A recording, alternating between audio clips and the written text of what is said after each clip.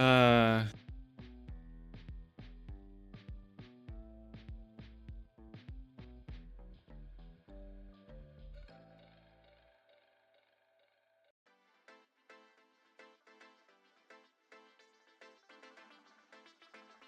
เล่นสแตนดาร์ดก่อนดีกว่าวันนี้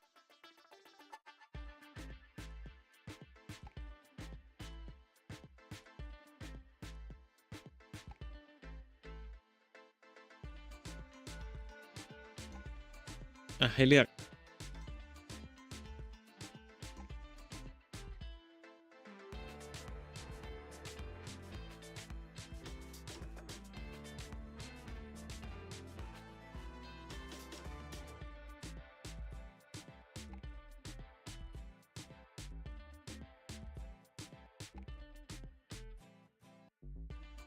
เขาบอกปิกอนุบิสแบนมิลลา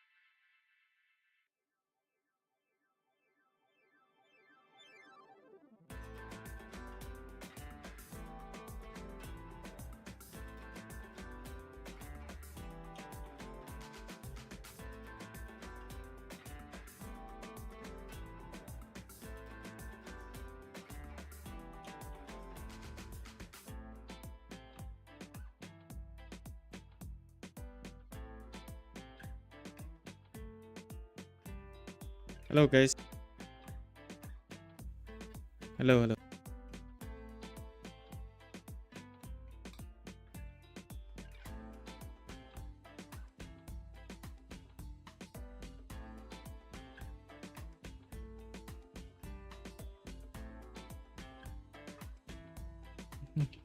Wake up. Hello. Blue.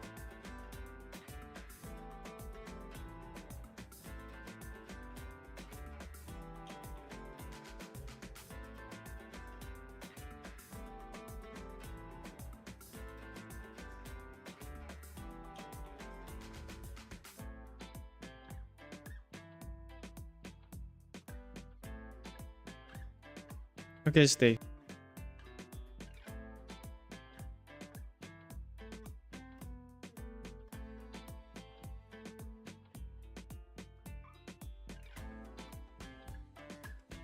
Blue, you hear me? Okay.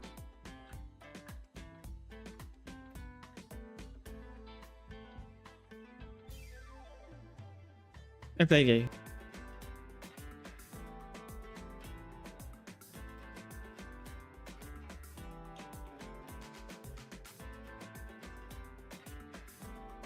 B. Go B.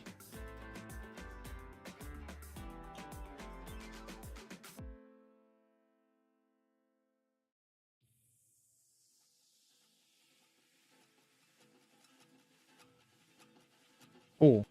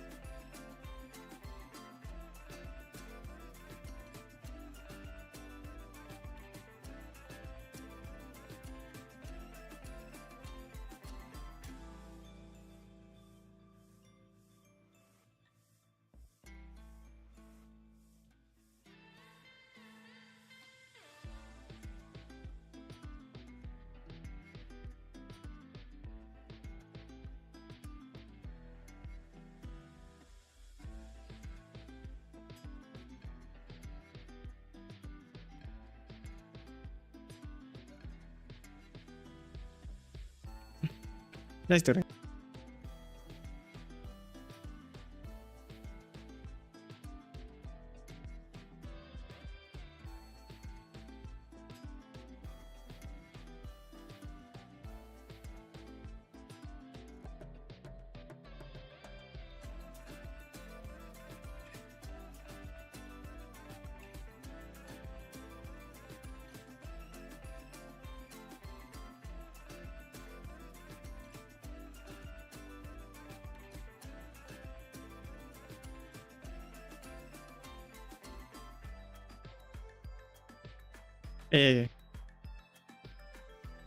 A ramp A ramp.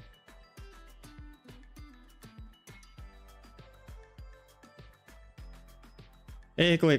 Come on. A side to A side.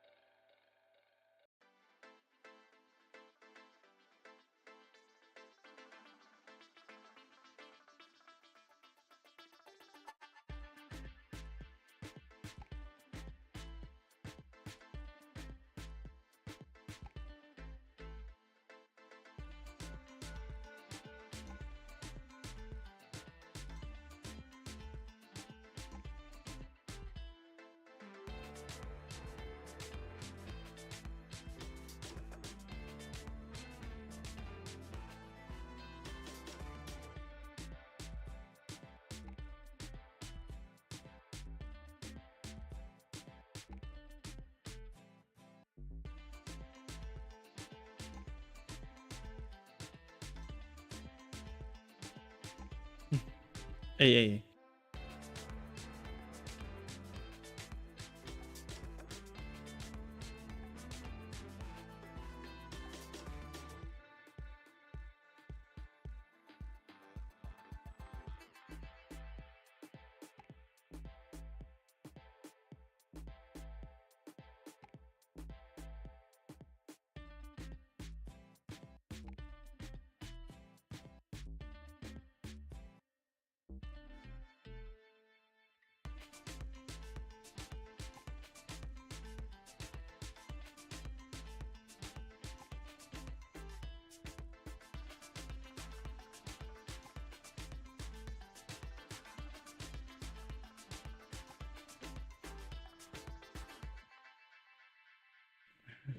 Camid.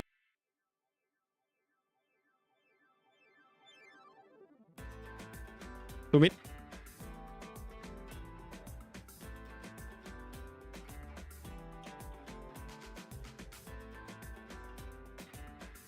Nice shot.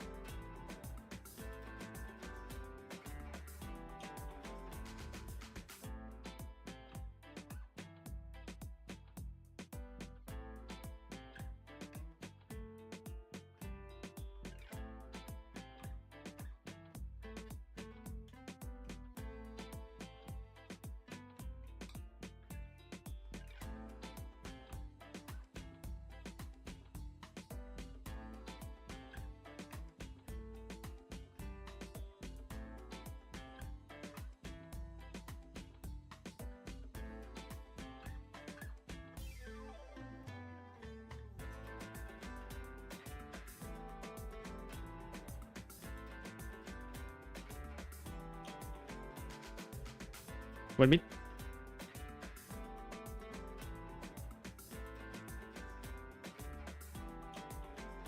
Done picking. Wait.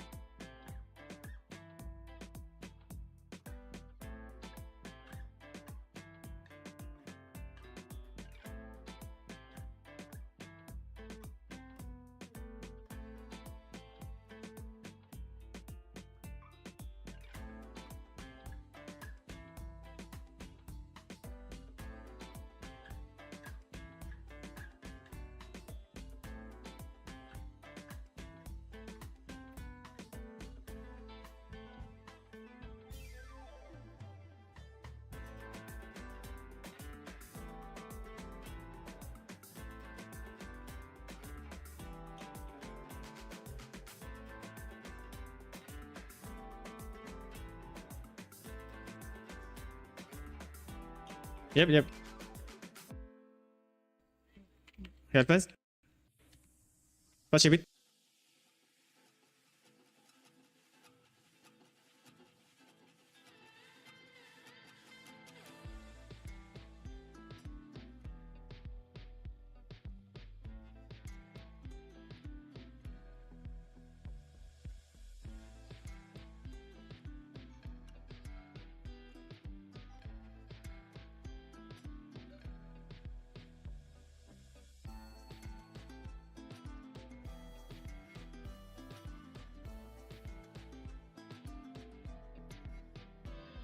B.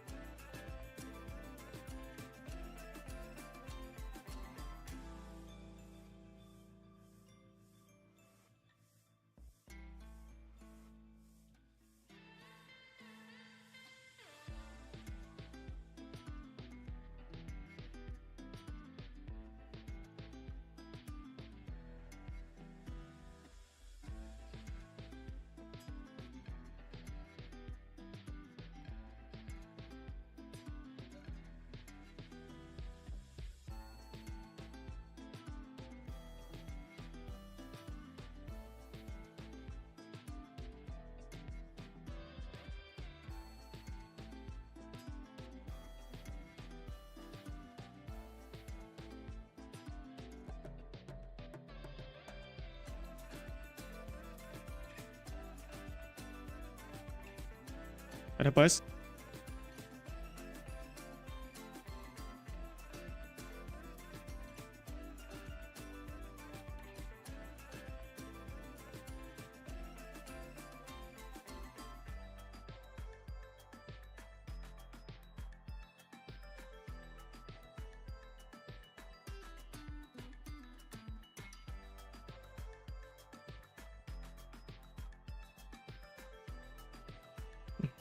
What a pass. Middle. Let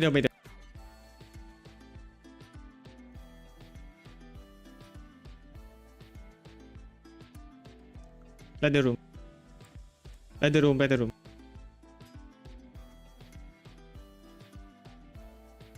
Let the room be shot.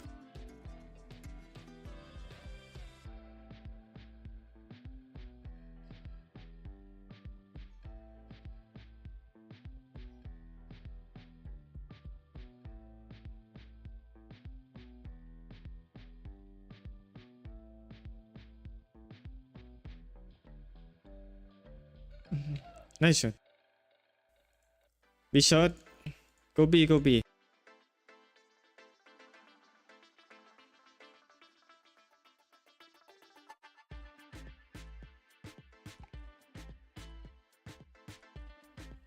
Backside. Come on, pushing. Have some.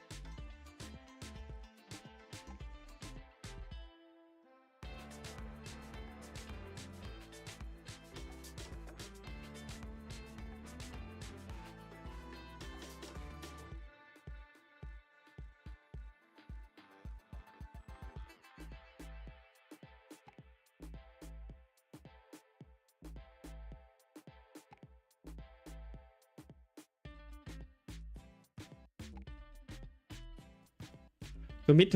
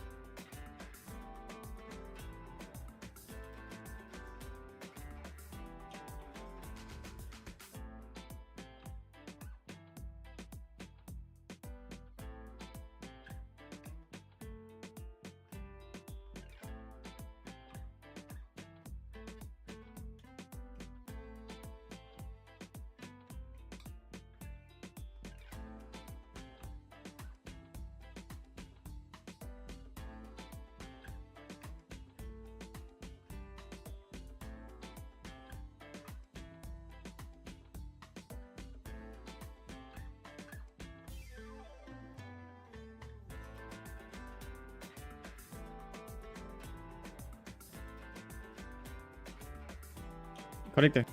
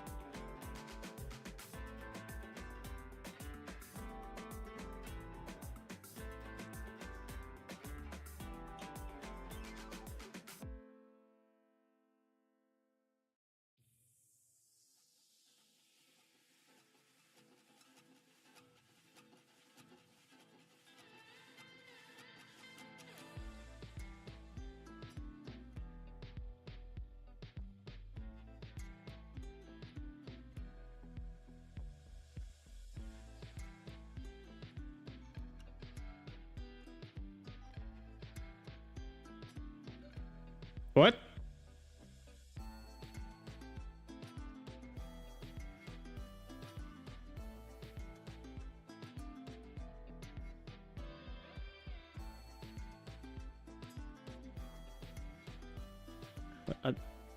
Palace.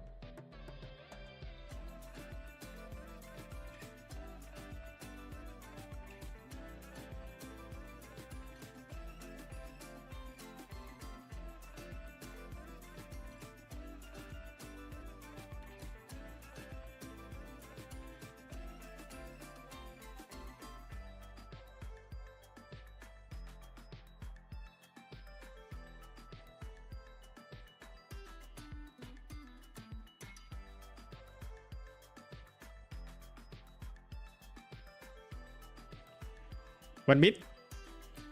Last mid. Last mid off. Middle.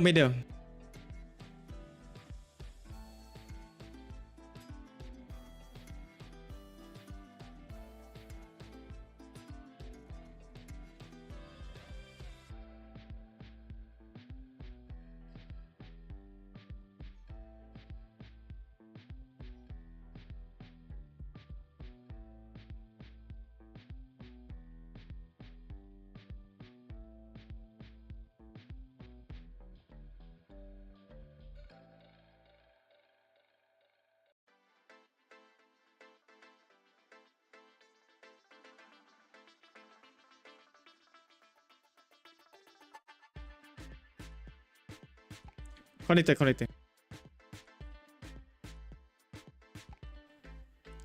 Connector, bro.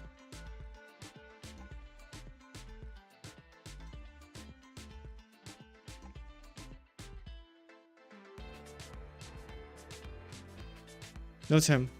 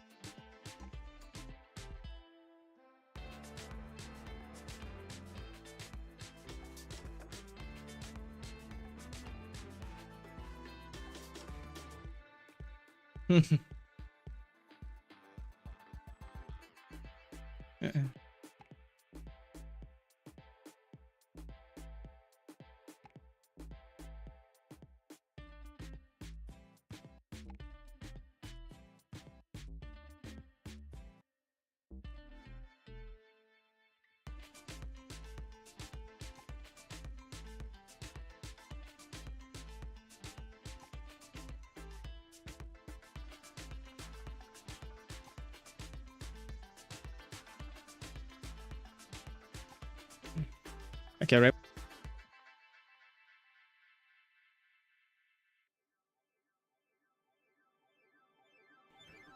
One step rep.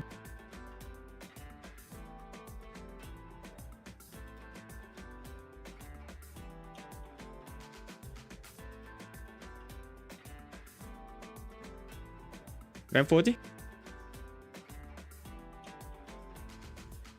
1B, 1B, 1B. Go big, go big.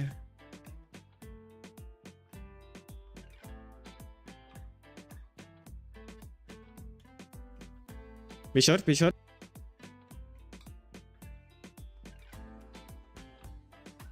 Be short, careful, be short.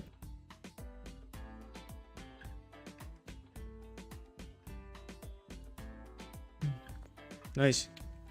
Last ramp, last ramp.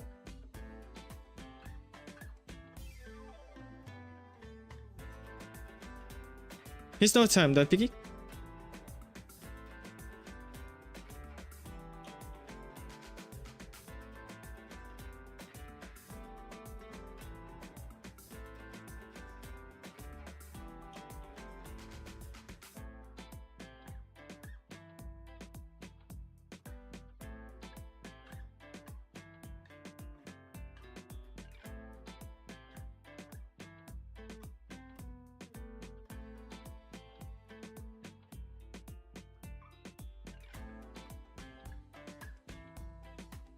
Where you go?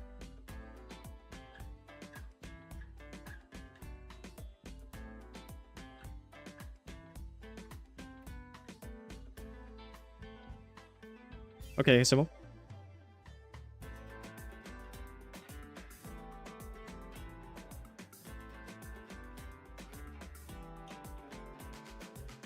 I flash. Flashing. To make it.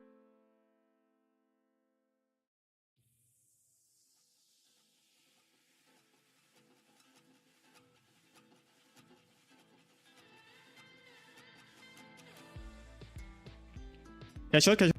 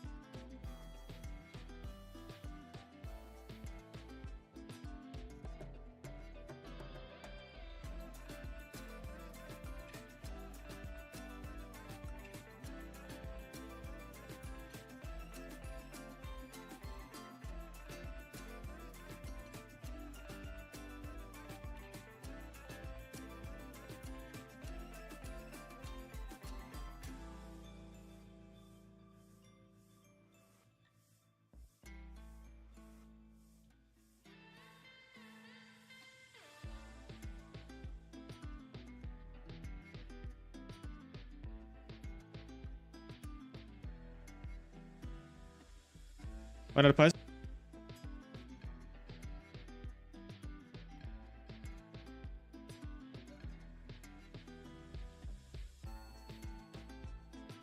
Be clear, be clear.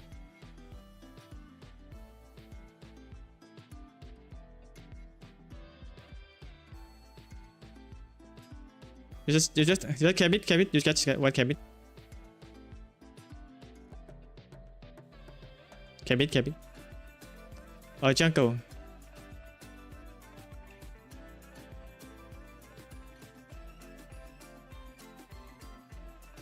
Russia go. F.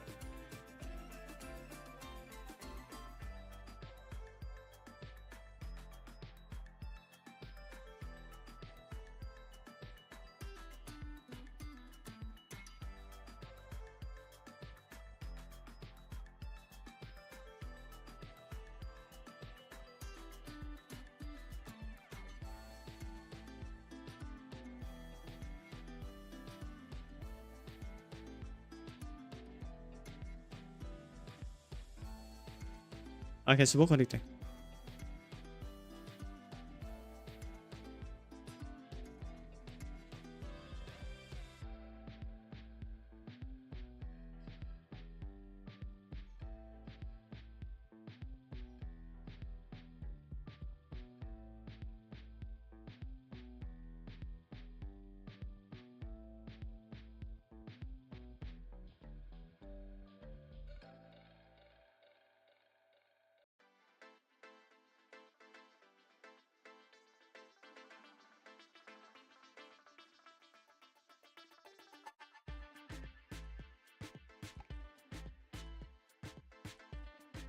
Right.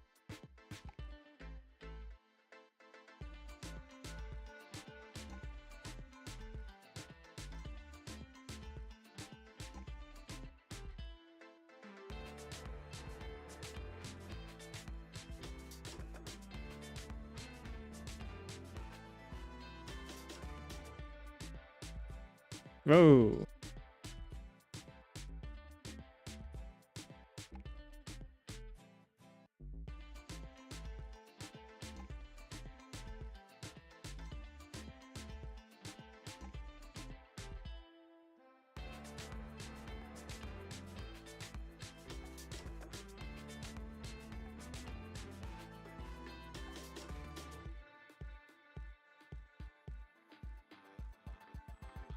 Oh, nice job.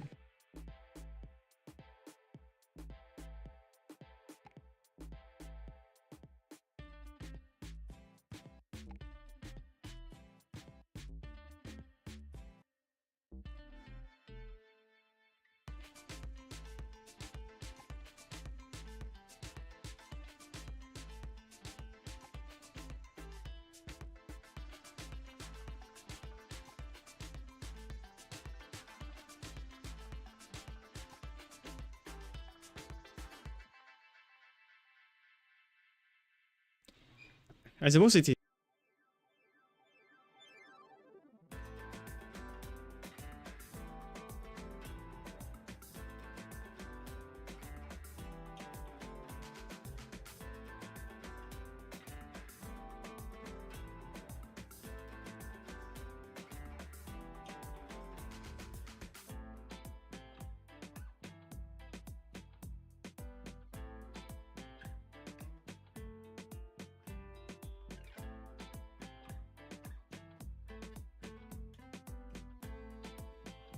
Nice try.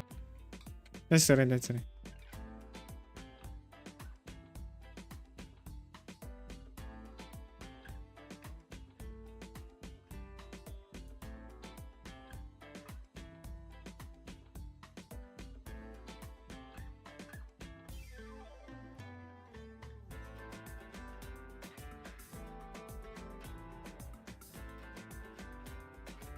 Where you go?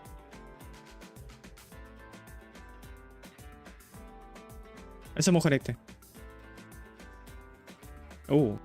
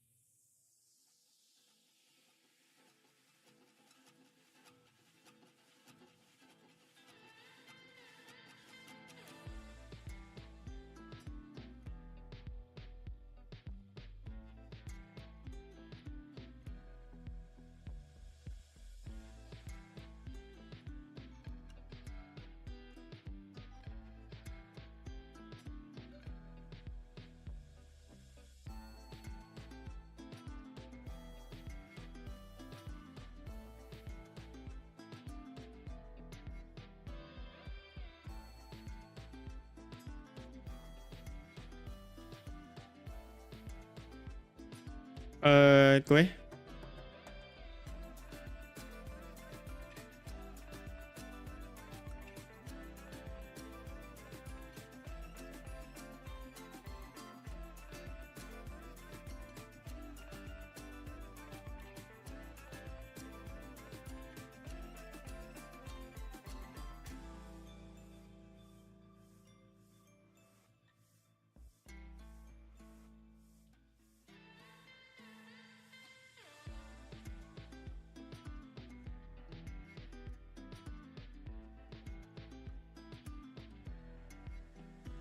Yeah, I can smoke connecting.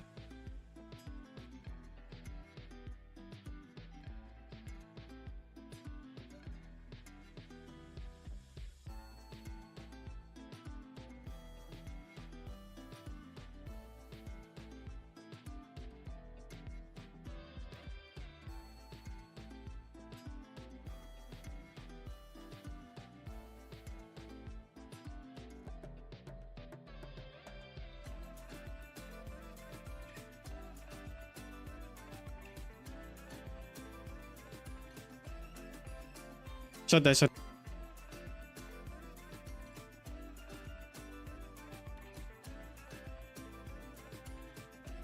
Just go A.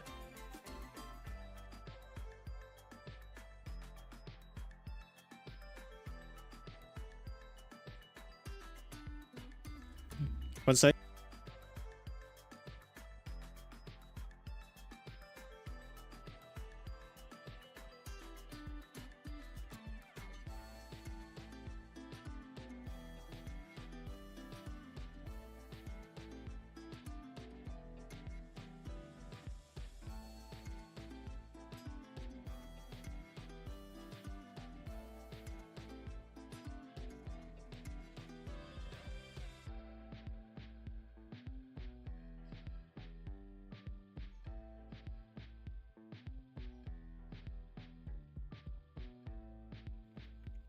Watch A.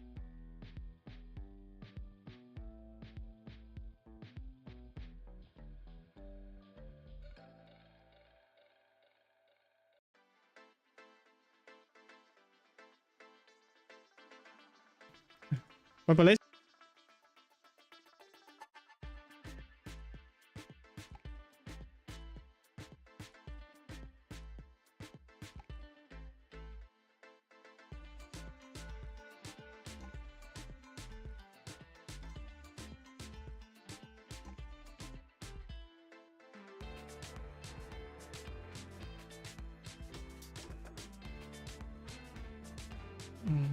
Hesitate.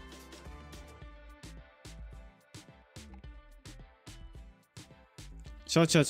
Better.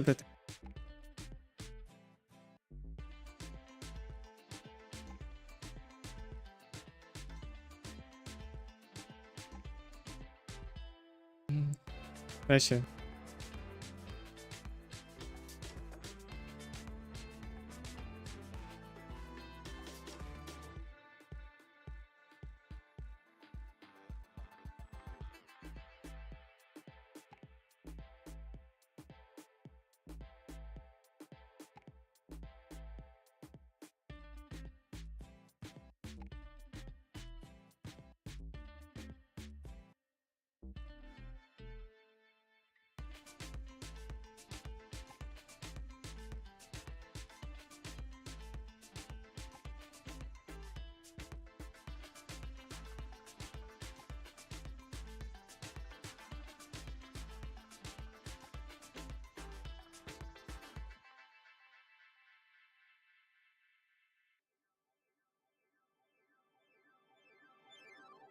Go.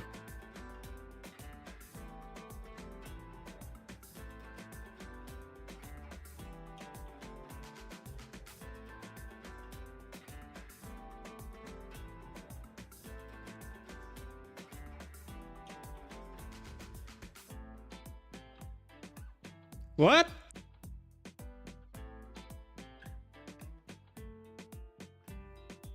Nice flat, bro.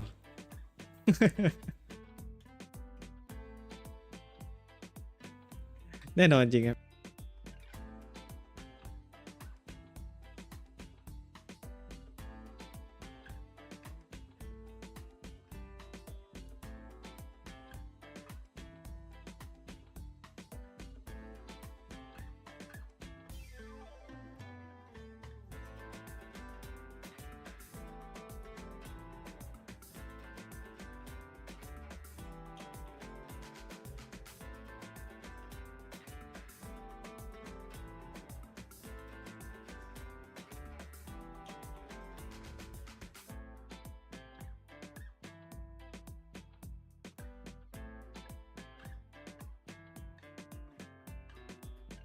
อ้าว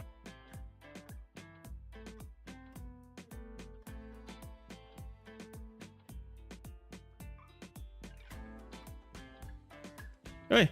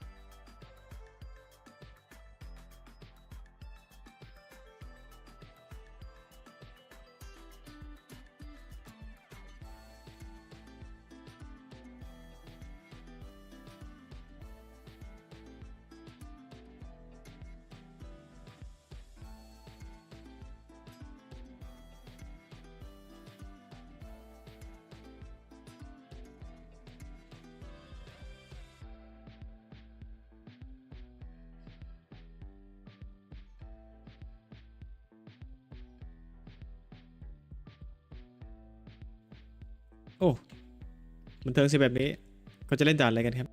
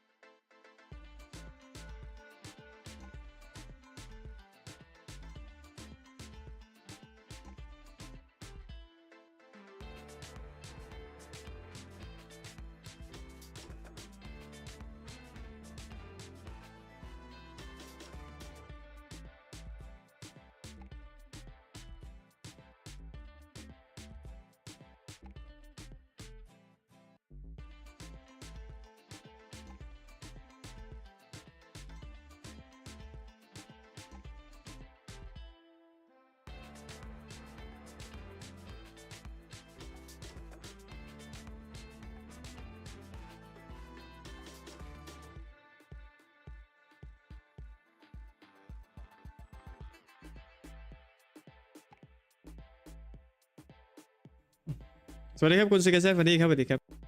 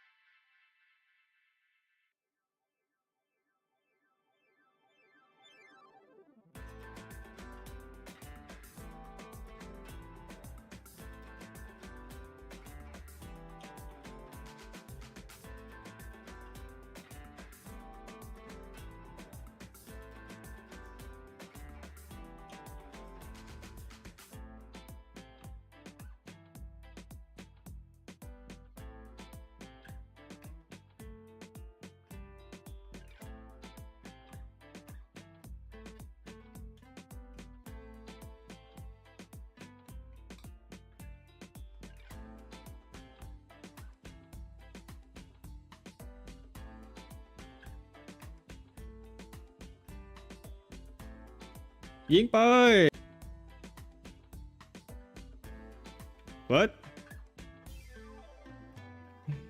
เอา hello hello no.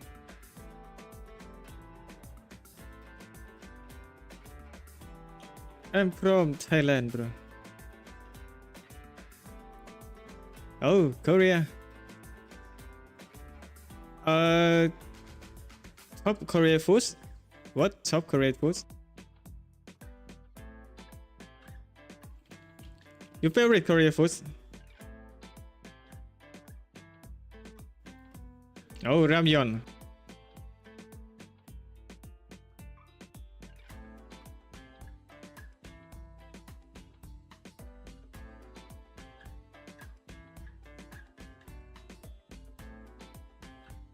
come on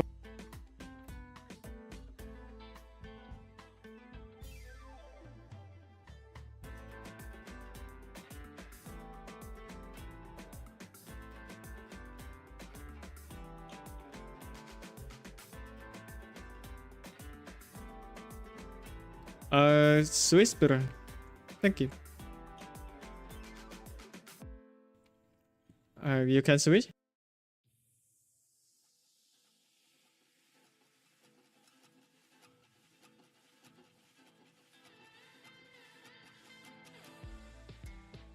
orange you can switch oh no green switch you can take okay stay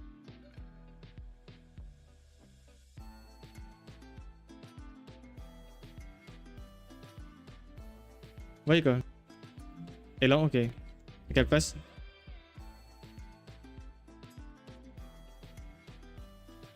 B okay I can press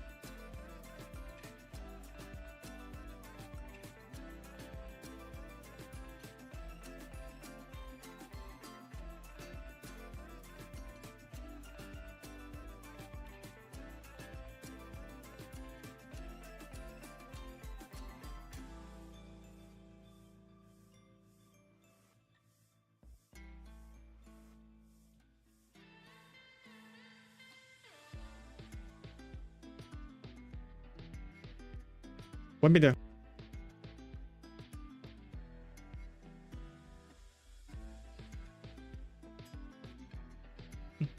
let's try this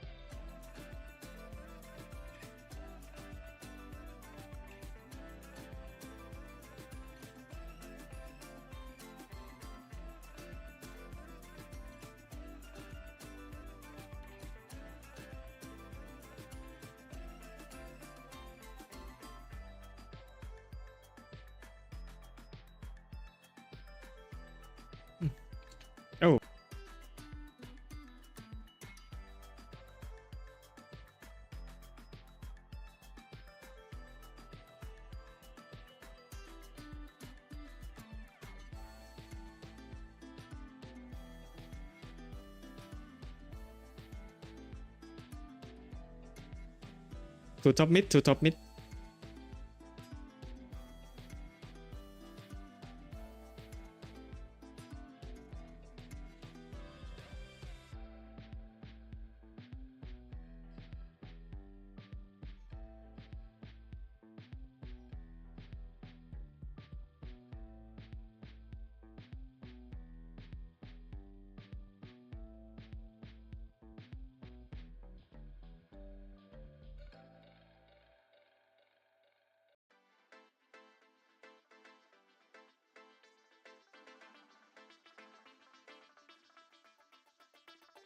Nice shot. To mid.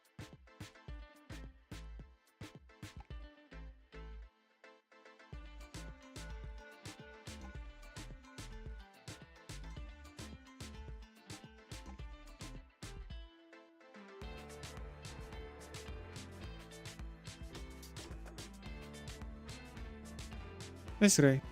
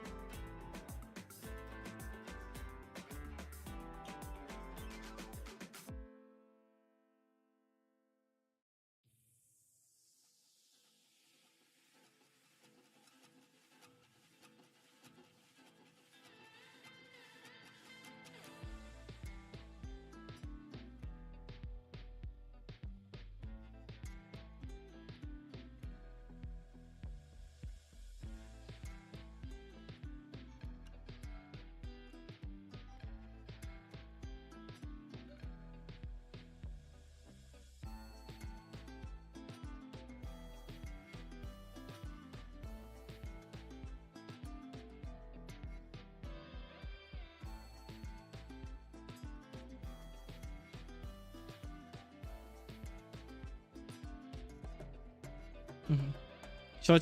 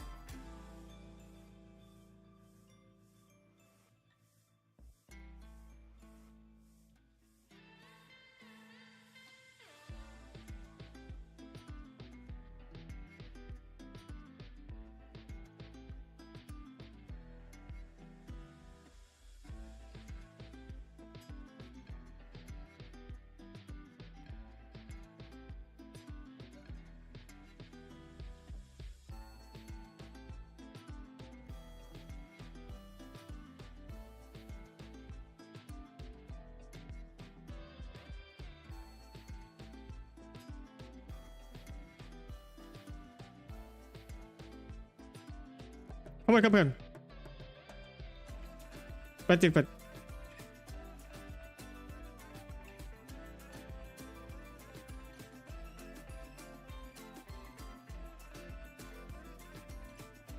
this plan green.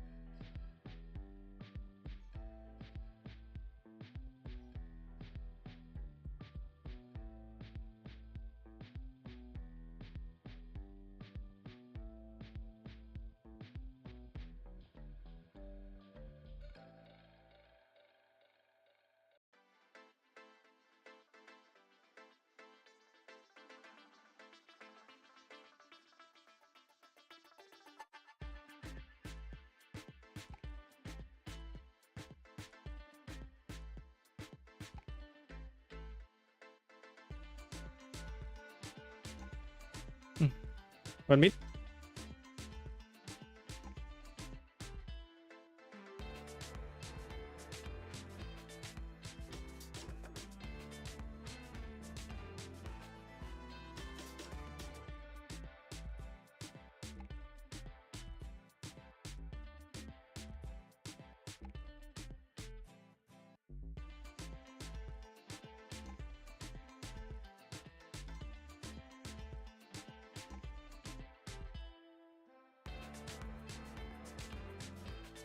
Okay, Kobe.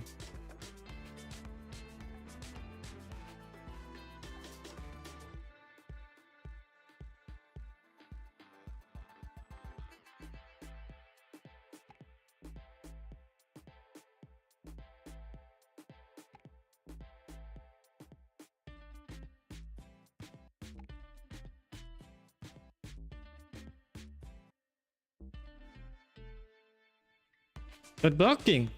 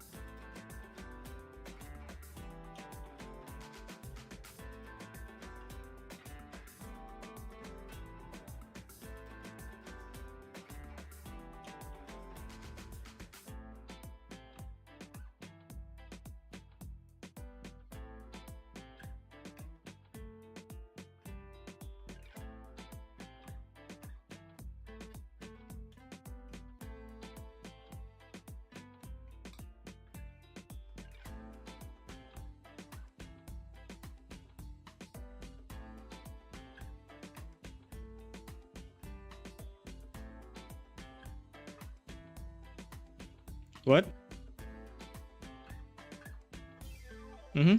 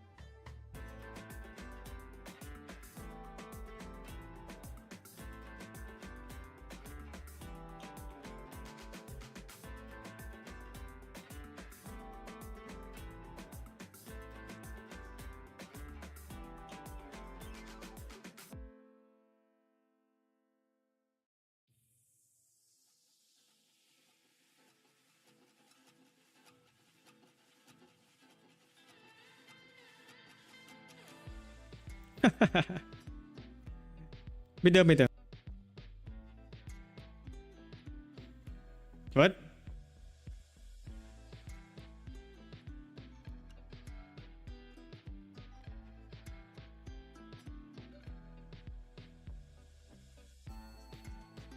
Nice try.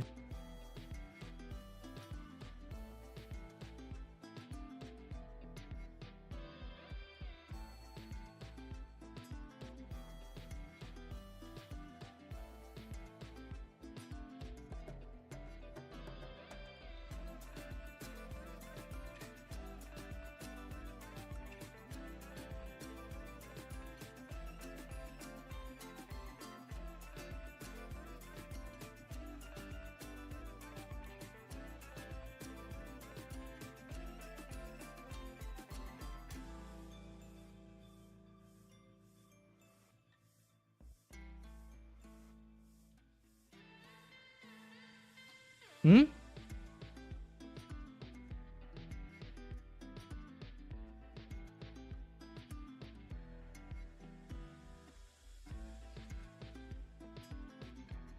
What city?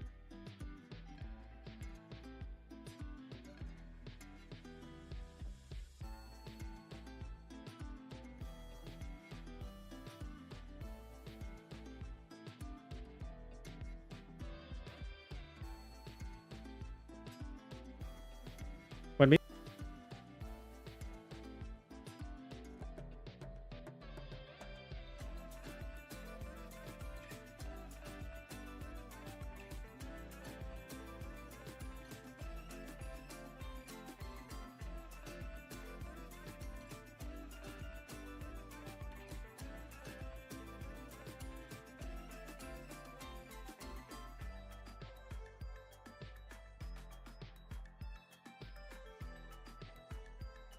Middle.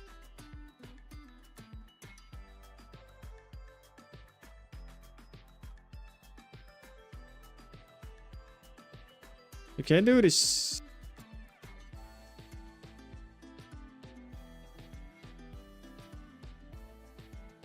Middle. Oh. Nice.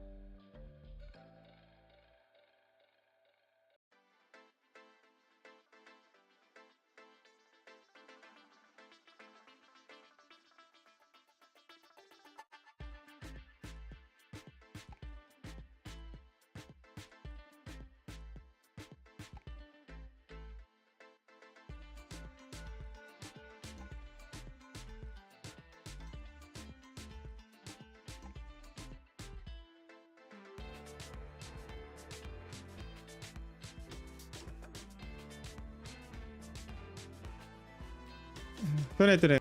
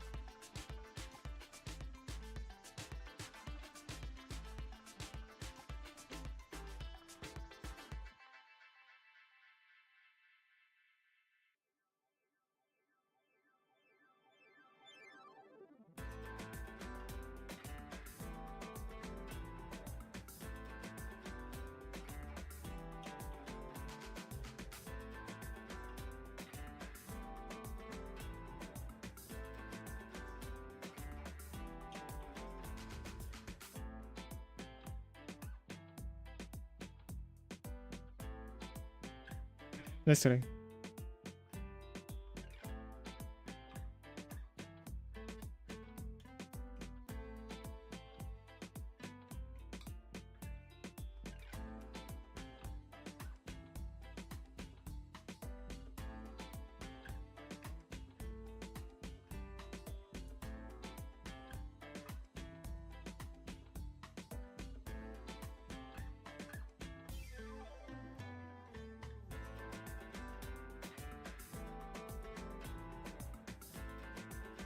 เอลอง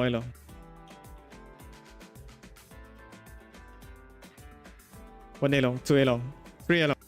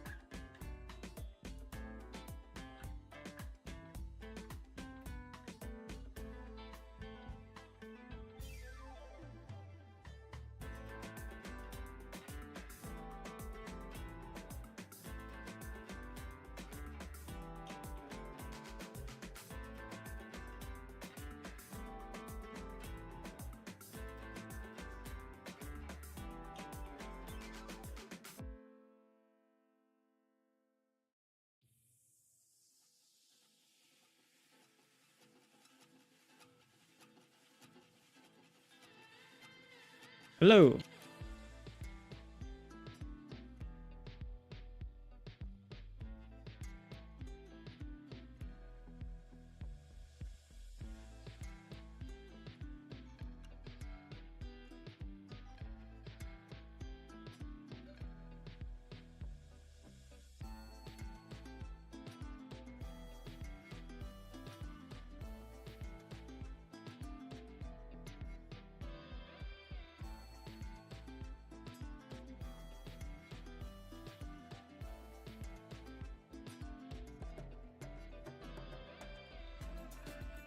ว่าชิงไงเหรอว่าชิงเหรอ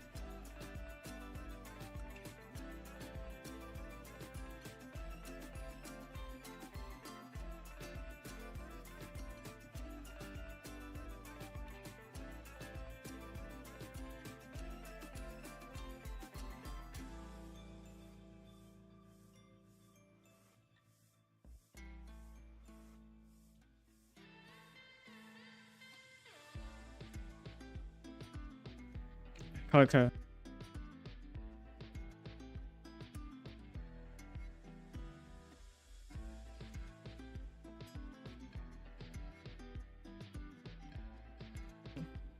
มันเล่นกันยังไงวะ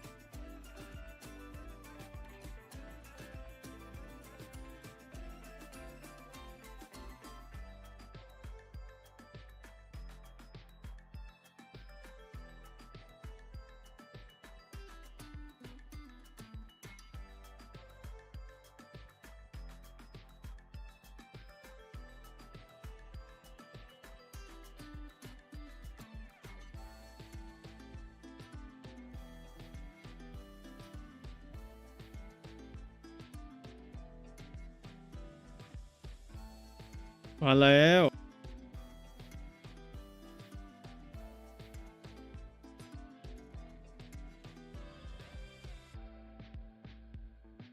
เล่นด่าอะไรดีทีนี้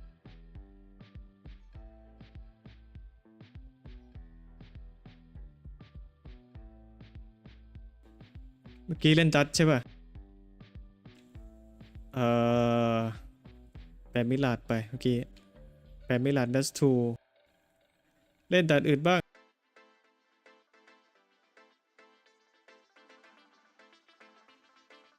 แอนเชียนไปดีกว่าครับ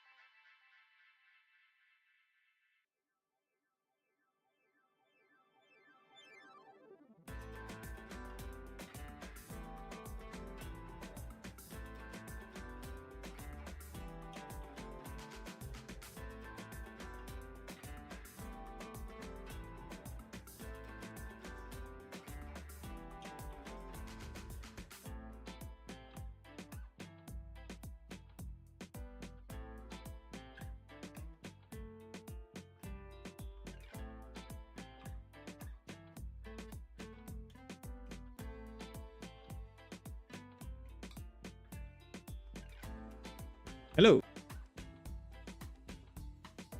Hi. What?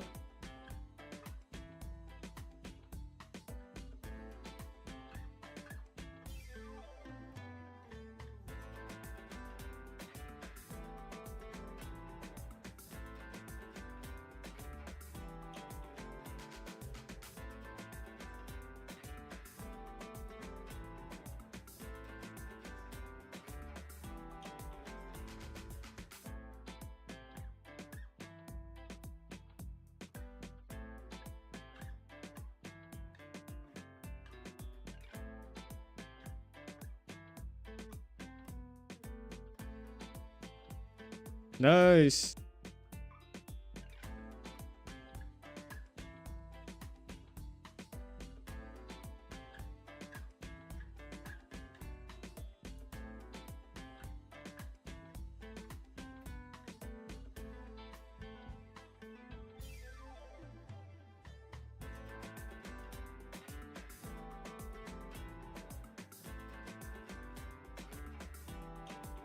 Switch.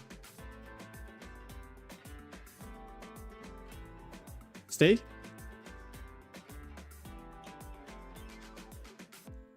Okay, stay.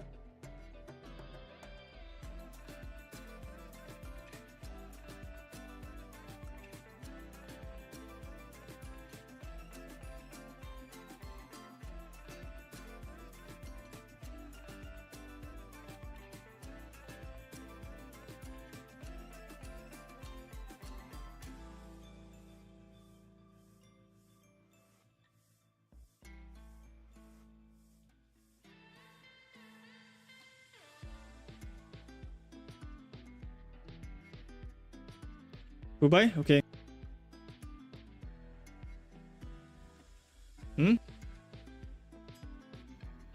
Not buy. Okay. Let's go.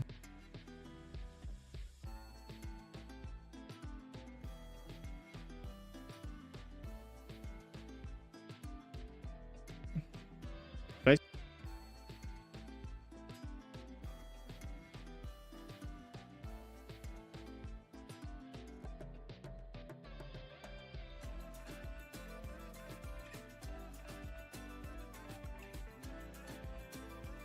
Don't die, don't die.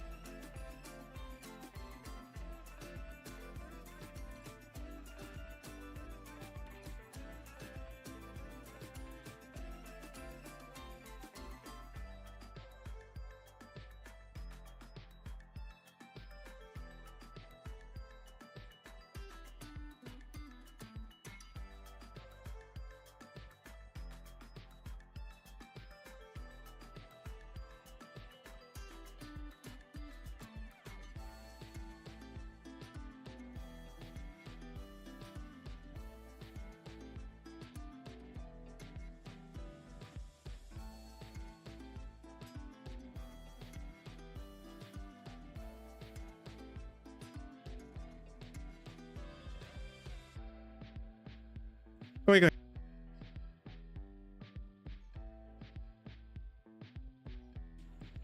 Go B? Okay.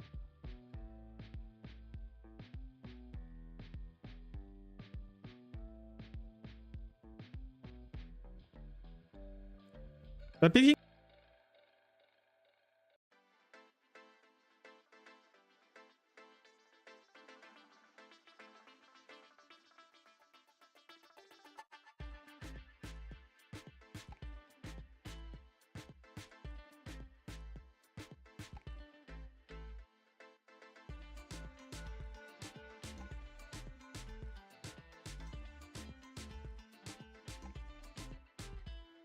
CT.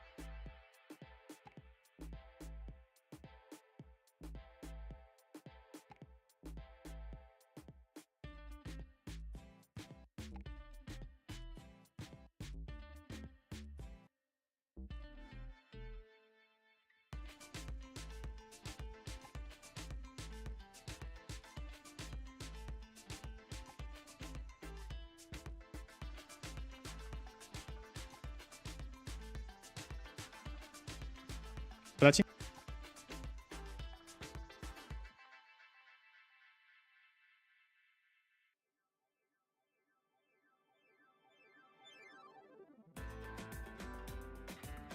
Flashing.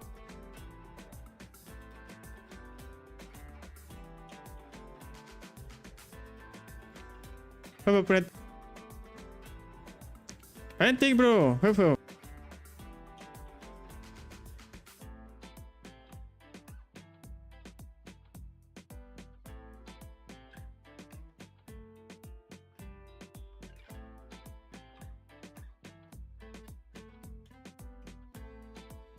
Come on, come on.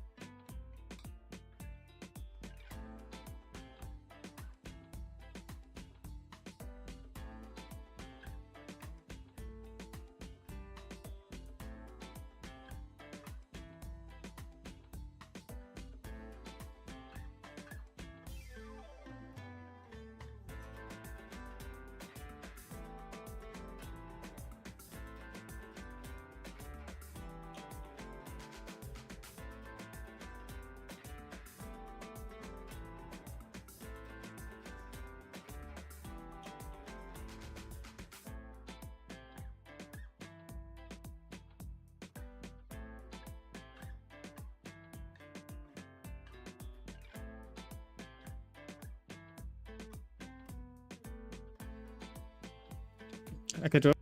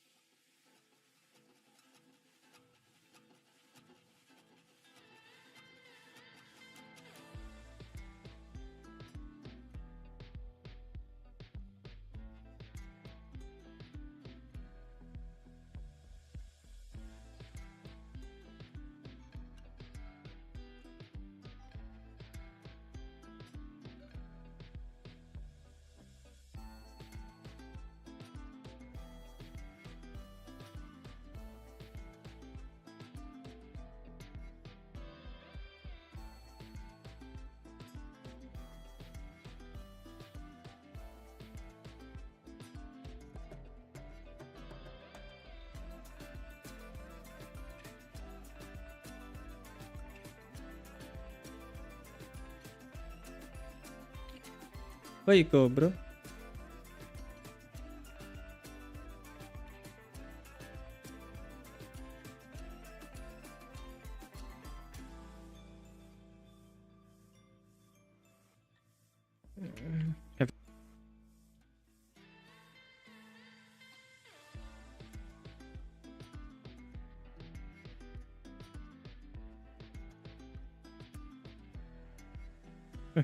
One minute, 1 minute.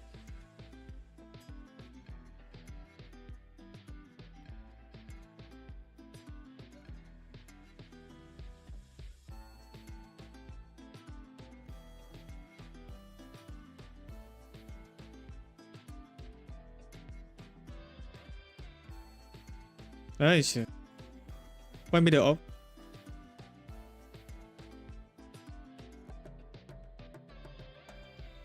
Can't go in. Backside off.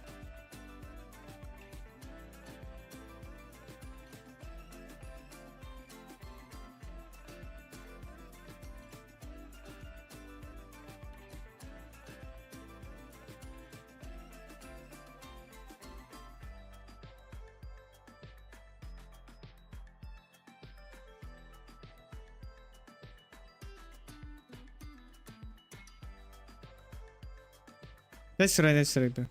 We're planning next time.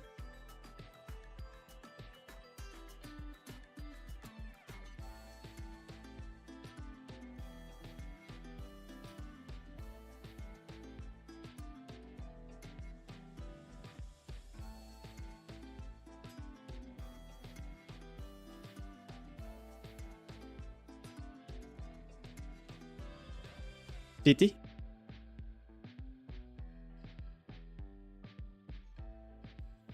You can only just hold.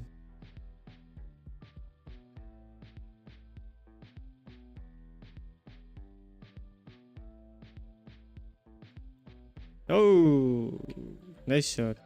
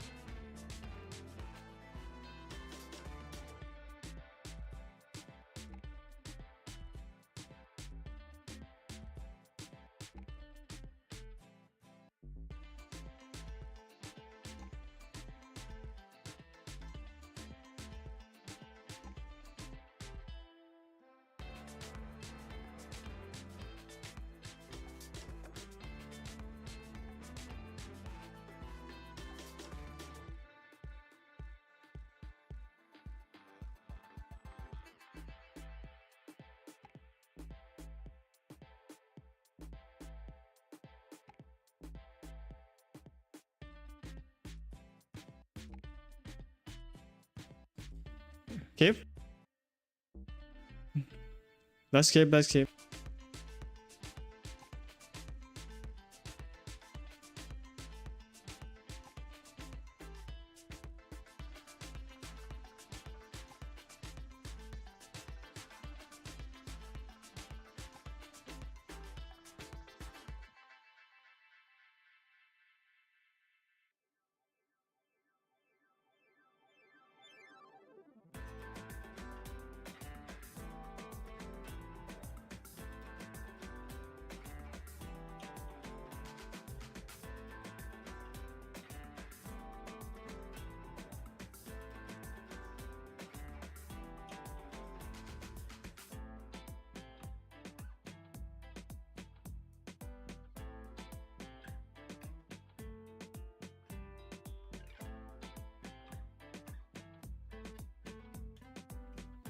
Just go play.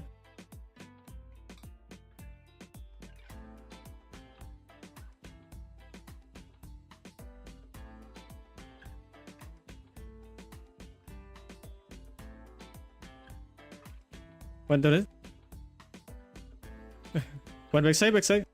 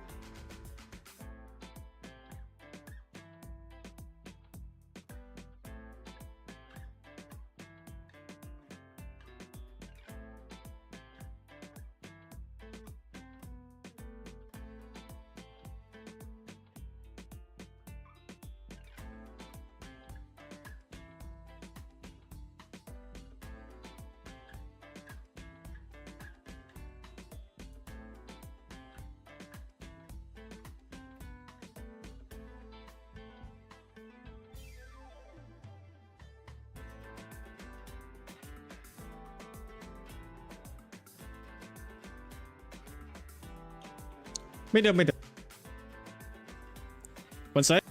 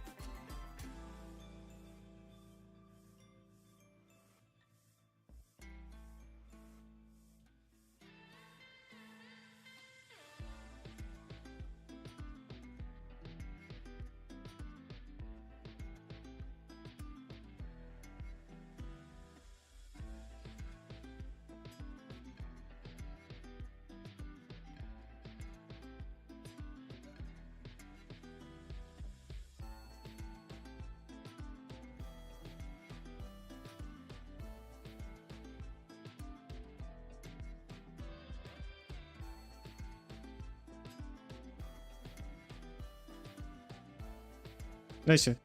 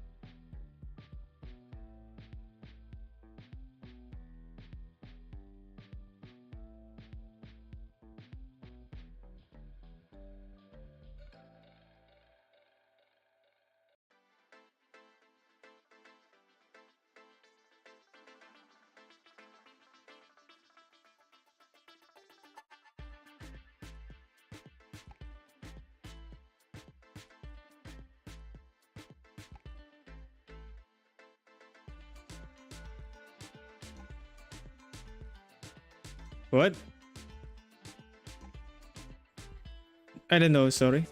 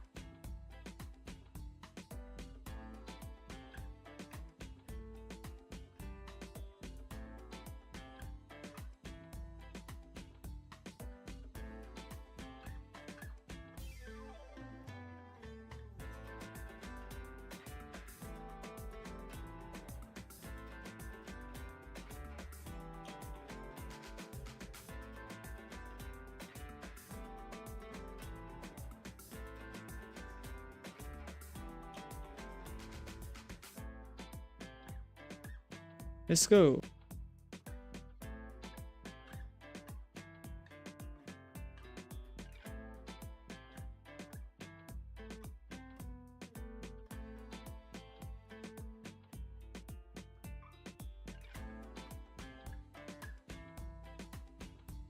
Hmm?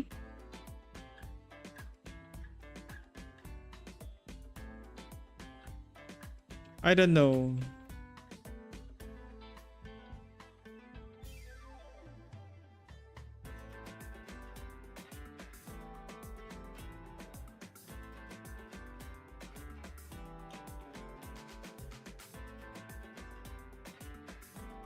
Yeah, go.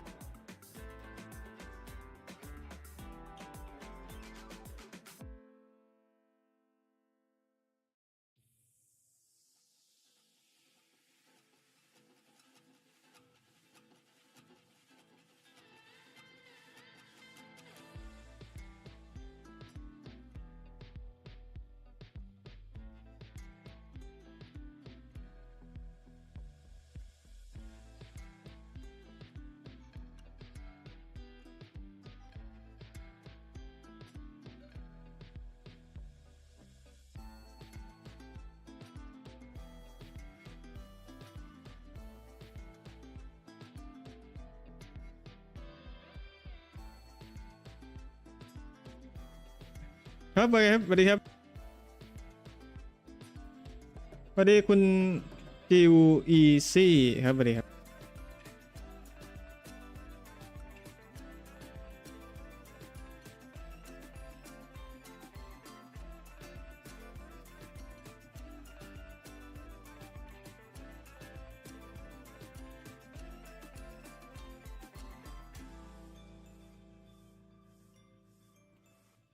วันไหนไซ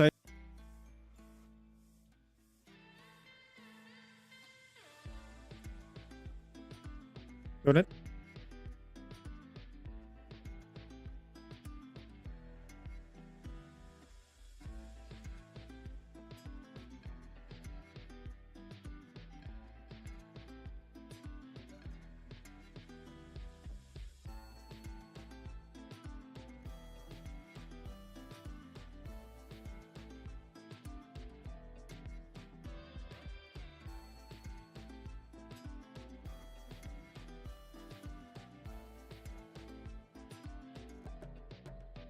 วันดี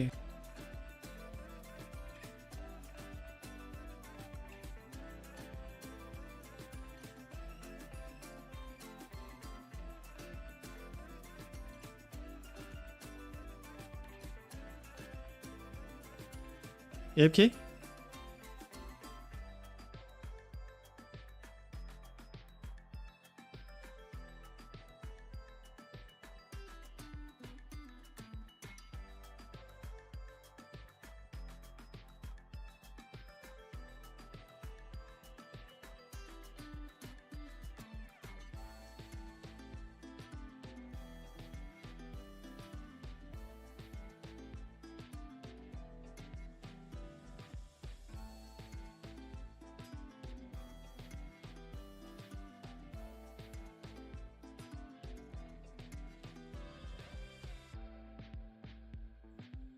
I can drop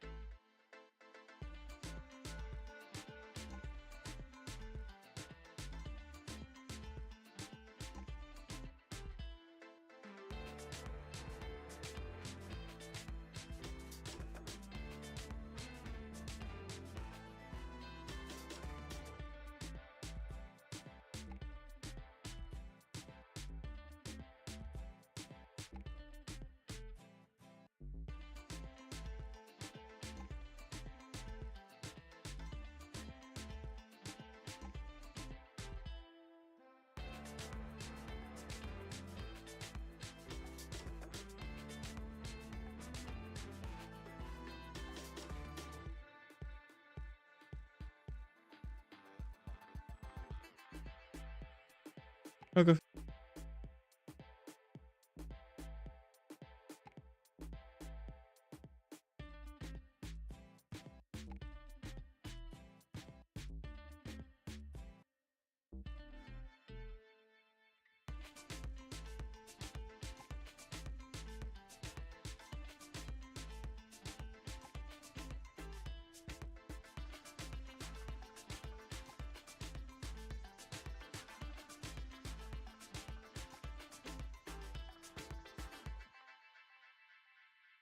เอ้ยเกือบแล้ว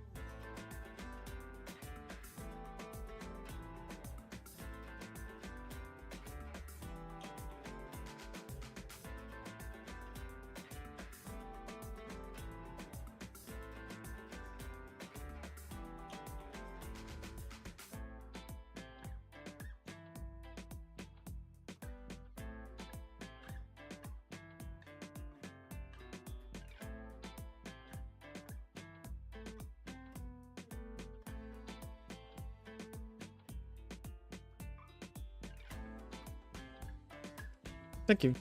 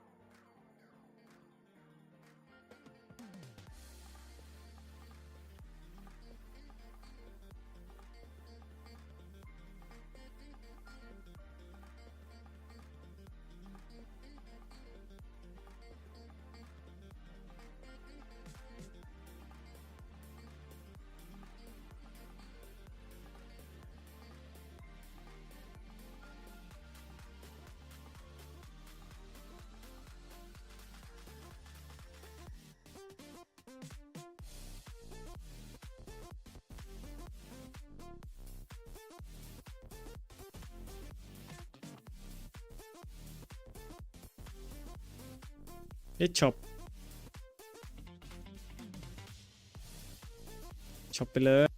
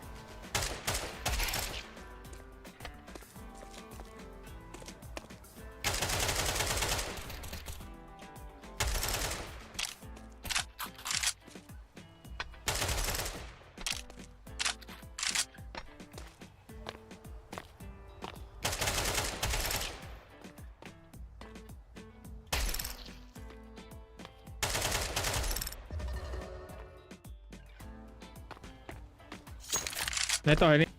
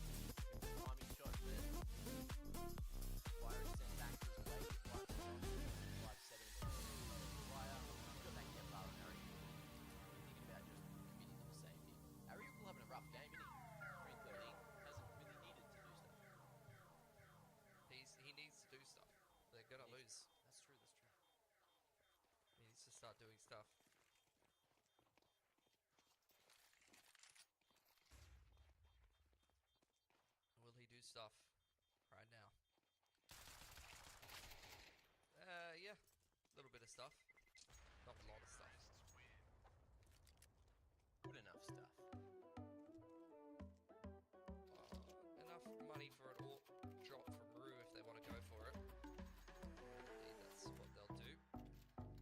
obviously has kind of been the standout for IHC, and he's been solid on the roster since he joined across from Atox. Drop him down a little bit lower of a level. I think IHC's got some stuff coming up. Speaking of stuff, so it's good to see more Mongolian teams on the come up. A lot of util early on invested in this round. Over towards mid, over towards Evox. FACEIT just runs up bridge by himself solo and takes the fight versus E-Fire. Walking into B main. Human goes down to accuracy on that all-off angle, which is pretty common nowadays. I feel like that's something you should probably be ready for. Minus 72C in the 4-on-4 though have got some pressure in the middle of the map, courtesy of FACEIT, and they're walking up behind same main smoke now.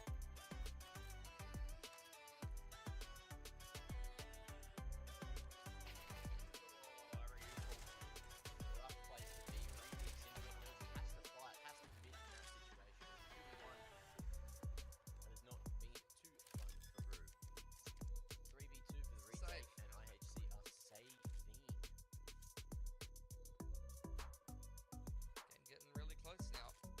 And that was another round where Ariukul did indeed need to do some stuff.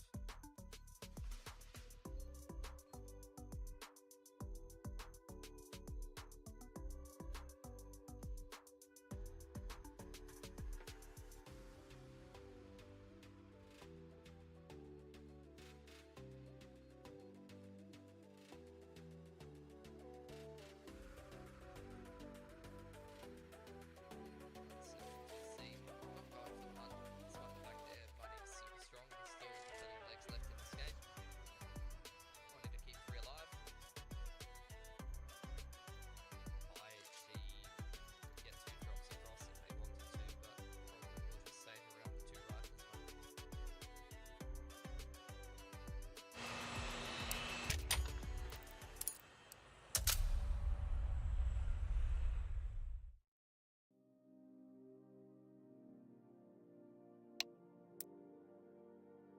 Let's give it to them, boys.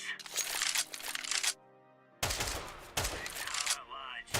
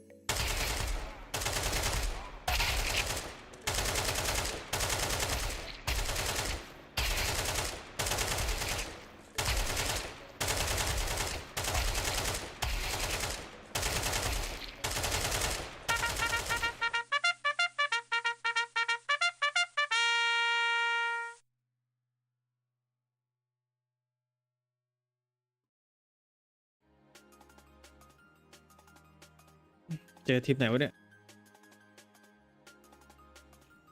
โอ้กด3กด4เลยนะรอบนี้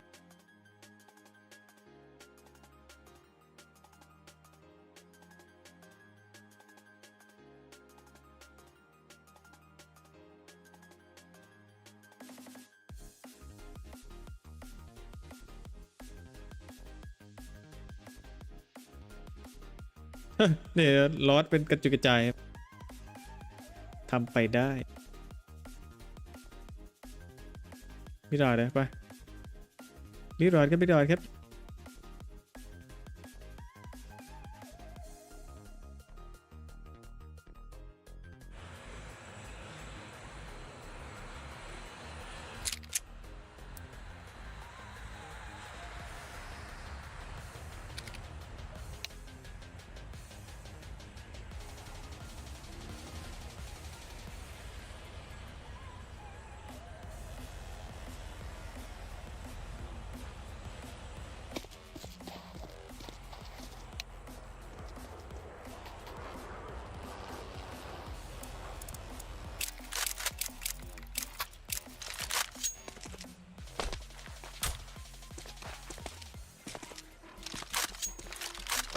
มันแพ็กเกจร้อนเป็นเยอะจัง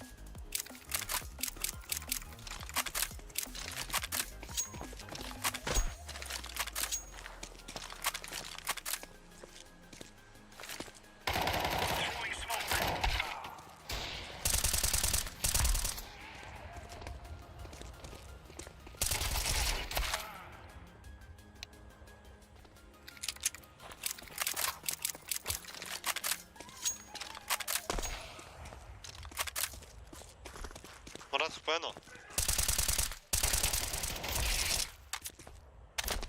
What Ben de. หืม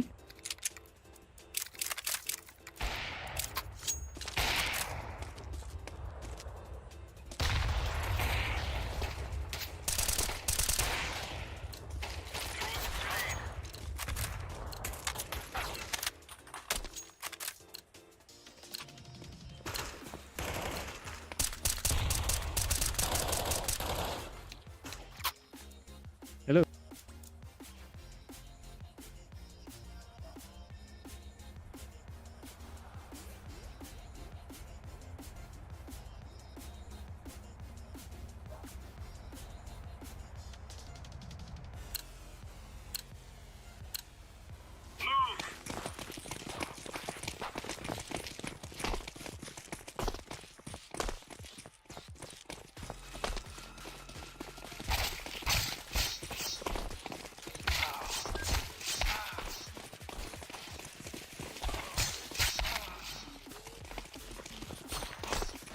Switch guys, switch. Huh? Switch. But you know, it's Switch hard. City.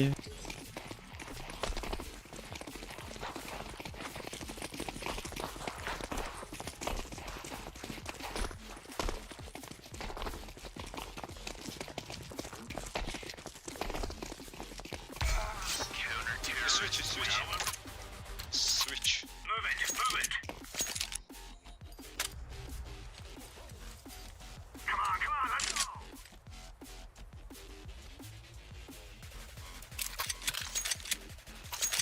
Can we go B things?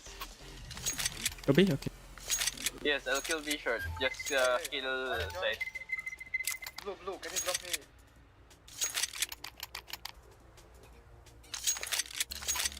Sniper. Let's go. Fog. Throw it through. Hey, bomb. What?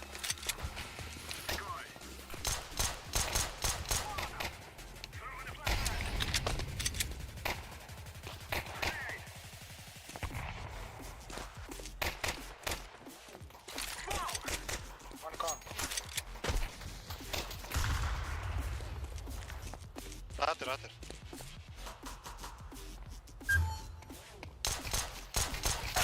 What? Below. यार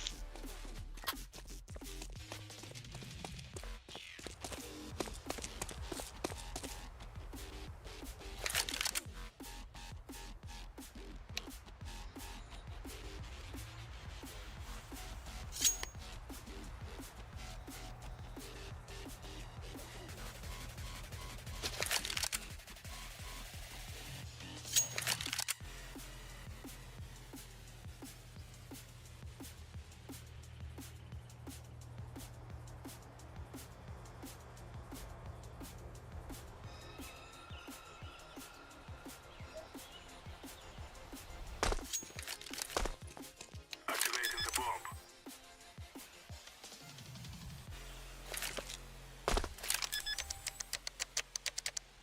Bomb has been planted.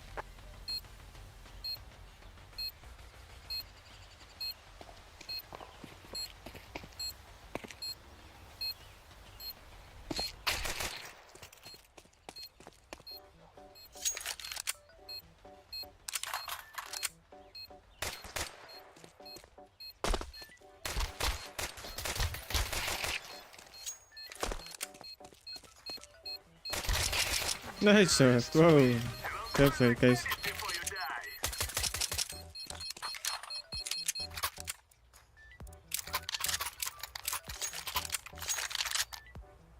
Can you give me AK?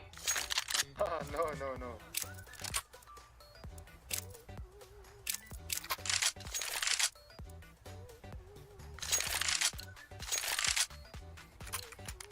Now is the time. Flashback.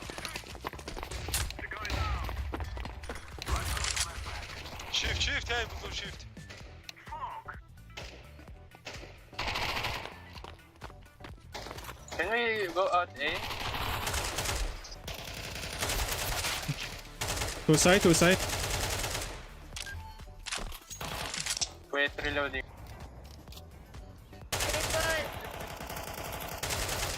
One shot. One side. Planting.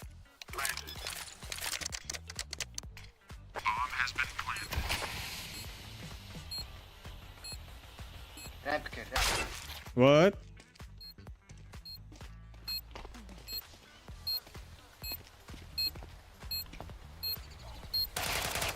Nice. Okay.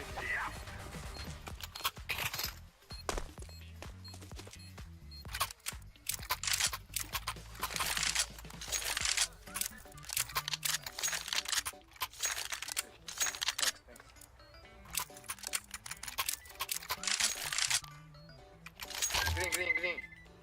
Gimme. Green. This is our fight.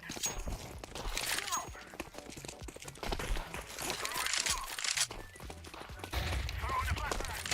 Throw the flashback.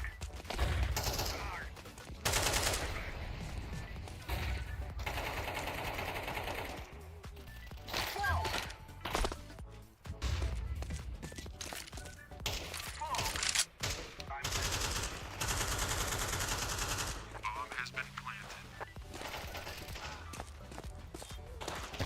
Ve at city'nik.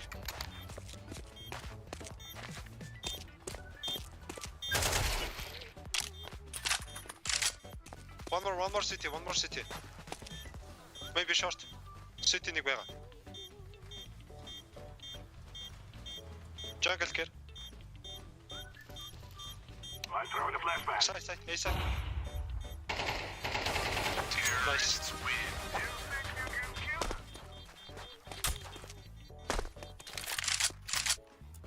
Drop me something.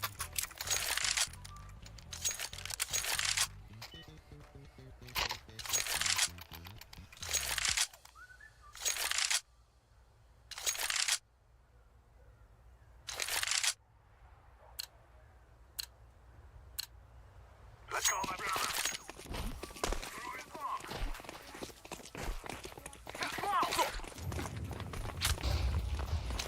Watch under. Under. Watch under. Throwing fire. Other clear. Bro, bench. Solo.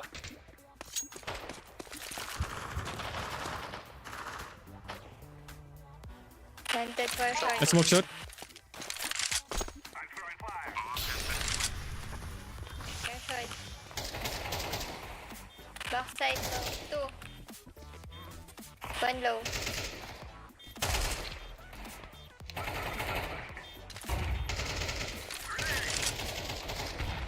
Bench, What's last up? bench. Last on site. Nice.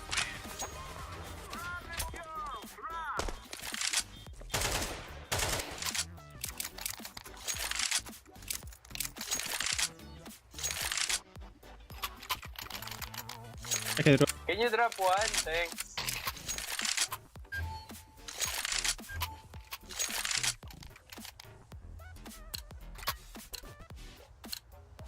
Guys, I tell you, we kill them all. Flashbang. Flashbang. Flashbang.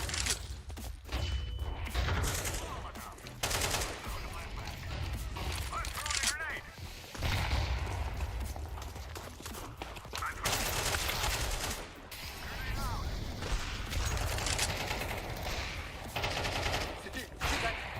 Jungle triple, jungle triple.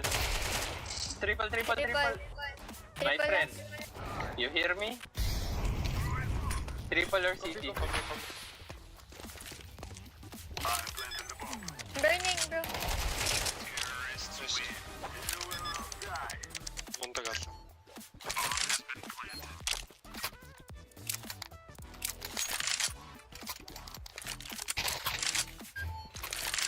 Okay, drop.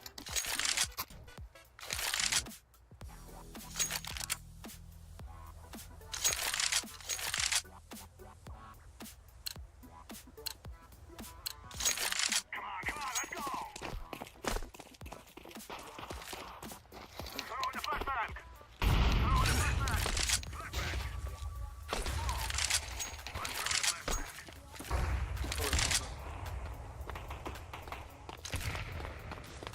Throw in a flashbang. Flashbang. Ja, dat er ook. City, ticket. Above ticket push, bro.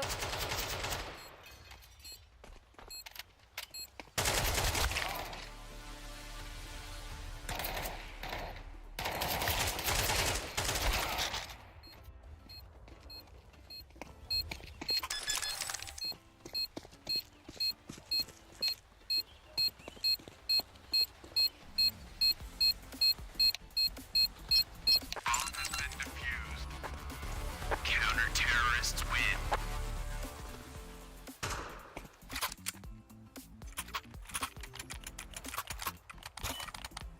I don't understand, bro. What is this level? 1? What?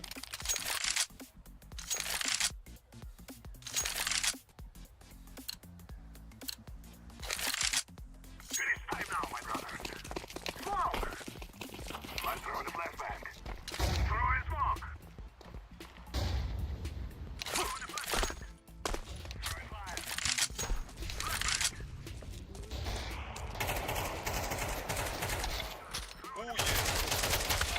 What? Upstairs. Enderçiler.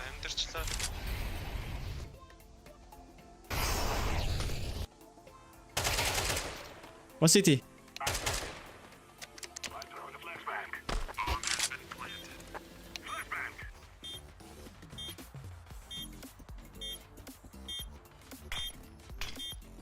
Two inside. Market.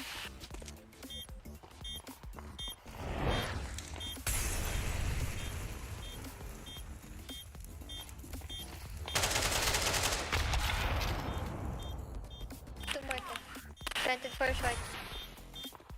Wait time. Careful shot. Market, last market. No time. Markta Sasha Gusta. We are going to win. Terrorists win. We will stop your little scout.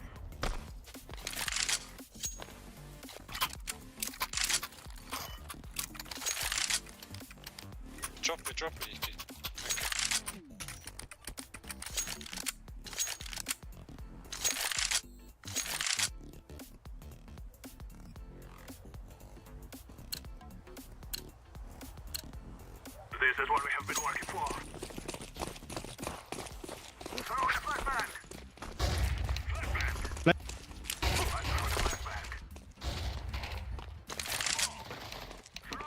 Palace, triple stairs, 3A. I'm throwing a flashbang. Copy, copy. Oh. Molotov. Guys, don't just stand there. Come B. I'm throwing a grenade. Ay, ko.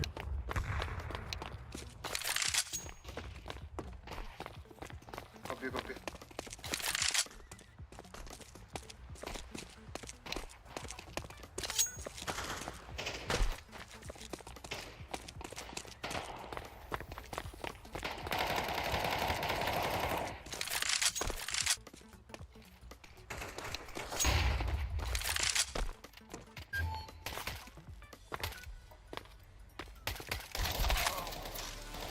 One coward. 괜찮아 디시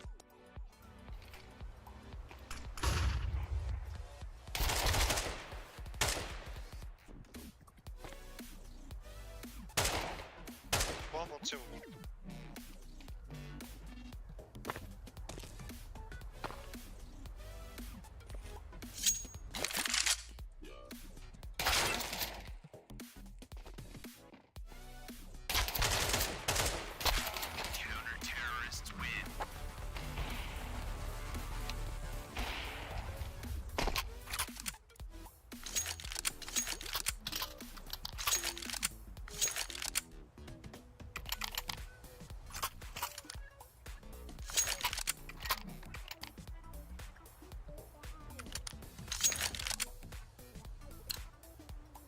Can you drop tech 9? Move it, move it.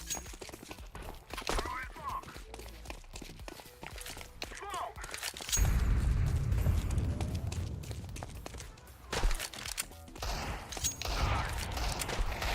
Throwing a flashbang.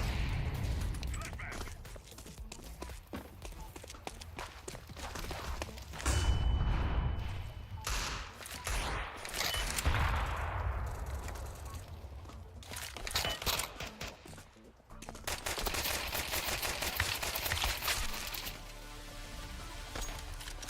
Window, window.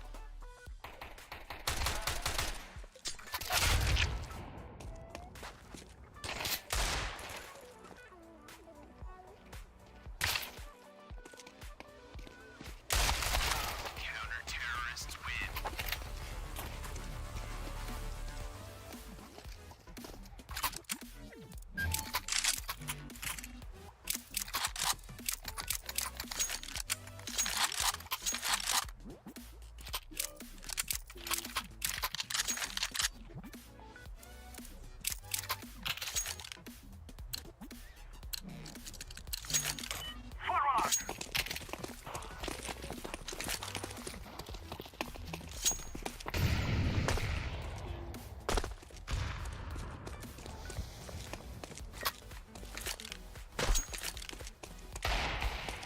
Stairs, under Palace, jungle. Bro, the bomb. C4, C4. Leave.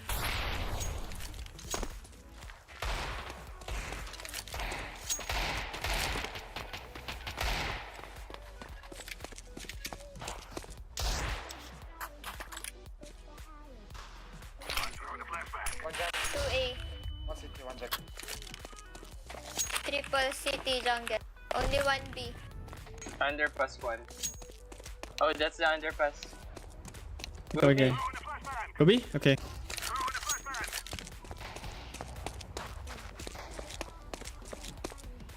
조이 고위 고삐 Go together.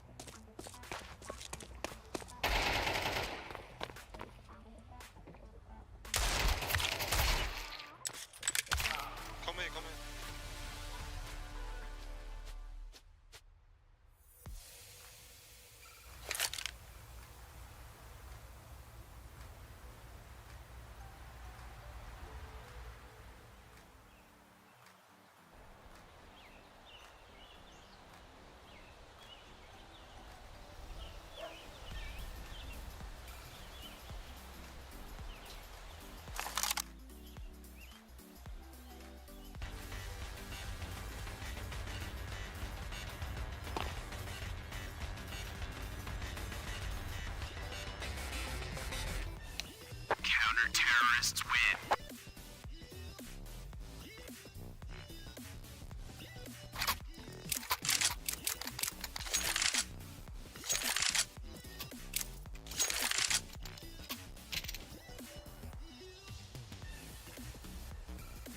Touch A guys, together.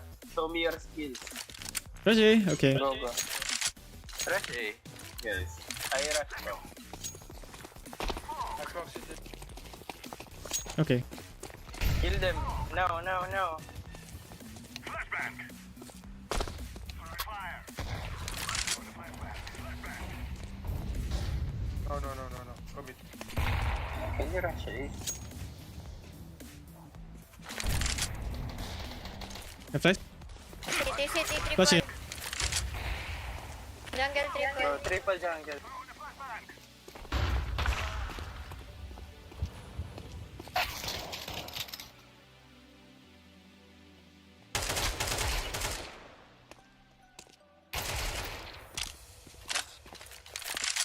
One more.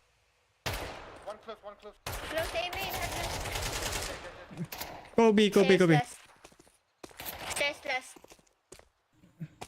Go B. Go B. Copy, copy. Don't peek.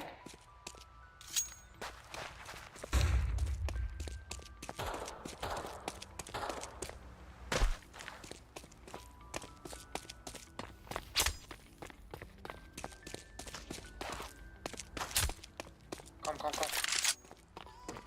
You fall back. I planted the bomb. Maybe one. Mark daar. Flashbang.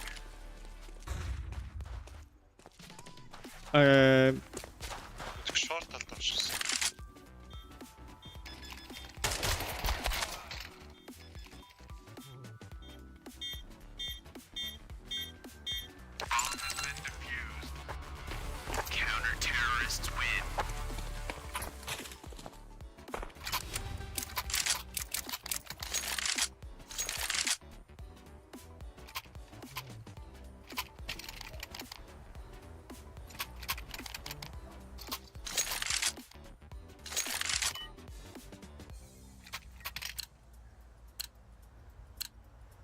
This is easy. We kill them. That's how we go. Smoke.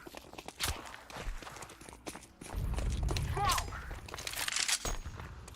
Throw the flashbang. I'm throwing fire. I throw the flashbang. Flashbang.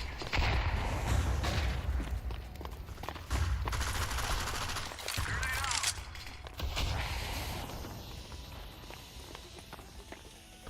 Activating the bomb.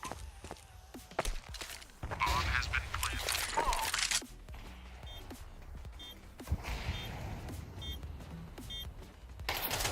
Nooit nagaan.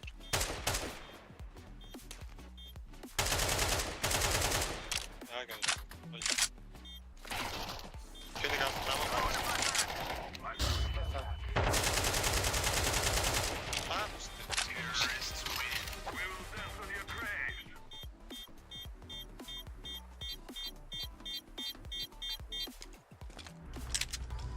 Remember, this isn't the killing house anymore. This is real life.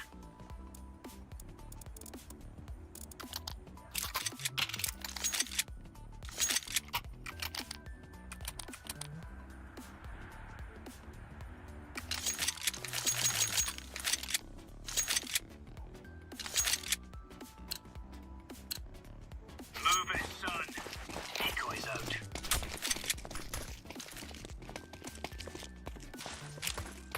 Grenade. Mooi BP.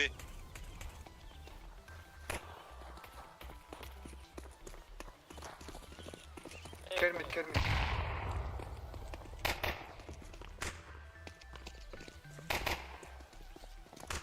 Laying down smoke.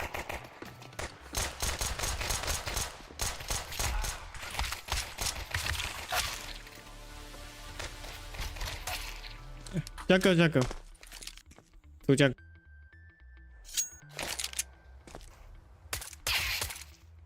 One more jungle. Last A. Two jungle. Okay. Two more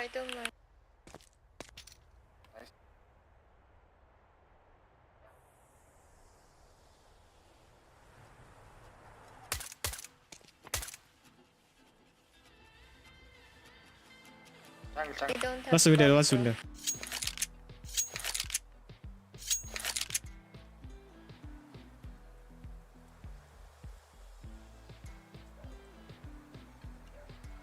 Jungle misin? Jungle o. Short. Under plus. Short.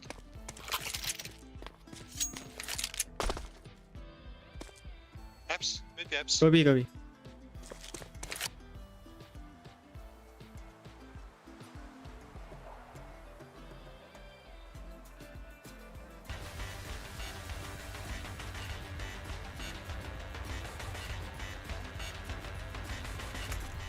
Bomb has been planted.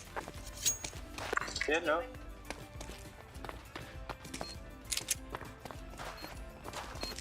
Flashbang.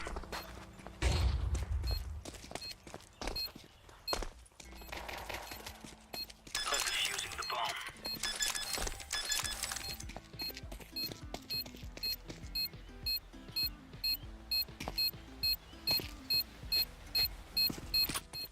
Bomb has been defused. Counter-terrorists win. Right on.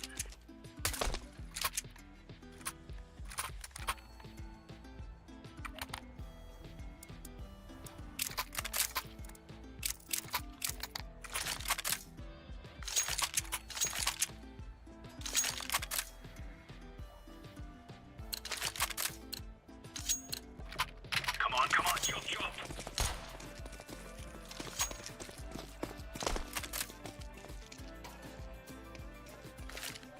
Throwing smoke. Smoke touch lan.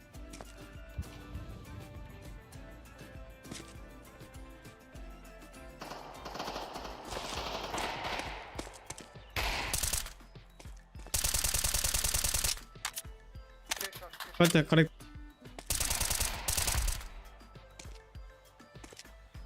Short. Nice. One dead. One rep. One. That's mid. Counter-terrorists win.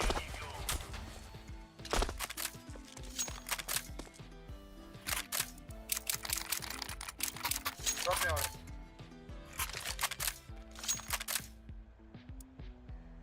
I can drop.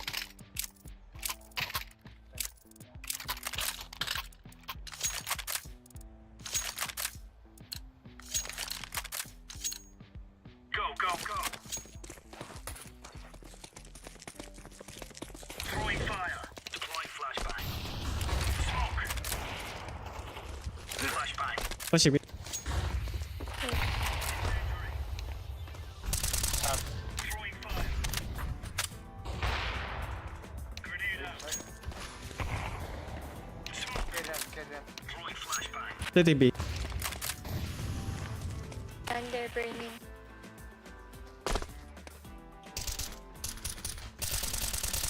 Oh, what the fuck are you doing, Orange? Laying down smoke.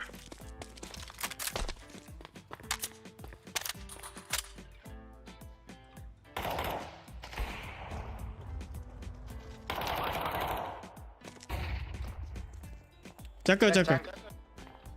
That's jungle. Counter-terrorists win. You're right on.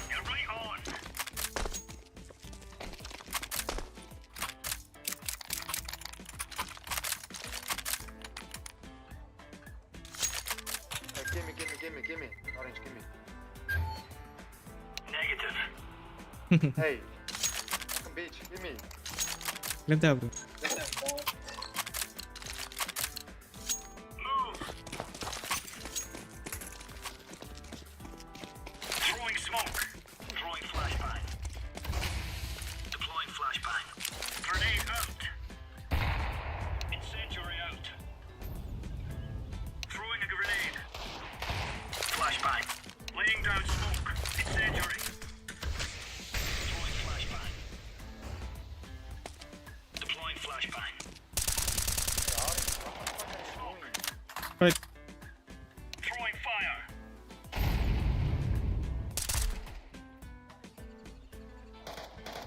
Oh, after. Commit One them. more mid. Orange.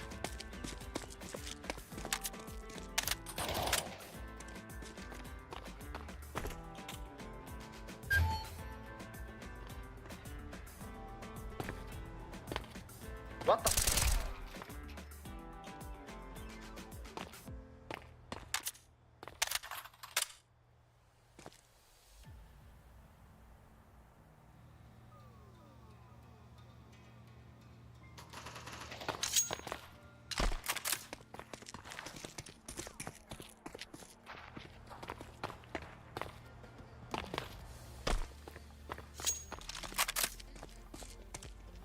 Bumped him. Mid. Hey, blue, mid one. Flashbang.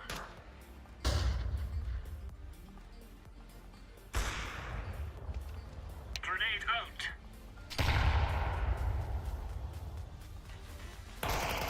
Ram! What is this? No. Hi.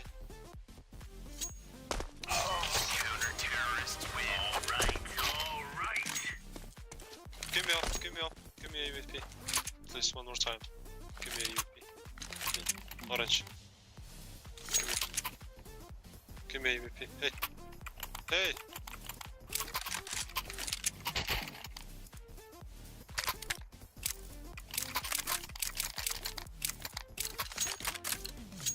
Go, go, go.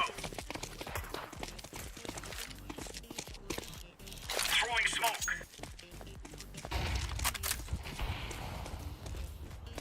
Throwing fire. Deploying flashbang. Careful, we shot.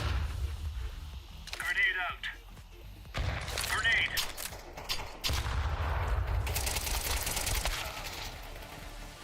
One be shot.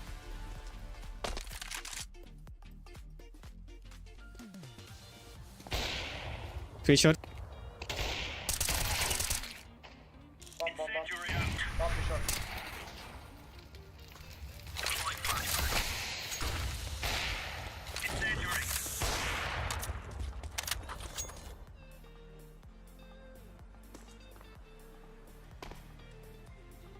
Juggle. Throwing smoke.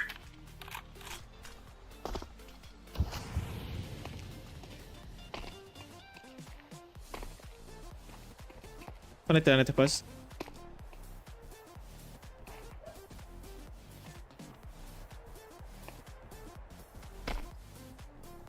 Jungle jungle.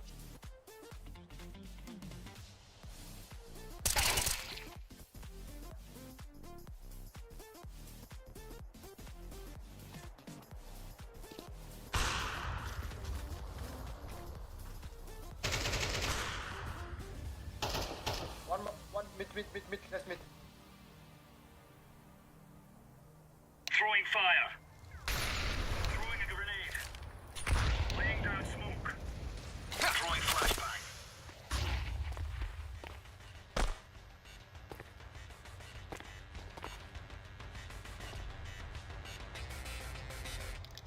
Counter-terrorists win. Easy peasy lemon squeezy.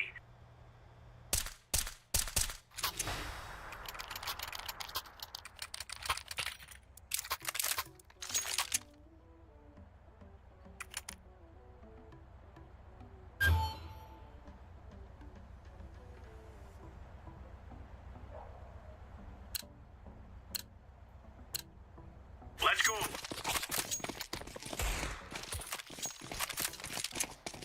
Flashbang. Throwing fire. Deploying flashbang. Flashbang. Throwing flashbang.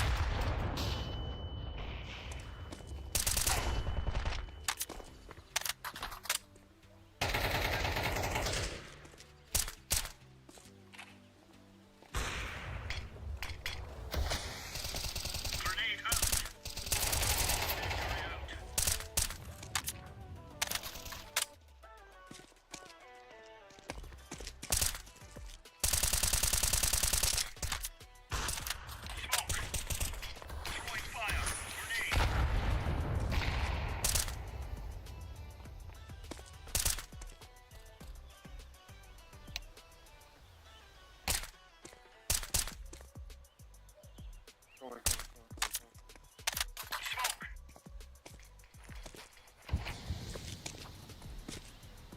B B B. Throwing flashbang.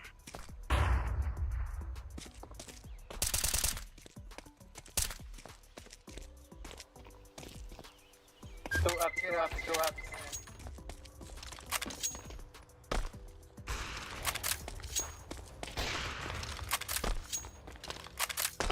Under pass. Other bus? Okay. Counter-terrorists win. Nice one, boys.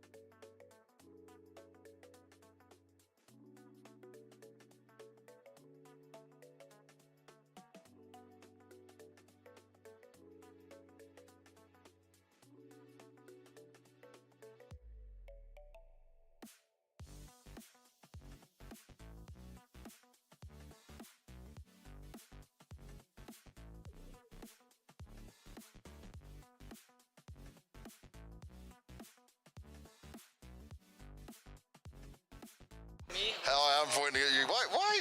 Oh. I'm joking. I'm just joking. By the way, I really like the non-beard look. You look good, man. It's kind of like with the glasses, I get like a Superman vibe from you, know, like Clark Kent. You could be the Norwegian Superman. I mean, that's not a bad comparison. I appreciate that. You take that. You take that. What did you think of the Nico table smash? You know. Yeah, I mean, that's probably the best table slam I've seen in my life. I mean, it was definitely he had to do it. If he didn't do it, it was that was a must table slam. Do you feel like there was unfair criticism towards your slamming of your chair compared to his death slam? That was praised? No, not really. You don't care? No, I mean, I think there was fair. Yeah, I mean, I think his table slam was actually it was a must. You had to do it, and most of mine were it's I probably shouldn't, you know. So yeah, I mean it's so I feel it was deserved criticism. So when it's that bad, when you feel that bad on the 1v5 that he could have pulled off, that kind of warrants it, right? Is that ultimate frustration? Yeah, 100%. So how are things for you right now? How are you feeling on an individual level? How are you feeling coming into Rio? I could have felt better probably. I mean, it's not been playing my best the last tournaments. I mean, I feel I have my ups and my downs, and I've been feeling okay, but could have been better, could have been worse. When I talk to you, when we speak, you always seem quite, I would say, not worried about the outside words, not worried about you. You can play your game and the stress doesn't affect you so much. But do you think there's a part of that comes into your game where maybe you're not playing to the level you want to play to on a consistent basis? I feel I don't care about the outside anything. It's more, I think my biggest critique is myself, and I think that sometimes limits myself, where I get too angry and disappointed in myself. So that sometimes can hurt me for sure. But other than that, nothing's gonna affect me. Nothing's gonna affect you. I like that. So you can go through it all with no problems. But how do you look at getting the best version of yourself out on the server every time, or most of the time? I feel you just have to do the correct amount of prep and just be ready for each game, and just when we do enough prep, you're gonna be confident because you know you have done the work. So just keep doing the work, and that's gonna make me feel the most confident going into each game. Does John tell you do refrag? I mean, refrag is the best way to warm up. So I mean, you can use code Elish, I think. I actually don't know. No, I have no idea. A good sales pitch. I was going really well at that point. He was really selling. I was like, don't quote the code. We don't know if it'll work or not. But how do you warm? How do you get yourself ready? What's your training look like, individual side? I mean, we do our normal prep with the team, and then I just do my normal aim bots, or before we travel to the arena, I do my DM session. Then I get to the arena, I just do my few hundred, maybe 1,000 kills of aim bots with only the up. Oh, so, no. yeah, so it takes a while. No pistols? Sometimes I pull out the deagle, but mostly the up. Favorite pistol as an AWPer? I mean, it has to be the deagle. Why still the deagle? It's versatile. It's if I aim at the head, I'm gonna kill them, right? You have to hit the head though. I mean, that's the least of my worries. 5.7 though? Fan? Not a fan? I'd rather have the PT50 to be honest. Really? Yeah, Still? I'm not sure about the 5.7 or the C-set. I'm still on the fence, but right now I'm using the 5.7, but I'd rather buy the PT50. Really? Yeah. And what is it about the P50? Is it just the nostalgia part? I don't know, because P50 is good, I'm with you, but the 5.7's benefits on many occasions, look at how many anti-force you could play with it. Yeah, I'm not sure actually. It's just a feel with the weapon, I guess. I mean, I feel I get more insta headshots with the PT50, and then I don't have the same feeling with the 5.7 yet. So maybe I have to play more with it. 1,000 kills with just 5.7. I think I need to worry about my mental health before I do stuff like that. That could be a worrisome thing, right? If he starts just only 5.7 the whole way through. Well, I'm going to count how many PT50 kills at least you get throughout this tournament. Yeah. Can you give me a prediction? PT50 kills, depends if Johnny drops me one in pistol rounds. So Johnny, come. How many times are you willing to give him the PT50? I mean, it's more if Elise wants to let me give it to, Okay, so you might not get it that much. yeah, I mean, I respect that. That's completely fair. We understand it. Thank you very much, boys. Thank you.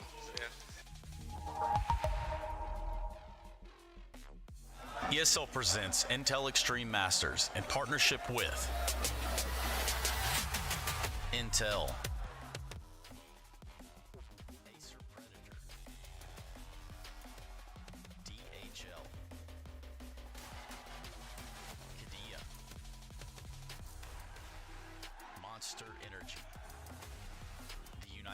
States Air Force, 1xBet, White Market, and Logitech G.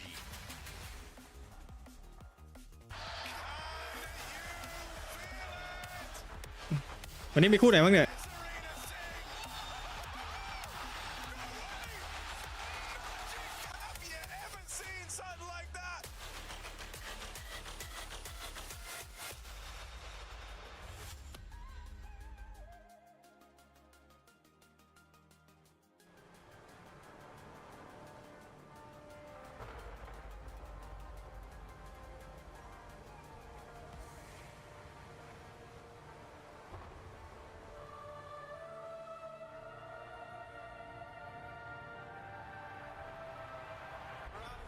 Really making history. Absolutely phenomenal. And Ace is the champion of the Intel Extreme Masters World Finals. Storm's still not quite done. MC is going to take this fight, though. 3 seconds left. Last 2 rounds of action's got to start it well for ESC. And this is a massive move for Zez, but he's not content with just a Nexus kill. He wants to down. And it's all done. A flawless win. Unbelievable Rogue with a 4-0 victory over Classic. And they did it again in the grand finals. It's gold. Give it up for your Intel Extreme Masters World Champion.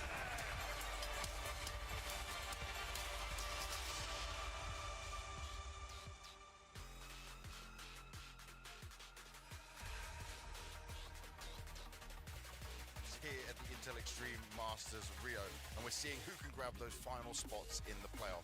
4 of those spots have already been taken though. 2 teams today, maybe Furia, maybe Na'Vi, maybe Vitality, maybe Heroic will be going through to the semi-finals, and the other 2 will sit in the quarters. When it comes to teams we've seen eliminated here so far, 9Z, Complexity, Liquid, and the big shocking surprise in G2. G2 are gone, they're on their way home. I saw them today, this morning at breakfast. They are not looking happy, but it's all about the bounce back for sure. Later on today though, and what games we've got coming up for you, we're going to be looking at Virtus Pro going up against the wonderful Astralis right now, who need to have a good fight. Then we've got Eternal Fire taking on the Mongols. This is a matchup we know over and over again. And the banger of today for me, Maus taking on FaZe. Can Maus finally overcome FaZe? It's certainly not going to be easy, it never has been, but now could be the time to strike. It's all happening here at the Intel Extreme Masters Rio. Oh yes, 3 more teams already feeling the wrath of Rio just yesterday, and now 2 spots in the playoffs do remain. My name is FaceIT, joined by Pimp and Steel to be opening up the day. I can't believe some of the names that we had to say goodbye to yesterday, Jacob, but it makes sense when you have basically every single one of the best teams in the world. Yeah, I was just about to say, it's a very stacked tournament with only quality teams and no easy games. However, for G2 to come off such a high in Copenhagen, winning the tournament, beating Na'Vi in a best-of-5 final, and then come in here and play some of the worst Counter-Strike that they probably have ever played. You know, we spoke about it yesterday. Nico having the worst ever tournament in his life here in Rio. You had Snacks continuing the streak of 32 maps without a positive KD. There's a lot of, negatives surrounding a team right now that just won a trophy a week ago. When doing the eye test on G2, it's almost like they didn't deserve that win this last week anyways. It really comes down to Nico, Monazi getting a lot of these clutch situations. When you do the eye test of the team and look at how they're actually setting up all the rounds, it just doesn't really make sense. And, it's a disappointing result in the grand scheme of things on paper, but they need to fix a lot of things going out of this event. Good luck. Before we get into the games, do you guys like games? I love games. You love games? Love to play games. Thank God, because you have no choice anyway. Okay. We're going to play a game of 2 truths and a lie. So there's going to be 3 statements that are going to appear at the bottom of the screen, and you have to decipher about specific players which 2 are real, which fact is fake. We're going to begin with G2, and Nico is our player. Statement number 1, he has never had a year rated below 1.10.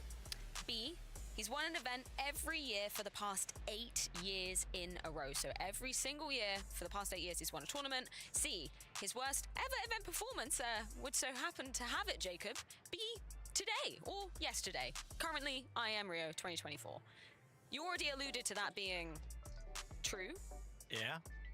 Is that true? That is true. That is true, so that's not going to be an issue at all. I don't know about you, Steel. I feel like this is tough. You know, my history over the last few years is a little bit hazy, but I'm thinking he's probably not won an event in Brazil before. It would be the one I would go for unless something recently happened when I was on hiatus. I mean, we've been here twice I before. think the graphic is slightly wrong. We did make an amendment this morning, so go with my cue card. Okay. Ignore the third one, and Okay. his worst event performance ever was out. Okay. Yeah, that is the truth. I think that's truth, yeah. That's truth. That's true? He's a winner. Yeah. That's correct. Okay, so which one is the lie out of never had a year rated below 1.10 and winning an event every Listen, year? it could be tricky because ever since he turned, into Nico, I'm pretty sure he hasn't been having a year below 1.1. But I don't know if his debut year was a little bit lukewarm or if he only played 11 games, and somehow had a 1.09 rating. I feel like if you're behind this game, that would be like a trick question that you came up with. Hey, For the last- SEO got the stats. Big man SEO If did it's for the last all the hard work. 8 years, that's 2016. Now, define an event. Does it mean like an S tier event, like a big... Any event. Just any Like it could be an event. online BS Totally Cup. could be an online BS Cup. But does Nico feel go like- to online BS Cups? Well, Not 8 years really. ago he might have. Yeah, totally. That was Very free phase, right? Yeah. When did he leave Mouse? He still played in Mouse in 2016. I played against him in 2016 when he was in Mouse. So did he win an event with Mouse in 2016? I don't think so. When did you start playing the game? 14, I think. He broke through in 14, 15. I played against him in 2016. He was playing for Mouse. But that's I the bet beginning by of the time he was playing Jacob. pro, he was probably already winning stuff. He was already above 1.0 rating. Okay. It's So do you think he's had a year where he was below 110 rating? Oh, 110. Oh, I thought that was 1.0. Yeah, let's go with that one. Okay. That one's the... That's false? That one is never a year below 1.1. That is false. So he's won an event per year the last 8 years. You think Nope. I don't know. Rock, paper, scissors. On Well, We're getting the cocks in. three? Which one are you? You That- are... I think that... Okay, yeah. Okay, that's what I... yeah, that noise does indicate that you were Wait, wrong I was still. wrong. Jacob, you were I was right. Yeah, he didn't win a trophy in 2021. Every other year, within the past 8 years, he did win a trophy of some Do sort. you by any chance know what he won in 2016? You know what? It really is escaping me right now. I'll get back to you, Okay. Jacob, because we do have another player to quiz you on. This time it is Big Man Shuei. Statement number 1, his only LAN trophies are at EPL. B, first team was Izako Balls. Or C, he's played in a major grand final. Which one is not true? Wait, he did play in a major grand final, no? Didn't he play for Gamer Legion when they were in the grand final, Paris Major against Vitality? I'm confusing something now, am I? Was he in Gamer Legion? He was in Gamer Legion, and they were in the final. Yes, so he's played in a major final. Okay, that's the truth. If not, I'm a That is massive idiot. correct. There we go. There we go. Only trophies on level with Mouse are EPL titles. I'm entitled to say yes, and that's the truth as well. The studio players, right? But I have no idea what about Izako Boars. How do you Are call we them? forgetting a Izako title? Balls. Izako. Polish team. Like he's a streamer, Isako, right? Personality within that scene. First team was Isako. That depends, because my first team could be 3 different teams. Because when was it really a team? You know? We're talking It about was a pro real team, salary salaried, yeah, Salaried team, actually getting okay. picked up, proper, legit, had a boot camp to that extent. So did he go from Isako Bros to Mouse Academy, or did he start Mouse Academy? Because he emerged, in Mouse Academy. That's the first time I saw him play. Now, land trophies. Okay. LAN trophies. What I'm just else thinking, have are we Mouse forgetting? won? Yeah, that's the Have thing. Mouse won anything else? Or has Shuei? I'm going to say the first one is true. He's only won... Is that your final answer? That's mine, yeah. That's 'cause your I'm final answer. Well, losing. you're wrong. Yep, They keep also going. won Bet Boondarcher. Can't believe you Of forgot course, that. Joss. Of course, and that wasn't And that's even what too long ago. pushed them up to number 1 for That is true, maybe 4 actually. days. That is actually true. Yeah. And then they bombed out. I His should have first known this team one, actually. was Isako Brothers. Izako Balls. They've just been so... Izako Brothers? Well, sounds better, Brother Ooh. They've just been yeah, so that bad wasn't... lately that I forgot that they actually Ouch. won a few things in a row. Yeah. Whew. Holy You didn't have to do that. Yeah. Kick him out once I he's had to down. redeem myself a little bit. Fair enough. Right. You got more for okay. us? Yeah, I've got 4 more. I've got plenty more. We are indeed going to do Xantaras, and we are actually going to do this one. Okay. Statement number 1. He has a longer +1, 1.0 rating streak online as opposed to on LAN. So online, he has a longer streak of having Facts. above 1.0 rather than LAN. Probably. What are you trying to say? B, he has always rated 1.0 or more at majors. Or C, he's only had 1 year of higher LAN ratings than online. I mean, he used to play in Big quite often, right? And Big were the online kings, especially when he was there as well. So I feel like there's a lot of, bias in towards this online conversation. I bet you the first one is true. I bet you the third one is true. And I don't know about the middle one. I don't think so then. You know, I think I'm going to go with him on this one. Yeah, final answer? Eternal Fire back in the day, Space Soldiers, Big, they were all onliners. I'm not saying Centeris is an onliner because obviously he's great now, but he used to be good Okay, so you're saying the one on the left is true? Yeah. It's actually wrong. That is the lie. He had 23 online, but 37 on LAN. So there was a period. He where they redeemed were himself, actually yeah. turning up. Good for him. There you go. Good for him. Will they redeem themselves today, though? Do you think that Eternal Fire can do the marathon of what's going to be that low bracket? They've been in pretty good form recently. I don't see any reason why they couldn't. They won the last head-to-head against Mongol, so... They only played one bad half this tournament so far. That was against Astralis. One half where it didn't go right for them. Loser best of one. Apart from that, looked pretty solid. And CS is all about form, recent form in the last week or two. Bias, yeah, we love that. Totally true. Let's talk about a brother who has sadly fallen, not fallen himself, Elige. Statement number 1. His nickname was inspired by his favorite StarCraft 2 player, Facts. Select. I think I've heard that story before. B, played for Liquid in 2 different esports, so not only Counter-Strike for Mr. Elige. Or C, he has won an S-tier LAN trophy within the past 5 years. All right. There was a rumor that he was playing a bit of Valorant for Liquid. No, you should probably know this. I mean, it would have been StarCraft before CS, if anything. But competitively? Competitively, I don't think so. well, it wasn't. It wasn't. He's never been signed as a professional player in any other game for Liquid than Counter-Strike. Maybe he's messed around a little bit, touched Valorant, touched StarCraft a lot, but... Unless the contract is, ambiguous and it's, esports player, and then it lets him flow between them. Potentially, I'm not sure. But then again, has he won an S-tier event on LAN in the last 5 years? Complexity? What did they won? 5 years. That's a lot of time. In the last 5 years, well, probably with Liquid he did it, because they did win occasionally. He was still on Liquid in 2019, right? Yeah. And moving maybe even into 2020. No, he's been in Liquid throughout his entire career before. They had to have won something in 2019. Yeah, We're talking about S-tier LAN. LAN, S-tier. The last 5 years. สวัสดีครับคุณวุฒิศักดิ์ครับสวัสดีครับ It doesn't say anything about complexity. It says 5 years. Yeah, in the last 5 years, but he's been in complexity for a year. Have they won anything the past year? I think they got second place in Sydney. Sick. Does that count? No, Okay, I'd like you to commit to an answer, gentlemen. Okay, first one is true. Third one is true. Okay, Third middle one is fake. Middle one's fake. That is incorrect. The last trophy that he won was IM Chicago 2019, but that does fall outside of the 5-year bracket that we are talking about. Well, by the numbers. Yeah, he did indeed play. I think it was StarCraft 2. Yep. Prior to. Not contracted to Liquid as a StarCraft player. Well, I don't know. Oh, it was Overwatch. It was Sorry. Overwatch. It was So Overwatch. you're all wrong. I'm totally lying. Everyone's wrong. Thank you, SEO. He played Overwatch. Why would he do that? I don't know. Should we ask him? Why Well, do it's not people here. play Valorant, dude? Whatever. Would you like one more? Yeah. I've got 2, Hit us. but I will give you at least one. Okay, let's talk about Twists. Also, Fallen Brother on Liquid. Okay. What was your take from that game yesterday? Just quickly. They're not ready yet they're not ready to beat the top 5 teams just yet, but they are a good solid team that have a decent foundation to work on, but Liquid is not ready yet. I think the foundation is still being kind of dug up or discovered or whatever because they have a long way to go. I think they have decent pieces for the system that Twist wants to be able to build, but I think it's going to take a lot of time to get there, and they haven't had the time to do it. And right now, it looks rough from tournament.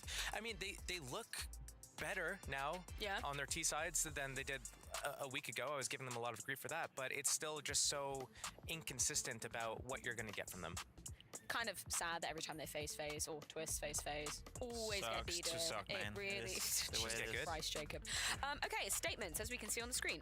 A, his career rating is higher than his rating as an in-game leader. B, his first match on HLTV was actually against Stewie 2K in 2015. Throwback. Or C, he was the first Canadian to win a major. Josh, you should know that. Is that true or false? You never won a major. It was Rush, Terex, Skadoodle, Naf, and who was on? Rush.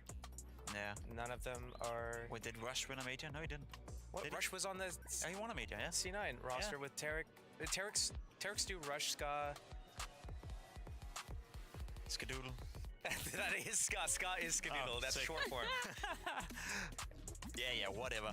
I don't think there's any Canadians on that. No. Are you, Has yeah. Swiss won a major? Well, the problem for me is Americans, Canadians, same Rush thing. ain't Canadian. Rush ain't Canadian. Rush ain't No. Nah. Neither is Stu or Skadoodle Nope. or Tarek. So you're saying that one's true?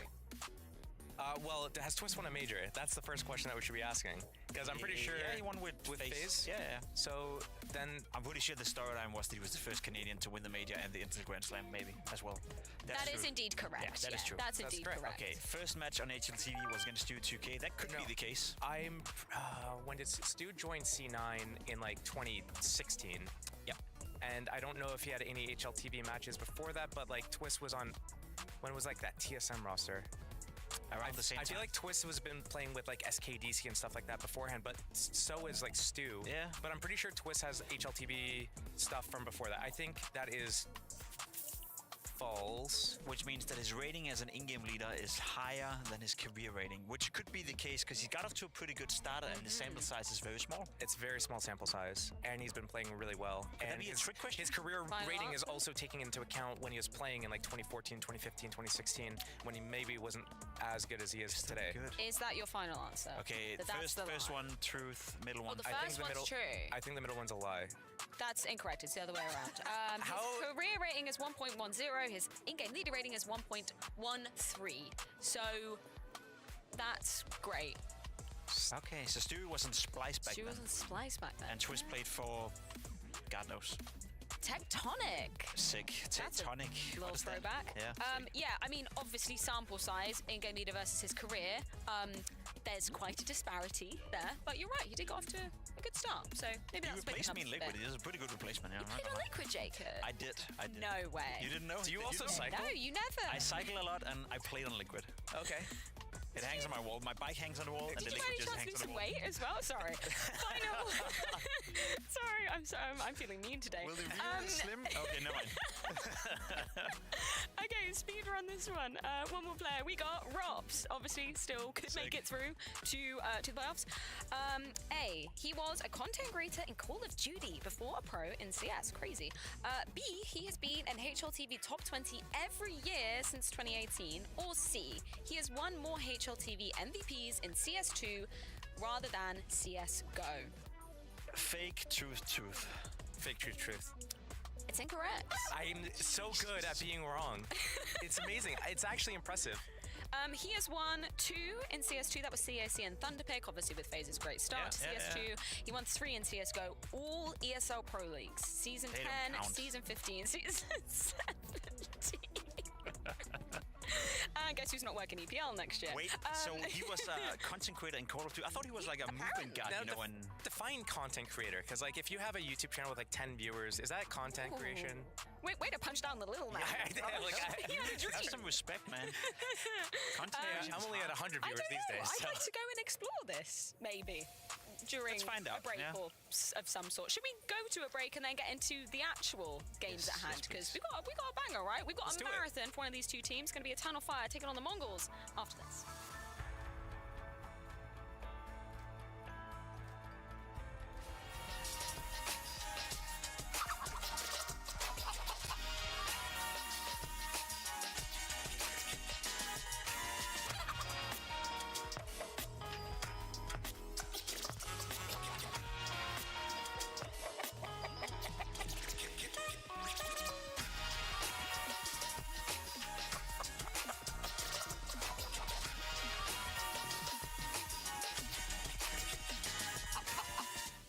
Smokes. See a couple smokes in the same place there. Simple just jumping casually into the side. Wait, what was that? Never miss a play again. Simple. It's not allowed. This is not FPL. This is a major. Finally. With FACEIT Watch, you're in control. Switch between player POVs live and see the game through the eyes of any pro. Never miss a moment with replays. Relive each highlight on demand from all angles. Watch it, control it, face it.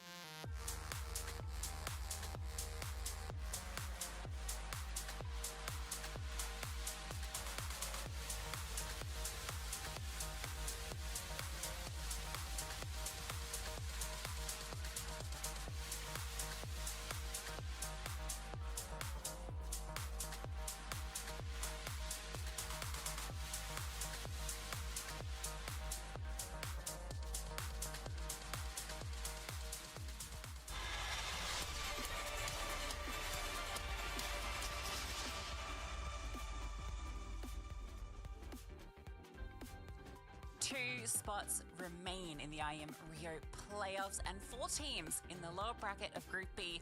Fight for one of those spots. 2 of them you'll be seeing on your screen shortly. Astralis entering the building and Virtus Pro, their opposition in this lower semi-final.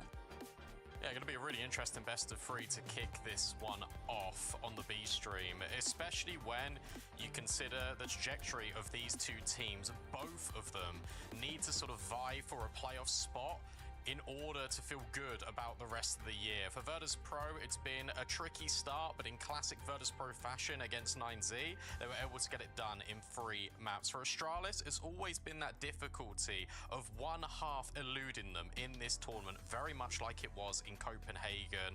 Cadian needs to sort out what Astralis is going to look like in this best of 3, but with the way that VP like to play, potentially there's a lot more flexibility in the mid rounds. Yeah, let's take a look at what we've got going on today, because it's not just this game that's going to be taking place on the B stream. There's going to be 3 games as per usual. Last day of groups starting off with that VP Astralis game. But then we've got 2 more coming up after that. It's a very exciting game between Heroic and Vitality, if I'm not mistaken. That's for the semi/quarters. And then there'll be that decider match going on after that. But yeah, VP and Astralis, 2 teams that have both had, I think, kind of similar issues, but for different reasons. You've got VP, who you feel have had a lot of time to work out these issues, yet for some reason can't seem to make it work consistently. Sometimes they show up and they play incredible Counter-Strike. You think this team can take down anyone.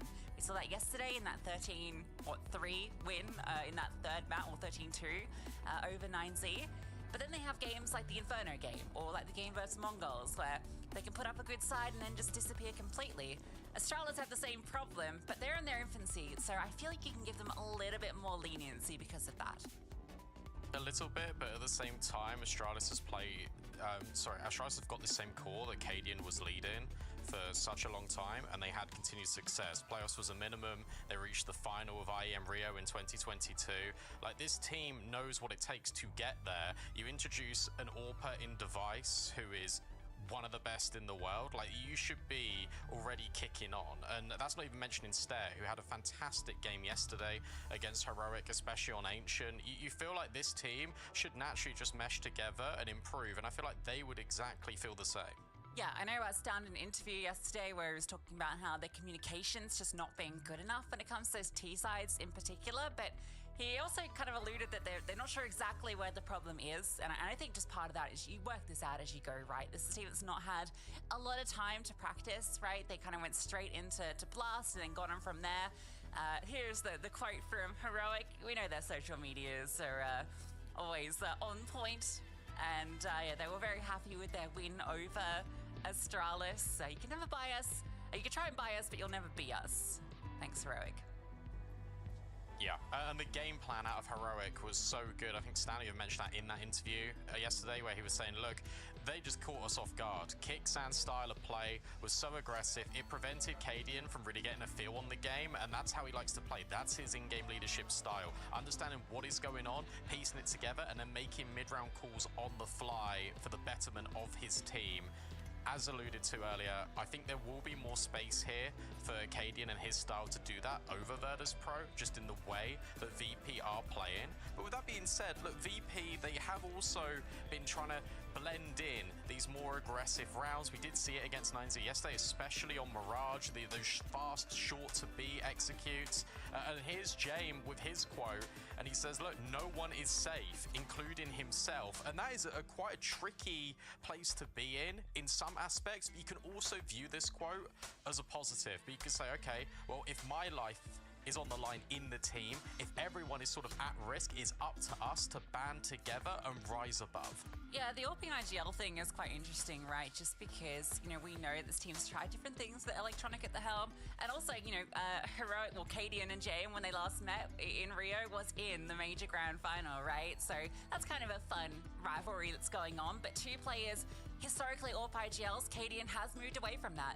Device tried it, a lot of different attempts here, and VP is still trying to work out how to make this team work, because on paper, it looks brilliant. We had Banks interviewing Norbert earlier, so let's hear what he had to say. Virtus Pro looking to grind it out today. Potentially 2 games for you guys. We're starting off against Astralis. First of all, though, mate, I have to ask about this 9Z game. How stressed were you guys on Inferno? I think first half was pretty good, yes.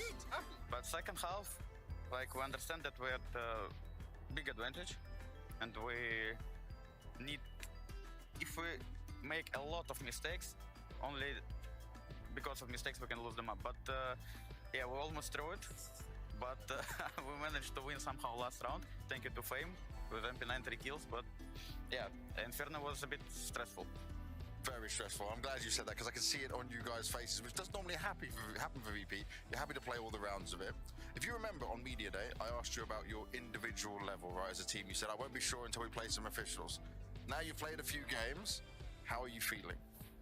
I would say we're in pretty good form. We're hitting good headshots. Okay. And I hope we will keep the same level of individual game today. Astralis today, though. It's a new Astralis, a very different Astralis.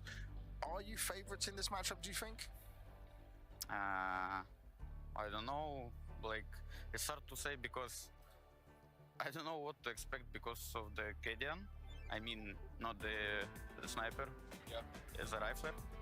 I think they will do a lot of random stuff, and I hope we will adapt to it. In terms of adapting to it, we still really don't know much about how they're playing as a whole team, right? Not just Cadian as a rifle, but how he's leading this version of the players he has. Have you been able to review and get a read on any of what they're doing? Can that help you at all? I was watching yesterday's game against Heroic, and I think we will just keep playing our game and do our stuff. We will not look at what they're doing. We'll just keep playing our game, do our stuff, and I hope we will win. Hope you will win. Where's the confidence now? That doesn't sound too confident, Norbert. I'm confident, bro, I swear, yes. He's confident, he's first, he's told me. Let's see if he's confident when he gets into the server. Let's see if they can grab that win. I think that's the important thing for VP, just playing their style of game and adjusting to what they need to work on, because there's a whole different ballpark going into playing a relatively unknown opponent in Astralis, even though there's familiar pieces there. But at the end of the day, VP are making mistakes based on their communication, based on some errors in the mid-round. That was so evident yesterday against 9Z. We got the veto now on the screen, regular bans out the way. This is a bit of a tough one for Astralis to go into. They got to pick into Ancient, which they did tumble to Heroic yesterday. Mirage felt like the safe pick for VP, and they always keep picking into this map here at IEM Rio. So I think they'll be happy with how the veto's going. But VP pull a fast one at the end with the Inferno ban, right? We saw them pick it yesterday, but they know that Astralis has been first picking Inferno a lot, so they float it through. And because Astralis kind of have to ban something there, right? They don't want to ban Inferno, which they feel is maybe their strongest map, so they have to ban Dust too. And VP have free reign to send it to Vertigo. So that's an exciting prospect if we get to all 3 maps. I know VP are playing a lot of Vertigo. We haven't seen it from them so far in Rio, but it's definitely one that they've been putting the reps into. And Astralis, we haven't seen them on it. So that's a very exciting prospect. First 2 maps, about what you expect. I think VP are very happy with this veto. Yeah, and you feel like if it does go to Vertigo, then that's where this can go anywhere. You really do feel like Astralis have to convert on their map pick of Ancient because Mirage has looked so solid for Virtus Pro. One of these teams leaves IEM Rio after this best of 3. Let's find out which team it will be. Fast to beat. Astralis not messing around. Straight up the guts. Electronic scattering them across the bomb site. Flit takes one through the smoke and they are kept at bay. A single piece of utility and a couple of pistols does the ปืน job. คู่มันเบิร์ดไฟเลยขนาดนั้นวะเนี่ย Fame spots him crossing over the ledge. He can fall back, and that's the bomb scene in transit, but it's all a little bit of a ruse. Yabi, if he goes down here, he is all alone. Yeah, this is tough. Look at how dynamic VP are being. Fame's already pushing A main. You've got the entire defense shuffling over towards mid and A to cover all of this, but it leaves Norbert a little bit on an island. One molly on Yabi, that's it. But Astralis, they group B. A nice way to at least disperse the CTs. Give yourself some space. That molly goes deep to try and block off the rotations, means they can try and isolate that fight. Fleet has a tiny little angle that he's trying to work in. And Astralis really want to find a kill just to give them the space, but it's not allowed. At least the bomb goes down. A couple of players gooshed. With a 5-on-2. Looks good for VP. Device and Yabi, what can they show? Yabi needs this kill, and now it's all onto Yabi. And he can't get past Fame. VP don't lose a player. Yeah, brilliant round from VP, even in the early stages of the round. Electronic deliberately stood and blocked the smoke, landing in at short. So even if Astralis was scaling through VP's defensive smoke at B ramp, there was still so many angles that would be unexpected for Astralis coming up that ramp. So VP's attention to detail in this round is everything. And even here, you know you've got the number of players in your advantage heavily over at CT for VP. So the dual Berettas just swing, Flick creates the space, and then everyone can swarm on Astralis. I think that, like, because it was all Grish's, I don't think they had to invest much into their armor there. So we get 3 rifles out with what's the util? Electronic dumps all of his immediately in middle, of course. A Hero AK for Device. Now, Device is going to be a player we want to keep an eye on throughout this event. This is a big question as to where he has been. 0.7 rating versus Heroic, 0.91 versus Eternal Fire, 9.6 versus Spirit, 0.59 versus Vitality. He has had 1 positive map since Cadian took the leadership, and he was the bottom of the board in that positive map. So expectations are high for Device. He gets that first kill. It's a good start. 3 players in towards Donut. Device needs to be watching this, and you set the pistols up in close-knit crossfires. He will find another kill, but it's the overwhelming of VP, scaling once more with these rifles. No utility is going to be a big factor, so Norbert is going to try and rush with the SMG, but it's still Device, hitting all the headshots on the site, and he finds one more. Needs the ace, and he can't quite get it, but surely he's done enough with this damage on Electronic. A 1v1, there's simply no time, there's no kit on the board, and it's that Hero AK, it's Device called into question, and he steps up. And you ask for a hero, you get a king. Device enters the ring. Hero AK passed on over, a 4K provided. Not even the Force Spy and Astralis get on the board. Where is he? Here he is. VP were just not ready for the scaling there in towards site. You can see that Fame is taking the first contact here, but there's no utility whatsoever. And Astralis, they've been able to scavenge that off the bodies on A and then use it against VP. Turn their execute and after plant into something far greater. An immediate rebuttal. Signs of life and strength for Astralis. And they're going to run it right back against lesser weaponry, against the 5.7s. We've got to be careful because Electronic is still here and he's still fighting, can only find the first. But that's Astralis in A. He needed that multi-kill. That M4 is the closest bit of weaponry. Honestly, Norbert might just look to scavenge. This is a very save-looking round. Way to go. You'll wait around. At the very least, can get an exit, and best case, can find that M4. That's nice. Fast call into A. Jame will catch a device, so can maybe get an AK. VP are making it painful, doing damage. These players are also low, so there's actually a chance that everyone goes down from Astralis. See Jame calculating it.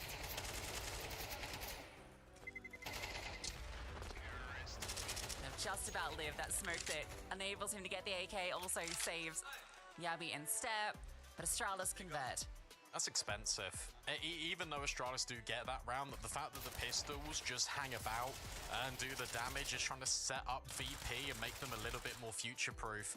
Good call out of Astralis, running it right back after it was so easy for you to get into A with a single rifle. It feels exponentially more successful if you go in there with multiple. The buy is still not the best for VP. Couple of save guns, at least Electronic has got the AK. He started off strong. Really think it's a head-to-head between Electronic and Stown. That whilst we got the Orpas matchup, that's the key rifle one. A break on the smoke, Flit tucked in the corner. Battle lines drawn in Jaguar. Yeah, feeling that pressure. That smoke's going to fade shortly, and he currently can't get away. Astralis know they've got him pinned in here, but he's fighting back. Corner an animal. The Jaguar shows its claws. And now the swing through from Norbert gets that trade immediately. Another flash over. Norbert dodges it, ready for the fight, but Gabby overwhelms. 2 big kills in Cave. It's still a 3-on-3, and Gabby's low. And Electronic is in the power position, tucked in towards Ninja. The contact needs to be taken here from the 5-7, and Fame inadvertently causes that. So Electronic now set up to succeed. Got to clear this. James on the move, but there strikes Electronic, and he's being dynamic. Knows that these players are coming in, and 2 kills on the AK. Surely that's enough. Stair would need to clutch up in a big way. At least the C4 is planted. But as mentioned, James, he's on this flank already. And as Stair gives it a glance, he now finds himself in Electronic shadow, waiting patiently, but it's James to lock it in. You set up your stars to succeed, and it's VP with another. That's really unfortunate for Stair, because if he didn't see Fame in short there, he was going to swing on Jame. But as soon as he spots Fame, he then is focused on that angle, expecting that swing. Fame just stays alive. He was never the threat. He had a 5-7, about 30 HP. This is always about Jame on the flank. Well played off each other. VP with recovered AKs, some jiggling around of weaponry, have 3 threatening players, and they are threatening enough to do the job. Bomb plant will at least most certainly allow Astralis to invest into this one. You can see it comes with some issues, but for the most part, you can still make this threatening.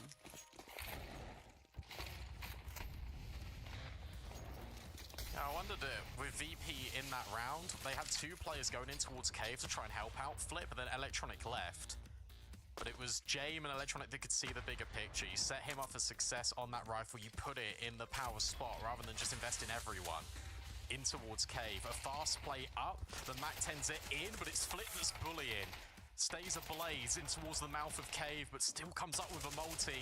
It's down unexpected. Norbert, again, in this position, they've completely overlooked Norbert.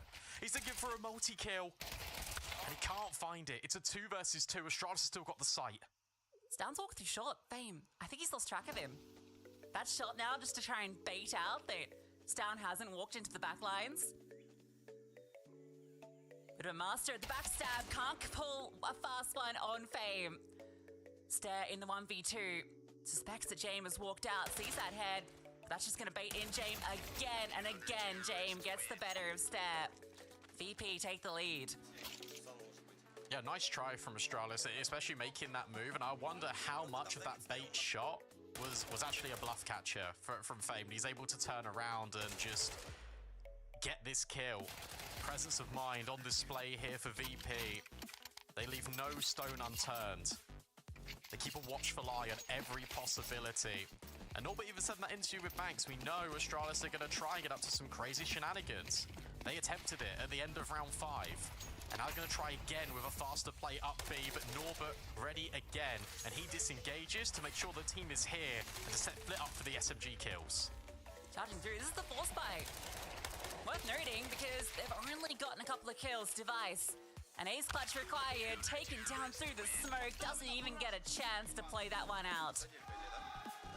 Astralis have been trying to break through this B bomb site and with some mixed success. I've been getting that bomb down into the post plant, this time with the Tech 9s, held off by Flit and Norbert. They do enough. You can understand the force bite to a certain extent. Even though they didn't get the bomb down in the previous, the VP have been suffering heavy losses in rounds that they've won. It's been 1v1s, just 2 players staying alive every now and then, so you rate the hustle from Astralis, but now they're forced to resign themselves to just Deagles without armor. And now there's an opportunity for the likes of Flit to get involved a little bit more. That spray is messy. He somehow gets out alive. Flit would be the guy that memorizes the UMP spray pattern so that he can get the kill with the final, like, 5 bullets.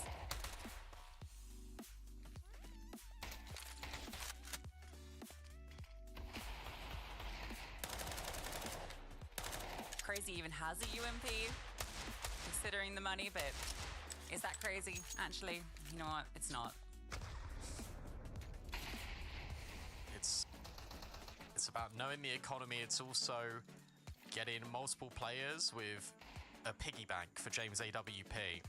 Not sure if Norbert spotted the boost, but again, VP, they disengage, they're going towards middle to have a little bit of a look, but Astralis are tunnel visioned. They're so focused on B, getting in towards the site with limited weaponry and limited utility. Unless there's some amazing shots here, this will be a 5th round for VP. Should be. James got the line, off angles established, 1 shot from Stout, leaves it to Cadian. Has armor behind the Tech 9, but a no-scope from James. Alright. That's one way to do it. Let him know who's boss.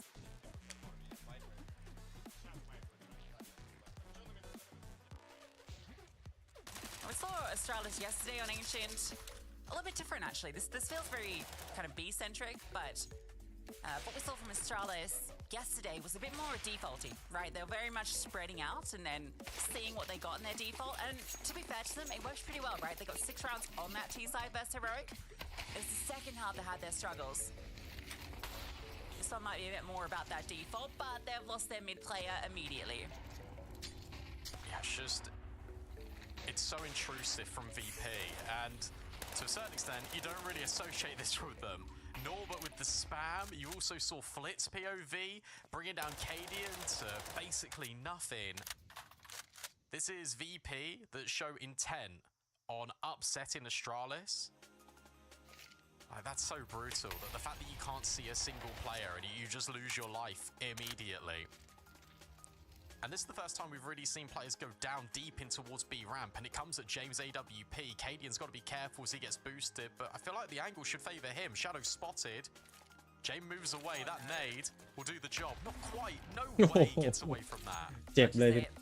I love the way they get that kill in lane. It's the standard spray from Norbert, but then with Flits as well, it feels like there's no safe harbor. Really cool way to do a lot of damage, because you're dodging one, you run into the other, and everywhere you go on B, it feels like Norbert lies in wait until he runs out of bullets. The one way to stop him. Cadian's got 5 HP. This round is on Stout, and James waits for the swing. Patience rewards.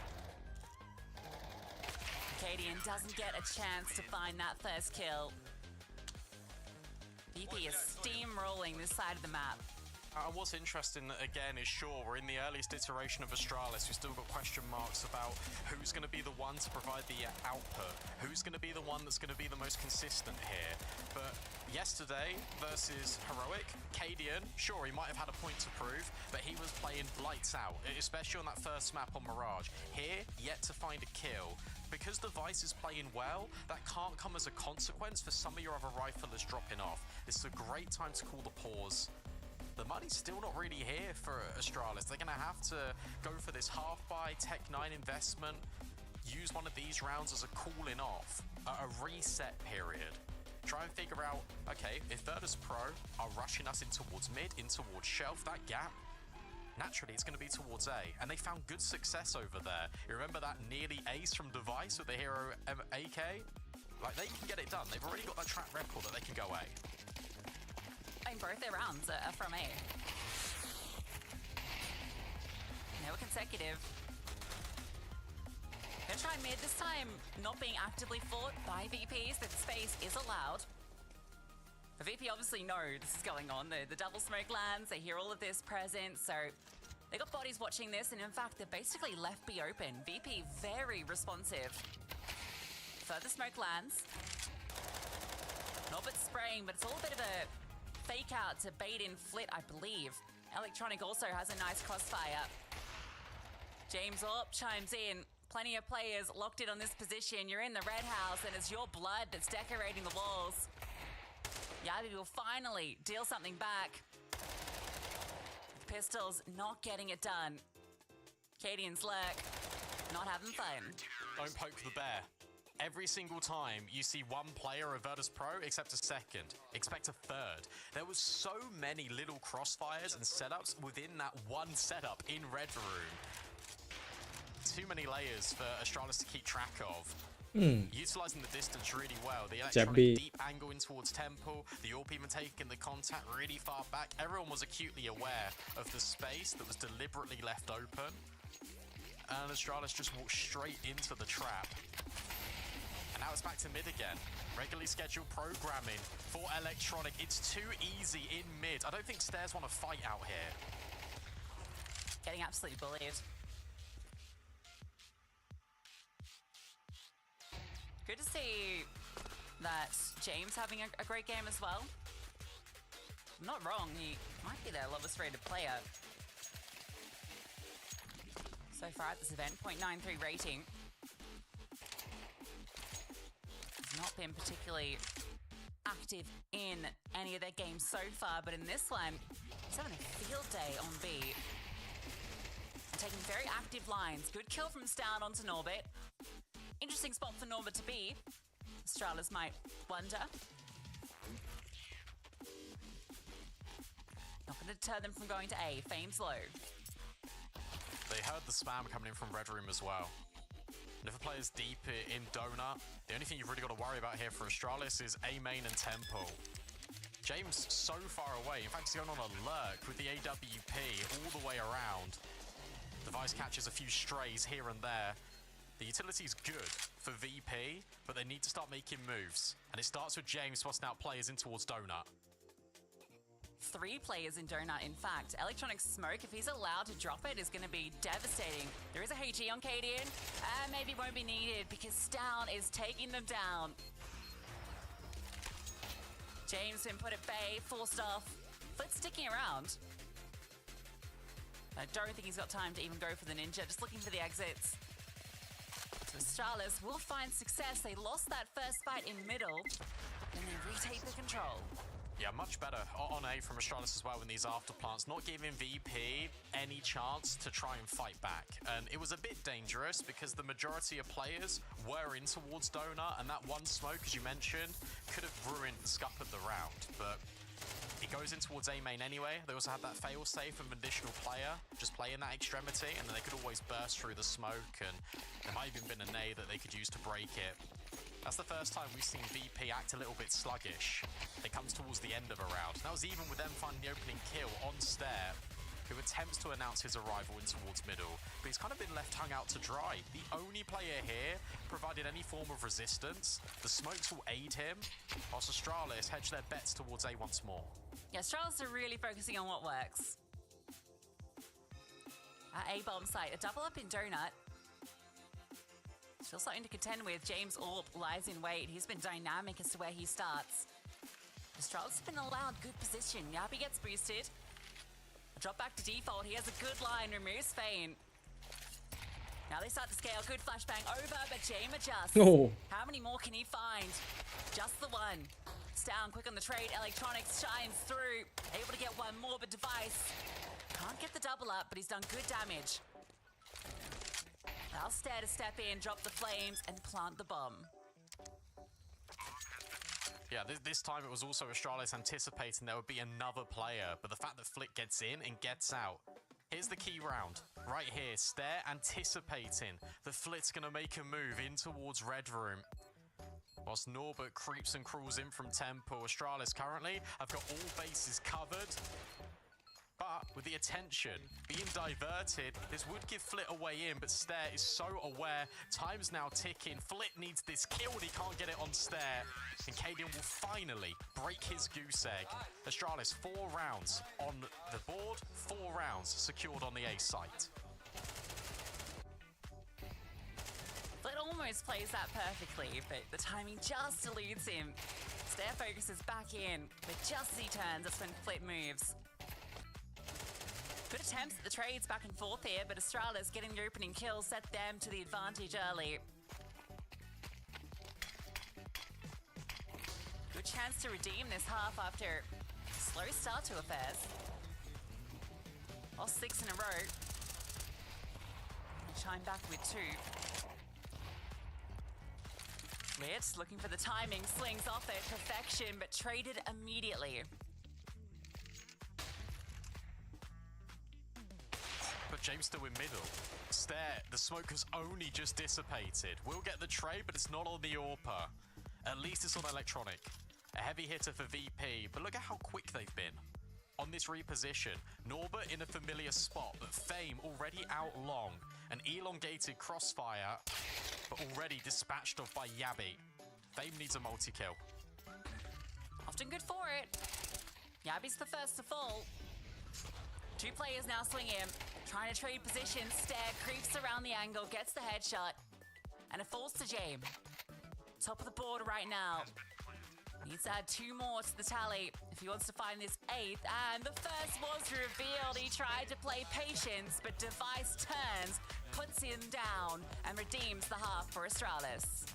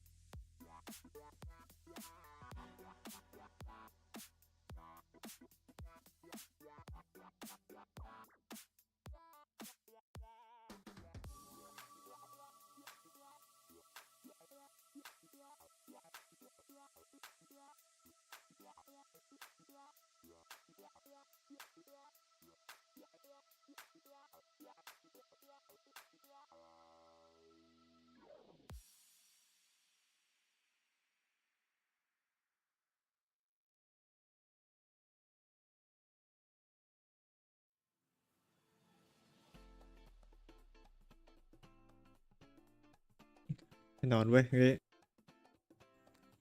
โอ้โห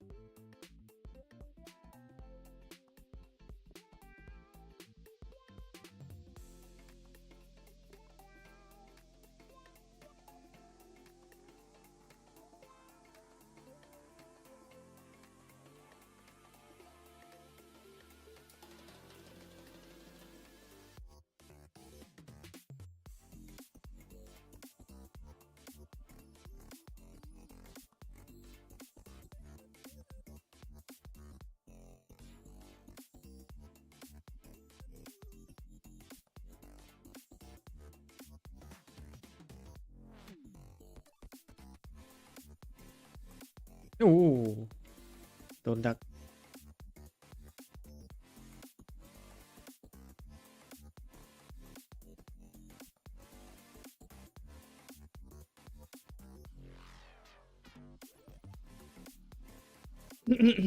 อืม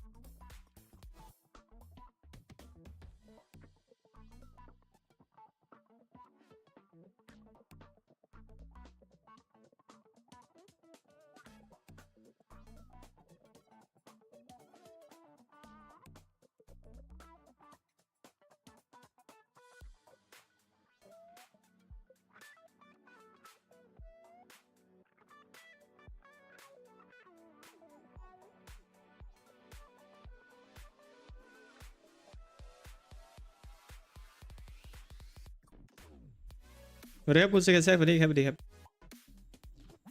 นั่งดูนี่ครับ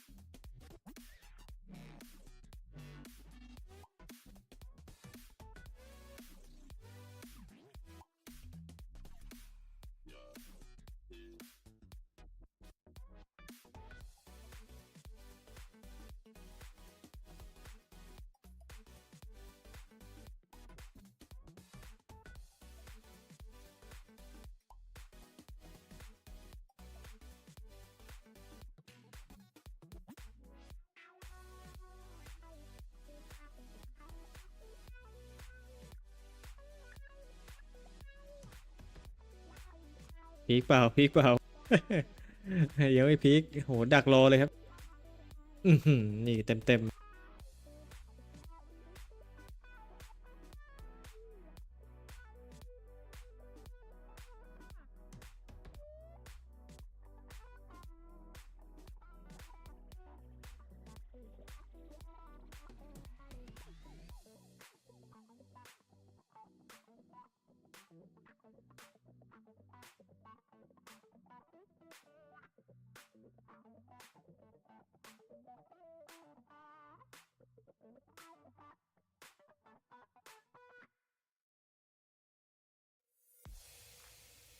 โอ้เลือดเหลือ12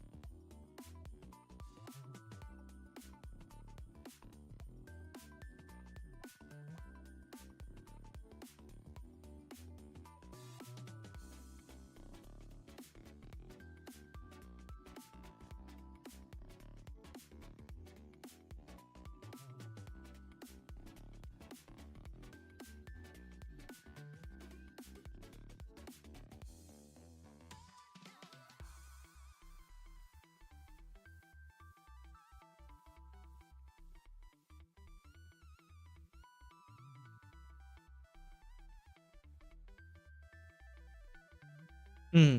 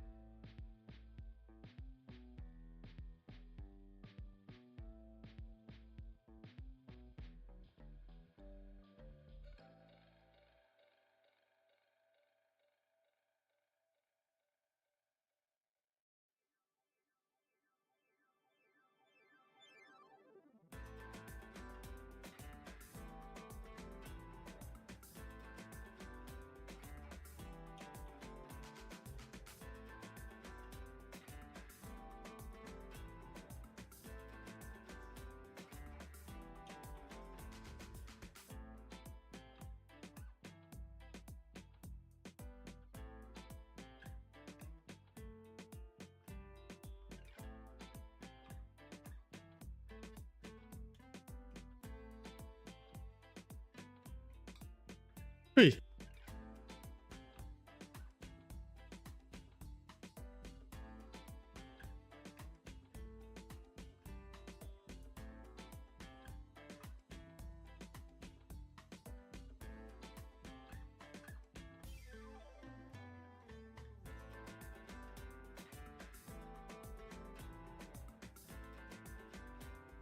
ทำไมยิงสไนเปอร์เมื่อกี้ไม่โดน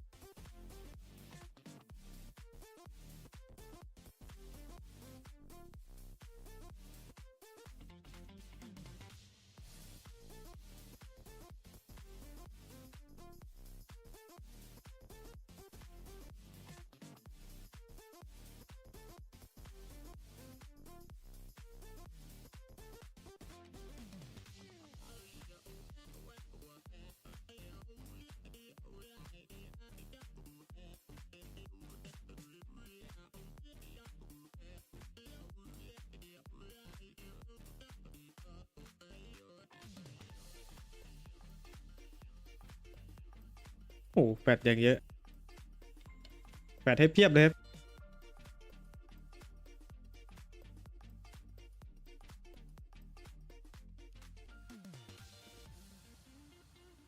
โอ้ยจังหวะเข้าไซส์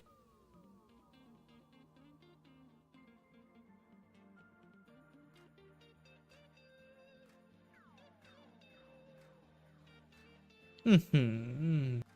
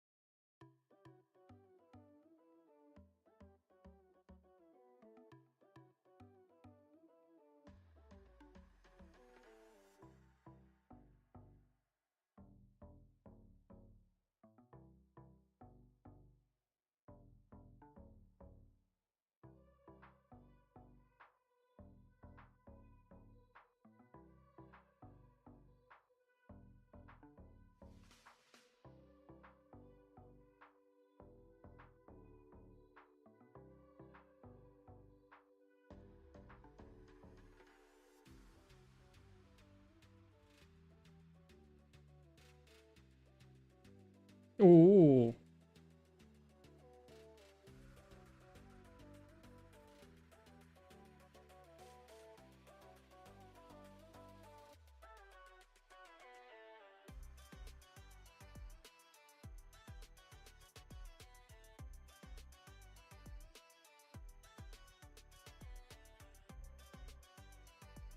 โอ้แล้วโอ้ไทม์ด้วยต่อเลยครับ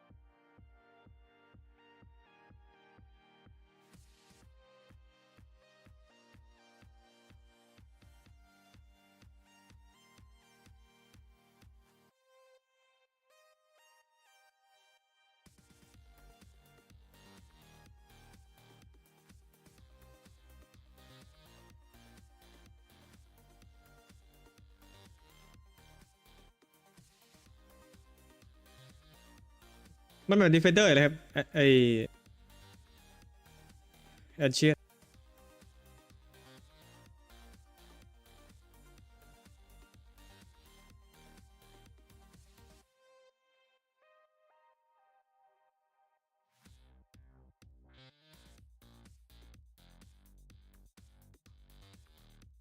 โอ้โห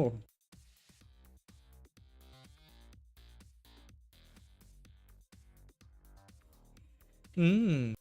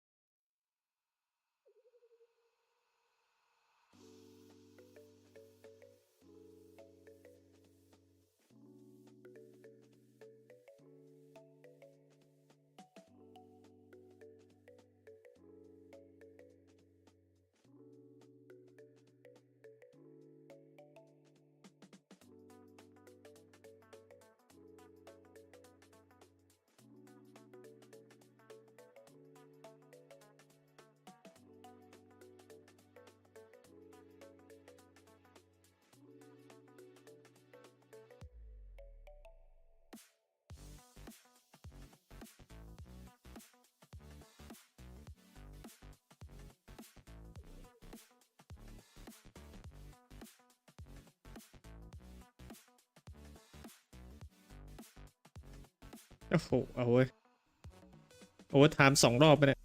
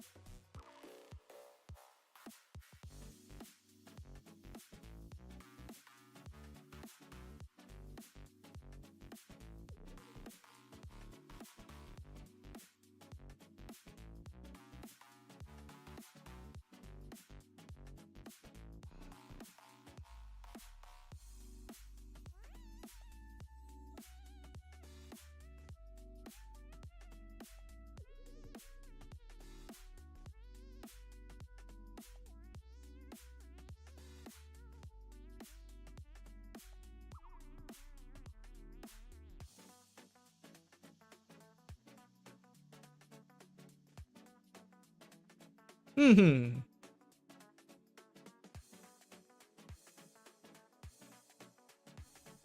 ดูสิเหมือนจะเข้าบีครับโอ้ยยิงไม่ล้มเมื่อกี้เลือดเหลือ10เหลือ1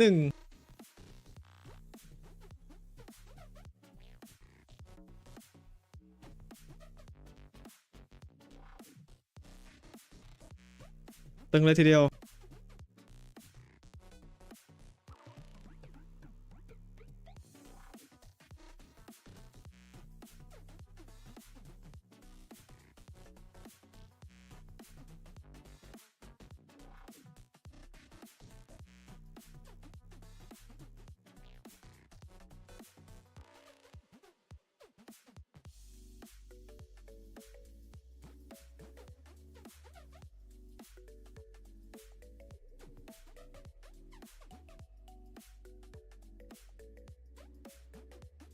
นี่ครับ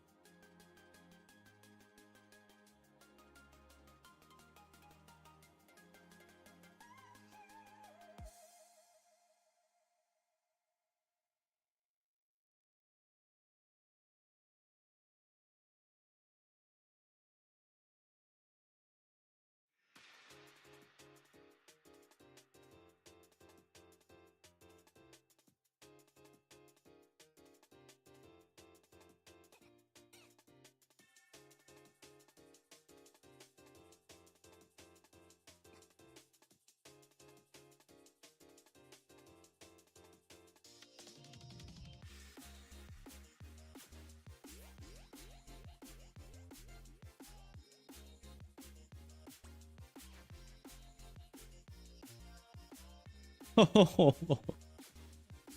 โอ้ถาม2 รอบอ่ะเนี่ย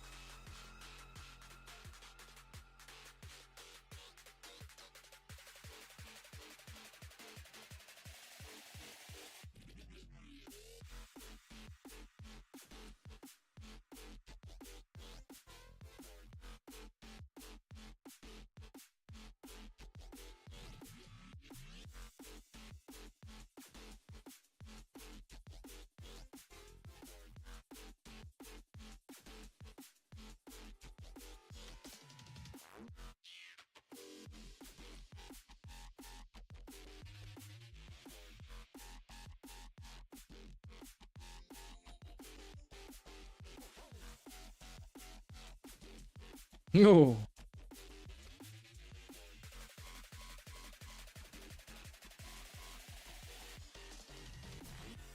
อืม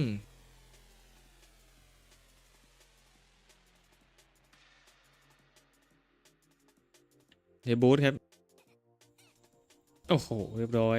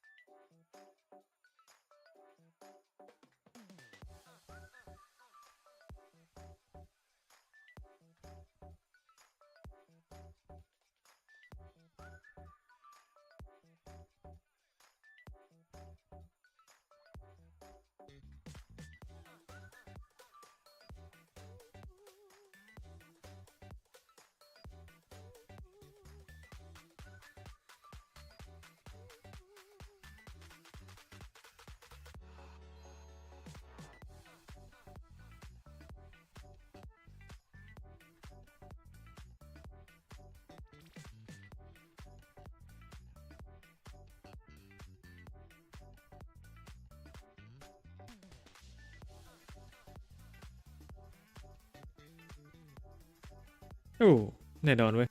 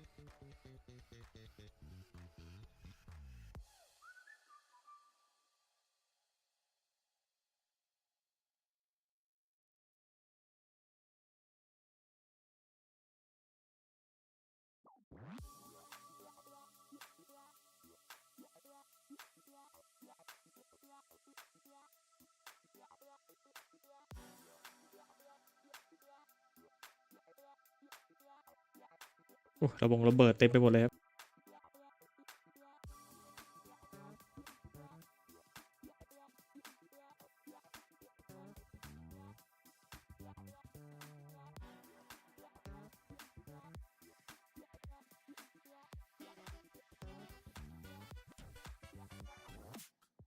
โดนแฟดในอิเล็กทรอนิกส์เหมือนจะรู้ครับ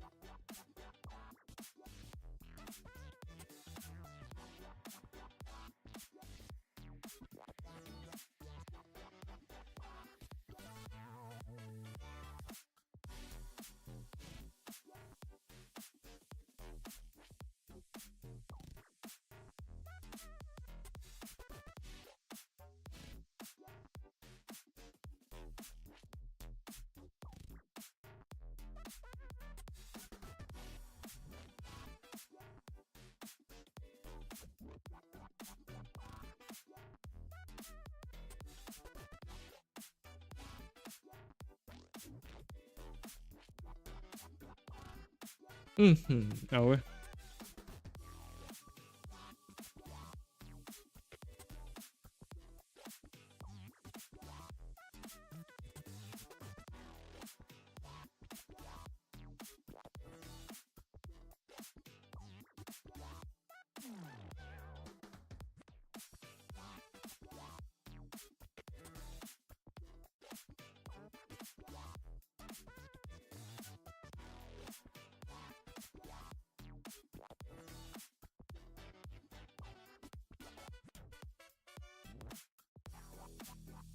ทันพอดี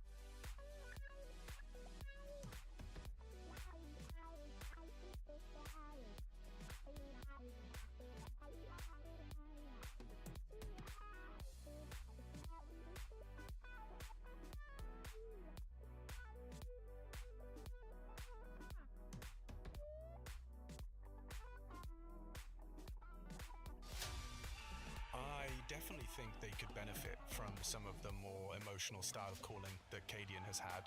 I think it's very feeling based, and I think it led to some incredibly potent highs. I think it's more about feeling the game and intuition, whereas I think the original oldest Rallis, we were mostly about playing the percentages and trying to manipulate the map. With how many years Device has been playing, like, of course his work ethic is up there. Everyone who's been around him knew that already. For me, also focusing on the orbing is going to be fine. I'm not too worried about that. I've done that for half my life, so it's going to be all good. I think turning into a rifler is definitely a new chapter of my career. Becoming a top 20 player last year, you know, that's not just with the AWP, so I am not concerned, and my teammates is not either, so. I don't care. I'm the hood. I'm the bear. Shut up. It's nice. I've been living my life. Shit's like a summer home. Pretty soon I'm gonna go. You in the gutter though. Got nothing to lose. Hand me the blues. Y'all can see me on the news. In terms of reigniting and returning to glory, which I'm sure Astralis are looking for as an organization to be the winningest of all.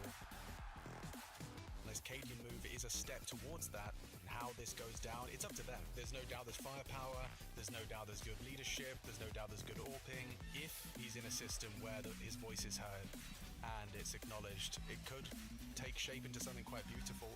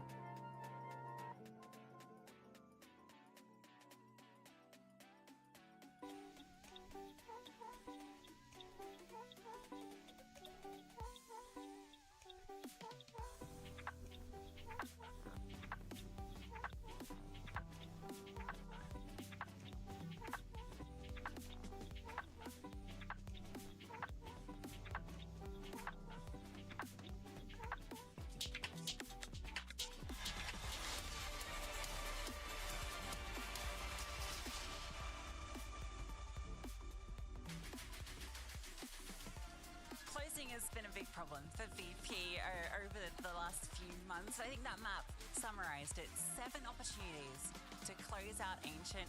They finally get it done, but it was quite the map. Very messy, some big performances from individuals, some that were absent. Overall, great game of Counter-Strike. Yeah, I mean, what a first map, especially where elimination is on the line for one of these two teams, and neither one of them wants to go home early from IEM Rio. The fact that it nearly goes triple overtime, the fact that Astralis can achieve so much with Cadian hitting, 7 kills at the end of that map, it speaks volumes in terms of the progress of where the journey is for Astralis and their tactical setup, but you can't have these individual fall-offs as a consequence for another player doing well, and I feel like that's what Astralis has looked like ever since sort of Cadian has taken the mantle in this team. I feel like that was actually a deep line issue in the previous iteration as well when Device was in-game leading, and yeah, sure, it was good. Like, they had some really good moments. It's pleasing to see that we've got Yabby and Stown back to their best. It's quite clear, as you said yesterday, Cadian's come in, that has elevated both of their levels. He can get the best out of them, but the fact they can't close that after coming back on a ridiculous streak, I think it was 4 in a row to force overtime in the first place. You know VP are going to give you opportunities to get back into the game, but my goodness me, VP, they need a breather. They've got one. And they สวัสดีครับคุณ CKG Gamer ครับสวัสดีครับ Yeah, let's talk about a little head-to-head. Jame versus Device. Jame has been quiet this event, was not so in this one, particularly in regulation. He was delivering them a lot. We saw him taking a lot more active lines as well. Really good to see from him, really taking an active role in the rounds. And for Device, yeah, it's a 1.0 rating. Because Astralis obviously didn't win, but this is the best performance we've seen out of Device since Cadian has taken over the leadership. He's been really struggling in this adjustment period, but he didn't struggle in this map, and that's a really good sign for Astralis.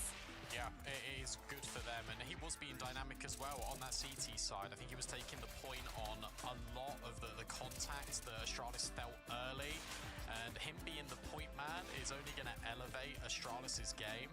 But to speak about Warpers, I want to speak about a Rifler, and that is another player where you can draw parallels from both Astralis and Virtus Pro, where you've got a player that comes into the lineup, and that causes a little bit of turbulence between the individual form, and that's Flit. Flit had an absolutely fantastic game here. He was a massive source of why VP were able to get those rounds. You think about the amount of 5v3s that were converted by Astralis initially, but then VP would snatch them. Flit had that massive round where he got 4 kills on the A site, and without his prowess, you feel like that game just falls by the wayside.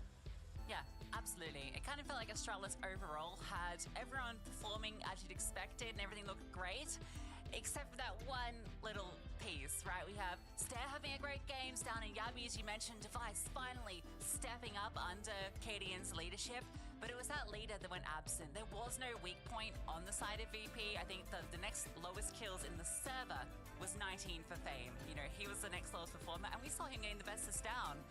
But Cadian, look, everyone has a bad game every now and then, but 7 kills in double OT, not the best showing. No, it's not. And you can actually make that comparison between him and Fame, because in that second half, it was Cadian and Fame that were struggling. They were the weak links. But as you say, it was Fame that stepped up and built into the game. And for Cadian, he never really got it started. With that being said, his calls were instrumental in enabling the Astralis to put themselves in that position of overtime and double overtime in the first place. And he was really good on our next map coming up on Mirage against Heroic. He felt like he was very standout there on that side, and the opening game was looking really good for them, but it didn't quite come into fruition. Astralis now need to take all the energy they just had on Ancient, translate it into a better performance on Mirage. Otherwise, you're going home. That's the reality. You are done if you lose Mirage. It's crazy that Rugger said that Rixie was never an option, and yet. But still, the actual calling, great from Cadian. I felt like the way that the game plan played out in Ancient looked exactly what we want from Astralis. The rotations, the movements, everything about it on a meta, macro level was exactly what we've come to expect from Cadian's calling style, and it's very good news for the future of this Astralis project.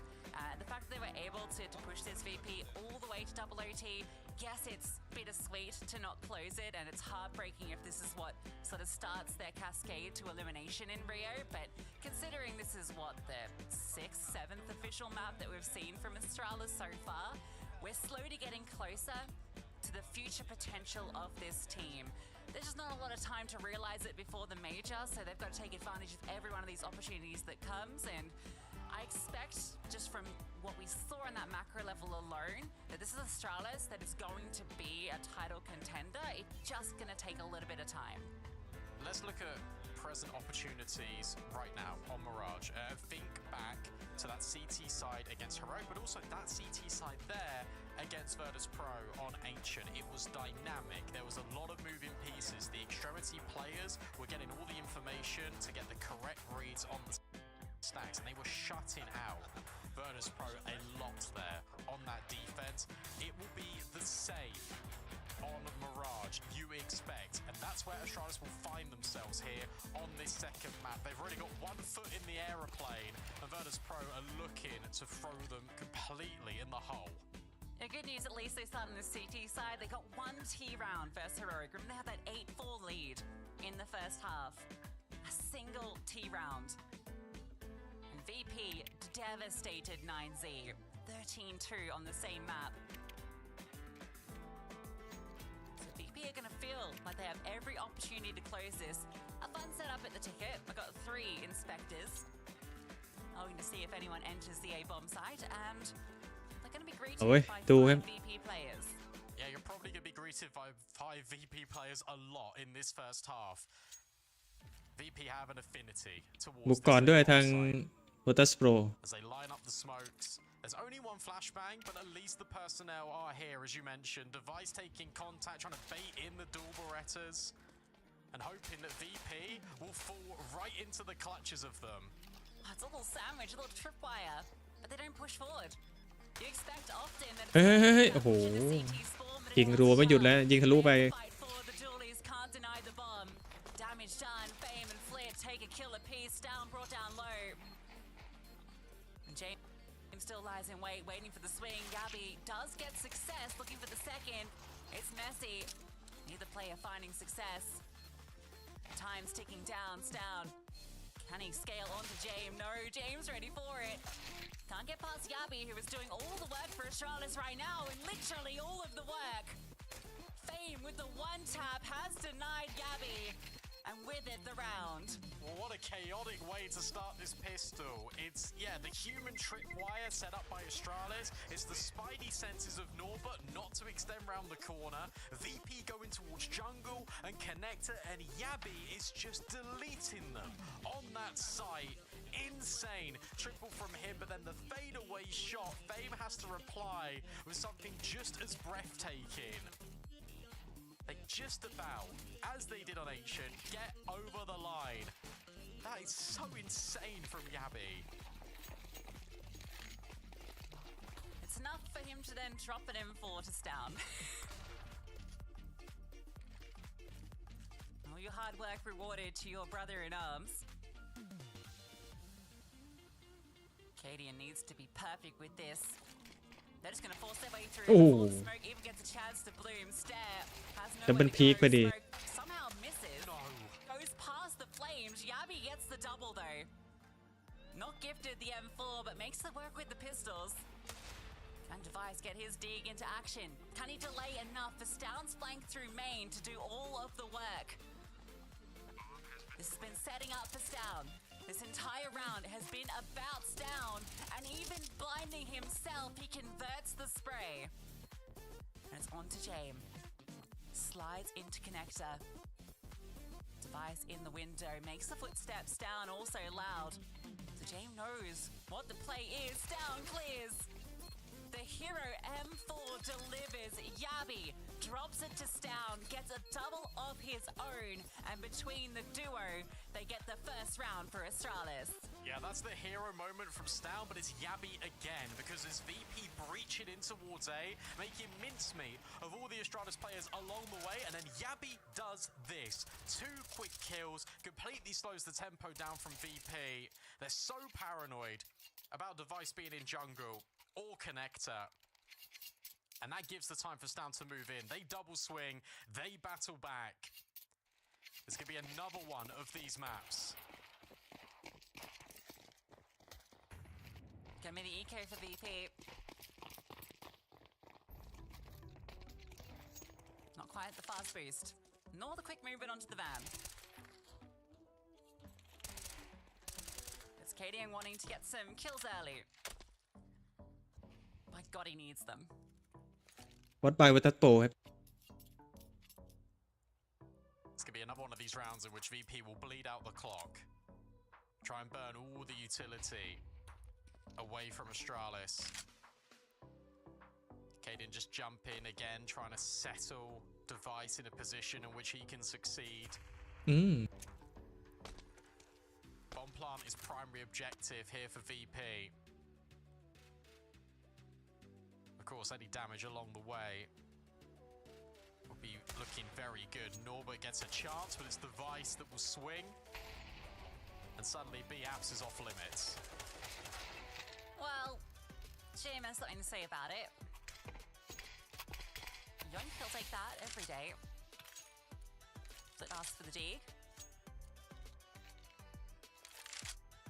That's already pushed deep though, so escaping back to A is out of the question. Yabby is holding underpass as well, so Stam looking for a quick cleanup.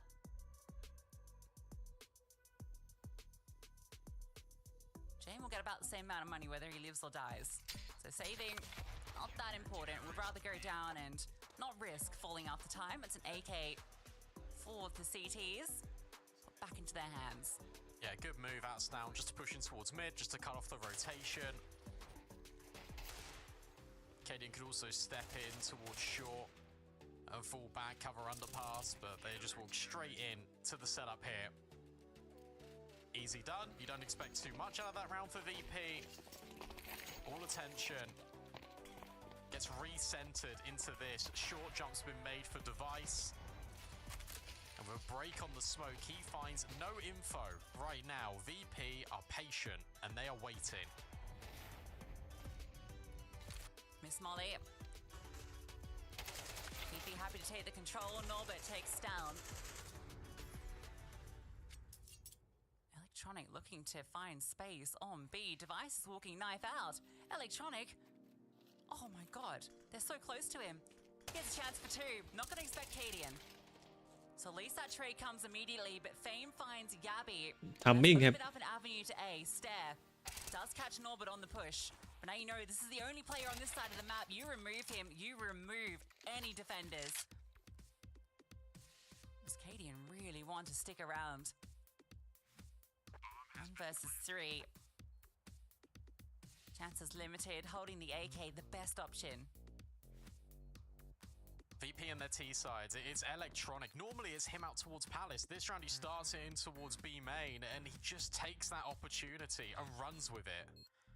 The fact he's able to get rid of Device and his presence alone roots Kadian and allows VP to explore other opportunities around the map and make good on their promise of the mid control in the early round.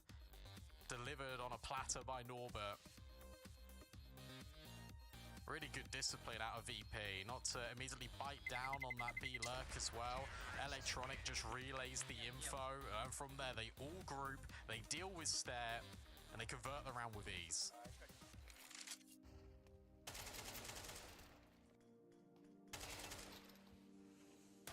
Meanwhile, on the A stream, Brandon, after a dominant map plan from Mongols, 13-2 on Anubis, which was Telefy's map pick, Mirage, the pick of Mongols, goes the other way. 13-8, so that one's going to a map 3. We'll soon see if this series will share a similar fate. VP win this round. Start to run away with the T side. Device on a scout. At least be mobile with it.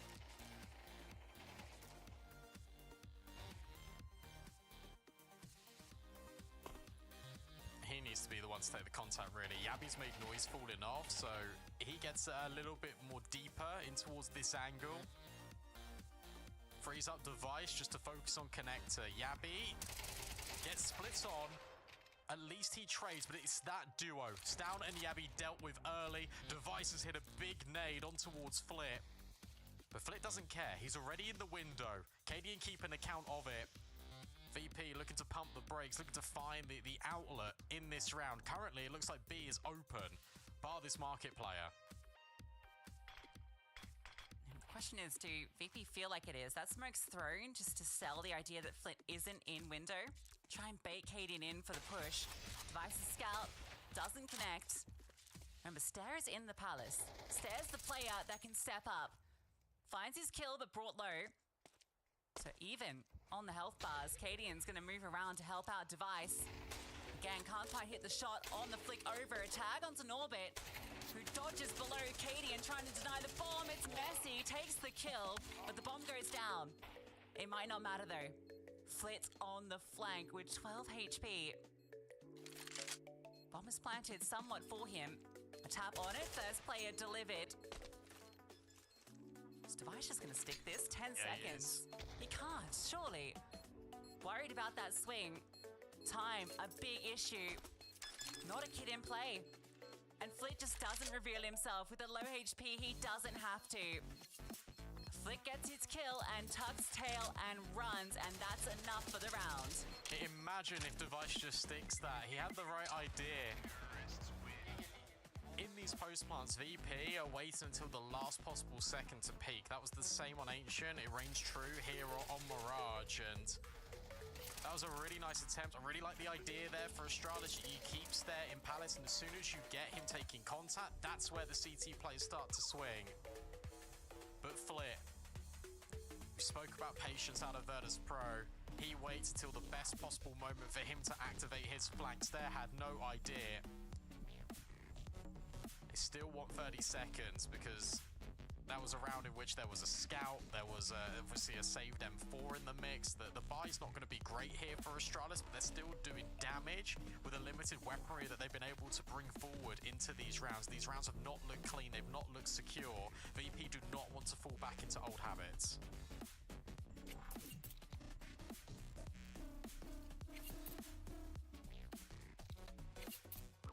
Electronic yet to really be fully realised in the server. A couple of impact rounds on map 1, but overall was one of the quieter players. Expect him to be loud on Mirage. Force Spy with 2 rifles. Saved AK and Stown's M4, which gets aggressive. He's on an absolute island here. The hurricane of VP is just around the corner. Makes the first move. Fame's waiting for a swing, jiggling the angle. Now they look ready to progress. Fame shadow spotted, Sound ready for this fight. Lets them know his position and he gets scared, falls off. Somehow, the drive-by ding อุ้ยเกือบแล้วเมื่อกี้ almost takes him down. เลือดเหลือ 2 Fame allowed to do that. Running back 10 full blind. He does 98 points of health, but more importantly, takes the space for VP. The jiggle, that's all they wanted. The confirmed info that Stown was deep mid. If they walk into B though, they are walking into a trap. Stare starts to push forward. Does he go through the smoke? Does he dare push? No. Just tucked in on the edge. But into B is the stack, is the nasty surprise. And VP, they don't want anything to do with it. So it needs to be Stare. It has to be. Just in connector. There's the first and the second. That's monumental from Stare. And he might have done enough to put Astralis in the driving seat. Stare on Stare. Needs to spare. The spam from Device. He had a chance there. But Fame's able to remove him. And for all Stare's heavy lifting with the Deagle, it might be in vain. Stown is tapped by Jame on the shoulder. Told to sit down. And that's Cadian's cue. A reroute, but I think he's out. I think Device could see the bomb plant. I think the foot was sticking out. Oh, Stair does so much in that round to make it a possibility. He's on his own, he's stuck in a corner, and he fights his way out of it so damn well. But it's VP. Whenever you put them on these sites, you got to look at the way that they're taking all of them, because you got the covering fire in towards CT, device gone in an instant. James just swinging, dealing with Stown, but you've also got the player that is now repositioned towards ramp that can swing at any moment. That's such a nice attempt from Stair and Astralis, doing the damage. They don't keep anyone alive, so again, with all these forces comes consequence.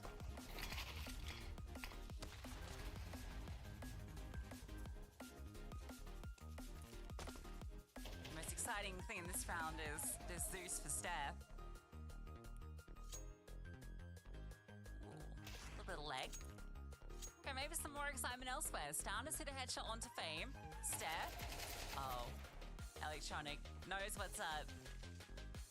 Stair will have to wait a little while before he can give that one another go. And VP.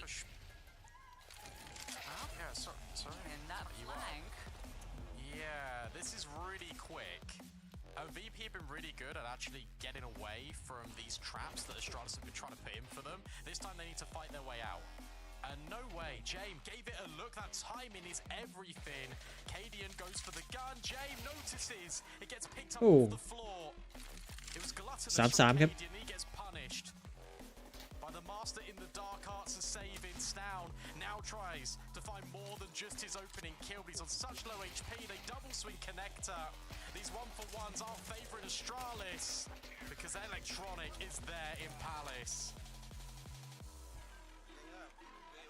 Electronic arrives in style, deals with the chaos. I mean, you can't dangle an AK right there when you feel like you got that timing. I don't think you can blame Katie and all. I'm not even sure if that's what the trigger was. I think Jane was just looking back. Might have just seen that shoulder a bit further from the angle than Katie was, so I guess that slight advantage. That right versus left eye. Cadian's timing falls. Now, what's just the eco, but the Starlets make it look interesting for a moment.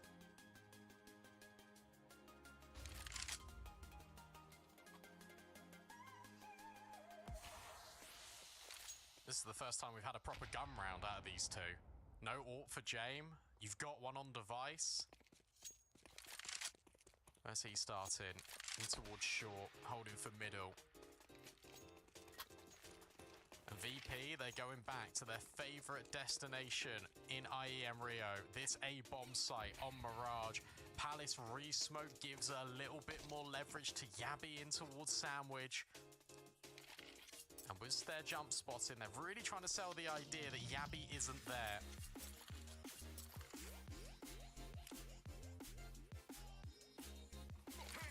There are going to be a lot of bodies here. Cadian's rotated. He's made the right call. This is where the play's coming. Yabby full blinded, tucked into Sandwich. A lot of utility flying by, but he's undetected thus far. And players just run by him. They do not clear Yabby.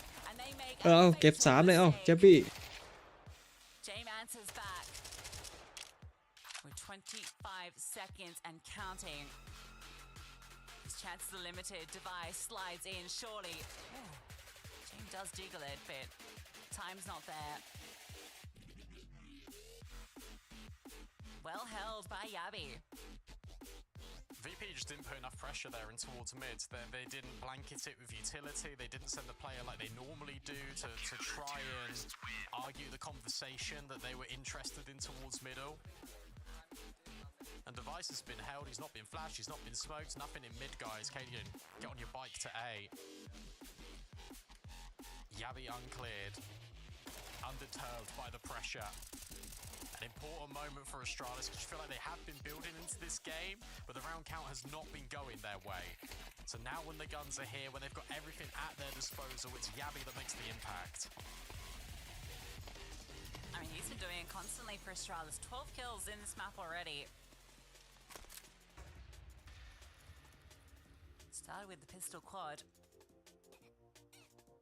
We have a hero rifle saved over by James. Flip there with armor if he does fall.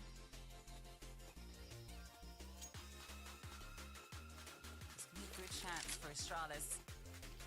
Claw back in. Saw what Device is able to do with the Hero AK earlier. Can Jame replicate that success? Yeah, but right place, right time. You would feel he's holding for that bench jump up. Instead, it's going to be a boost on the other side for Jame to peer into jungle. Electronics just walk through the A main smoke. Is out ramp. Is waiting. Device now joins Yabby. Oh, if they turned around on that boost, that could have been a bit deadly. But Stown does come in. Jame and Flit will hit one apiece. Remember, the AK is still in play, and Jame finds Device. How has this round turned on its head? It needs to be Cadian, and it needs to be Stare. Cadian's got the line, needs to find the shots. Damage being done, it's set up Stare.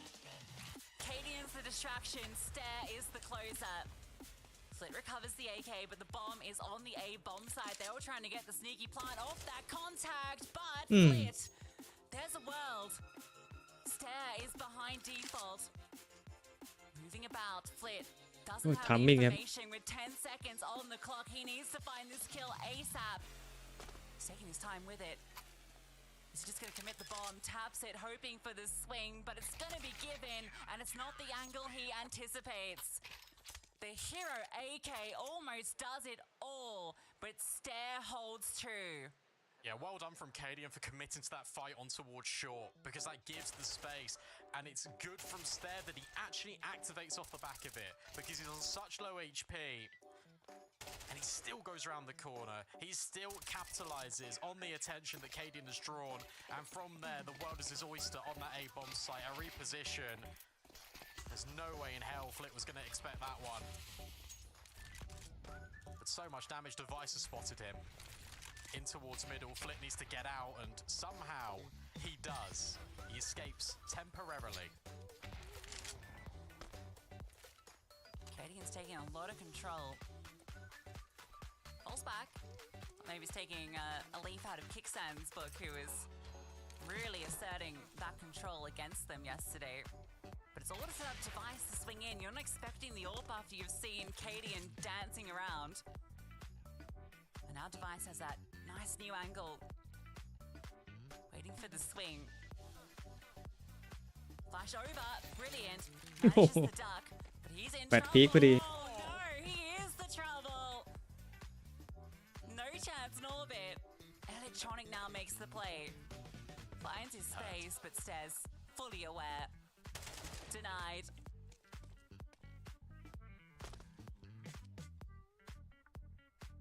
Oh, Device. He just hits the no-scope like it's nothing. Full blinded, tanks the spam from Norbert. Norbert really thinks he can just close the distance, get the kill. Oh, the last thing Device would expect is for me to scale in the window. He just swats him away like an annoying little mosquito. And again, it's that dynamic pushing out of Astralis. Stare has started in Palace some rounds. He's been over towards CT. This time he goes on a little walk towards A ramp. And Electronic was trying to provide the room, trying to be the loophole for VP. But instead they just have to save to spare their blushes. This was looking dominant, and yet again it's a first round revival for Astralis. Electronic, I think he might have seen the rotation from Ticket or got some whiff of it, so he catches that timing, but if he'd gone silently down the ladder, might have been able to avoid Stare or even catch him off, but the decision to drop is all Stare needs. And Device, this is a great setup, right? Cadian gets super aggressive, makes it feel that he's fallen off after the contact, that maybe there's some space to be gained here, and that's when Device slips in, gets aggro himself. He can't believe it. He cannot believe that's just happened to him.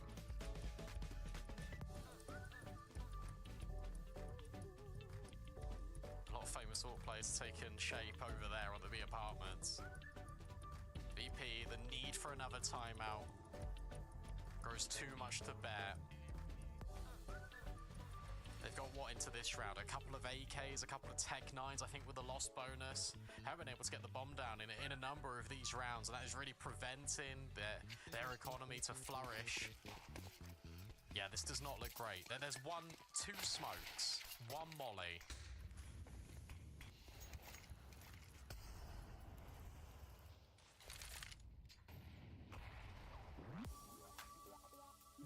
walks through in middle. He's there to bait out and give James the chance. Yabi from above though. Oh, did he spot that? I'll see him. เฮ้ยหัวเห็นหัวเมื่อกี้ Doesn't matter. Norbert will get that trade. Yabi's convinced something's coming from top middle. Stare. Pull out. Mid jump. Electronic comes around the corner. Cadian blinded, still able to adjust, but Electronic gets the trade. The bomb's down, and you've still got Norbert in the back lines. Not for long though. Yabi will remove that threat. Now they can focus forward. They've got the kit. They've got smokes. Electronics on half HP. Defensive smoke dribbled forward just to give something to work with, make it uncomfortable for Astralis. I think that's planned towards default. Not ideal for these two players.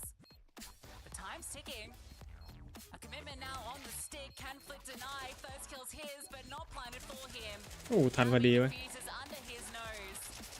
Flit will live with 1 HP, but it's Astralis that take the round. And to be honest, again, I think a lot of that is drawn from Cadian. Because he goes further forward, he's fighting really aggressively out from jungle.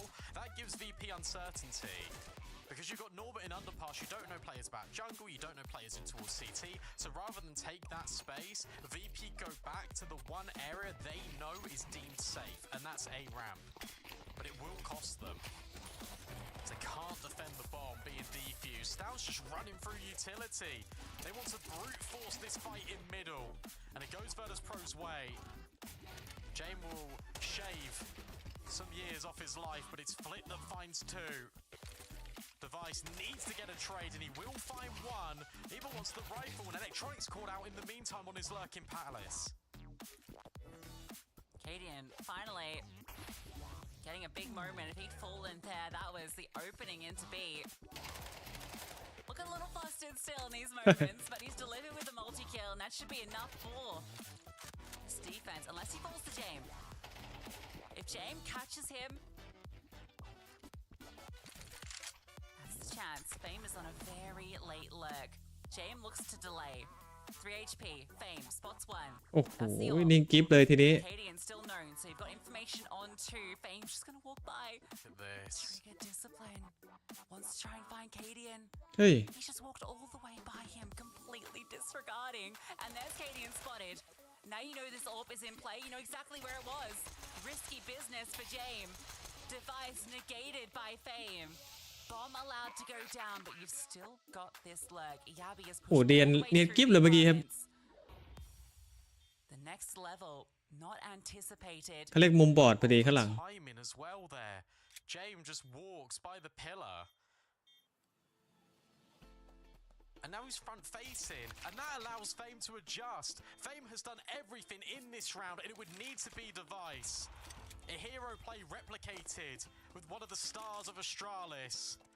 But time, they're not giving him anything. Nice shot on Jame, but no kit to work with.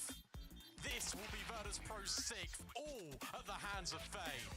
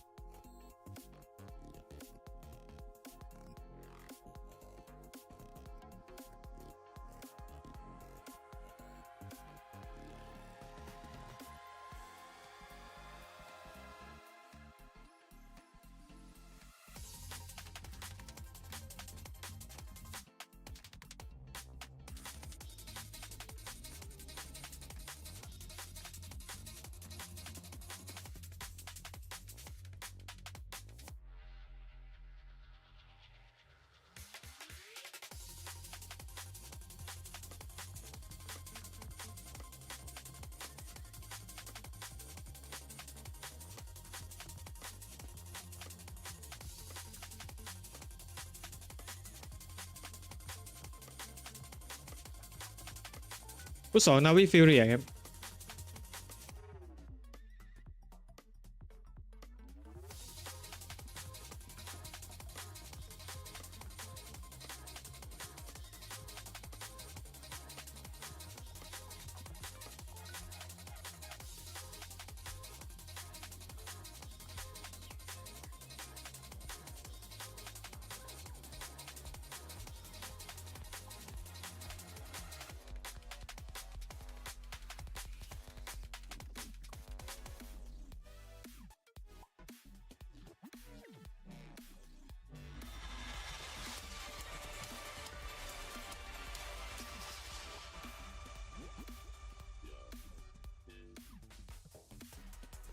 Fine margins has been the story between these two teams. First map took double OT. You're tied up 6-6 at the half here. Astralis got 8 on their CT half versus Heroic. Found 1 T round. They're going to need to deliver a lot more here if they want to stay alive in Rio. Very fast and direct. The call for Astralis is straight out A with pace. Fun smoke that bounces top connector, completely prevents Fame from having any say into the round temporarily. And for VP, it's around the world. Jame already beginning the adventure in towards T-spawn, in towards ramp. But this jungle fight will dictate a lot, and it comes out ahead on Astralis with the dink and the space. Vice is ready for this push. But is he ready for 2? Not ready for Jame from above. And now you got a second player that's unknown coming through there. Norbert does have a kit and smoke. We're already seeing what VP can do with that duo. Stown will remove 1, but Norbert and Fame find their kills. And Fame has destroyed them. Flip with another. The kit and smoke not even needed in the end. VP roll out the red carpet to the A bomb site, but it's all by design. You walk right into James Webb and you become entangled. And that is Fame again in back-to-back rounds, providing significant output and relief for VP, because this looks so tough, but this is where you become trapped from Astralis. So many players all swinging at once. I swear to God that Fame gets half his kills with less than 10 HP. Probably. He's fearless. Despite the bomb plant, Astralis played the long game, not forcing into this one. Similar round was what VP stumbled to against Mongols, but they're looking a lot better here. Ow. Stown. Can't hit a second, but the bomb plant allowed again. So already a win for Astralis. Any further damage would be great. Norbert looking to mop up with the MP9. And does look like a cleanup on aisle A. Electronics just looking for more kills. Okay, so look, 1 kill, but bomb plant, that was the primary objective of that round for Astralis. Now they've got everything. Cadian can even drop an AWP over to Device, if he wants to. But so far, so smooth for VP. Everything has felt like they are in control, apart from this banger from Stown. Yeah, I'm a little bit nervous for the T side here for Astralis, but they've been playing a lot better from what we've seen from them out of that heroic game. So I got faith they can bring this back. I got faith that they can do some good work here on the T side. Fighting towards middle. Flit wants to get up in Astralis' grill. And that nade hits there right in the face. That is a lot of damage being inflicted and a lot of info being given to VP. Yeah, since Astralis back, Stair wanted to fight forward, but deterred by the HE. Flash though being set up, so might be a bit of a regress. Flit's in a position where he can fall back safely. But one goes the other way, so Stair fully caught by it. Electronic now looks to step in. They actually don't have the information on top mid control. You can see Electronic's a little bit worried. Nothing swings, Norbert's holding underpass. Very exposed is Norbert, so he's relying on Flit and Electronic here. Re-smoke for window, Electronic swings forward, Device hits the shot, Norbert now looks back, and between him and Flit, they're able to keep Device at bay, but the scaling is very fast out Cadian. Fame was not ready, but Jame was. Removes Yabby. Yeah, so they have to go connector now, Astralis. They need to go in towards A, and it's empty. It's completely free. Jame missed a sitter.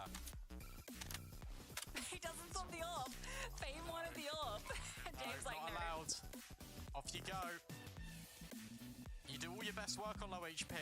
It's me with the sniper. The double rotate immediately. Going to be countered head on by Cadian. Is he ready for the second piece of the puzzle, though? I don't think so. Flit, back turned, will get his spoils of war, and is now looking for even more. Onto Stair. Just keeping him back, though, the Stair. Important gunfight. You feel like Astralis now remain back in control. VP want no more further say into that retake. ต้องเซฟครับ But it's down.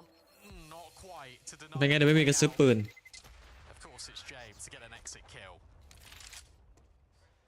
A nice little AK been given over to Electronic, perhaps. Well done from Astralis there. It didn't look good, right? Device gets a nice kill here, but then the response, you've seen 2 players in short, right? So they immediately decide, with 3 players present in middle at the start, that A is going to have those weaknesses. And as soon as James Orp gets that kill on Yabi, it's immediately go through connector. That's the gap. They find it. Gets a little scary with the flank, but Cadian does his job well enough. Equalizes his kill count from map 1. Oh, stabbed. Lead split. On the jump up. Good night.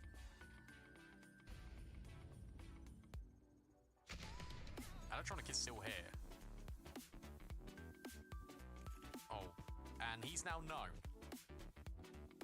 I'm actually really curious about that from VP in the previous rounds. I don't know why Electronic swung and broke that setup.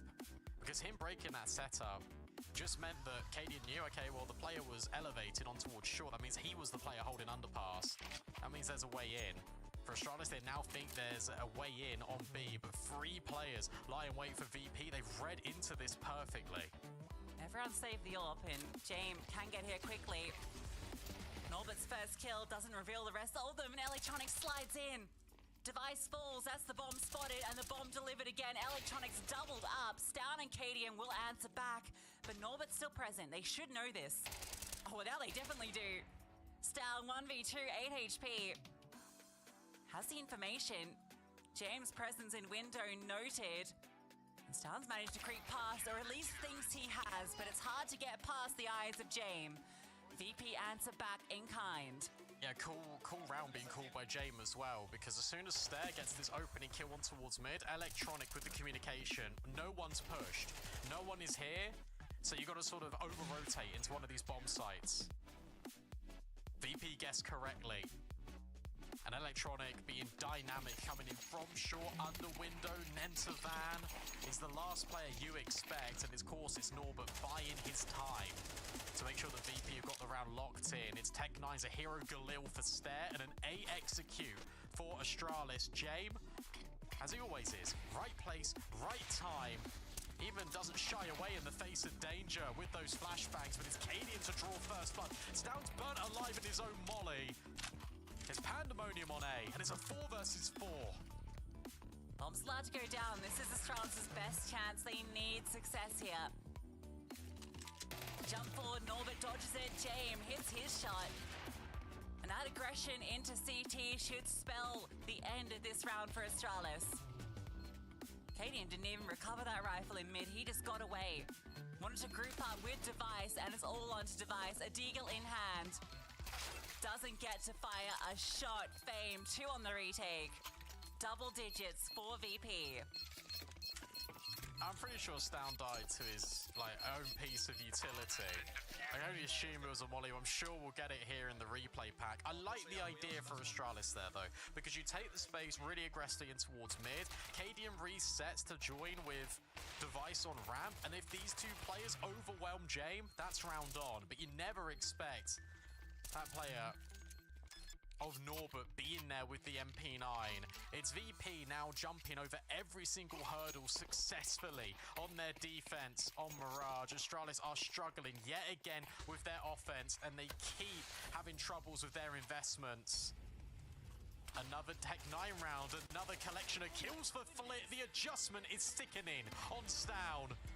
You always guarantee 1 with the Yabi Deagle, but he might be the only one left by the end of this. The hell is Flit eating over there in Brazil? You saw that spray in Ancient as well, right? The double in donut on the edge of the smoke. That one's even prettier.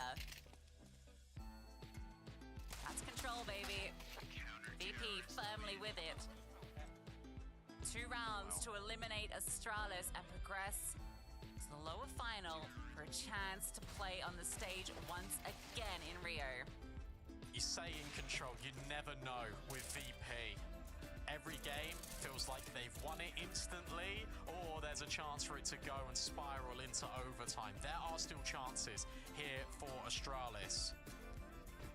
The issue is there's no safe haven at any opportunity in this first half to get Device on his signature weapon, on the AWP. Cadian can glass cannon, but I don't really think that is the best policy. Mid has been fought for tooth and nail consistently by Virtus Pro.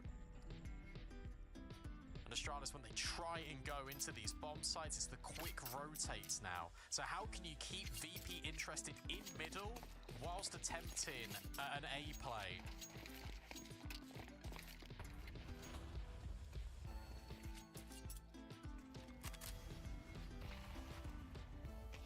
This execute is everything for Astralis. Presence in middle, Famed hears the drop down, they know what's coming, and he finds that first kill on the stair. Gabby answers back with a double. That's given the space in. Electronic spotted, trying to play around the edge of the smoke, and he is punished for it. Norbert tries to arrive, but Stalin flash forward. This looks so much better for Astralis. A bit of pace, a bit of an explosion, and a bit of devastation for VP. I'll tell you what though, that only again comes into Astralis' favour because Gabby gets a multi-kill. Because VP changed their setup. They were playing a lot more passive there in towards mid. They wanted to pressure on towards ramp. But it's that pace out of Astralis, as you said, that they weren't ready for. But Gabby needed to find those 2 openers. Otherwise, it's a different story. That's 1 round back. That's a step in the right direction. Now we need consistency. Something that has been troublesome for Astralis as of late. Gabby's been called upon again and again. He's the one taking point in the apartments on that lurk. Does spot out Norbert, keeping him rooted there and keeping Electronic nearby. Stair active in middle. Astralis have gained a lot of space. VP playing a lot more passive in this round, knowing that if they lose it, this spirals out of control. The money is at breaking point for them. Astralis, after showing presence everywhere, are now going to group. This is going to be an A finish, most certainly. Cadian can group up with Stair and they can split. It's interesting that Norbert hasn't had a look in towards B. Now he does it. So Electronic should be rotating momentarily. Instead of they're just going to keep that setup with the MP9 just tucked in the corner. Fame has got a lot on his plate here, especially with James delegated in towards mid. Fame is watching both ramp and Palace. These entries need to be perfection. James might be caught out, but Fame is providing support. Gets the information on more. Now you know this A split's on its way. Rotations move. Stair struggling to gain control. They've managed to get to the stairway. 20 seconds. Time ticking. Fame tucked in. You're getting past him. Device will trade. That's the space, but a double up in CT. Bomb needs to get planted. And Stair provides the relief. But you know this orb is still here. You know James is still in play. And Norbert's providing chaos. The bomb denied. And VP finds series point. And that's really clever from Fame, because again, he's the one that gets the opening kill, repositions, and then James like, don't worry. You can then now hold that play in towards Astralis coming out of connector. I will tuck. I will be the player that wins this round for VP. And it's Norbert that comes in incredibly late from underpass to do the damage into connector. And this is the 1 round that Astralis were hoping that VP would give them something, anything, and it's the 1 round that Virtus Pro give them absolutely nothing. It needs to be flawless. It needs to be 4 rounds in a row here for Astralis. They did it on Ancient. They need to dig deep and do it again on Mirage. Otherwise, they are eliminated from IEM Rio.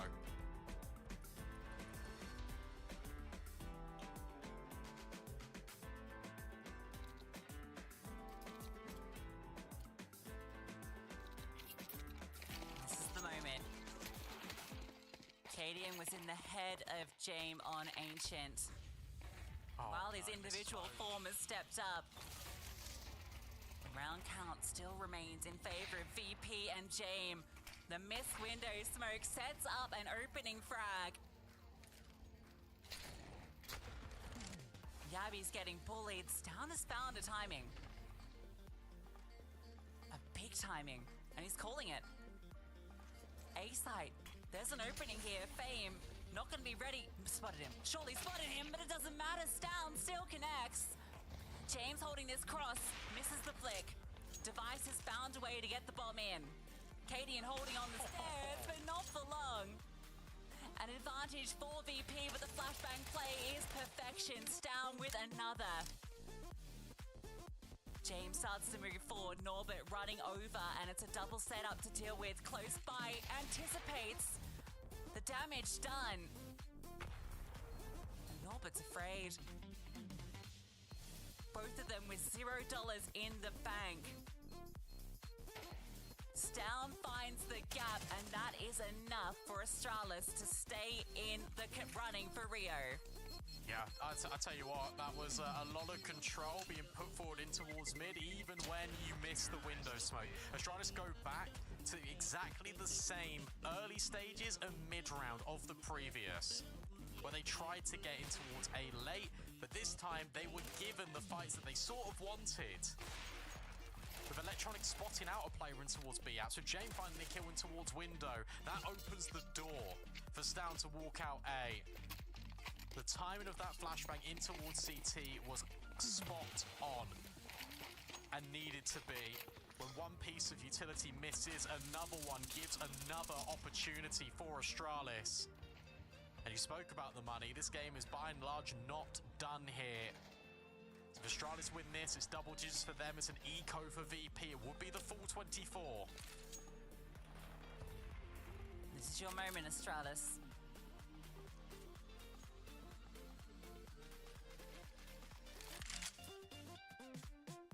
Split up. Stown and Yabi over on the A-bomb site. Be poking and prodding, wanting to keep attention over here. While the rest of the team is present in B. Maybe it's all a bit of a ruse to show that presence. Device does park here with the bomb. Astralis have options. They're just hunting for that opening that sets up this round. Yeah, and again, it's VP that aren't really going to offer up anything in terms of openers. James has to look rampant. Stown just swings him. It's another stinger from Stown. พี่งั้นเลยเนี่ยโอ้โหแล้วกินด้วย And it's Stown's double header to try and get the rotations away, but with 35 seconds, Norbert will find Stair. The bomb needs to evacuate. 30 seconds, that's enough time just to get there. And for VP, it's a mission on its own, a side quest of saving. And for Astralis, they need to kill every single one of these players. Cadian does not start off proceedings in the correct manner, but at least there's someone by market. Do you give this a go now in the 3v3? Bomb's only just being planted, but the problem is Yabi's position should surely be enough to secure the round. He waits for the moment to strike, but Norbert on the swivel, but Stown in the back lines. That should surely be enough, but Electronic has made it into a 1v1. A chance here. Taking on Device, two veterans of the game. Goes by CT so he can grab the kid. Device is close by. Electronic spots him. Electronic swings. And off the back of his 1v2, VP eliminate Astralis from Rio. You think it's going to be a save in the 3v3. There's 25 seconds left. The bomb's on its way to A, and Virtus Pro are on B, and somehow they find every single kill in isolation. Electronic gives him a shimmy, and then the fatal knockout punch, and tickets stamped on the plane back for Astralis. They've shown better signs here. เป็น Virtus Pro ครับที่ชนะไปครับ in this event, but Virtus Pro, a tricky customer, and they are now one more best of 3 before reuniting with the stage in Rio. What a performance from VP. Astralis gave it a damn good shot. Forcing overtime twice on Ancient. So close to closing. They felt that it was theirs. Had to go back to Mirage where they had their struggles yesterday, and to be fair, the struggles still did continue. T-Side looked a little sharper and they almost get that comeback rolling. That was the swing round. A pivotal moment, Down with an opening double kill. A runway to A, but straight to their doom. VP out of position, but able to slip through, find all the necessary kills, and Electronic finishes the job. VP don't make any game easy, but at least they get the job done. Yeah, I cannot believe, because look, that was going to be, look, a Astound double in towards the rotates move in, but Astralis don't hear anything. They don't hear VP budge. And Cadian loves to call for these fakes. They've been hitting A so consistently, you feel like VP will bite down on it, but the positions that they're in, like Yabby just tucked in at CT, can only find one, gets traded by Norbert, and then Stown somehow gets spotted by Electronic on short. That whole altercation was just insane. Yeah, both Norbert and Electronic, like the first kill Norbert gets is swinging deep into apartments to get rid of Cadian, right? Cadian's just holding the angle. The MV9 drive-by gets the kill. And then his next kill is the 180 to remove Yavi. You feel Yavi's guaranteed a double kill there, and that would have been the round. That would have been them staying in it. Multiple chances, and VP won each of those engagements. And that's what makes them such a scary team, because they're always able to pull back these rounds in the most shocking ways. And we saw it multiple times here. That's the round that ends it, but there was multiple occasions that VP pulled off very similar situations. We saw Flit do it multiple times from 3v5, 2v... Down and allowing the flashes to subside so I can stand and deliver up to 19 kills. I'm sure he'll be appearing in a few more Mongolian rap songs. Yeah. Oh, Senzu Bean bringing life to the Mongols. For real, for real. Oh, man. Team play at an all-time high. It looks like Mongols won't be having any issues with their B defense, I suppose. No. Well, Nico for EF as they let the 10th round wash over them. Zinho takes down Wakadia. Just 4 more to find, unarmored, uninspired, and unlikely to get anything done in a round like this. The meat grinder of top middle starting to wear into action as Blitz. He wants to start getting into some frags. Only 5 to his name so far. As he peers down mid, sector clear. So guess what, Mazinho? You're the man who has to mow them for A4. Could be on for the ace. Well, there's 3, there's 4, and 5. Mazinho teaches us how to count, and we get up to 10. Ace to send Eternal Fire into what will be their first gun round. And I mean, you know, we talked about pistols. You talked about the fact they've won 1 out of 6. Doesn't help the cause. How about some gun rounds, though? That's a nice one. In the absence of pistols, you'll take gun rounds. You'll take gun rounds. Fair enough. There tends to be more of those than pistol rounds. Yeah, so let's see. It's not like it's, you know, too light on util. Everyone's got themselves a smoke and a Molotov priority. Let's see how this one takes shape. Starting 3A, and an interesting phase smoke that they'll be throwing some bullets through. Yeah, quite aggressive stance on top mid. They're posturing so they can throw nades down the gullet of Woxic. He will take a decent amount of damage from the second. Centaurus does have banana control, and it feels like Mongols are happy to give it to them. Now they will relent middle. So a nice transitional defense on A. Posture forward, show some face, now drop back into something a little bit safer as this B setup ready and raring to go. Techno's got the same package for the retake util. There's already quite a clear contrast between the two teams and their approaches to this. The retake util. Thrown out. Taurus has that same gap. Now Mazinho did catch the Calyx app's presence, and they are aggressing into Zentares now. A re-aggressive swords. Beautiful control of the Tech 9. Yeah, tames it to find the head of Zentares. That was a bit of a classic over towards apps. Something that you can do to alley of your apartments player who, you know, traditionally finds themselves sitting on the balcony or in the pit or over towards porch side. Set them up with a flash. That's something that's a nice way to get them activated. Oh, even that flash catches Woxic. Yeah, for getting outplayed here. Yeah, this is so hard to even have a conversation about a comeback. It's like we're back on Anubis. Yeah, exactly. So this is a 2v5 scenario. In the next round, it's 2,900 as the loss bonus. There's 27 seconds left on the clock, so you lose this as EF, you go into the next round into a partial, and that's 12 for Mongols, and then at that point you're going for a buy round to defend your honor and having to win a whole bunch straight until the 8 consecutive needed. Wakadia announces his presence, smokes towards spawn, Senzu playing it safe at the back of the site on low HP. Will let his teammates take contact first. You'll take a plan. Will you take a round though, Senzu at the back of the site? Wakadia! How has he done that? While Woxic was punching in the digits, he finds a double. It's their turn for a 2v5 victory. Hey, just as we were saying, this game looks like it's all done. Mongols have now perhaps let this one slip away. They don't have a kill. 10-second defuse ahead of them. This has fallen through their fingertips. Smoke on the bomb, that will cause panic. That will cause panic. That sound combined with the smoke. Woxic's getting run down. Does get sprayed on. Wakadia with a low HP. He could ace clutch to save Eternal Fire's chances. He has to run him down. Swaps out to the MP9. Mazinho holding it, gets the kick, gets the defuse. Wakadia did everything he could.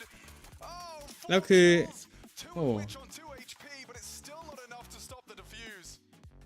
Oh man, that could have been it. That could have been their ticket back into the game, Chad.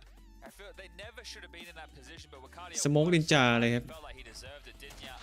Catches on the boost, Techno dead. Then this is where Senzu tries to activate, but the smoke shrouds him, gets dink, still gets the kill. Wow, that's a massive fadeaway. Catches another through the smoke, but this is just asking too much of the poor guy. Can't get it all done on his own, and they will secure 11. Oh, that would have been so crazy. That would have been so huge. That plant, though, does mean they can buy. Doesn't have to be the partial. Yeah. I know it's hollow. I know, but that's what we're working with right now. Yeah, I mean, you just give him a pat on the back to say nice try, and let's try again. It's a whole lot better than it would have been. As you know, the reason you were kind of putting the nail in the coffin was because of your understanding of the finances. Never have been in that situation, right? The fact that they are able to get so many kills. If they are able to somehow win this round, which they have a better opportunity to do so now, maybe they can start to whittle Mongols down, but this has just been a class performance on maps 1 and 3 from the Mongolians. Do it, Leave it alone. Do it. He's worried it's going to bait out his position. The chicken staring at him. First it was gloves, now it's chickens. The chicken looking corner, the chicken looking corner. 9-10 opens up onto Zentares. That's problematic. Suboptimal. Can Wakadia get done here? So the setup looks pretty potent. Smoke mid now. And Senzu has this boiler cross covered, so the setup is really locked in.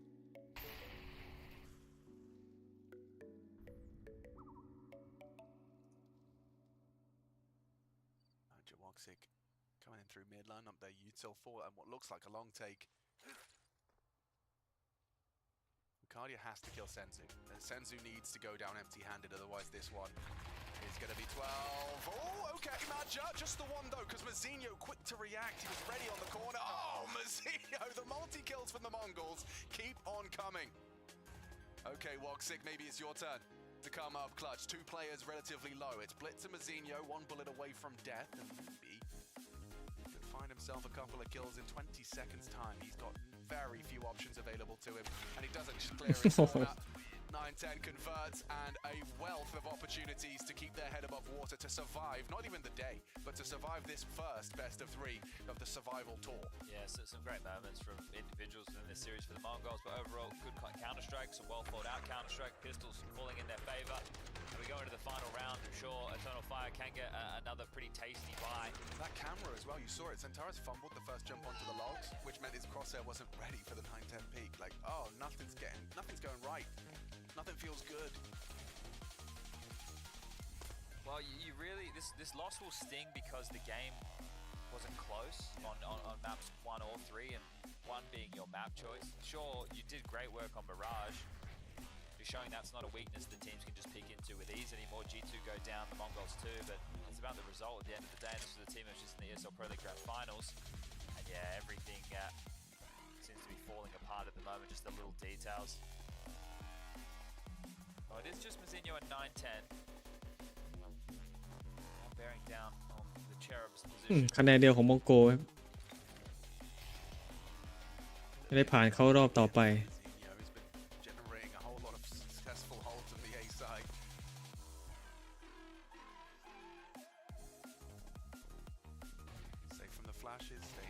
aggressive. Don't kill from Zentaris, but traded. Mazinho's gonna fall off. Oh, he's got support. Eternal Fire, stick a fork in them. They are done. Out, eliminated from Rio de Janeiro. It's brutal. Mongols throw the knockout blow. Convincing. 13-2 Anubis, 13-4 Inferno. Eternal Fire not putting up a fight. They're not defending themselves. And they're going to take the most recent victory in this nice little rivalry brewing between these two national teams. Back and forth they've gone throughout the year. Plenty of games between the two of them in 2024, but this one's going to leave a mark.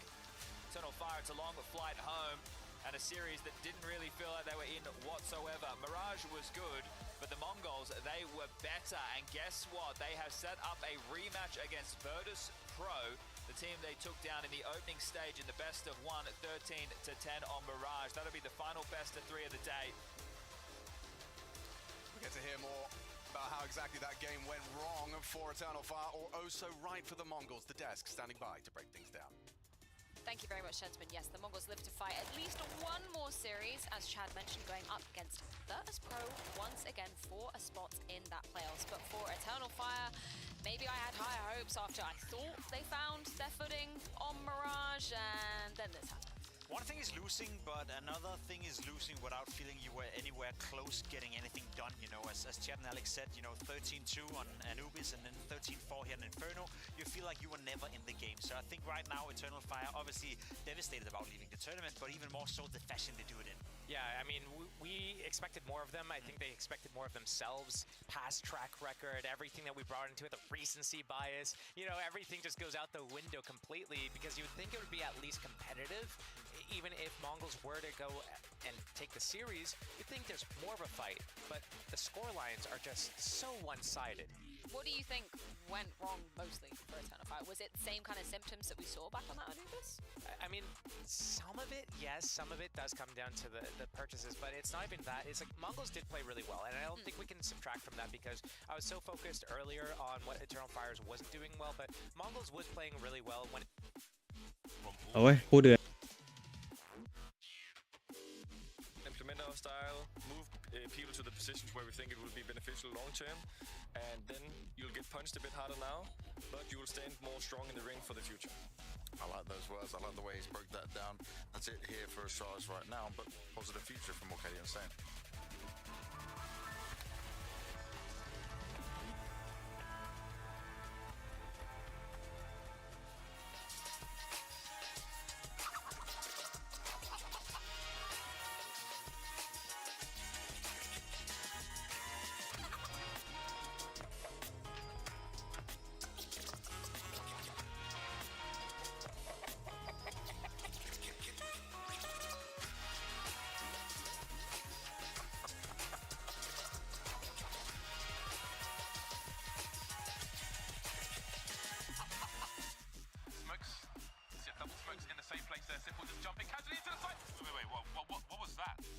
Never miss a play again. That's not allowed! This is not FPL! This is a major! Finally. With FACEIT Watch, you're in control. Switch between player POVs live and see the game through the eyes of any pro. Never miss a moment with replays. Relive each highlight on demand from all angles. Watch it, control it, FACEIT. ESL presents Intel Extreme Masters in partnership with Intel, Acer Predator, DHL, Kadia, Monster Energy, the United States Air Force, 1xBet, White Market, and Logitech G.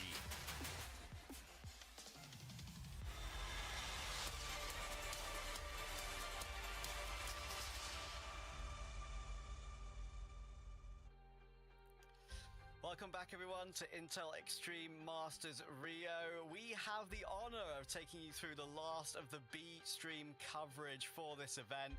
It is of course Trav and Neo to bring you these next two best of threes, and the first one, my friend, is a rematch of last year's grand final. But of course, a lot has changed since then. Yeah, different times is the safe way of putting it. These two sides now find themselves in the elimination game, of course, where, well, no, not the elimination, the semi-final game, right? I think this is the big thing. I think getting that extra kind of push coming forward, getting that little advantage, even a day off as well, time to prepare, time to look over your opponents, could be huge, right? I think that's what we're looking towards coming in towards this one. Of course, Vitality and Heroic, they've gone through some changes of their own, especially that of Heroic in particular, and they've overcome a lot of adversity to get to this point, and they want to be able to push further through in towards this tournament. When we look towards Vitality and we look to them trying to once again kind of solidify themselves as that number one team currently, with the likes of kind of Na'Vi coming through and teams that have been putting the pressure on them, Vitality want to reclaim that crown. So I'm really looking forward to this game, man. It should be a very, very spicy one. Yeah, I mean, there's obviously a lot of talking points about it. As you say, rematch of last year's grand final. Heroic never failed to make a playoffs in Rio. They're actually sort of in the same boat as Fury on that one. Heroic always seem to ramp up in Rio, even though they've got a pretty different roster now. Maybe it's a Tesses and Shush specialty, who knows? Yeah. But yeah, I mean, I think the main thing I really want to mention about Heroic going into this game is I'm actually surprised they're here. I mean, they went on a brilliant run to qualify through a stacked closed qualifier. They fell to Cloud9 in that closed qualifier and had the opportunity to cover quite a lot of their games through that closed qualifier. They went on a lower bracket gauntlet. They beat like the best of tier 1.5, I would say, pretty much. They beat Bait, 3D Max, Fnatic, and Falcons to make it here, and now they've truly made a name for themselves once again, and it was about time because they needed an event like this. They guaranteed playoffs, and who knows, it could even be the semi-finals. But look who's in their way. Oh my god, what a game this guy had against the Mongols. 69 and 29, 1.83 rating and 113 ADR across the series. It is absolutely ridiculous, the stats that ZywOo put up against the Mongols. And this is the thing, if ZywOo has that level of performance once again, I mean, who knows? I mean, even if you break it down towards just the map specifically, on Nuke, that second map, 28 and 11, plus 17, 123 ADR, 1.98 rating, and then in towards map number 1, that Inferno in that overtime, 41 and 18. This guy was absolutely ridiculous, and Apex has put it expertly, if I'm being honest, right? This ZywOo guy, he's pretty decent, man. He's pretty damn good. For this Vitality side, of course, they're looking for a similar level of performance out from him, and maybe even the baby buff coming through for Mezzi too. We're seeing if we can get this guy active and online as well. But really good signs of Vitality, I think, right? They've actually started to ramp up in towards the tournament in the same way that Heroic were able to do. Obviously they got that big win over Astralis, which I'm sure felt very, very good. They made it known on Twitter as well. There are no free refunds coming back out again for the umpteenth time, it has to be said. But I mean, at the same time, right, you cannot sleep on Heroic, despite even if we see this level of performance out for ZywOo. They still have a lot of firepower in their own to be able to potentially even contain it. Yeah, but I just really do think that Vitality, obviously you look at this game, you say both teams are confirmed for playoffs. You think maybe they're not going to put their heart and soul into this game, even though you would, of course, skip that round straight to the semi-finals if you win. But at the same time, it is a nice little buff to grab it when it's in front of you. I think Vitality will not want to have to play another game, and in such a busy schedule they've had this year, any game you can get yourself past and not have to play an extra round in playoffs, you will take that every single day of the week. And yeah, I think ZywOo, as you say, it's been unbelievable. I think he's absolutely still in the conversation for best player of 2024. I mean, obviously people were saying it's Donk for so long, now Spirit have fallen off a little bit, and now I think ZywOo, I would say, alongside Vanazzi, they're both right in the conversation. And just ZywOo, for me right now, I think edges it purely because he's on a team which is pretty much the two S-tier teams of the scene right now in Vitality and Na'Vi. I've got to agree with you there. We'll take a look at the results as well of the last few times they have played as well, and it's back-to-back wins for Vitality, which is the main one. Of course, they won at that major in Copenhagen in that best of 1, 13-3, and at Dallas in particular. It's that Dallas victory that I want to look at and really kind of hone in a little bit, right? 13-2 on Dust 2, 13-8 on Nuke. They are one-sided victories. They make it look pretty clean. And of course, we did see Heroic pick up a win at Kato, but that was quite a while ago now. So we'll have to see what happens if things pan out the same. But for now, of course, I think we're probably in the same boat, leaning slightly in favor of Vitality. But we'll have to see. On the given day, you never know what can happen. As you mentioned, Heroic are a side who, they do seem to just, in particular, do so well here in South America. Yeah, it's pretty funny, isn't it? I mean, I find it quite hard to gauge what I can expect from this current heroic at any given moment, it feels like, right? I mean, you know, Dexter blows hot and cold, their main man, Nertz, performs, but not really maybe against the upper echelon of competition sometimes, right? He kind of, you know, stomps kind of the lower tier teams, but yeah, I think for me, they really need that duo to show up today to have any chance in this particular matchup. Yeah, I'm with you. I mean, in particular, it has to be Dexter, right? He has to try and find ways to shut down Zywoo, right? And make him feel a little bit more uncomfortable. Exactly. And many people have fallen flat in that venture. So it is going to be quite an interesting one. I think in particular for me, another guy that I'm going to look at, but probably on the flip side is actually Flames, right? Because he did struggle a little bit at times, right, for Flames in that game against the Mongols. He's actually the lowest rated player for Vitality. So if he can get him a little bit more active, who knows what can happen. And of course, to make matters even better, we have an interview with Flames. Check it out. Semis or quarters, this is what this game comes about. Flamesy, first thing I want to ask you, how are you feeling about your individual level of this tournament so far? Well, to be honest, I had one good game against who was our first game? I don't remember. I had a good first game, and then the second match was pretty tougher for me, but you know, we just played 2 matches and we won both. Not the easiest matches, but for me, I'm not feeling bad about it or anything. I'm here to help my team, and if I have a struggle individually, that might happen, and I might have a day off, but in the end of the day, I'm here to win with my team, so... That's why they keep the wins coming, but it got a bit messy on Inferno against the Mongols. What the hell happened there? Why was it so messy? Well, I think they're not. I think they're a messy team to play against, and when we play against mess, we're also a bit messy. And I think that's just part of. Like, I think it's a bit enjoying to play like that. Like when you play against a team that pushes everywhere, and you kind of want to do that as well, for myself at least. So it obviously gets messy if the individuals are matching their skill, because just push here, surprise here, to the smoker. So it's just gonna be like that against them. Now I want to touch on this game against Heroic, because you haven't faced Heroic since they've added your old teammate Dexter, right? So this is the first time you're playing him back with a slap. How much of a difference does he bring to this team? Do you think that it can make a difference in all of them to try and get a win? Because you have dominated them the last few times you faced them. Yeah, I think obviously, I think Dexter is a good opper. When I played with him, it was really good, and he could have changed matches in like a second.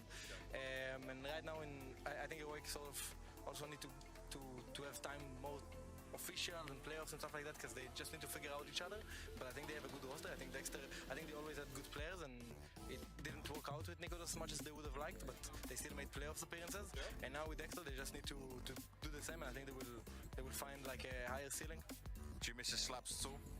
I think I have Apex that slaps a bit too much sometimes, but it's good. Who's stronger?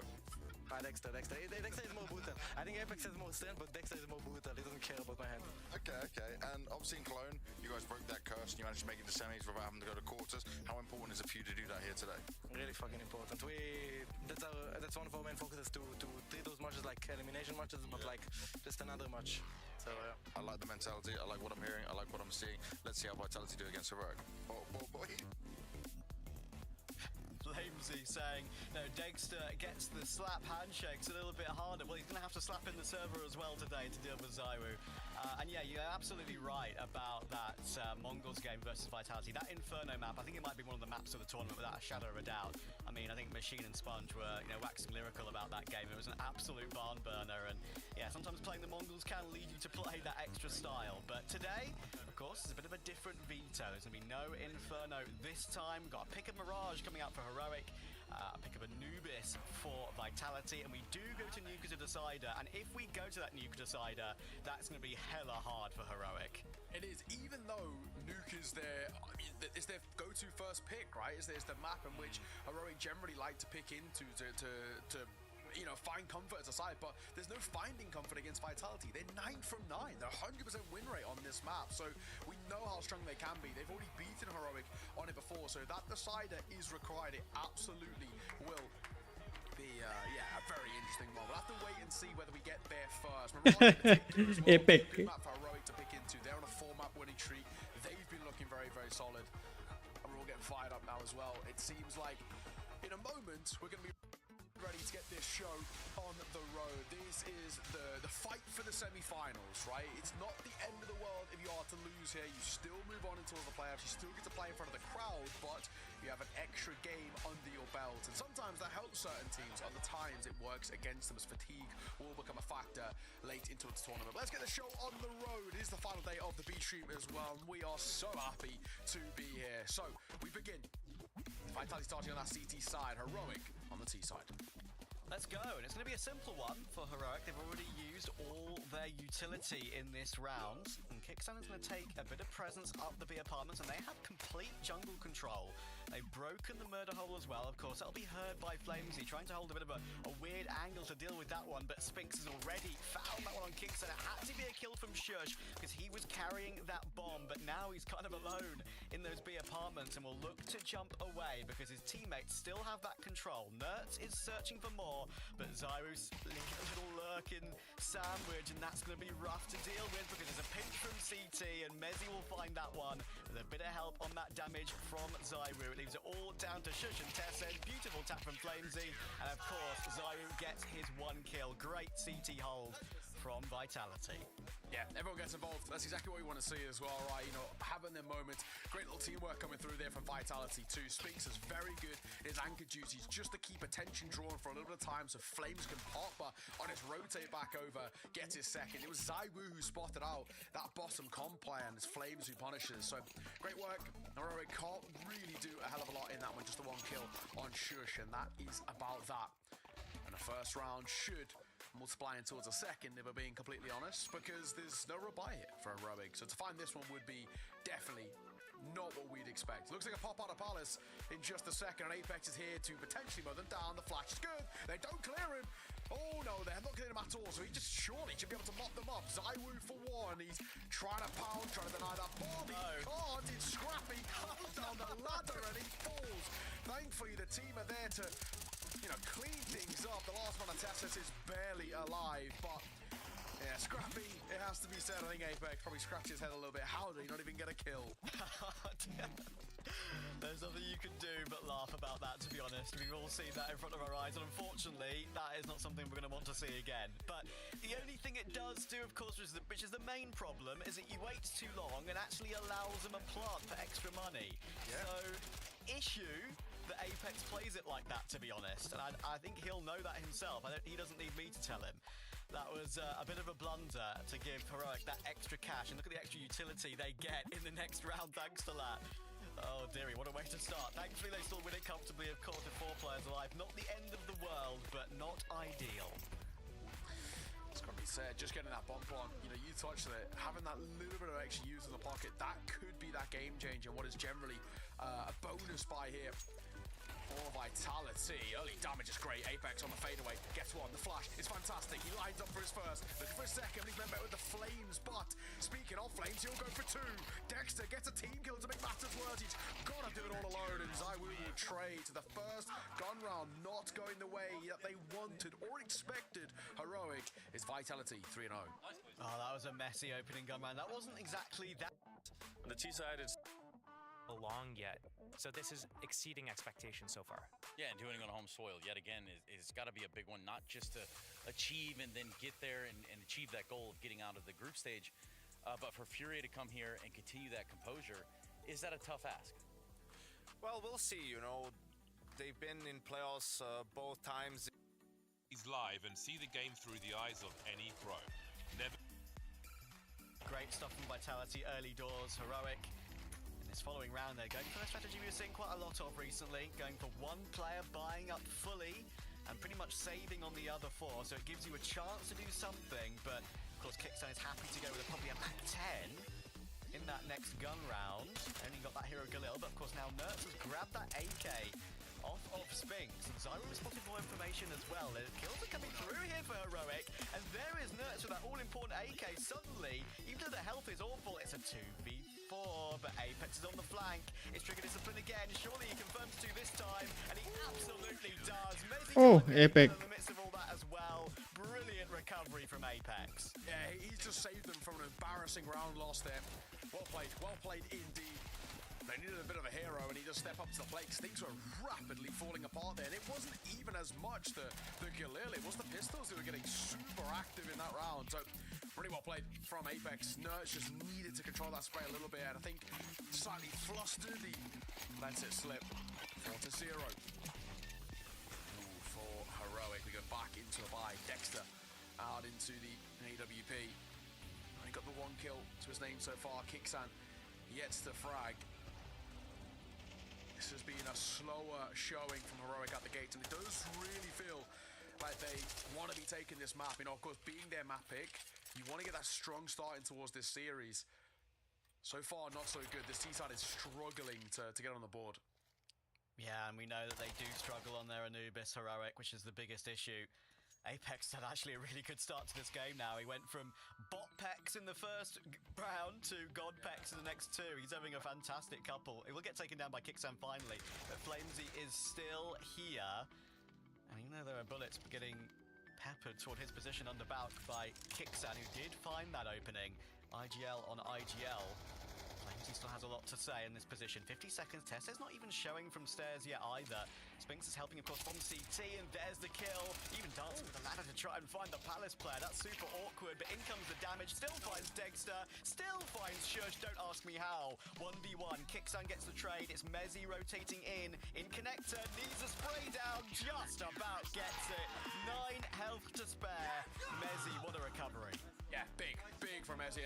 And Apex getting loud. That's exactly what we want to see. Vitality getting fired up, starting to make rounds work. That round is won by Flames. How he gets away with, you know, the first fair enough, but the second and the third behind it is fantastic. How he stays alive there, I don't even know, but they swing in and 1 by 1 they just get dropped. And yeah, Flames, excellent job, it has to be said.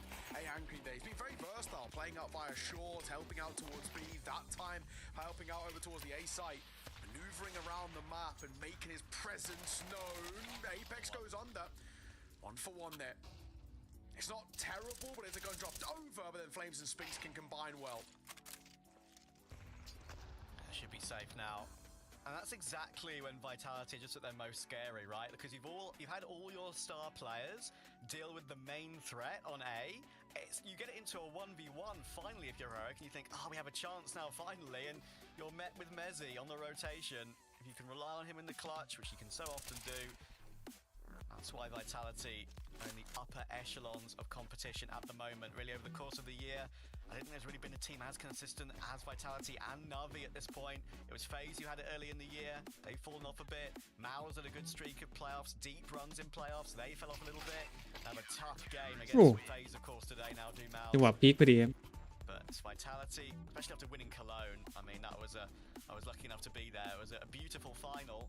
One that Na'Vi will be looking back on and saying that's one that got away, perhaps. But true. If they can find that Cologne form, you know what they're truly capable of. Exactly. Takpor's going to get gold here. Understandable. So going to get on towards the mic. It's 6-0. Vitality making this CT side look so comfortable. We're just not really seeing anything or enough out from this Heroic side. They're not competing in the early rounds. They're pretty consistently losing the man advantage, but even when they do find that man advantage, they're not capitalizing on it. It's a tough predicament they find themselves in, because if Vitality get any more than 1 more round in this first half, it might already start to feel like the beginning of the end. If they can get anywhere near 8, potentially 9 rounds in this first half, surely you'd feel like there's no chance. This is kind of how I expected the game to start, to be quite honest. We do know that these two teams are on different levels right now. As I said, I mean, Heroic did an amazing job to get through that close qualifier, but they need more things like that and more entries like that from Tessus. Spinks was peeking, gets removed. That's the first, like, proper opening kill we've had a chance to see. Other than that half-buy round, where they had the 4v2 that Apex and Mezzy recovered. Proper gun round, they get a 5v4. Nade over, and towards mid, goes a little short though, and Shush will pounce, he catches Flames.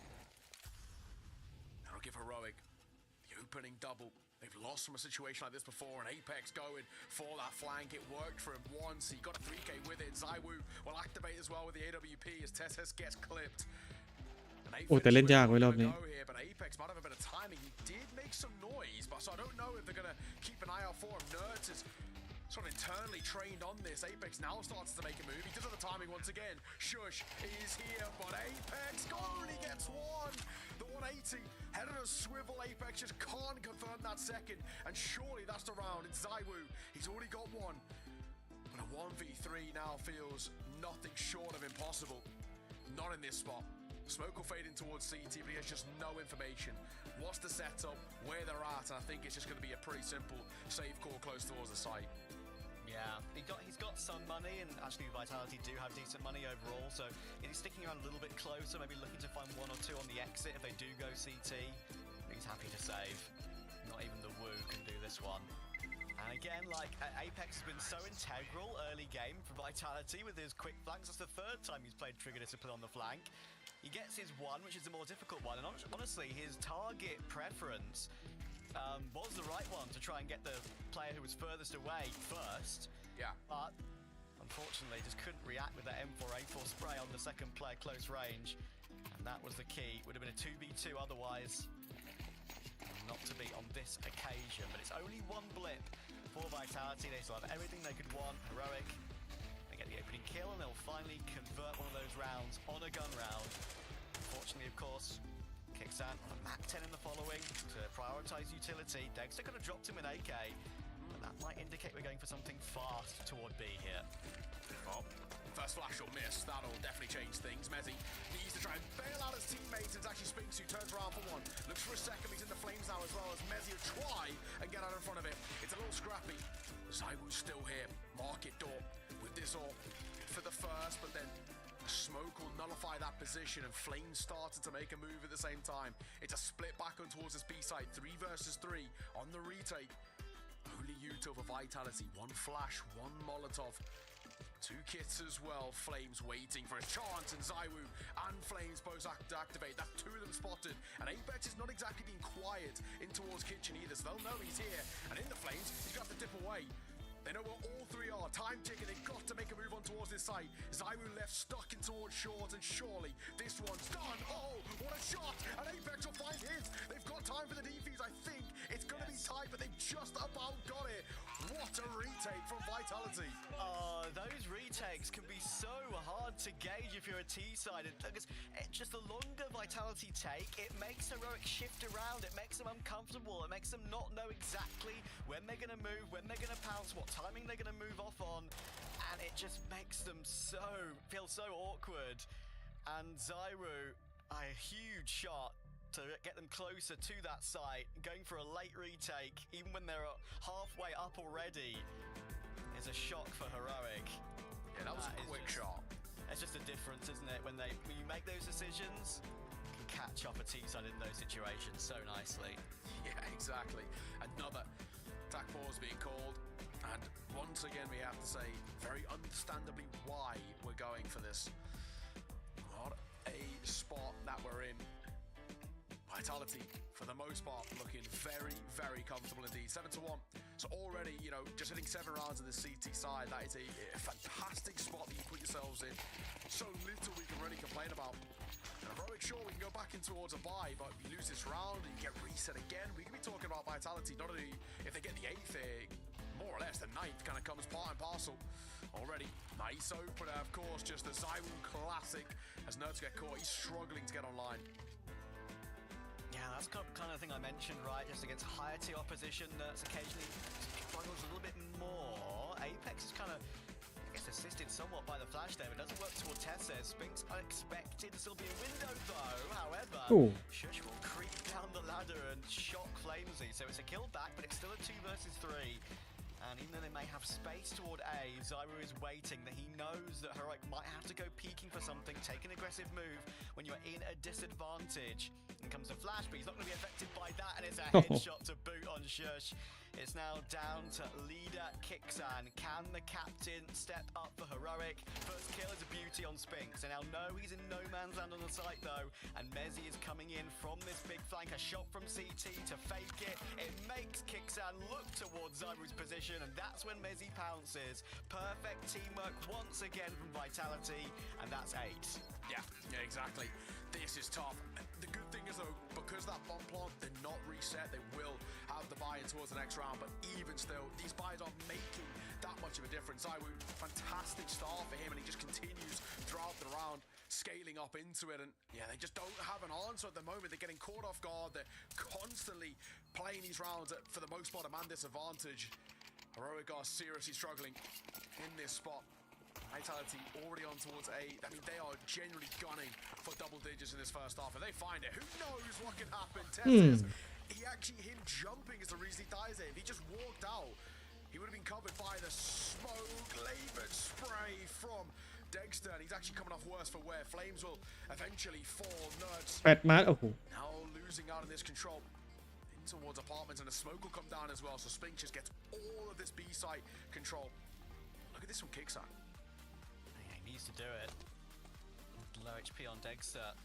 One player needs to take some control around the map, and this might be actually completely unexpected now. I think Apex did give it a glance. He's going to go look for it now.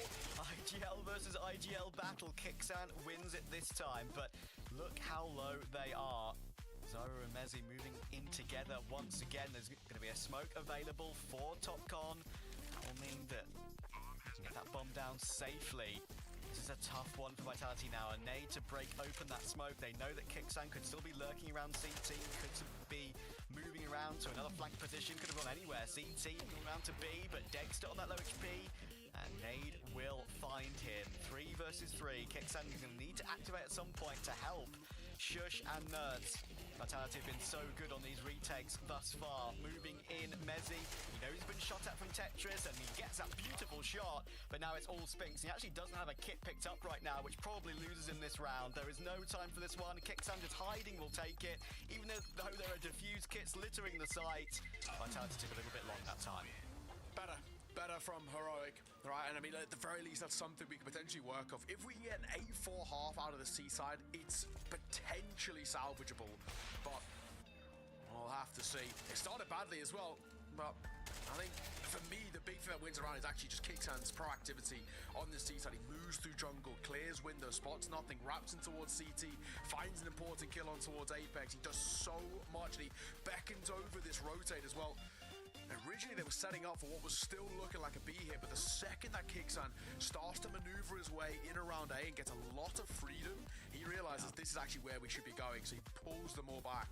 So that's a great mid to late round adjustment coming through from Kicksan, and it basically wins them the round. So excellent stuff, but there's no real need to worry just yet for Vitality, because they've still got a 6-round lead.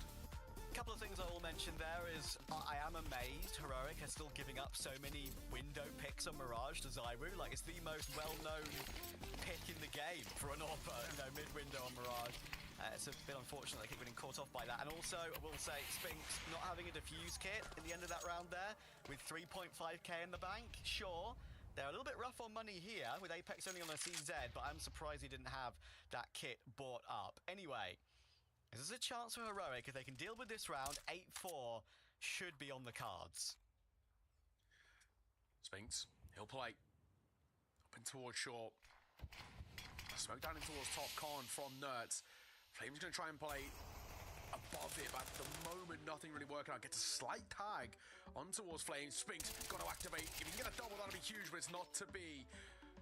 Oh, Mezzi, he gets the support of Flames. What a timing for him to push through, and ZywOo at the same time answers on towards Kicksan. Nerds, who looked like he wanted to start this round, is now going to finish it at 1 versus 4, and he has nothing really to work with.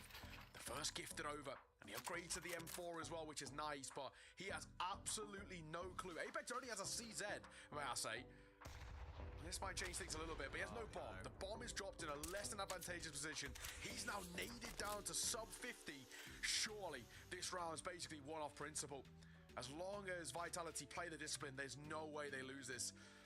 ZywOo, with that all, holding in towards short as well, as Apex going to rotate back in towards jungle. Nurse is a timer above his head here, 20 seconds basically to recover the bomb, pick a site, get a plant, and also avoid the players too. No missed shots, Apex will fall, but they can now give up the bomb. It's a full race towards A. It's one in which he might actually win here. Smoke going to come down. And a Molotov in towards jungle, so he does actually get given the luxury of a plant. 1 versus 2, we're going to run in front of this as well. And well played from Mezzi. แน่นอน Sure, there's nothing gained in that one. And a 9th on the board. Trav, this is already feeling like it could be curtains in Mirage. they win the round, but there are quite a lot of micro errors there from Vitality. I mean, I don't know why Apex is shifting in toward window there with the CZ. Maybe he's just not judged the clock correctly, because, you know, there's time to pick up that bomb and run up toward A. Sure, as you say, in the end, Mezzy just didn't need to respect that incendiary. I thought the stars were aligning for Nerds, because he actually picked up that incendiary on his travels to pick up that bomb. And I had the opportunity, of course, to molly the jungle position, but incendiaries suck in CS2. It's as simple as that. So Mezzy could just run straight through it. Okay. Xan playing up close here. Flames as he starts to...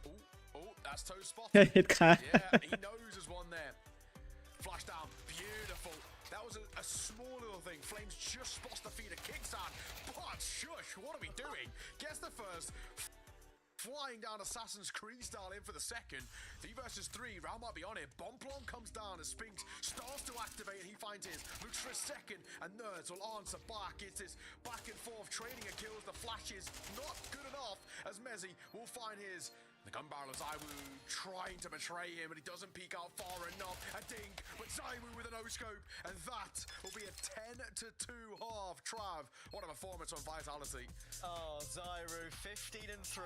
Would you expect anything less? Even the timing there to swing off of his teammate's contact. Like, Tessus was taking that duel against Mezzy for quite a long time, right? And does actually really well to clip him through triple. But Zyra, even on that low HP, knows when to push forward, knows when to go for that no-scope, and you know what? I feel like just Vitality do know everything about how they wanted to play this game against Heroic, and that game plan has been spot on. So close to taking it, and putting them one map away from those semi-finals. Of course, with the next map being Anubis, one that Heroic struggle on so much, you do have to question how Heroic are going to fight back in this series. We'll see you in a few minutes.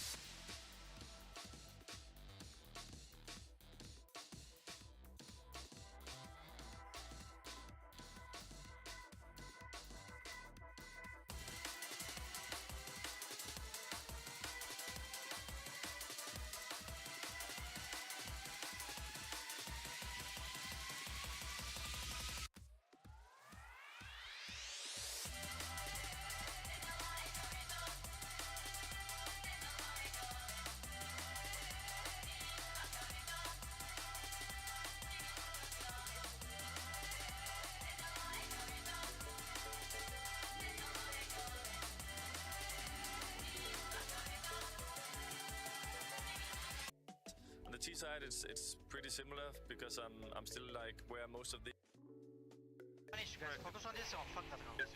เฮ้ยนี่ Yeah, things get a little crazy. Don't get your point out quick enough, and it's time to move on to the next one. But basically, just saying that was a late round because we stalled out their plan. Something Navi might want to keep doing moving forward. I kind of like it. It's like we don't want to hear this right now. Yeah, we've had enough of the motivational speech. Lost in the smoke. Serrano gonna have to back away. He's taking damage. So is Bit, who falls over towards ramp room. Good challenge from Cello. 1 for 1 to kick off round 7. Fallen's got a lot of space to play with. He's pushing in towards Hell, but JL pushes down Hut and catches Katsurato. But it's on Fallen, who's got spotted. Wonderful knows the second player's there. And it's decent work from Wonderful at Heaven. Under a minute left on the clock. Na'Vi 4v2 again.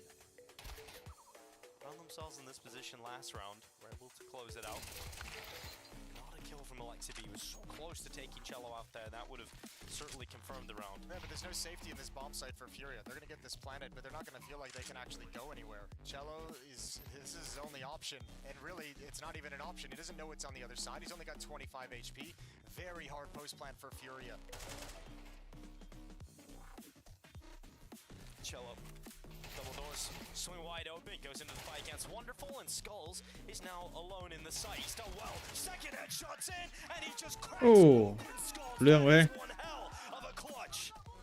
There he is. That's a nasty little sequence. You see some of that precision aim from Skulls that made him such an awesome pickup for this Furia team. It's made him such an interesting player over the past few years as he's kind of broken out. That was the kind of Skulls we didn't get to see enough on Liquid. What a big-time clutch. Dude, that is so sick. Not easy shots either. Two different elevated positions. Is to take this first, then flick up, and just headshot after headshot. And that fires Furia up. And it breaks the money, more importantly, here for Na'Vi. It puts them down to a weaker investment. This is what I meant, just not a lot of cash to work with. So it's a decent buy in terms of weaponry, missing a lot of nades, obviously. Cello's out here with very, very fast timing. So Wonderful's put in an awkward scenario. Oh, Furia's all over the map. Hello. Goodbye. They've just beat Na'Vi in this round. And they've rode this momentum off the back of that Skulls moment straight into winning the follow-up round. And this really does spell disaster for the money of Na'Vi now, because if it looked bad at the start of this, it will look worse in the next. We're looking at 6 rounds to the T side for Furia. That is obviously awesome for Furia, if for no other reason. I mean, you gave yourself so many advantages, but also Na'Vi's so good on this map when they have their rifles and they have all their utility of being able to move, like knowing when to stall out, which choke points so you can rotate to which positions. They are so good at reading this map, and you take a lot of those resources away and it gets a lot more difficult for them to be as mobile as they'd like. Furia's gonna get 5, 2-round lead. Bit and Alexi have nothing to do but look for some weapons on the ground. Yeah, long way off having anything to do with this round, Na'Vi, and with that, it is more likely that Fury takes 6 on the T side, and already it's a fantastic haul out of the T side of Nuke. Now this is one of the maps that was kind of early adopted by this Furia squad at the start of the season, if you remember back. Yeah, EWC, the first time that lineup played, they played like 4 to 5 maps. And they played Na'Vi. Yeah.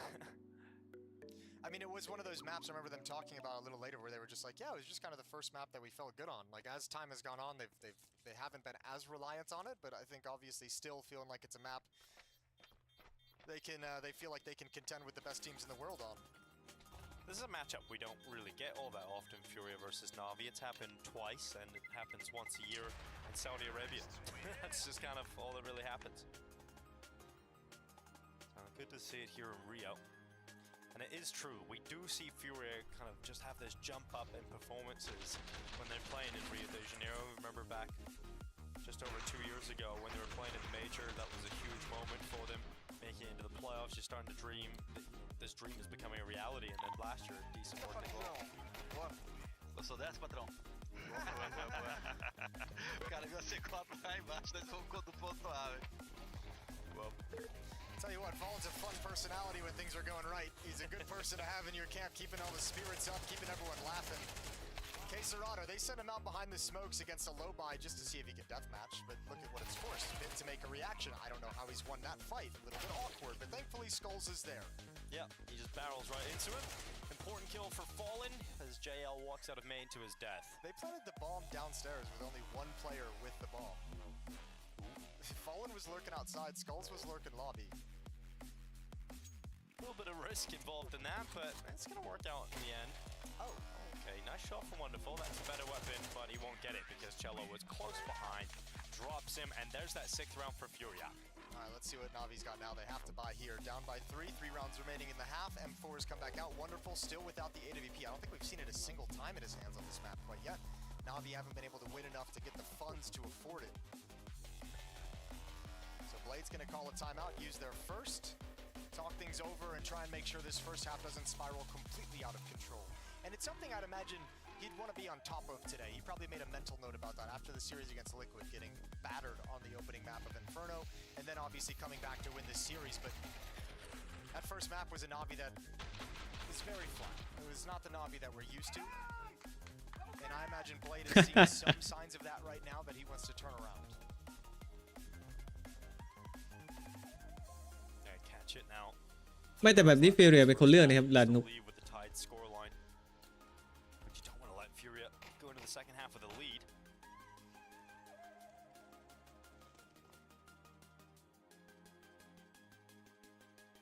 And that lack of wonderful AWP presence is certainly felt. As five rifles have to continue into the server here for Na'Vi. It's going to be Fallen, aggressive outside with his sniper. He was leading the charge, and Wonderful just swings right into him in close quarter fight. The M4 comes out on top. That op on the ground might look like a tasty treat for Wonderful as this round goes later. If he can find a way to pick that up. That smoke, there was a big gap in it. I don't think Yuri even realized it. So free kill for Alexi outside. And this is starting to look really good for Na'Vi. 5 on 3. If you can keep these weapons alive, all of a sudden you can forget about those money issues.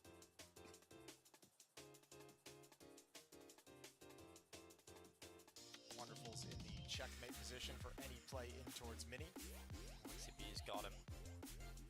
Cello's to overextend, but Wonderful. Oh, it's so clean. Great work. 3K in the round, and XxWolverinexX left with an impossible situation in front of him. And Wonderful's already stepping up to find that AWP. XxWolverinexX just chilling in lobby. 4th round for Na'Vi, and this one is oh so clean. Currently ongoing, the adjacent game we've got is Vitality versus Heroic. Winner advancing to the semifinals, loser to the quarterfinals in that game as well. Yeah, Heroic, I think, it's very hard to call where that team's at. Sometimes they just have some really good results, and you're getting really excited about them, and then they have disappointing runs. I just don't know where to place them in the hierarchy of things, Jason. It's hard. Yeah, it is. It's a weird one over there. It doesn't help, obviously, the now feeling like it's resolved, but the Dexter saga of, yeah, that was he able to play? Is he going to be at events? Awkward practice and all that jazz. So, yeah, good to see them putting up a fight. Good to see them in the playoffs as that organization tries to rebuild. Fist bumps all around for Na'Vi. Much later in their rebuilding phase, and on the other side of the spectrum, ranked as the best team in the world. Now this is Fallen taking a risky play outside and ends up just getting beat to his position by Wonderful. He does fantastic work with the rifle. Oh man. Quick check of the screen. That's legit. Yeah, nice little 3K. JL hyping the boy up. Out of the timeout, and back to a round win for Na'Vi. Let's see if they can replicate it and start stringing some together to round out this first half. Cello, he's already got some control towards top secret. Although a Molotov might make things a little uncomfortable, so he doesn't want to hang around. Instead, he gets into the smokes, and this could be a problem. This is kind of cool, actually. If Furia show they're going secret, they send bodies there. They let their presence known, and Yuri cannot find the kill in Mini. That's Alexi holding onto it, but Cello still has such an advanced position. And Na'Vi have no idea about this quite yet. I have to imagine that with 5 defenders alive, if you're Cello, it is a little difficult to work up the courage to make the move. You feel like you're going to be spotted as soon as you step out of that cover.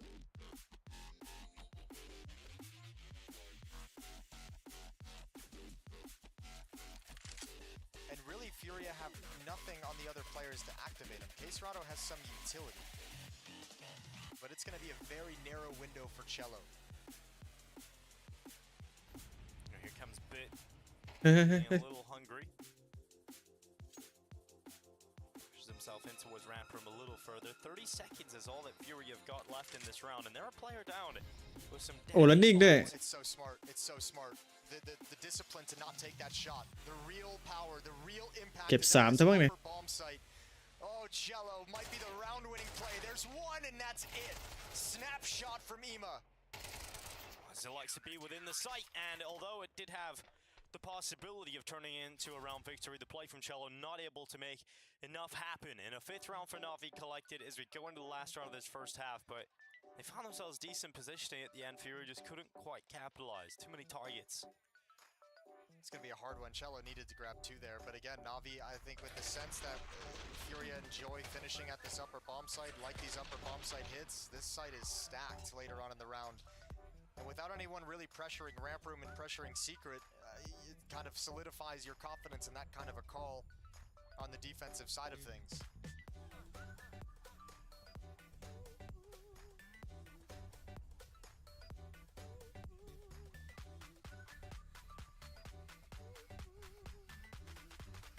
AKs put together. Kesserado and Cello managing to afford those. Everybody else on Tech 9's P250. That's what they got to work with now. Fury going into the last round of this first half. They've already done a fantastic job on the T side, getting 6 rounds on Nuke. Obviously, if they could squeeze 1 extra out, that would be fantastic. Wonderful getting the AWP out over the last 2 rounds now. Take it outside for a spin. Skulls putting pressure into a tie early on, but that molly is going to force them back, and Fury will have to take a moment to pause. Although Kesrada doesn't know the meaning of the board, he's already out in the middle of the site taking fights. It's a headshot on Ima, but quickly answered by JL and Alexi B, but JL did damage, but didn't finish Skulls off. 3v3, a lot of time to play with, and Yuri, he's just having a little walk around main. He can't find anybody at the moment. He's trying to make a decision, and he's already made it now. Yeah, he's like, do I want to stick around and play behind this smoke and lurk mini, or do I want to wrap around towards heaven with this Tech 9? Well, this could be a really cool move from Yuri coming in from heaven. I don't know, they're pushed forward, they're in safe positions. Yeah, exactly, they're not open to these fights, especially with the Tech 9. Even when you start giving away your position, you favor Alexi B at range with that AK to come out on top. Bit has lower covered. Solid now, but that'll certainly help. Fallen with a kill through the smoke at the door. Alexi B taken out. Yeah, but look at Wonderful. Smart, bold play. There it is. Bomb dropped. 1 more kill out in the open. They're going to have to come back to and recover this. They've got no smoke for the choke point, so Wonderful just needs to hold on. Yeah, and he knows they're likely to come through hut, so he just holds, but Fallen bitted the shot out of him. Wonderful still gone to the safety of the corner, but Yuri's now arrived to the bomb site. It is Bit put alone in a 1v2, and they leap back. Put that bomb down in the site. Fallen now has the AWP, and he's covering off the main entrance. Bomb is planted behind the site, and Bit's waiting for a peek, but nothing's coming his way. There's no mistakes being made, and Fallen will pull it back. Furia with 7 rounds on the T side of Nuke.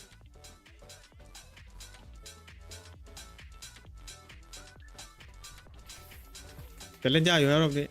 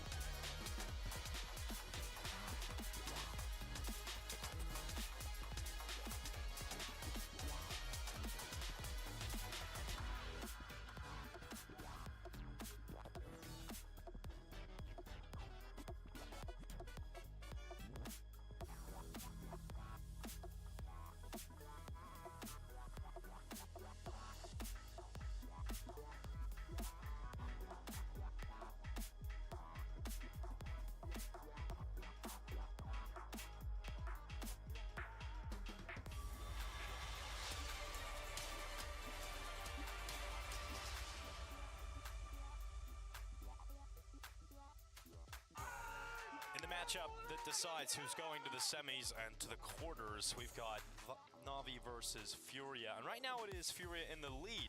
Something about Rio de Janeiro and getting the most out of this squad. They're currently leading against Na'Vi at least. Well, you've been getting the most out of XxWolverinexX that you've had in a long time at this event so far. Beautiful opening best of one, beautiful series against Mouse, and now leading the way against Na'Vi. 12-6 for XxWolverinexX. I'd say one of the highlights of that opening half, though, was the 1v3 from Skulls that helped keep them on the map and keep Na'Vi buried for a time.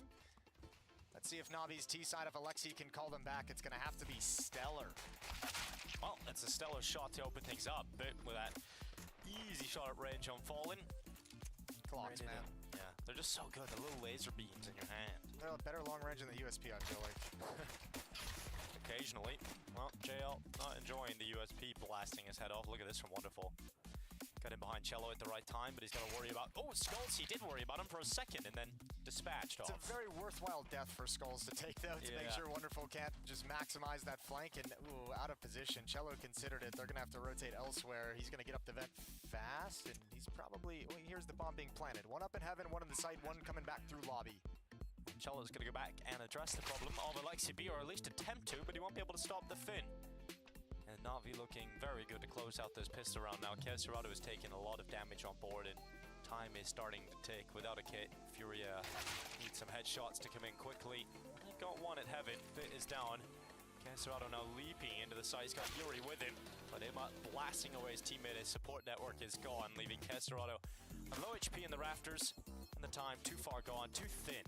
And XxWolverinexX will climb down and run away to save his Kevlar and the Julies. It'll be Na'Vi with a pistol in the second half and a 7-6 scoreline because of that. It's both pistols for Na'Vi in this map now. They had the beautiful retake. They did lose the second run of the first half. ต้องเซฟไว้ก่อนเลยครับ Very good recipe being made in terms of being able to compete to close the map in your favor.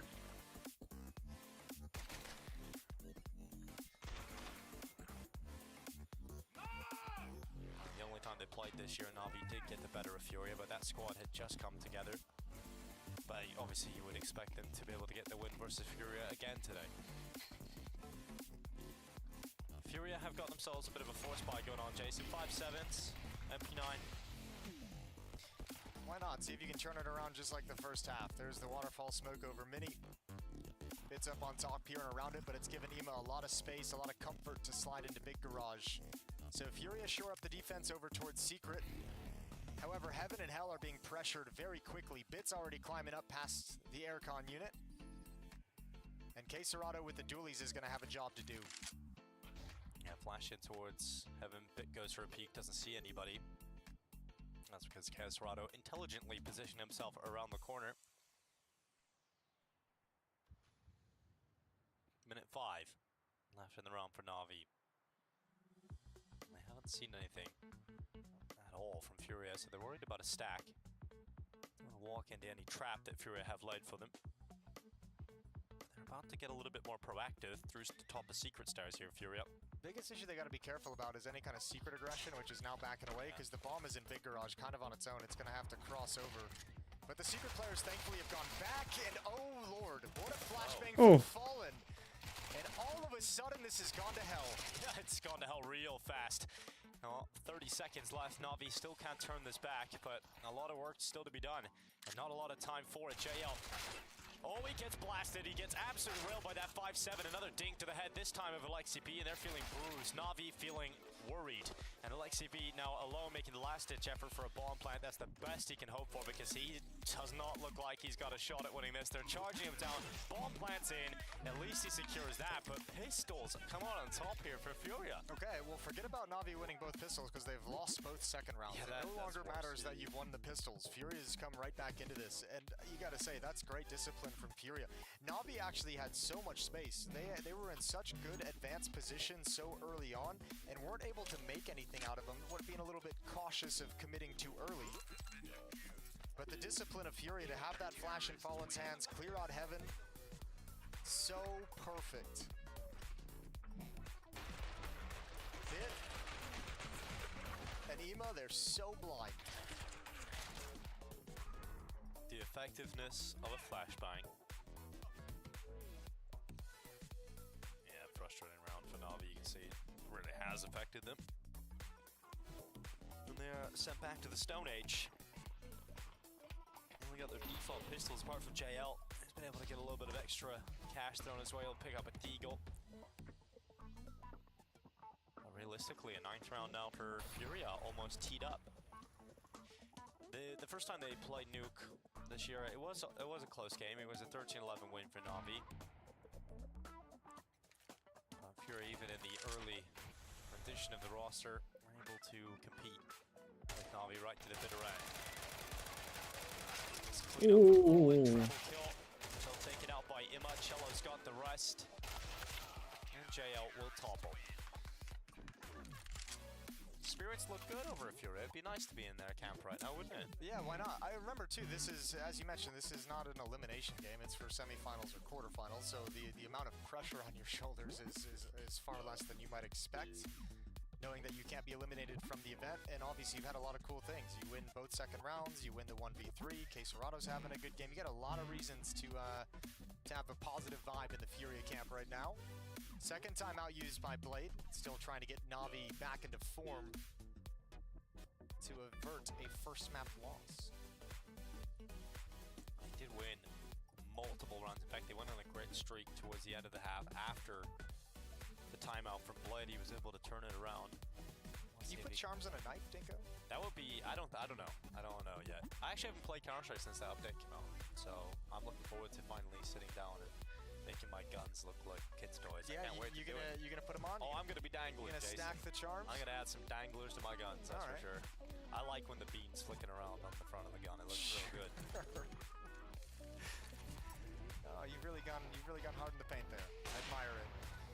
Blind shot doesn't land from Fallen. Smoke broken open. That almost netted him some vision to get one, and good damage onto Imma, down to 51 HP. Softens him up for Cello, who's already in secret, but he's getting wrapped back around from vents, so that'll be a 1-for-1. But now Furia have an issue. You need to rotate down ramp now, because you can no longer go through vents knowing JL's in this position. Fallen with his AWP is still focused towards ramp room. No one's addressed the lower bomb site. No one even really seems concerned about the lower bomb site. Not gonna lie to you. Not getting the most amount of love from Furia. But certainly Na'Vi will caress it with a bomb plant. Here's the plan locked in. And Furia, if they want to win this round, it would have to be a retake on the B-bomb site. So let's see what they can pull off. Wonderful still up on the outside area. Just having a little look around, isn't seeing anything. And Furia not exactly going for this. So save call already made. 7 rounds for Na'Vi collected, so out of the timeout into a round win, and it was a bit of a strange round, a little pacifist round, really. I would just be curious about what the comms were on the Furia side. They had the smoke wall up to give access over to Secret. Cello gets one before going down. Obviously, JL slid out into the smoke by Squeak Door and got down the vent with anyone noticing it, or else Cello would have at least tried to take that fight. But like the comms after that, to think that there would be no one else down low, they might have just said, you know what, we can't really make it to defend in any way. Let's just hope they don't go there, and if they do, we save. But yeah, tactically just out-positioned on the map. Well, they'll keep everything. So another really solid buy here, and some residual cash left over in behind it. And an opportunity now for Na'Vi. Try and build off of that, use that as the foundations. Outside smoke's thrown instantly from Na'Vi. Bit's already up on top of main roof. Has had a quiet game here, Bit, by his own standard. 4 and 13. We've become used to seeing Bit have a lot stronger performances recently. Perhaps on the T side is where he can find more impact. So JL gets down the vent, very silently, delicately. It's basically the same exact round as last time, the same exact tactic to a certain extent. This time, however, 2 players from Furia, Fallen and Cello, had pushed lobby and cleared it, and now rotate down low. Deploy their smokes immediately to buy themselves time to get into the best position they possibly can.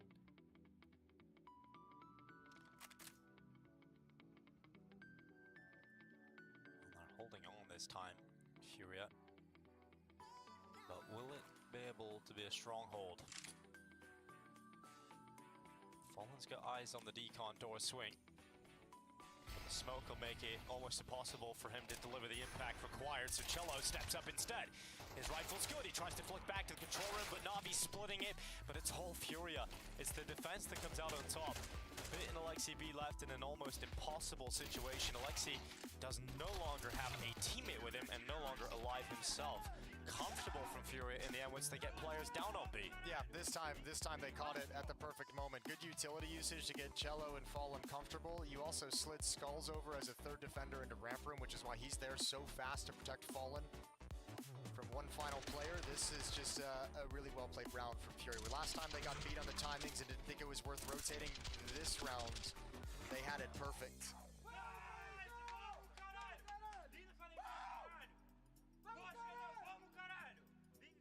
See a lot of fire right now for Furia as they play for a semi-final spot, but Bit just stops that ramp push.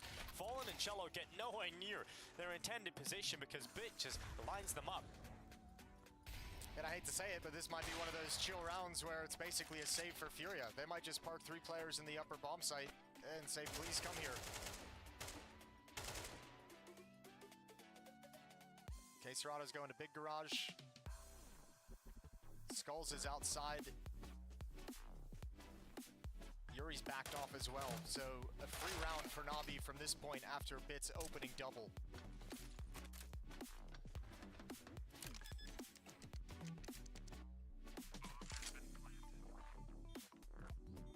And a smart call for Furia, playing the money game. They got plenty of cash, so don't risk weapons in unwinnable rounds.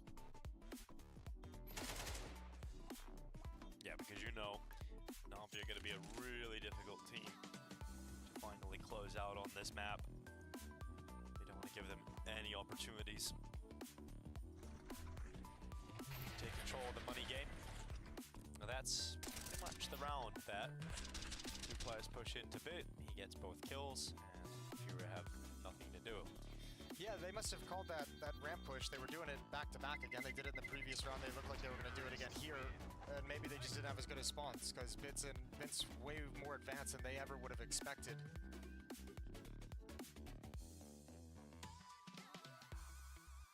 So Navi's still going to be difficult to put away. Off in the hands of Wonderful. AK-47's around it going into round 19. Didn't get to see a whole lot in the first half from Wonderful. Let's see what he can do with it on the T side of Nuke. 2 rounds away from tying this scoreline up for Navi. And that can happen very quickly. Squeaky door blown open. JL searching for the opening fight. Looked like he was close to getting an opportunity there, but didn't go his way. And Yuri, somewhat aggressive at red. He's not seeing any presence from any of the Navi players. I'll retreat now. He takes steps back to safety. Cello might be under a little bit of pressure here. Fallen also, because Navi have players congregating just outside of ramp, just chilling for the moment, but the AWP of Wonderful, that could be the peak that Fallen has to deal with, and he can't stop it. Wonderful nails his opportunity, and now with 1 minute 10 seconds left, Navi up a player.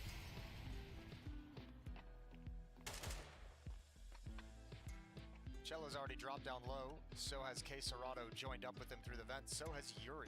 So complete evacuation of the upper bomb site, and Navi, Alexi's got the feel. He's got the read of it, because he's bringing Navi back to lobby to just walk out hut, and there ain't nobody home. So Bit can provide a little bit of a distraction if he peeks in and gets an engagement. He's got no smoke to make them feel he's committed. A kill would be everything, but Cello's calling it out right now that they're still probing, so still no information that the upper bomb site is about to be taken. 30 seconds left. And if it is, it's another save for Furia. There's nothing they can do. I mean, it is the upper take. So, save call will be made. And that 9th round for Navi. Furia hang on to the resources for the next round again. And this is starting to become sort of frustrating game for Furia on the CT side, where they don't really ever feel like they're in these rounds, like they have a fight available to them. Skull spotted, it's unlikely he gets away with his life now. Yeah, the problem is also, if you're so many rounds where you're having to just save because you've been tactically outplayed, at some point, it's not going to be a clean save. At some point, they're going to hunt you down, they're going to find an extra kill here or there, maybe, perhaps, take this off away. Good nade, not going to kill Serato with plenty of damage, and now he's on his own. And now he's going to go down because the Molotov forces his hand into the open and he just burns. โอ้แล้วกะแบบ Yeah, this is even more ไม่ให้เซฟเลยอ่ะ You made this call to save, you canceled the the attempt of the round, and then you walk away with nothing anyway. And that's, you got to give so much credit to Alexi there in the mid-round, because that's a tendency that he probably would have caught on to in the previous, 2 rounds going, or the previous round, the round that lost going to the lower bomb site. He's recognizing, okay, in the mid-round this time, they got downstairs, they put smokes up in window, they put smokes up at the double doors. That's when they set up the defense, the lower bomb site. This time again, Cello drops, and when Fallen dies, he puts another smoke over at the windows to protect himself, and that's the indication for Alexi. Okay, they're setting up that defense, that lower bomb site again. They probably got 2 players there, let's make the educated guess, and it turns out they had 3 players there, and the upper bomb site is free.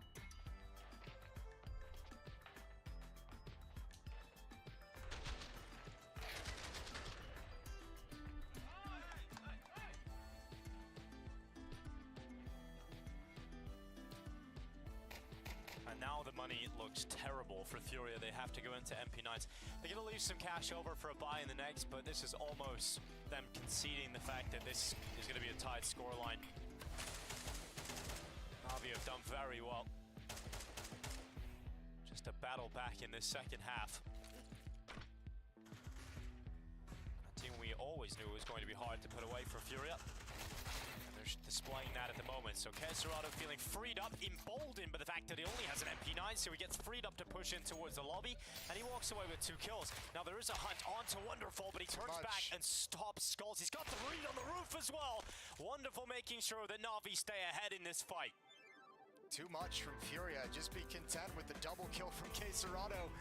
No Wonderful themselves back in after the aggression was called for. Yuri also picked up. What a round from Wonderful. Yeah, he's landed some sick shots in this round. Obviously, a lot of pushes coming towards him. That can be a very high pressure environment for an AWPer when some of these SMGs and pistols are running you down, and he handles it like a pro.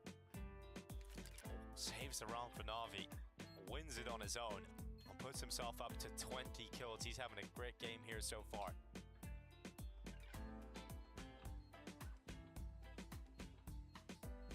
Scoreline tied up. Remember, this was a round where there was just MP9s purchased for Navi, a couple of upgrade pistols. It's from Furia. Ooh, good kills at the end. From Furia, would have been nice, yeah. I mean, it is that, we've kind of started calling it kind of the Furia buy, the like SMG buy, when you're right on the edge of getting rifles, drop down and do the SMGs. Still plenty of danger, still chances to win those rounds.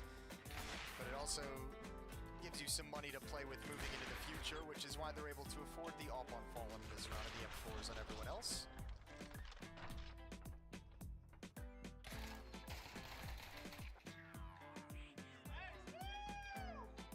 What a round from Wonderful. Quad kill. Actually, I think he got the ace at the end, didn't he? Yeah, he killed Fallen at the end. Yeah, he did.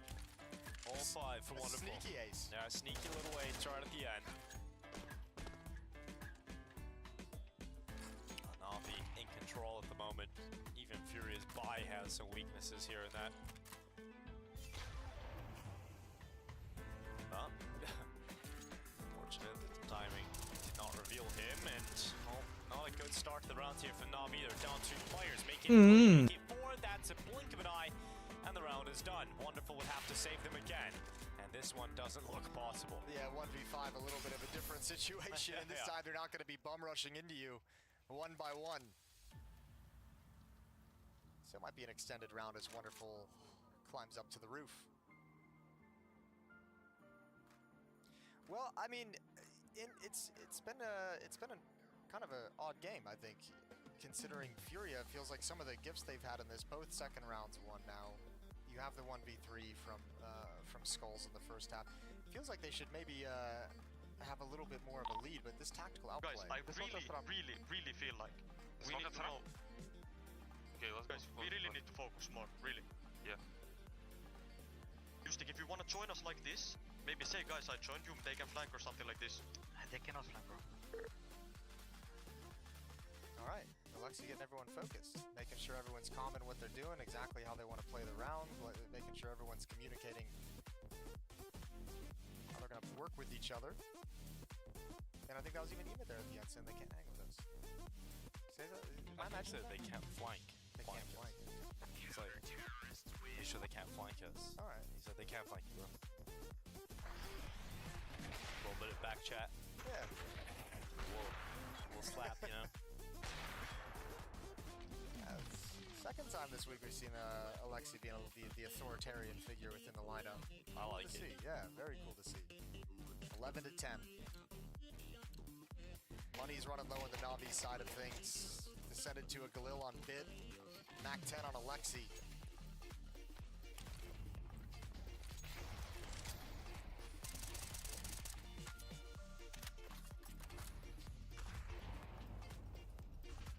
Furia in search of map point.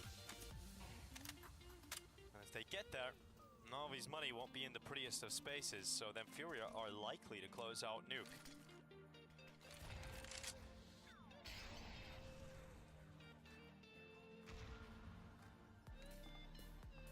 At least for Na'Vi, they haven't lost multiple players in an instant. Quite fragging game. A number of the Na'Vi players. JL, 8 kills, bit on 7. Wonderful obviously doing the heavy lifting for the score at the moment. JL's gonna slip out through Squeaky. Good kill from JL. Couldn't get the second. Looked like he was about to.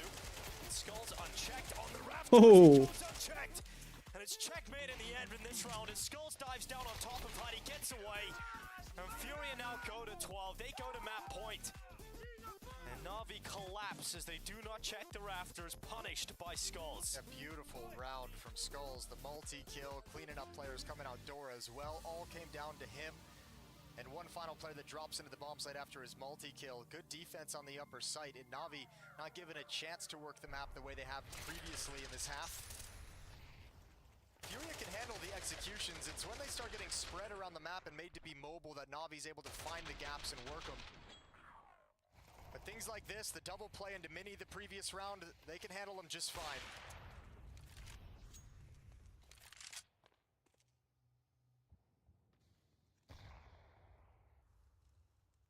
And this is what we're talking about when Na'Vi lose that last round. They're down to 1 AK. A Galil in the hands of JL, and everybody else is on pistols to try and force another round here. Cello. Flash comes towards him. He's not alone in ramp. He's got Kesserado, and Cello's trying to find most of the attention. He still will get clear Kesserado, but Cello delivers a beautiful triple. Nothing Na'Vi can do to stop that. And JL and him are left in a 2v4. This map looks over. But with JL's headshot, a dream for a second, but that is shut away by Fallen. It's been an impressive map, and certainly times in the second half where it did not look as comfortable for Furia. But they look like they've got the job done now. Yeah, got to give credit though. This defense locked down at the perfect moments. I think they played the economy game really well in this second half to set themselves up for this kind of success. They were confident enough to move past the difficulties of dealing with Na'Vi strategically, and at the end of the day, it's individuals, it's triple kills from Skulls and Cello to close out map 1 for Furia.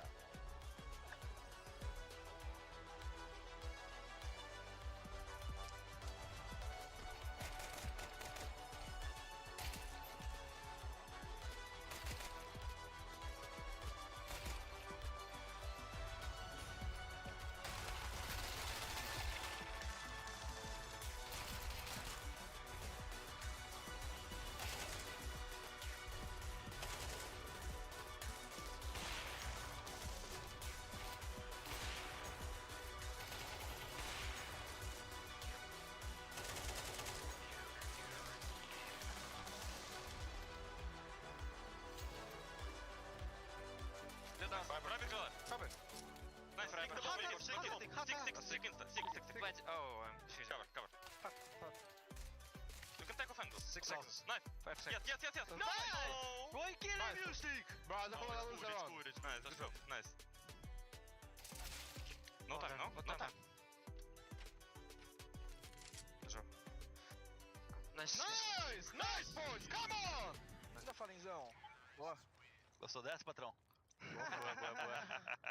O cara viu a C4 lá embaixo, nós vamos do ponto A, velho. Opa. Curioso. What you do, guys? Wait, Miha. I think it could be very good round for you to do speedy if the... Hot! Too hot. Two more hot. Last 2 hot. Nice! It fucking happened, bro. I knew it. So he sneak outside? But where he was? Yes. He was easy.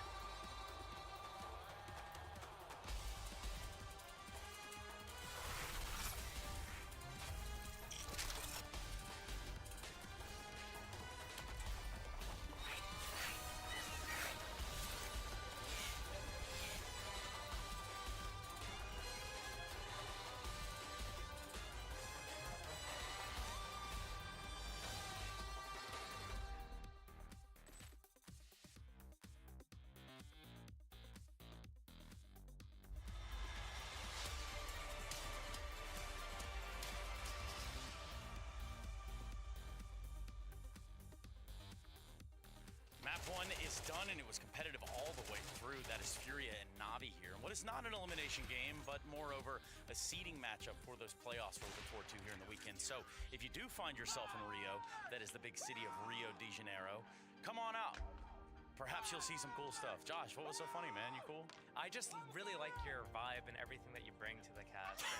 How you open this up and just keep things loose. Yeah, and I mean, keeping things loose is one thing. That's why we wore matching shirts, right? Yeah, absolutely. We actually planned this ahead of time. You're the same dude, essentially. Wow.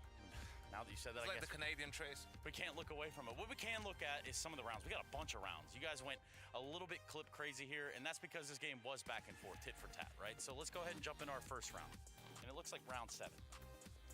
Yeah, I mean, the game was very back and forth, right? Navi winning the pistol round, losing the second round. That happened both halves and really makes the life more difficult for them. Furia, after that, a little bit, Navi gets some rounds on the road, starts winning gun rounds, and then Skulls with his 1v3 really brings life back into Furia, right? He wasn't looking so great outside of that force buy win, which provided them with some easy rounds, but then Skull steps up here and provides a buffer for them for the second half. But it's not just like Skulls bailing them out, getting a 1v3. Furia, we're actually doing a lot of things well, and you know, if we hop into round 11,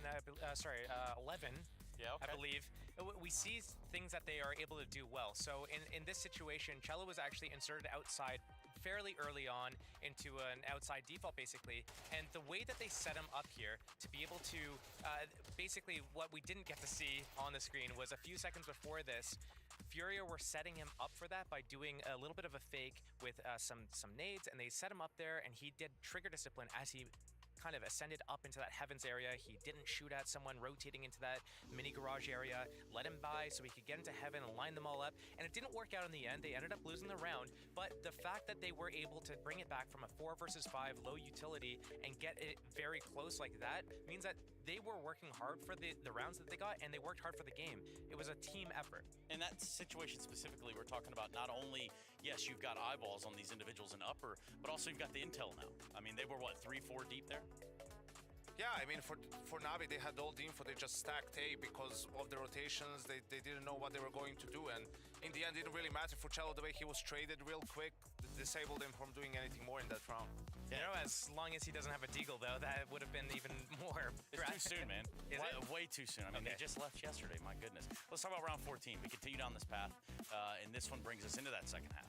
Yeah, I mean, and it's another situation here where Furia is on the force buy, and I feel like that was the story of this game, is that there's just back and forth, and here comes a flash into heaven, and then instantly XxWolverinexX is just coming in with his dualies. He saved those, obviously, from the pistol round. He saved his Kevlar dualies and used those to get 2 kills and an AK in this round, and really just turned it around, because Navi picked up the pistol, Furia instantly respawned back, and it's this back and forth that we saw constantly throughout the game that got us to such a close scoreline, but ultimately Furia coming out just a bit ahead.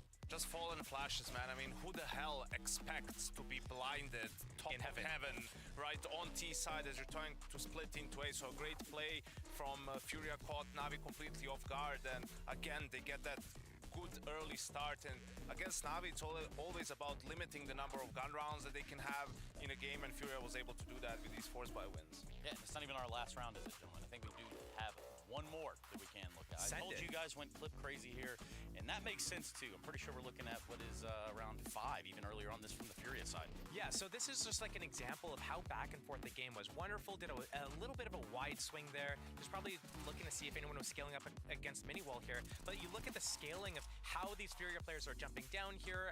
No one's really dealing with that J-Hall player. Multiple people almost get caught. Then where's the bomb at? Oh, there's 10 seconds left. They're still just scaling down into the site here, and you'll see how close this is. But Navi, they have one alive. It's the Lexi B. Oh, can't get the bomb planted. And this could have been like the difference maker. This is how close this game was. It was back and forth constantly, lots of force buys in play, and lots of small moments like that added up. It was accumulation of that basically from both sides, just like Navi got a freebie there. Yeah, they did, but the series is not over, by any stretch. We look at a Mirage. Can it be as close as what we just got on Nuke? I don't think so. I think Navi made a lot of mistakes on Nuke, something that's uncharacteristic for them in the second round, some of them in the gun rounds too, and Mirage is their home territory, right? Best team in the world on the map. I think this is where they bounce back, and we go into Dust 2. Okay. Yeah, I think there's two main points here. Is that one, this was Nuke was Furia's map pick, so they probably had a decent game plan, and they were all playing really well, both together as a team, but also individually. Whereas you look at the side of Na'Vi in terms of individuals, yeah, I mean, Wonderful had a cool not 1 versus 5, a 5K with the op, where he was able to take down all the players, but they were all running at him with MP9. So, you know, when we look at the grand scheme of things, I would normally give it to Na'Vi for this Mirage game, but Furia look like they are hungry to get to the semifinals. They want to be in front of that stage and go all the way to the end of the I want tournament. to praise Furia for one thing as well. Like when things started going wrong a little bit in the second half, they didn't panic. They were saving a lot, right? Like when they would give up an entry or a couple of entries, they make a calculated gamble sort of to you know, stack a bomb site. Navi makes the correct read, it doesn't work out.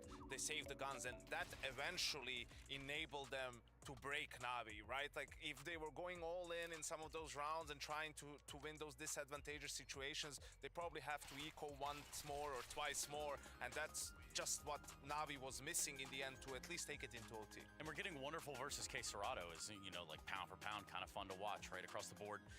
Anybody else or anybody jumping off the page when we go over to Mirage? That's a direct question to Josh, but also you, Yank. Go ahead. Do you have one?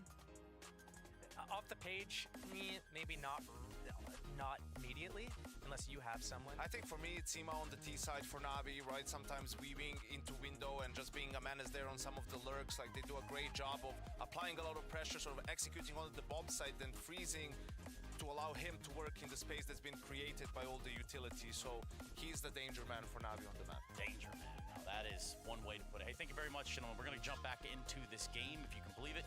We're almost there, but first, and like always, there's a quick break coming up. We have Mirage in between Navi and Furia. Again, no elimination on the line, but with a win, a team will แมตช์ต่อไปครับมิราจ finals versus the quarterfinals. You're watching the Intel Extreme Masters. That's hashtag IEM, y'all.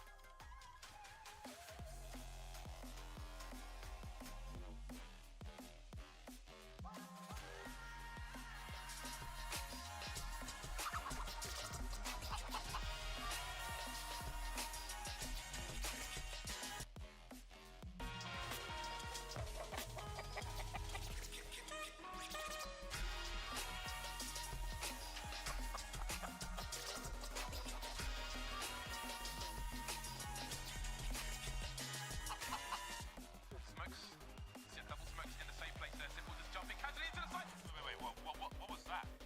Never miss a play again. That's not allowed. This is not FPL. This is a major. Finally. With FACEIT Watch, you're in control. Switch between player POVs live and see the game through the eyes of any pro. Never miss a moment with replays. Relive each highlight on demand from all angles. Watch it, control it, face it.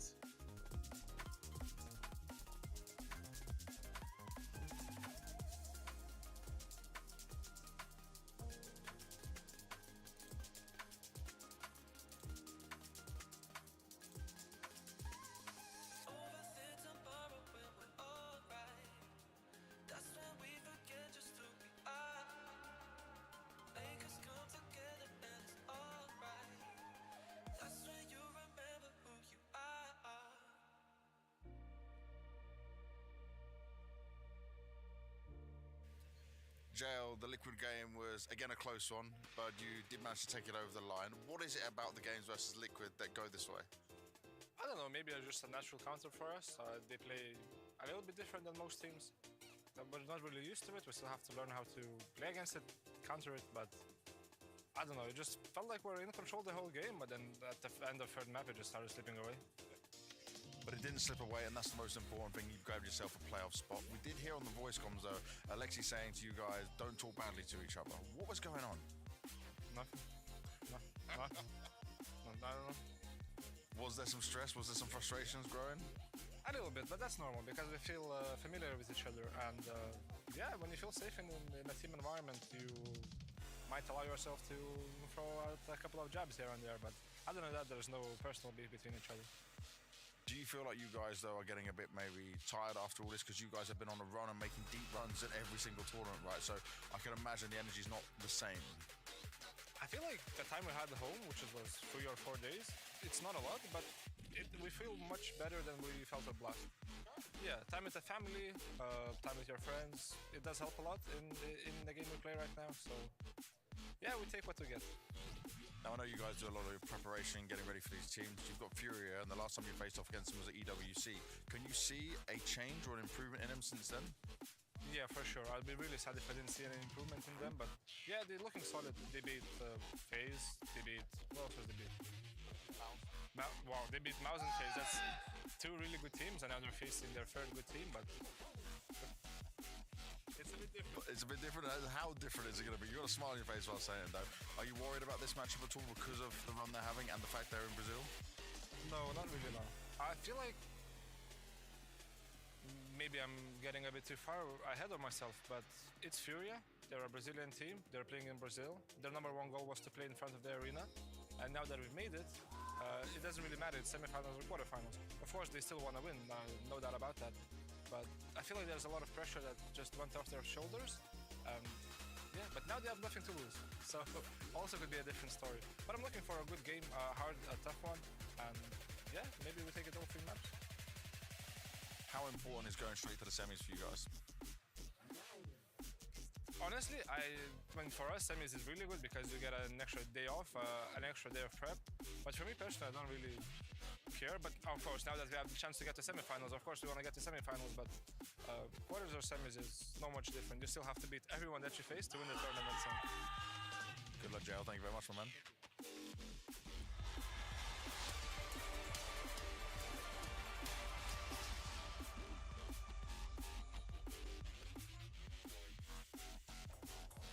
A spot in the semi-finals or quarterfinals await, and Furia one map up over in Na'Vi. We heard from JL, they expected this to be a game that could possibly go to all 3 maps. Well, they have to win Mirage if that is going to be the case.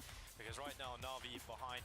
It's not like they were completely outmatched. It's not like they were out of the first map of play, Jason. It was just Furia are hitting a good level at this event. Yeah, individually, Furia hit a really good level to close out the map. They also had some very well put together rounds throughout that. So yeah, a good little surprise for Na'Vi in map 1. They experienced it yesterday against Liquid, and they've got to do a 2 days ago against Liquid, and they got to do a similar thing to bounce back here today. Take map 2, force us to a third where you can show your class and you can show us how deep your map pool is. Na'Vi's going to be starting on the T side. Smoke, Flash on Wonderful and JL. CT side is going to be housed by Furia as they defend here on Mirage, but this is a map Na'Vi's pick. They got to be feeling supremely confident coming into. Yeah, a team that can drop maps but always find a way back into the series. Furia are going to be very aware of that in their search for a semi-final spot here in Rio de Janeiro. But a setup in towards the A bomb site being deployed now from Na'Vi. Smoke's being sent out of their hands as they trickle on into the site. Skulls his eyes on the ramp exit. XxWolverinexX preoccupied with Palace. And instantly it will be wonderful to rip Skulls away. But XxWolverinexX, that is what we're talking about. A triple out of the Julies as he dives down from upper to lower on the wood. There's now 2 players left here for Na'Vi, and the bomb plant surely coming through now. Yeah, shouldn't be able to be stopped either. Ooh, there's the peek early from Cello. No one's there to trade it. He didn't wait for Fallen, who was coming in behind him. Molotov in hand on Fallen. Good flashbang. Blinded. Retake is going to be slowed. Footsteps heard by Bit, and it just taps away, falls back, and plays the team game. They don't know both players are there yet, but soon they will, and Bit's gonna drop back. Oh, his teammate's gone, so it's all on Bit to try and close this one out. Good headshot, couldn't stop Yuri. Ooh. Gets back into the pistol. Yuri. Wins it for Furia. Nice Molotov work from Furia. Fallen has that coming in and completely exposes Na'Vi in the 2v2, forces them out into the open and prevents them from working together. 1-0 for Furia, who didn't win a pistol round on Nuke. They did win both second rounds, but a pistol is nice if they can convert. This is great work from XxWolverinexX. As the first out, Palace had the distraction of his teammate within the site that pulled the attention away initially. Yeah, it's great stopping power from XxWolverinexX with those dualies. Just slowing down the hit, taking away the initial thrust of it, and that allows Fury's rotations to be there at a good timing. Not gonna get a force bite. Yeah, 1-0, and you have the AK on Wonderful. You got the Galil on Bit as well. Deagle's on the other 3 players. They're gonna go for a double boost up into the apartments. XxWolverinexX and Cello put in position there, and Imma looking to try and deal with it, and the XxWolverinexX just getting rid of him. So Imma to go down. That forces Na'Vi's hand definitely more towards this A bomb site. But instead of making that fully telegraphed, Alexi's going to send a smoke out into mid just to try and keep some eyes there, but everyone that's remaining for Na'Vi will eventually go into this A site. And they're starting to shrink the map a little bit. You can see the aggression on the mini-map. That's Cello pushing up in B halls. He's got a good stance for it, so KxWolverinexX can shift towards Catwalk. They can have a good glance into the A bomb site or a quick rotation if needed, and it might be because Skull's caught snoozing. Both MP9s forced all the way back. So there's space for Na'Vi to get a plant, space for Na'Vi to get this rifle into position and get some work done. Yuri just dodging the bullets that JL's sending his way, but it's keeping him pinned. Oh, XxWolverinexX has no idea, but he was right on. He was dead on in terms of about to deny that bomb plant.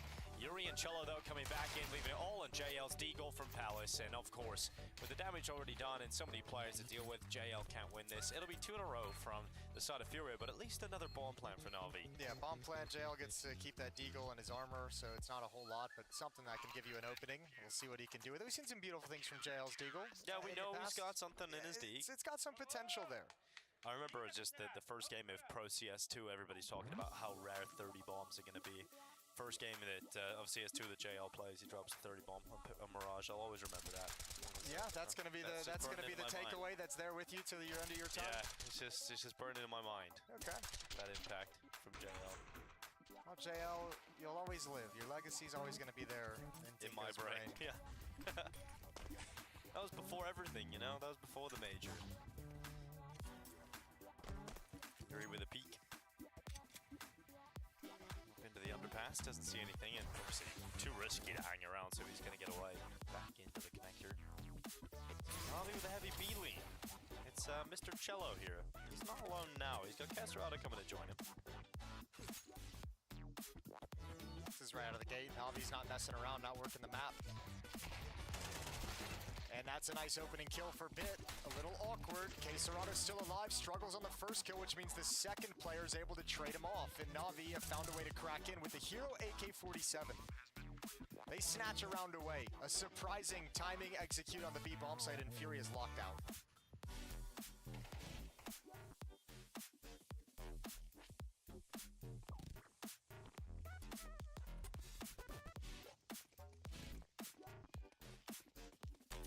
Cool venue we got set up here, Jason. I like, we can kind of see down a little bit into We have the open door into the playing environment. Yeah, we can look down upon the players. You can hear the teams cheer a little bit ahead of time. Yeah, we kind of know. Although I never know if it's for the B stream or this stream. It's always the B stream, isn't it? They're always, that's what the best games are, isn't it? The B stream. Always the B stream. What is going on in the B stream right now, though? We got Vitality Heroic, but how's that going? I don't know. Are you going to spoil it for him? Yeah, I am. All right, you got 3 seconds this time, guys. If you don't want a spoiler, turn your headphones off. All right, Heroic winning the first map. So leading that series versus Vitality, that's surprising. Yeah, that's not bad. We take that. Start of the year, that's where Heroic made their name, right? With an upset win over Vitality in Katowice. True, it's all coming full circle. It's coming full circle as we get closer to the end of 2024. Halloween's right around the corner. Scary times ahead. You a Halloween fan? No, not really. It's probably the least interesting holiday. What about you? As an American, it might be a little bit more exciting for you guys. No, I'm not so much a Halloween guy. You got many kids in your neighborhood come around, you just... I don't actually, it's great. Oh, that's amazing. It's a very chill... I just turn the lights off and pretend I'm not in. Exactly. Screw that. Although as a kid, at least where I grew up, you had to sing a song. Sing a song? You didn't say trick or treat, you sang Halloween's coming. Oh, I never even did trick or treat, I just grabbed the candy and said thanks. Yeah, exactly, we had to sing for our supper. That's the worst. And sometimes you just get monkey nuts. Well, Wonderful does well. It's XxWolverinexX that goes down in the upper for Na'Vi chiming in. A little bit of bit droppage. And Cello no longer with us. He's gone. Na'Vi with 2 players early doors here in round 4. I love watching Wonderful just challenge up Catwalk that whole way. He's just like, if no one's going to slow me down, I'm happy to just take this angle, peek in towards Khan. Nice opening kill. And Bit takes a little risk coming out Palace. That is rewarded. So once again, a save for Fury with these 3 weapons, and Skulls will be able to drop an M4 over to Cello. XxWolverinexX will be able to buy. And that'll be the last chance Fury have to put a stop from this to this early run from Na'Vi. Questions coming in live from the community, live from the audience watching at home. They're asking if they could put their headsets back on. You can't hear me, but yes, you can. You can put them back on now. That's okay. JL's on a hunt. He wants to take these weapons away. Get into it. Get stuck in. No one's going to be in here. You know, it's a popular place to save. Alright, doesn't want the fight. 2-2, all tied up.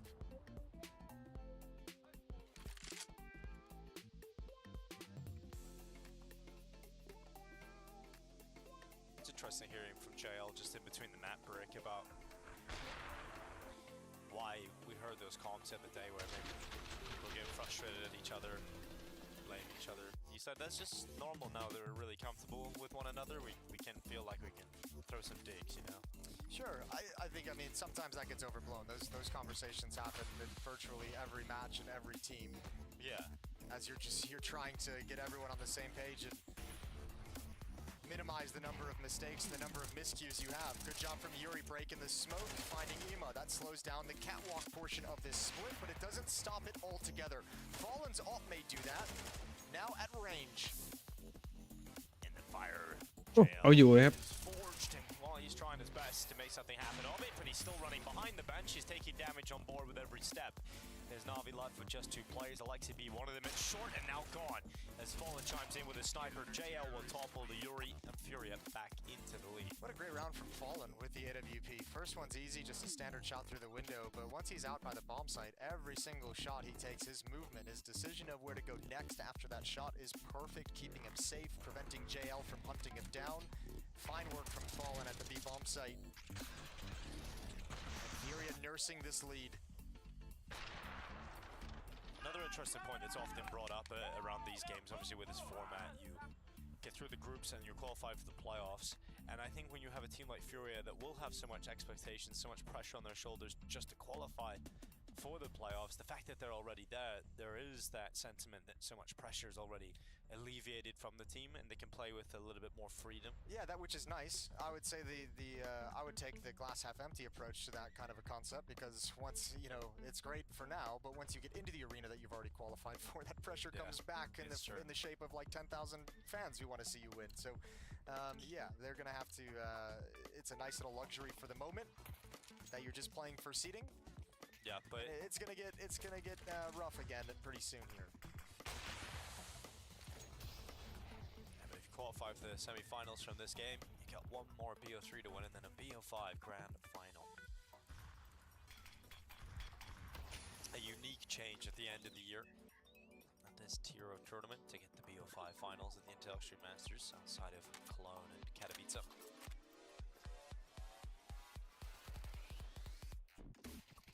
Couple of shots whizzing past JL.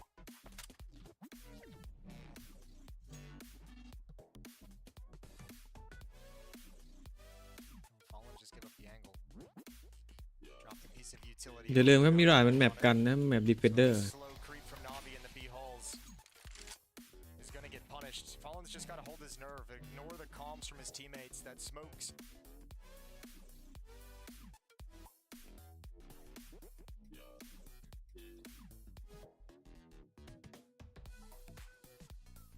And Molotov's going towards Khan, indicating some pressure towards the A bomb site. Standing pat for the moment.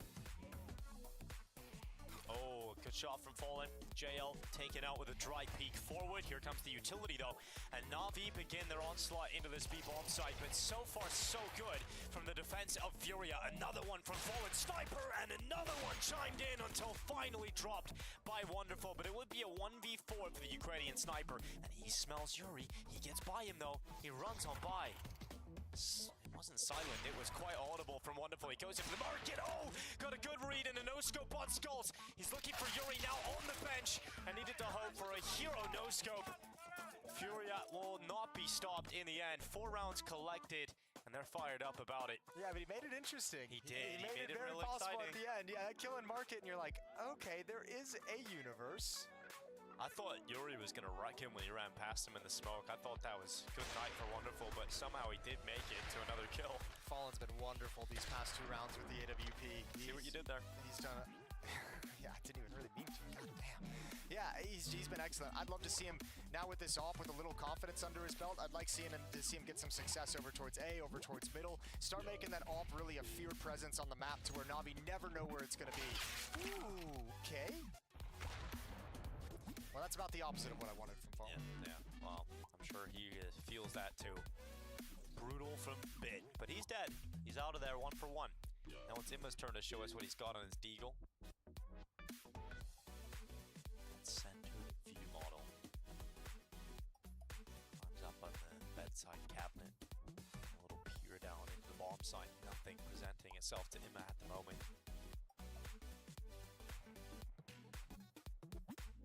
The remaining continues to roam. He's gonna get himself out lower and lower, closer to Cello. He's gotta clear him with a big bang on that D, but he misses the shot and Cello's rifle will prevail. 50 seconds remaining, bomb going back to A. JL is the space creator for Na'Vi here. Yeah, but I really like what Fury has done. Just kind of centralize, move to the middle of the map, play retake. Just don't leave your defense overextended, and once you've lost Fallen, don't leave one anchor at the A bomb site who's there to get picked off. You know they're buying in the next round, so the plant is not the hugest deal in the world. And now it should be a pretty typical textbook retake. Yep, nice and easy. Final 2 kills come in. Fury secure it. กันอยู่เลยครับ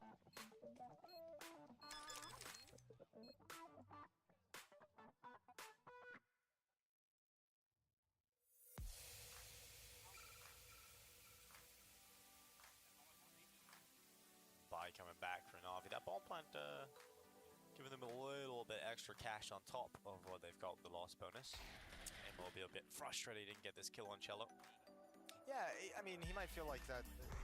It looked like it was going to be accurate, to be honest with you. I don't even think it landed any damage, but yeah. Still always going to be a tough scenario, just trying to lurk out the B bomb site solo with the deagle. Yeah, so many angles you got to clear and worry about. You have to be picture perfect. Did a damn good job. Aside from, you know, the shot. Yeah, when it came down to that. Fury losing half of his health. Fallen. Let's see if he has a better round this time.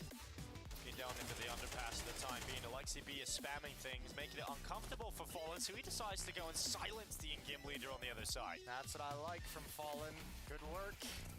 Sticking around in con for the moment.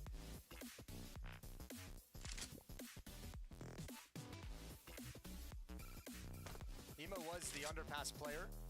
He's come all the way back around, swapped it up with JL, who's just looking for that push at the moment, but Na'Vi want to make sure they can secure middle.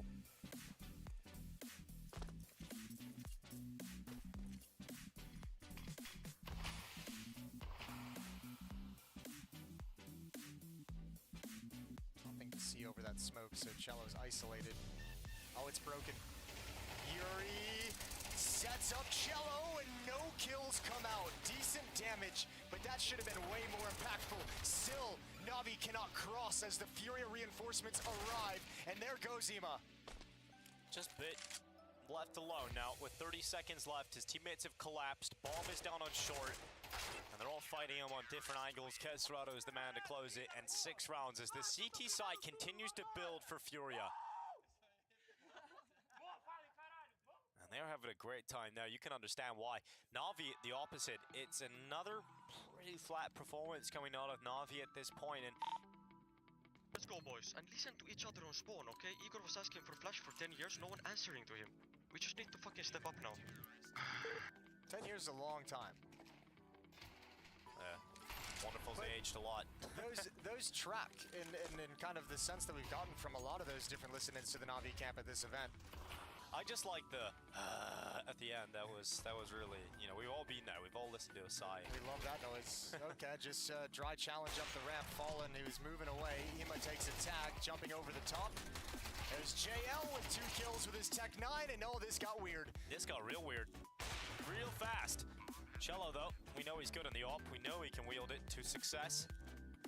He's got to somehow win this. Oh, good angle selected, but couldn't stop Wonderful. And that is an unexpected round win from Na'Vi. Yeah, very much so. Starting again, like Na'Vi or Furia didn't really realize the pacing and the scaling that Na'Vi was bringing to the table. They saw one AK challenging around the edge of the smoke, but then the Tech 9 and the P250 got close up before any of them were able to slow it down.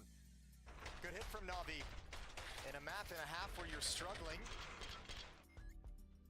missing out an A-pop with Tech 9s on a low buy and stealing yourself a round.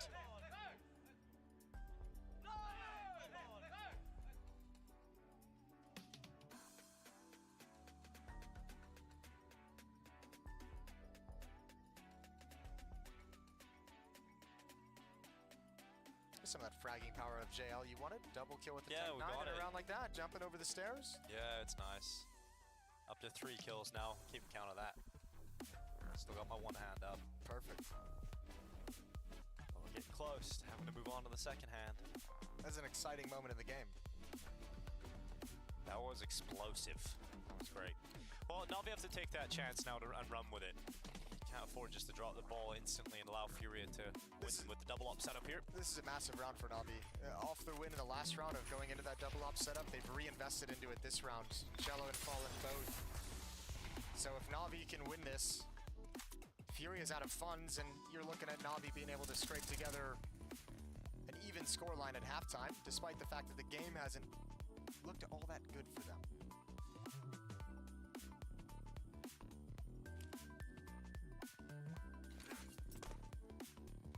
Just one man tossing out utility in towards the A side alone.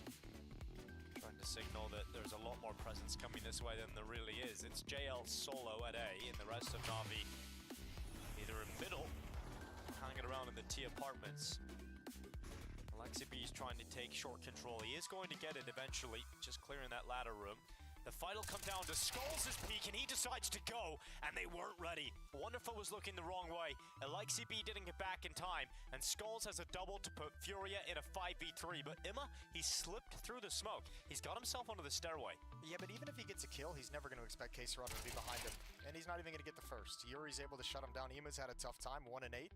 Yeah, that was kind of the only thing that Na'Vi had going for them, that he had managed to slip through that smoke. Now that he gets nothing out of it, there really is nothing in the round for Na'Vi, and you started this round by saying this is such an important round for Na'Vi, and they just get flatlined. Yeah, destroyed by Skulls off Catwalk. And on top of that, you don't even get anything done in terms of a couple of kills, 2 kills even. So money's going to grow for Furia. All 5 players surviving is going to be very nice for them moving forward. Hidden JL will have these AK-47s. JL can drop 1. Very curious if we see a Na'Vi buy in the next round. I think we might, just by virtue of them sitting at 3, have got to be feeling like we need more. You need 5 out of this. That's half realistically to feel a little bit of happiness.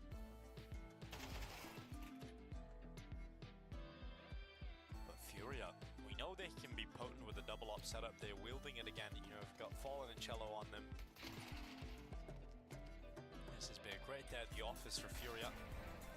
They close this map and find themselves in the semi-finals at the Intel Extreme Masters Rio. Furia's done such a good job in middle in this CT half. Even when Na'Vi's been able to have some basic control and get towards Con and Catwalk, Furia's done a good job handling it. Once again, they find the 2 opening kills, and that's half the attack. And if you're Na'Vi, it's like whatever strategy we called in this round doesn't really matter because we don't have any presence in middle. So once again, it's almost like a late mid-round recovery mission to try and establish that presence. But XxWolverinexX not going to let that happen for free. In fact, he won't let it happen at all. And it's now a 5-round lead for Furia. And Na'Vi really got not a whole lot of money to play with in this last round.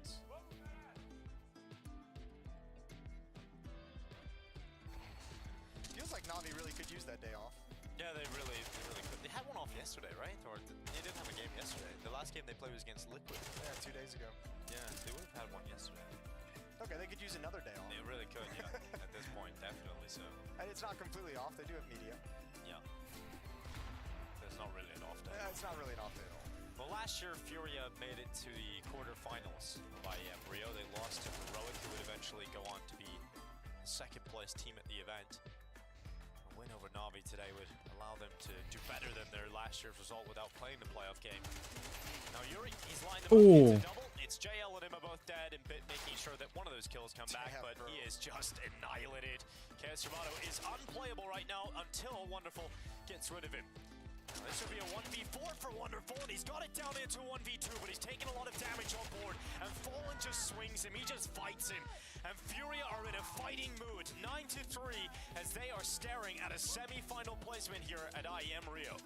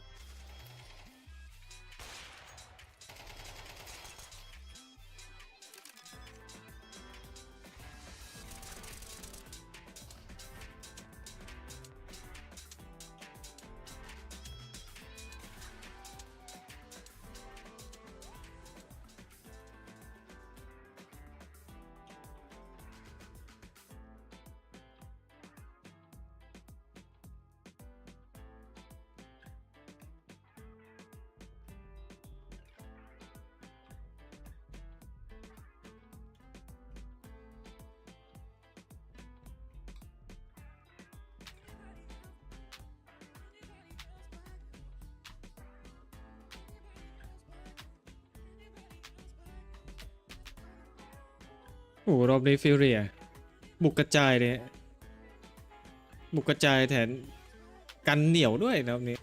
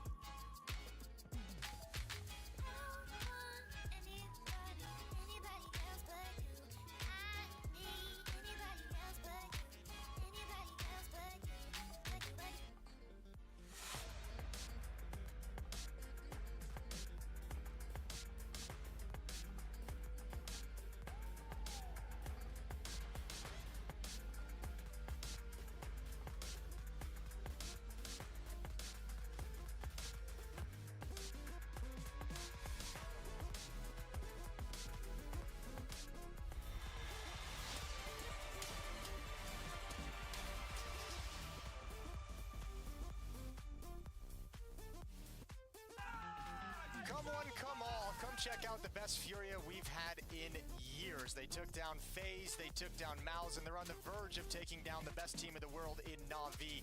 2-0 even.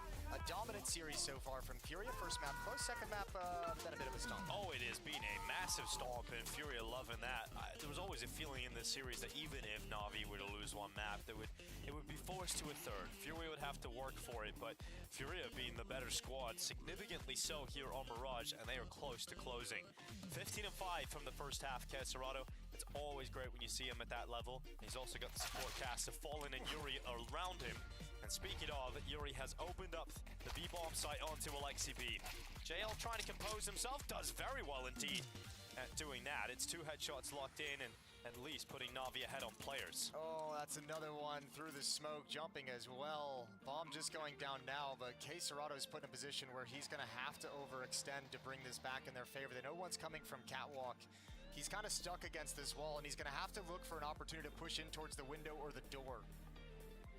This is where the main thrust of the retake is happening, though.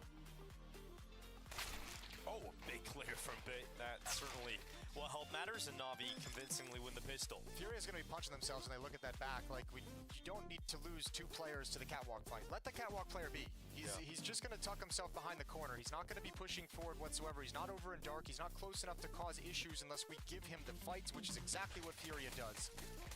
Yeah, when you take that fight, you're like, man, one of these bullets is going to hit, you know, hit him in the head, you know, do some damage, mess up his aim, but losing 2 kills there is just brutal. When you've got a clean opening, when you've already dropped into the bomb site, it ain't worth. At least they got some extra cash to play with that bomb plant. So they're gonna get a Galil for Fallen. Everybody else is gonna be on Tech 9s.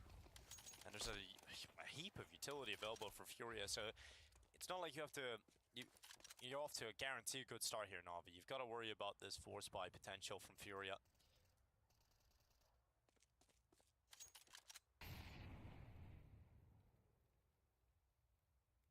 Well, every time they've won a pistol on Nuke, both pistols that they won, they lost the second round. So Na'Vi in the back of their heads right now is like, we can't do this again. That can't It won't happen happen 3 times in one series. Well, Util goes out mid. Furia did send numbers out top middle, but they've not committed to that. They've left Yuri at top mid behind the boxes, and they can go elsewhere. So they can leave him as a lurk at mid, and the rest are currently positioning him outside of B.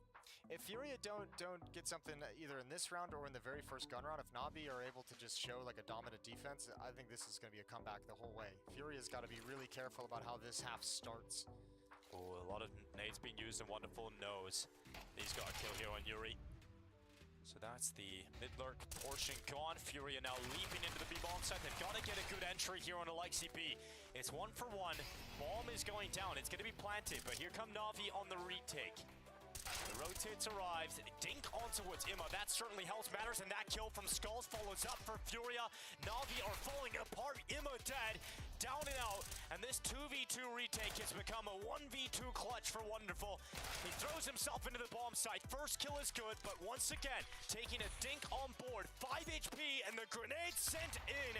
Good night. 10 rounds for Furia, and Na'Vi let it happen again. It's happened one more time. The 3rd time they've won the pistol and lost the 2nd, and that's going to be so frustrating for this team. Blade's making a note in his book right now to have a long conversation about second rounds after this game. Damn. I gotta say, this is one, I think Cello makes the hero play. He gets that like running dink on the player in window, and when he sees Skulls kill Bit at the door, he's like, I already know I dinked this guy. I'm getting aggressive. I'm pushing in, and I'm making sure that we secure this part of the map. They recover the M4s, which gives Skulls the weapon he needs to close out the 2v2. Furia are going back to B. They've thrown the mid smokes, but no one's going there. Instead, it's going to be a full commitment into one player. It's Alexi B. It's hit every round to the B-bomb site. Yeah, so far so good though from JL's Deagle. It won't live on for a second frag. So now it's Alexi B that needs to deliver something out of his. And he's just put under too much pressure, too many angles he has to worry about. And B has fallen again. Na'Vi infested into this round as well. So you've got to just get out or just hope you can step up. And Imma certainly will try. He stopped Yuri from getting the bomb planted safely, and there's body shots being landed by Bit, but it hasn't really amounted to much, and it leaves Wonderful once again in an unwinnable situation. Yeah, enough good shots from the Deagles to make this round interesting in the sense that it felt like Na'Vi at some point might have been able to turn that in their favor, whether it was off the JL Deagle or the Imma Deagle, but good job from Furia making sure that doesn't go any further than just the 2 individual kills. 11-4, and yeah, there's no really good solutions here or situations for Na'Vi, whether you want to force buy or save and go for the guns. Well, it looks like it's going to be the full eco, so USPs are just going to sit there, and this is going to guarantee you Furia a 12th round series point. And this is about to qualify Furia into the semi-finals. Now send Na'Vi to the quarters. Not eliminated today, obviously.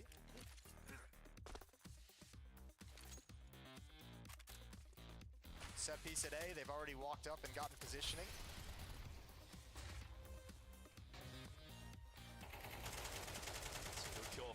Skulls, Ima to fall first. It's such a nice culmination of some of the positive signs we've seen out of Furia in the past few months. Sure, As Skulls came in, as Fallen took over leadership, new coach as well. I mean, I think we were talking about this back at Cologne when maybe it wasn't the best sort of results from Fury. We were talking about some of the events they've got coming up the rest of the year, and you're looking at Rio as one of those stops just before the major where they're always expected to put in a performance. They're always wanting to get a good performance out of the squad, and we didn't know if they were going to be able to find that form coming into this event. We wondered, oh, this could be a really, for the first time, this could be a really disappointing Rio for Furia, but they've come out and they are looking the best we've seen from them, and this is really good from Furia, especially with the major around the corner as well. Ooh, sees the shadow, good kill on the low HP, wonderful, gonna try and get away with an AK-47, got one more piece of danger, and he can't live it out. 12 to 4, 8 chances for Furia to book themselves into the semi-final.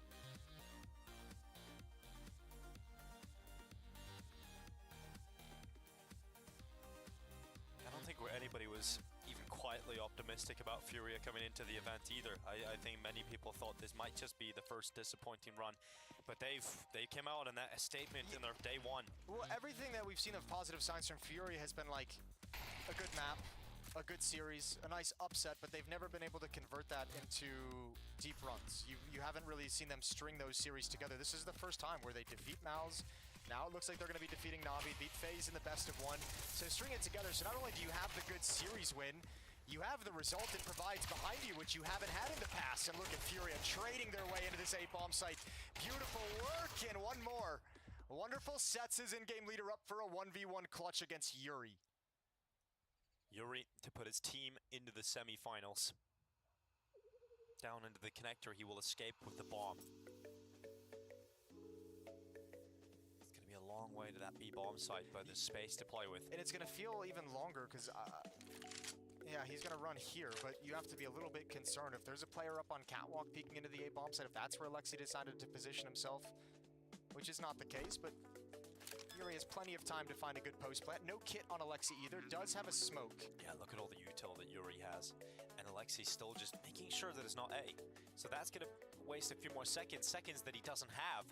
He does not have a kit on his back, he only has a smoke. And just think about the amount of positions that Alexi B must clear, that he must check. You can't clear or check all of them. At some point, Alexi's in his head, he's like, I have no kit, I'm going to drop the smoke, and I'm going to stick to defuse and see what happens. Well, that's what he's going to go and do, so gets onto that defuse. Hasn't stuck it, now knows where Yuri is. He goes into the swing, he's got the kill, but has he got the time? Alexi's going to give it a go, he gets on that defuse, he's going to hold it through. Look at his Furia face. know they got it. Furia know that they've got it, and they're straight into the semi-finals. An unbeaten run in the group stages from Furia. They took down FaZe, they took down Mouse, and they've now taken down Na'Vi. Furia's forces fire on to the semi-finals in Rio. A phenomenal series for them today on a team level and also an individual level. They were on point. Fallen's off on this second map. XxWolverinexX, his group stage is probably the best he's had in a long time across these 3 matches that they've played. And all of Furia is looking good and looking ready for the big stage in their home country.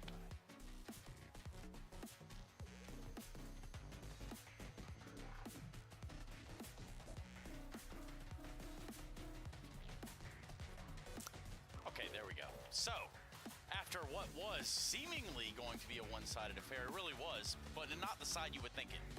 That's because Na'Vi aren't eliminated, but they do find themselves going to a quarterfinal now rather than a semis.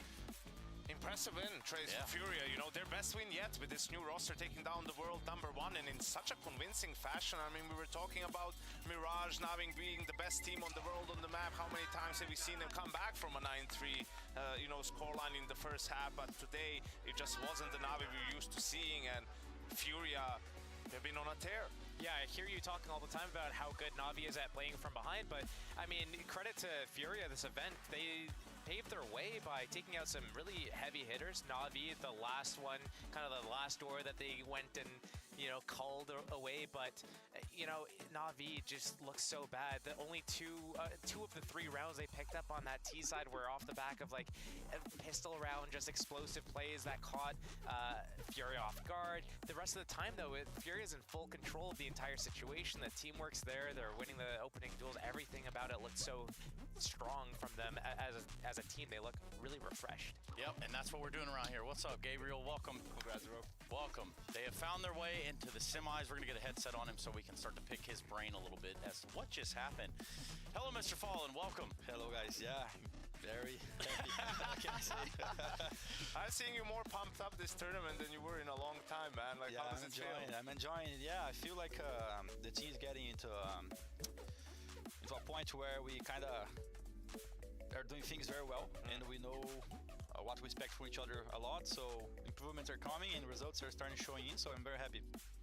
What was the focus for you guys? You know, actually, what was the main difference you think in this tournament compared to the last couple of ones, right? That's enabled you to get some results as well. Yeah, whoever has the answer for that question, you can sell it to anything in the world, because you never know when the job is going to kick in and when you're going to see the results you work so much for. And I feel like there is a lot of hype coming to Brazil. You know, Cacerato's been playing minds out. You know, he's our best player. Very important to have him playing super well. But it's not only that. It's all about having different type of strategies, change them between games, having the right reads, you know, trusting each other. So a lot of things that are going our way at this time. And I feel like we're very comfortable playing, and the energy is here. So yeah, there isn't a single answer.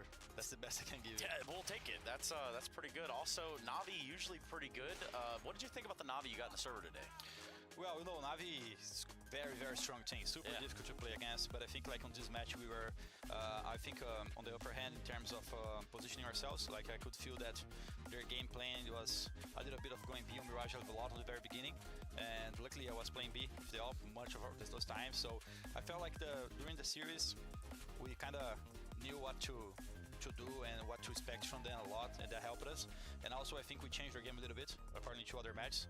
I know that Blade prepares a lot for the opponents, you know, like that they're a very good team, so you gotta bring some spicy things that you never did and stuff like that. Yeah, when you're kind of making all these changes to your strategy as you're talking about, and you're improving on all of these things, it's kind of, there's a lot of variables that go into the wins, but the wins that you've had here were pretty high level. It's not like you had to play against like the bottom seeded teams. Like you had to go through some tough opponents.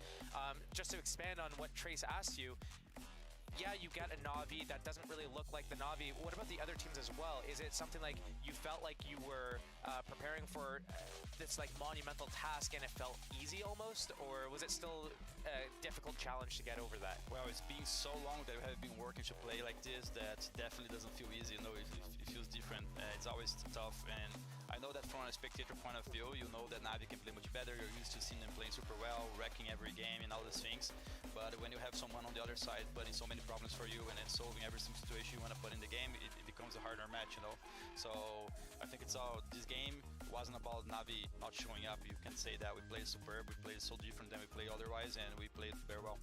You guys play very well. You're in the playoffs. Now you get to play in this arena this weekend. Is there anything that you can tell the people down here in Brazil to come on out? Like, just come on out this weekend. Sabadão, galera, agora estamos na semifinal, então é a hora ainda a gente fazer aqui a arena mais uma vez, e é loucura. E com a ajuda de vocês, quem sabe a gente não consegue dar mais um passinho para frente ainda, sonhar com uma final e quem sabe um título, né? Vamos aí, curtir esse momento e continuar trabalhando duro para que a gente possa viver ainda mais. Tamo junto, galera. Obrigado pela confiança sempre.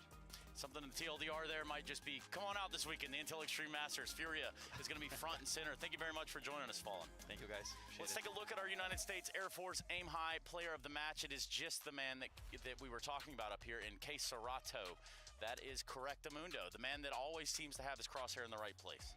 Yeah, it's been unbelievable the form in which he's been in this tournament, but I do have to agree with Fallen. You know, it's not like Cerato is carrying them and bailing them out of tough spots. It's like they're playing with Counter-Strike, and he's excelling within that game and within that system. I have to agree with this. We see, even on some of these highlights that we're seeing here, we're seeing some of these setups from the teammates. So the flash into heaven, we talked about this round, XxWolverinexX goes in there with dualies, and Navi's sitting up there like, well, what the hell? We're not expecting that. And there's all these other pushes as well. So, you know, they're doing a lobby collapse on Nuke. They have that flash going for the ramp player first, and then the hut player, and then, you know, you have that squeaky player as well. So, you know, you get XxWolverinexX coming through. It's not just him going toe-to-toe with whoever's on the other side. It's a team effort. I think probably the biggest difference for Fury in this tournament is unsurprisingly so, they're just a lot more locked in, like players individually, you know, like everyone's on the top of their game, focus, communication is flowing, you're listening to your teammates, you're coming up with ideas, with solutions to things, and you could tell that they're playing with just a lot more confidence. I mean, even Fallen, you go back to the FaZe game, right, the opening best of one, he has 1 kill in the first half on T siding, 1 in 12, 1 in 10, whatever. Second pistol round, they win it, someone gets a 4K and they drop him the op for the second round, right? And he does some work. First gun round, he does a lot of work. He's aggressive up top mid. It's just a different mindset that Furia has had in this tournament. Side of things, Vitality also lost. Yeah, and you know what? We might even get a chance to sort of theorize what that might look like when it comes to the playoff brackets, but for the time being, it is the Na'Vi side. We're going to have a quick listen in, Kadia listen in at that, as to what it might have sounded like in the server after today's woes. Let's go, boys. And listen to each other in spawn, okay? Igor was asking for flash for 10 years, no one answering to him. We just need to fucking step up now. You can go B. He broke. Two. Survive. Can take? Survive. Take rotation, just take rotation. He's watching me. Both connector and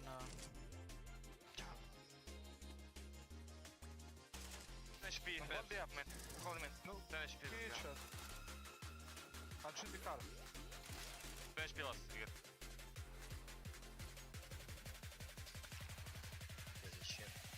You're gonna try to listen to me, bro. If you go with me double man, we'll just smash them with some force from man. Damn it, Josh. Why'd you sneak that one past the keeper?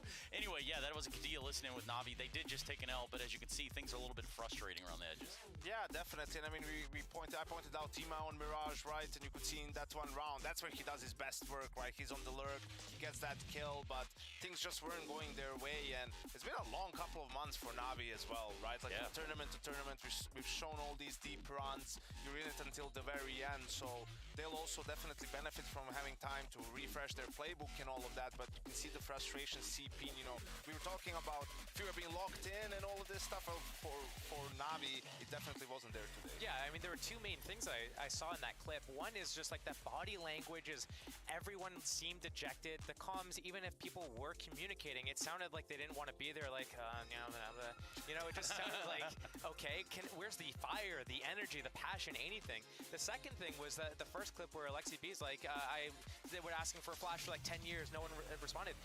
We heard something similar from Vitality yesterday. I forget who was saying it, but the same thing. It's like, if I'm going to say this is the plan, say okay. Like, say that you've acknowledged that I exist, that my microphone's not muted. Just like, give me something, anything to work with. So it sounds like it's happening. Maybe it's plaguing all these top teams. You have Na'Vi and Vitality going down. Who's the third team that's going to go down to this plague of just not responding to your teammates? And, you know, yeah, look, we can head to a break. We're going to jump all the things that are going on with the playoffs, because both those teams are there, obviously. They've locked that in. With or without a win in that matchup, it is Na'Vi and Furia heading into this very arena. But for us, we head to that break. We're going to come back. We're going to jump into our last game of the day. If you can believe it, elimination on the line for both FaZe or Mals. And we're going to find out more about that when we return. You're watching the Intel Extreme Masters.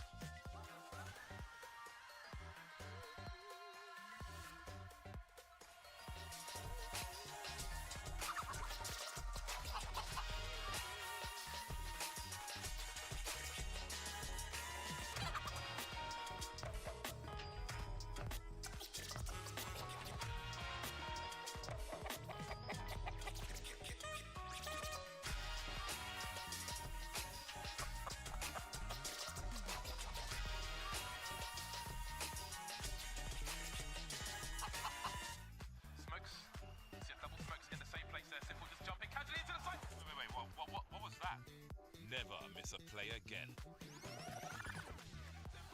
not allowed! This is not FPL! This is a major! Finally. With FACEIT Watch, you're in control. Switch between player POVs live and see the game through the eyes of any pro. Never miss a moment with replays.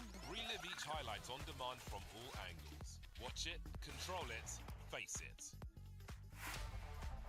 JL, too damn good! A triple kill from JL! JL can't hit it! Apex, he wants it! And JL denies! JL! J-Legend, 4 kills! JL to me is like the complete package of a player, because he'll do what the team needs, He works hard, he understands the grind that comes with it, but also he can do all the content, all the interviews, all the media. This guy can do it all, and I'm yet to see anything he can't do, but maybe that's something I should test him with. JL, aka J Legend, he's also making banger content. At JL says Steven. There we go. Now running him down, he doesn't have the bullets, Chad. He has one, and that's great, but now Zershin goes down to the Glock. Good God, if he knifes him, I'm gonna lose my marbles. Gets him up, and it's a clutch from JL. 1 HP. Personalities in CS. Some people try to shy away from social media, maybe keep their comments to themselves. I try not to do that. I feel like whatever I have in my mind I try to say, of course in a respectful manner. Sometimes people don't take it that way, but I try to be as respectful as I can. And also to add some extra pressure in the game. So if I make I wouldn't call those comments offensive, but whenever I do make one, it's just so I could have more pressure in the game. It makes it a little bit more interesting for me, for the viewer, and maybe for the person that I said it against. They will have Alexi here in time, and with JL, oh, that's a lovely set of openers. JL one step further. My first interaction with Blade, one of the Navi agents contacted my agent, and he told them, Navi wants to have a talk with you. And I'm like, I don't speak Russian that well, which is the language they used back then, but I'll still give it a shot. So we go into the interview, we talk, he asked me about the game, how do I see the game, what I feel like I could bring to a team, and we did this interview in English, and I kind of understood that he wants to make an international lineup. I asked him about it, he said yes. Yeah, that's how it all began. I feel like at the start he didn't view me as a solid player, but now he looks to me as an individual that I play well in my roles, and sometimes I need some guidance and sometimes I don't, and he trusts in my ability to defend the site or make an aggressive look. What can you do, JL? What can you do? Isolates, missed shot from Woxic. Zentaris to provide the covering fire, pushing in. 2 of the 3, and now it looks like JL's done it. I think the people that didn't believe in JL didn't really fully understand his story or know his work ethic. When you hear about his story, when you hear about the background he's come from and how much he wants this and how far he wants to go, he understands more than just playing the game. He understands what it takes to get to the level he wants to achieve, and he follows his path the way he sees it and also listens to the right people around him. He needs to get out of the bomb site. He needs to get out right now. Oh, he crosses forward. JL! I have no idea what makes JL so special. Maybe because I respect people around me. I try to give them not as much attention, but treat people with positivity. I always say hi to fellow players or fellow staff workers at ESL, Blast, whatever tournament we're playing in. I try to give respect, and maybe that's why people respect me back. The bomb down, pushing through is Immer, charging into the site. Na'Vi refused to surrender.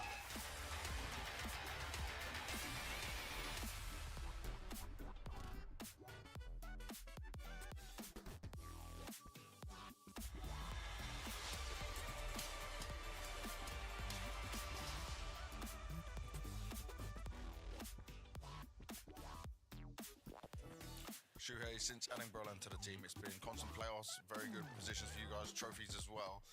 Right now, obviously, it's a little bit of a downhill road for you guys. How is that, like, you guys managing it? How is that feeling within the team? I think we're at a similar stage as FaZe, where we are struggling a little bit. Obviously, we're not at the results that we want to be. Yesterday we performed really well, and today is going to be a matter of just playing a little bit better than yesterday. So we're not really focused on winning or losing. We're just focused on making sure that we're performing better than yesterday. Are you guys feeling more pressure or stress from it all? I think maybe there is a little bit more pressure than normal. We know that we have been going through a struggling period, so obviously that is in the back of our heads. But it's like I said, it's all about being better than yesterday. Is it important for this game though? Like, you already took down Complexity, and that was one that obviously struggled against in Pro League. Now you're going up against FaZe to get that win and have a huge extra confidence boost? Yeah, we already got a huge confidence boost from yesterday after winning Complexity. It mattered a lot to us, and now winning against FaZe would mean also a huge confidence boost. And I think this is something maybe we also lacked a little bit previously, where we would meet a top team in before playoffs. Yeah, I think this is going to be good for us. And yeah, we're expecting a good game. What did you learn from the Complexity win in particular? Not maybe just against Complexity in the matchup, but about yourselves as a team. we know that if we play our own Counter-Strike, mouse Counter-Strike, that we are able to win. Sometimes we get lost and we think about other stuff during the game. Maybe we prepare a little bit differently. So there's a lot of stuff we worked on behind the scenes to make sure that we are playing our own Counter-Strike and not like we need to adapt on the server. We just play what we can do. Now, it's no secret, right? FaZe has been your kryptonite for a long time. Does this feel like now is the time to strike? Maybe, maybe not. Who knows? I don't look at it that way. If we win, really nice. If not, then we're going to go back to the drawing board and see what went wrong again. So we're not going to take it too hard that much.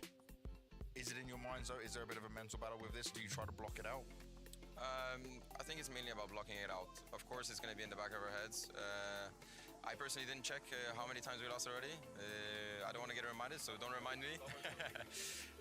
But no, I'm not focused on that. It's just another game. I like it, man. Thank you very much. Absolute focus. Playoffs or bust is essentially what we're looking at here with FaZe and MOUZ. And what is a rematch of Chengdu, the Intel Extreme Masters version over there in China. Now we're down in Brazil, and while the rematch is on, the implications, the ramifications are significantly higher stakes here. I got Steel down on the end, looking at YNK in the middle. And what is, well, in the last confrontation, pretty easy to diagnose. I think something as well to be taken into account here. This was the streak like where FaZe had all the grand finals but couldn't lift the trophy, and they did do one in Chengdu. But after this is where FaZe fell off a cliff. So I think like in the context you're thinking, it was a good result for MOUZ. They lost to FaZe no matter what, but FaZe was ripe for the taking there, right? Like that was the weakest FaZe has looked in a long time, and still MOUZ couldn't even get close to taking them down. And we're talking about falling off a cliff as well. We talk about FaZe, how they did it. They're finding their form a little bit more recently, whereas MOUZ, it's like they peaked and everyone was calling them the #1 team in the world. They won like 2 kind of things in a row, and then that's it. It just like they disappeared off the radar. So when we're talking about, you know, day by day, we just try to be a little bit better than the last, and then like also the answer to is this the time that you're gonna beat FaZe? It's like, hell yeah, like this is the time we're gonna beat FaZe. Like this is our moment. Yeah, we're gonna do this. We're gonna crush them. These guys suck. Like, where's anything? It's like, well, I don't know. If whatever happens, happens. If we don't, it's fine. If we don't, yeah. And this is just been kind of the drawing board. This is a bit of a storyboard, even if you look at what we've got going on here. This is the results for both these teams up to this point, or both these teams. I mean, just MOUZ, and obviously their road has been a little topsy-turvy. I mean, both of these teams fell to Furia, right? FaZe in the opening game, MOUZ in the upper bracket game, took down Complexity yesterday in 2 overtimes, really a close affair. But I think this is, for me, similar to the FaZe Liquid matchup, right? FaZe just has the upper hand, like, and they are more comfortable, more confident on the server. Even if they start losing, they won't be hitting the panic button, right? So MOUZ will really have to be consistent throughout the game if they're going to take down FaZe. Well, one improvement that stands out right away is that MOUZ was actually able to beat Complexity 2-0 here. They lost 0-2 to them twice, or sorry, they lost twice at least at Pro League Season 20 a couple weeks ago. So being able to turn that around, maybe that's a start. And it's kind of just to tag on to your point right here, Josh. You're talking about a MOUZ in which we got like the summer of MOUZ. It was kind of like, okay, these guys are unwavering. Like they are definitely in the server causing pain and destruction. And for FaZe, it was just like a constant storyline up there. But now both of these teams, are they struggle street? Are they on struggle street right now? I mean, they're trying to find their form again, so to speak. But the thing with FaZe is they're battle tested, right? I mean, they're a team that obviously was winning majors, Cologne, Kato, the biggest tournaments. Okay, a small roster change here and there, right? But that's always been the goal and what they've been striving for. For MOUZ, it's been, okay, we're gradually getting better and better.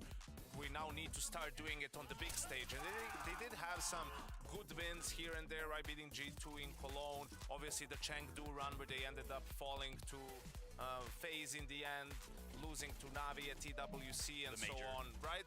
Yeah, before that, the major. But I think now it's up to, okay, getting and going for some of those wins, right? Just making the playoffs anymore isn't enough for this MOUZ lineup. I also think it's just the way that the teams have been navigating how they want to improve. So if we look at a team like FaZe, they have a fall off. You know, Rops has dropped in performance, and we've talked about it up here a few times already. But some of what they're doing is they're starting to favor maps where there's more individuality. Rops is able to have more impact. Maybe there's less on Kerrigan's shoulders as opposed to previously. And what's Mao's approach though that's different than what they were doing previous? Yeah, that's the one that's a little bit tough to diagnose really, because for Mao's, right, we heard it in the Torch interview as well, we've been trying to change like the way we view the game a little bit, like some small things here and there, how we approach certain situations and whatnot, which is, you know, without knowing what exactly goes on in the team, what the communication is like, it's hard to pinpoint like when you watch them play, but obviously you're expecting an uptick in performance after those changes are being made. And just to kind of put to scale the performance that we're talking about here, from the side of FaZe, we're looking at a FaZe that has made every IEM playoffs since 2023. You know, and that might not sound all that far away, but that's a long, impressive series or streak. It's better than I've ever done. Yeah, fair enough. When you put it like that. It is an impressive streak, and you know there's a lot that FaZe has that's good. So when we talk about them dropping off a cliff, it's like it really is a monumental, just like, well, one thing that stands out that, wow, this team's so good, they have so many good parts, how do they fall off? But a testament to kind of them as a team is that if they're able to rebound from that, that's also a really good thing. On the flip with it, like Mao's, it's like I just feel like they don't have a cohesive system that they all want to buy into the same plan at the same time, outside looking in. So issues in the camp, perhaps. Just an outside look in. And another reason why FaZe is dominant in the matchup is the veto, right? Like, yeah, if you want to punish FaZe on something, it would most likely be Anubis, and that's the permaban of Mao's, so FaZe can just get rid of Vertigo. And then on all of these maps, there's nothing where Mao's can like clearly be like a massive advantage for them. They go for Mirage here, FaZe with the Dust 2 pick. Despite the loss to Furia, they looked really solid on it. They have a lot of variety on the map. I mean, against Liquid, the CT side, the aggression was just impeccable, and for the end we get that nuke decider. And one level deeper, the Vertigo ban coming out from FaZe as well, that's one of Mao's better maps. Yeah. That's the one that, you know, Complexity looks to Vertigo for a map win, and Mao's is like, no, we're going to take that from you because that's also one of our best maps. So that instantly gone is definitely going to make things more difficult. And Mao's having to make some changes here and there on Dust 2, right? Oh, Exertion is the Dust 2 ไม่ราดนุก CT side, which feels a little bit โอ้ด่านสแตนดาร์ดว่าสโมกนั่นเลย some rotator roles, like playmaking roles, just as a pure anchor down there, and he has been struggling a little bit.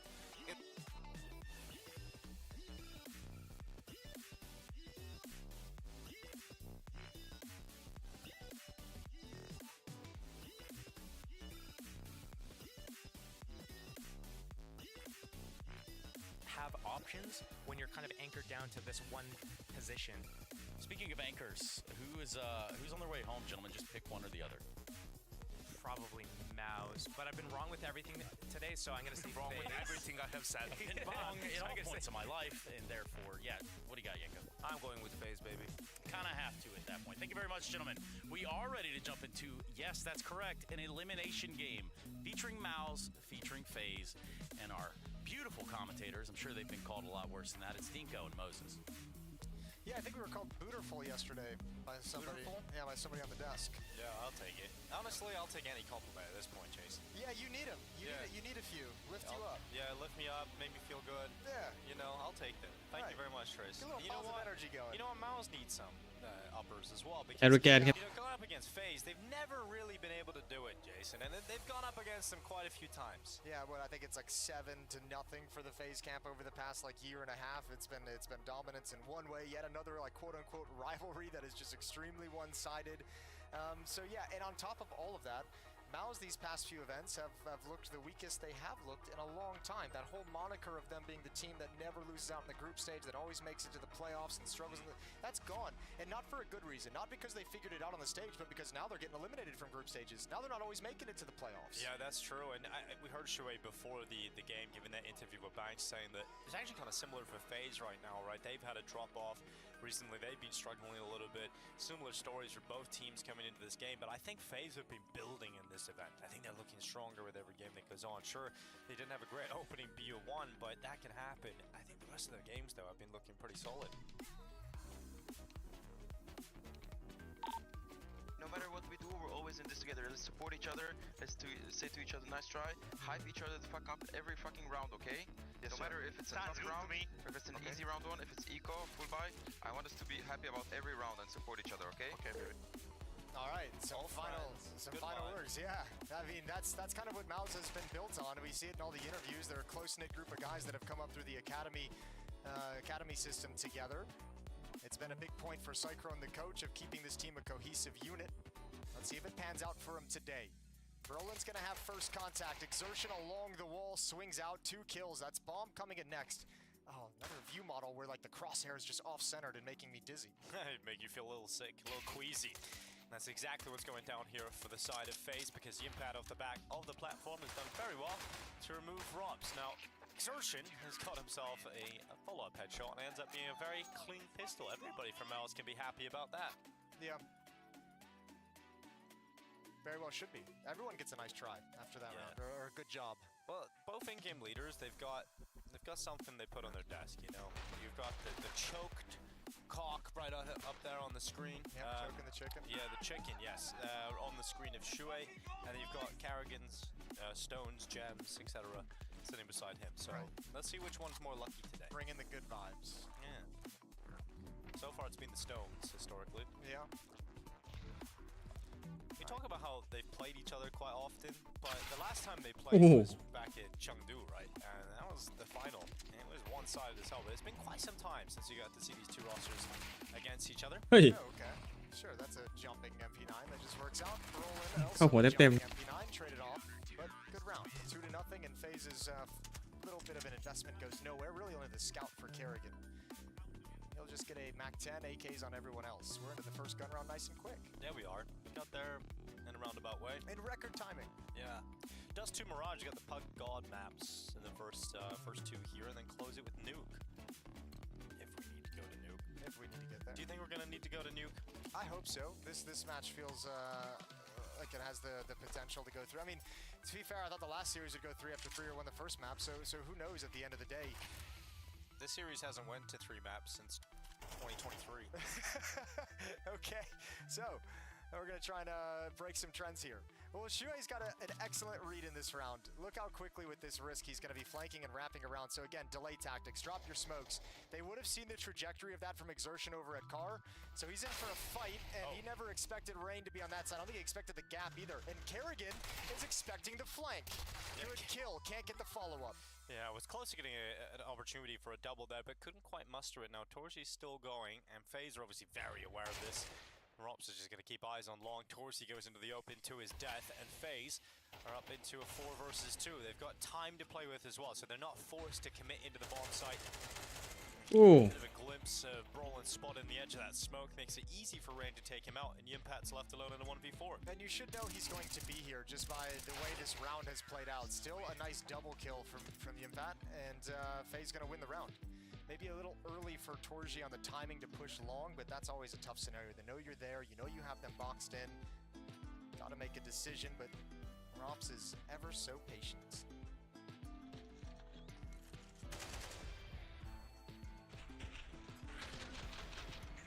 Actually, I mean, a really good round for Mouse. I think they're going to feel like they let that one slip away with all the advantages they garnered with the push from Shuei up middle. Ooh, is that little team damage, maybe? Yeah, he got shot in the head real quickly. Yeah, he got slowed down as well as he tried to cross. Maybe don't give him a nice shot on that one, you know? Yeah, I don't think they're going to be celebrating that one in the Mouse camp, that's for sure. Carrigan, he's got eyes on this tunnel push. It's coming, and Brolin is the front man that is spotted by Carrigan, but he's worried about a potential playthrough short as well, or through the lower tunnels. And Carrigan does have a lot of problems he's got to try and figure out here, because he's alone in the world and there's a lot of eyes on him. And he ends up getting taken down upon his jump up onto the Xbox. Rain spots them diving down into spawn as FaZe trying to take the A bomb site. Boost up, Exertion gets put in position quickly, but Rain sits him on his ass. Yeah, beautiful shot, and that's going to be a little frustrating. Tough now for Mouse to make this work. They've got no kits, they've got no utility. Good win. Rain on low HP, overexposed. And now all of a sudden you got 2 coming catwalk, one on the low ground, but Brolin falls early. The rest of his teammates still blocked off by smoke. Now they've got to try and force the issue. And Mouse, once again, it feels like you're so close, like you have everything set up to just take your advantages in the post plant, and a little bit early from Brolin as they peek into him. And that set Mouse's economy into a bit of a precarious position. They don't have a lot left, so an eco to come up. FaZe about to take the lead. FaZe has run at this tournament. It started with a 13-7 loss to Furia, who we now have seen take some big names along their way, also beating Mouse. And now Navi Well, FaZe had to go to the best of threes. They played against Pain. They lost a map to Pain, but were able to 2-0 Liquid yesterday. So FaZe are finding teams that have never beaten them in the group stages so far. Which is very nice for them. And also, as you've mentioned, I mean, even going back to EPL, you started seeing a little bit more resurgent performances out of individuals. Frozen had a great ESL Pro League. Rob started showing some signs of life. Yeah, maybe despite, you know, not having the greatest team result, at least some of the individuals are coming. We'll see if they can, I mean, convert those good individual performances into a good event finish here in Rio. They've got a great chance at it. 2-2 and just pistols on the other side. Heavy emphasis towards Long A to open up this Dust 2 engagement. Kerrigan's in some trouble, getting wrapped around from Catwalk. That's an AK-47 recovered for Mouse. Yeah. I mean, you mentioned Frozen. It's a great player to talk about, especially at this event, because he's the third highest rated player in attendance at IEM Rio at the moment. Just in behind Keserato, who's a top rated player, and Zaiwu in second place. So Frozen's among great company up there at the top 3 spots. 1.34 rating for Frozen so far at this tournament. And it's been great because I think he's a player that's maybe garnered some criticism over the years. Yeah, but I think... Well, not over the year, but over his time in FaZe, he certainly had some. Although I think it's always an interesting conversation because I think FaZe has probably got to be one of the hardest teams to diagnose the problems in terms of like looking down the roster. Yeah, exactly. Like if you ever wanted to make a roster change in this team, it's like, who the hell are you? I don't want to have that responsibility. Who are you gonna pick? I think it's always, that's why you always see the coach is the one that kind of gets changed. But even then, it's not a lot of changes ever happen in FaZe for good reason.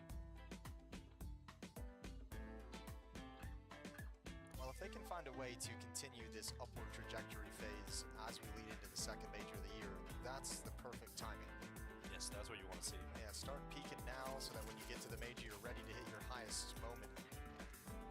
Off peak down middle, boost it up so Brokey can get the clean shot on the cross. There's 2. He's waiting for that third peak of the AWP. But without any shot ringing out, Torji doesn't want the fight. And instead, they push lower.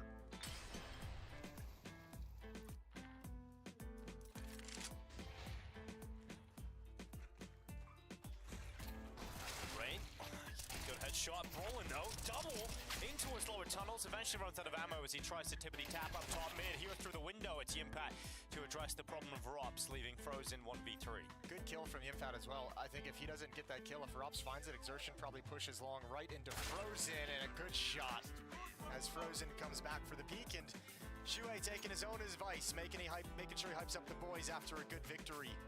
We're tied at 3. And finally, when money's back for Mouse, and they're back to winning ways. They went around off the back of cash resurgence. FaZe, though, not short of money on the majority of players. Everybody's going to have their primary choice weapon, apart from Carrigan, who has to go down to a Tech 9, and I'm sure he'll be happy enough wielding that. Brokey on the AWP. Now, he did have a couple of games in this tournament so far where maybe he's missing shots on the AWP, but he's had stellar maps as well individually with rifles, pistols, in particular the Deagle against Liquid. Brokey can be a beast that is hard to put away. See what he can do as he gets the sniper out on the T side. Exertion applying a little bit of pressure at the long doors.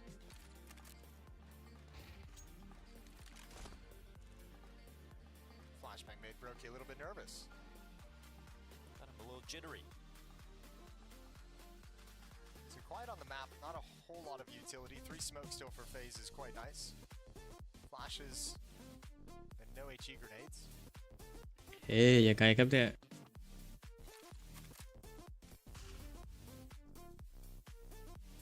Shuei's heard a footstep or 2 up on Catwalk.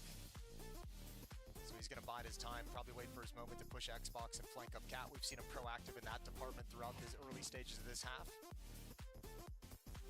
However, with only 2 people at the A bomb site due to a 2-man B defense, Mouse might have a little weakness in the early going of this hit. Wall of smokes erected, and Rain blinded. Still inside of the smoke. 30 seconds remaining in the round, and a dangerous game for Rain to jump up, and he's punished by Exertion. Torsi also chiming in, and Rose completely collapsed this phase attack. It's just Rops from long on his lurk, but it's not going to end up being impactful. He'll run away and try and save his AK, and Mouse head into the lead on Dust 2. That's pretty nice, isn't it? That's a very nice shot. Yeah, I think FaZe got kind of slowed on that hit.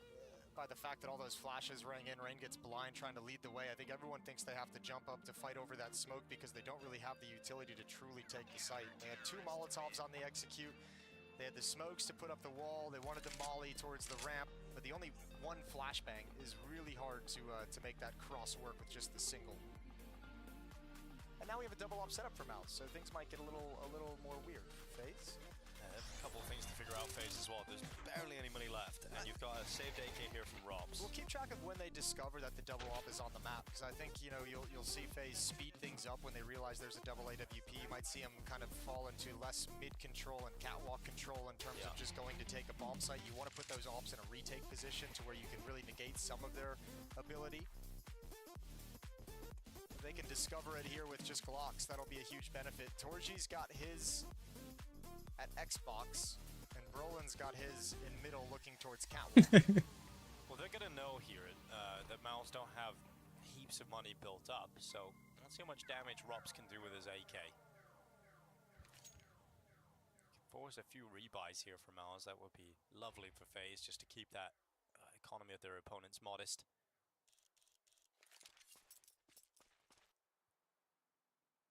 A lot of teams, obviously, wanting to go to a double up setup on Dust 2. I saw Liquid trying it a bunch this week, Ultimate and Twist, and they had a very similar setup of, you know, one kind of aggressive towards the double doors and one watching Catwalk. Well, there's Brolin's op. So they've seen it now. And they're like, hang on, this guy doesn't usually op. Not normally the opper.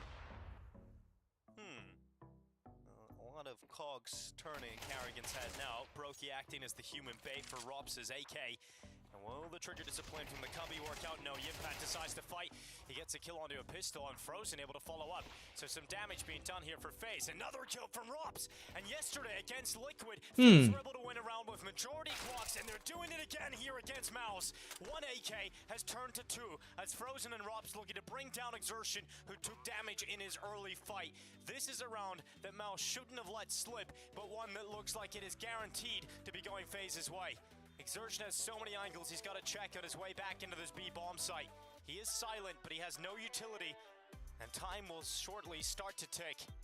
No one from FaZe giving him a chance, no one peeking, no one giving a look, and now Exertion must go, and that is something special. Exertion with the double to recover this mess. Oh, that's a clutch and a half. FaZe take a gut punch after such a good round with 1 AK-47. Rops does everything you ask of him. Triple kill, cracks you into the bomb site, takes advantage of Brolin way out in the open on the B platform. But Exertion wins a 1v3.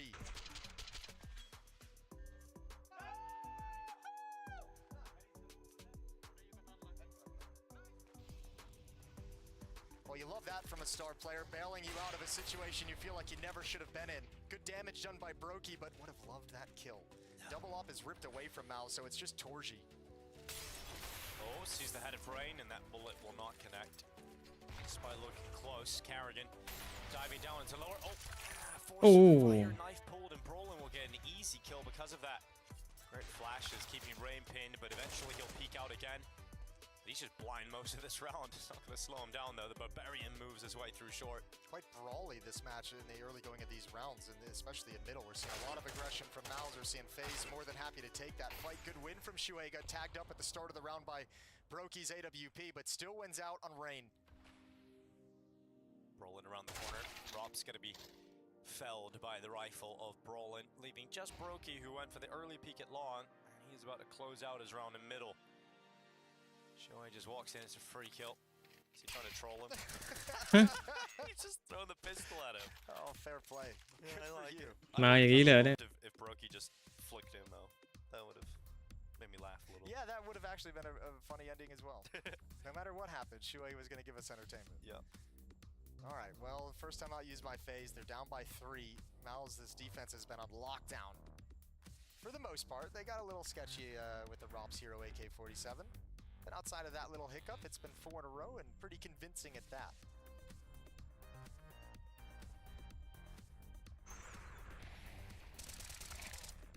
Yeah, that FaZe are wanting that 1v2 back now. Or 1v3 rather against Exertion. No reaction, of course, Brokey. เล็งแบบนิ่งกิ๊บเลย It's just the checkmate. It just lets him know how beat he was. Yeah, you're done. You're done, buddy. I like that he didn't give him time to flick up. ต้องมีคนกลับบ้านครับสำหรับคู่นี้ต้องมีคนกลับบ้านครับหนึ่งคนหนึ่งทีมแน่นอน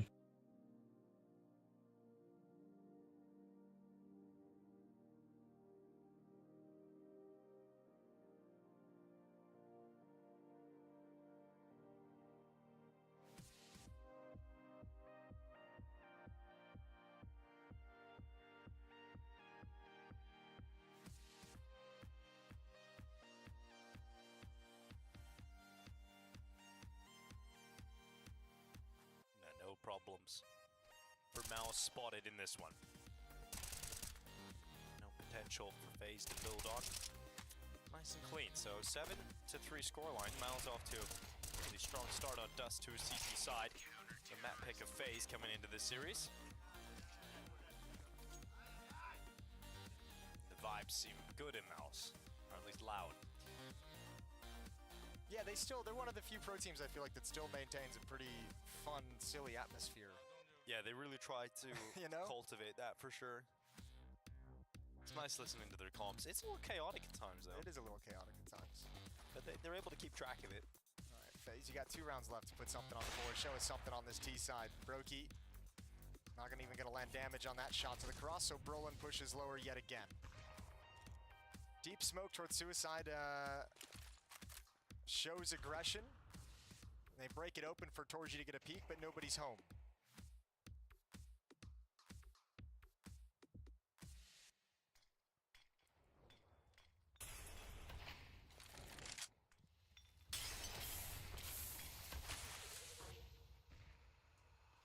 Right. Oh, Rain, what a shot, but caught by a flash. Brolin couldn't double up, but Torzi's there to make sure the trade happens. So 3v3 off the back of those early mid skirmishes. Such good coordination from Malzo to make sure those 2 kills are actually traded, especially considering the first one goes the way of FaZe and Rain. Brolin's response to that, and Torji ready for the peak off Brokey killing him. So this round slows down into a 3v3. No eyes on mid, no eyes on Catwalk. Mouse playing retake at the A bomb site. And Rops is in a strong lurk position, so I don't know if he can chill here because he's got Smoke Molly. They do also have that on the other players. There's a couple options that FaZe have with this utility.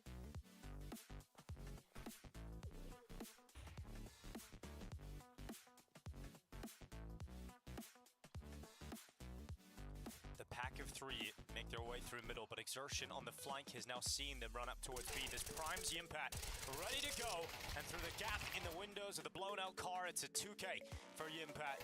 It's Rops with a 1v3 total. He knows he's got that player on the flank, but with 10 seconds left, he won't consider the site. Well, at least he can't even. He has to commit to the bomb plant, and that shall be denied. Oh. Haircut handed out by the Hungarian, and it is 8-3 as we get deeper into this half. Last round available, and it's looking very likely Miles will round out at 9. I like that Torji double scope for that shot. Just to make sure, you know, it's right on the just head. to really line it up. You know, he's a precision barber. Mal's doing really good work. This mid aggression they've had throughout this half, whether it's a lower dark push, whether it's an alt push, whether it's the push towards top mid. โอ้โหดี It's been very effective for them. B-rush. It's a charge for FaZe. Desperation wrap. Bottom of the barrel, and that's where they will find themselves as they are shot away by Mouse. It is a very strong CT showing from Mouse. Couple of opportunities to build on something for FaZe early, but the majority of these rounds have been comfortably on the side of the Mouse squad. Brokey, the last remaining player left, and he will not be able to do much about it. 9-3. What a statement start for Mouse as they are looking to knock FaZe down.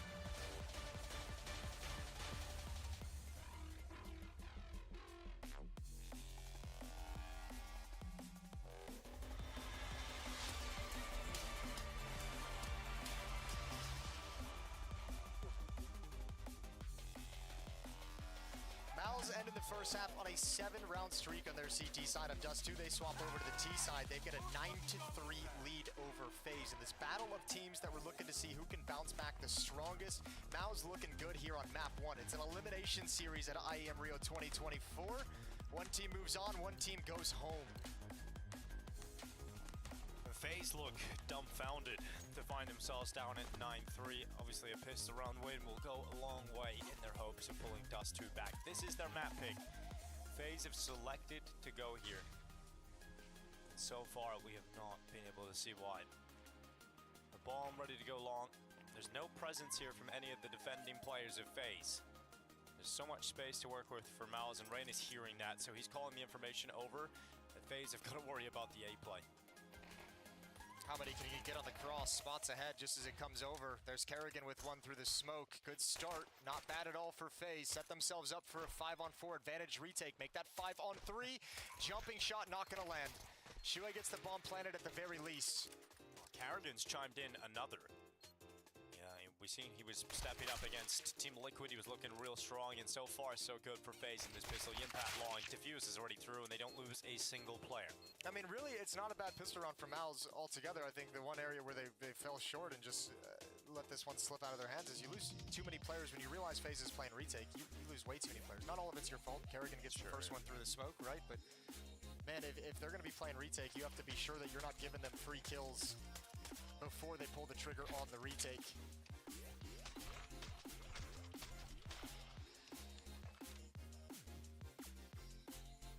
Obviously a bomb plant went down. Yeah, but I like this from Mals when you have this kind of a lead. I was actually thinking the same thing in the last series when Furia had a big lead and went for a second round buy after losing the pistol. It was like, you know, yeah, you can win. Furia did win that round. Yeah, true. But you have this kind of a lead, so wait for you to get the gun round. Maximize the number of full-blown gun rounds you have. Yeah, increase those percentages in your favor, especially when you're going up against a team you've never been able to beat, right? You want to make sure you get all those chances lined up. Honestly, the fact that Furia won their second round in this kind of a similar situation is always like the argument against that idea.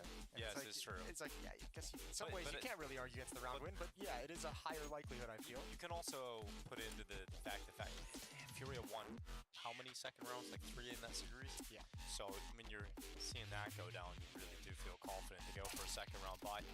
Broken Rain though could work down 2 headshots under exertion of Brolin. Shuhei at least chiming in something, but as expected, it's FaZe to clean up, and Kerrigan to get his triple. Yeah, Kerrigan tapping away with that M4.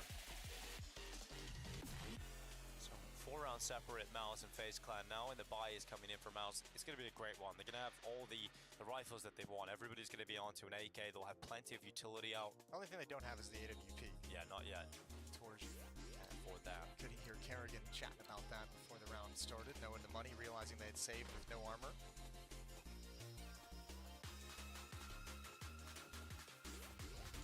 Early presence and long for FaZe. Just trying to block that choke point early with utility. Mouse make their way down mid. They do it swiftly. They've got bottom mid control. They got players now joining into lower tunnels with impact.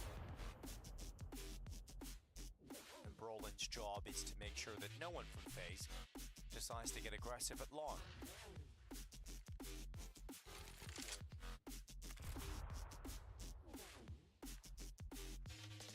Alright, well you have all the opening map control you'd want if you're Mouse. As you just highlighted, mid was taken quickly. You even had Exertion kind of probing and being deep on catwalk, throwing out that smoke for the cross. Start clearing out a couple details, and then Mouse can see what they find. It looks like they're setting up at the moment a mid to be split. Brolin flashing Shuhei out mid. Smoke is up in CT spawn against Frozen. Oh! Is there a gap in that? Yeah, a little bit to play with. And Frozen's obviously managed to use it to devastating effect because he's got a second kill out of it as well. Exertion finally treading him out, but it's not enough to keep Miles in a powerful position. With 30 seconds left, there's still 2 B defenders. One of them's Ray, but he's gone. He's completely gone, so it all falls on Robs. It rests on his shoulders, and he will not rest until all of these forces are gone.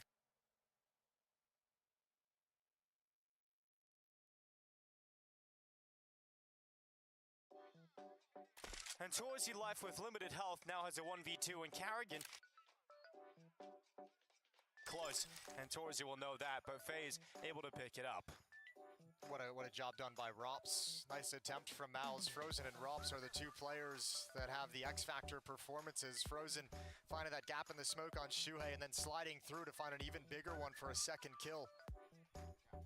Question now becomes, even with that plant, does Mouse have the money to challenge in this? I think he got a half buy. They're going to want that ADVP out of Torji for sure. Despite the fact he did some fine work with the AK-47, even had a crack at Brokey at the end. Oh, Shuhei is really liberal with the compliments. He is. He fires them out left and right. You aimed at him so well. You put your crosshair right there, man. Right there. Wonderful crosshair placement. Torji. Oh, a bit of a really deep play. Look at this. Miles made it moving fast. Straight out towards the B-bomb side. Rops at the window. Really good flashes from Mouse to make sure Rops can only get the one. However, even in a 5-on-4, even against pistols, retake can be difficult. Rops is in, almost out of ammunition. He got in very far, and the rest of FaZe following up behind him is doing God's work. No plants, nothing for Mouse, and the lead is shrunk to just 2. Only getting 1 kill out of that from a quick play to be in. That's how quickly FaZe can get back into games. You know, they can have a terrible first half. They got a real rough time. They win the pistol in the second, and straight away, they're coming back into the game. 2 rounds the gap. A buy again for Mouse. This time, they've got that op that they were missing earlier, Jason. They've got Torzy on the sniper. And he's a bit of a hot hand in this game. He's 16 and 8 at the moment.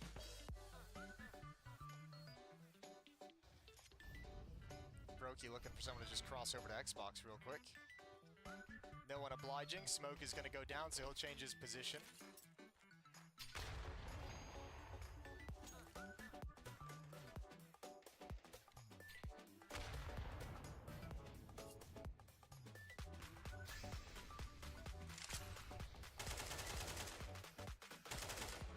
Going through the motions. Eventually their default will be complete in terms of taking short control.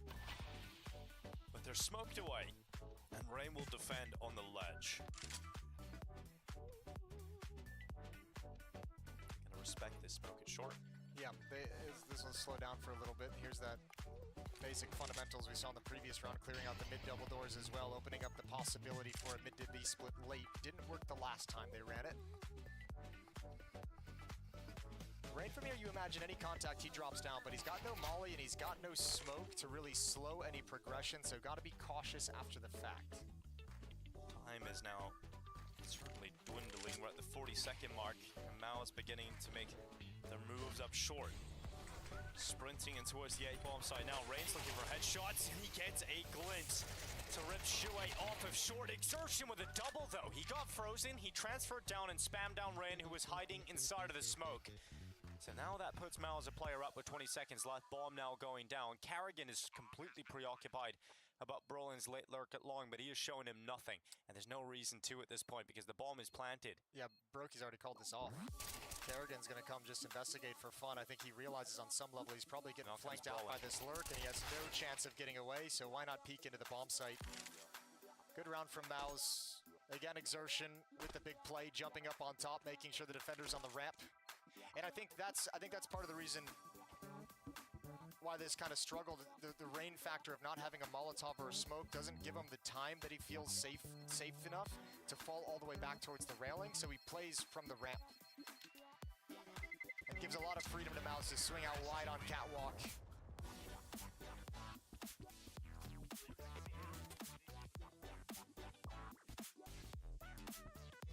I'm gonna get a Torzy B peek.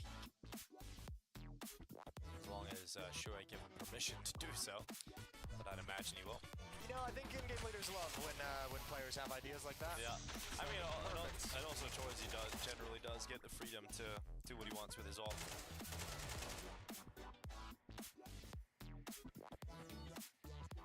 Well, Torji is going to take it, so Shuhei gave him the all clear. Brolin out wide. Oh, he's got 2. He's got 2.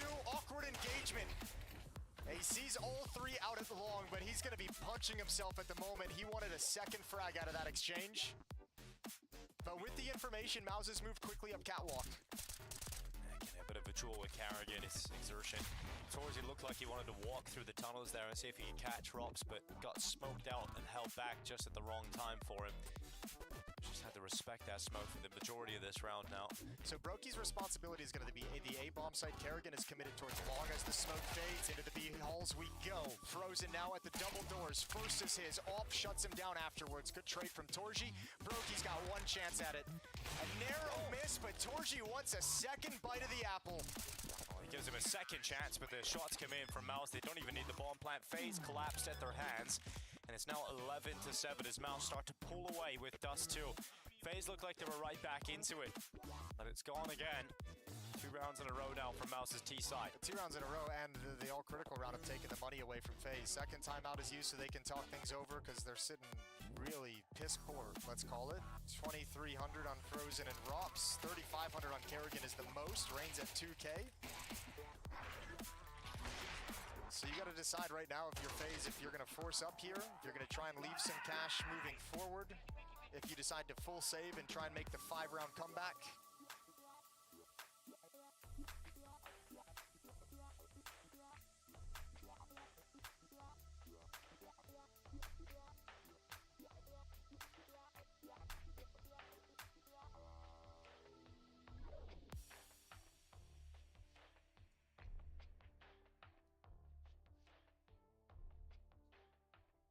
Tough times now for FaZe. Try and figure out a way back into this. It's almost surely going to be 12-7. Mouse with map point on Dust 2. This will be the first time Mouse have taken a map off FaZe since the CS Asia Championships 2023. It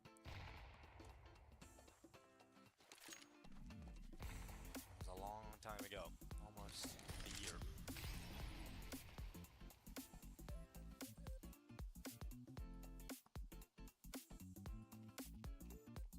This is a different FaZe at the moment than we've seen at different portions of this year. This is a FaZe that certainly look weak in comparison to what they can be.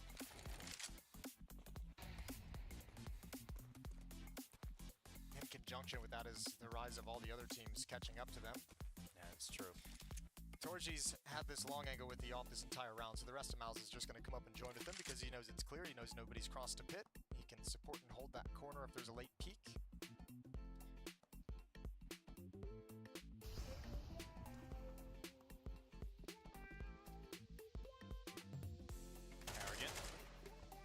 Jumping up, getting knocked down by Brolin.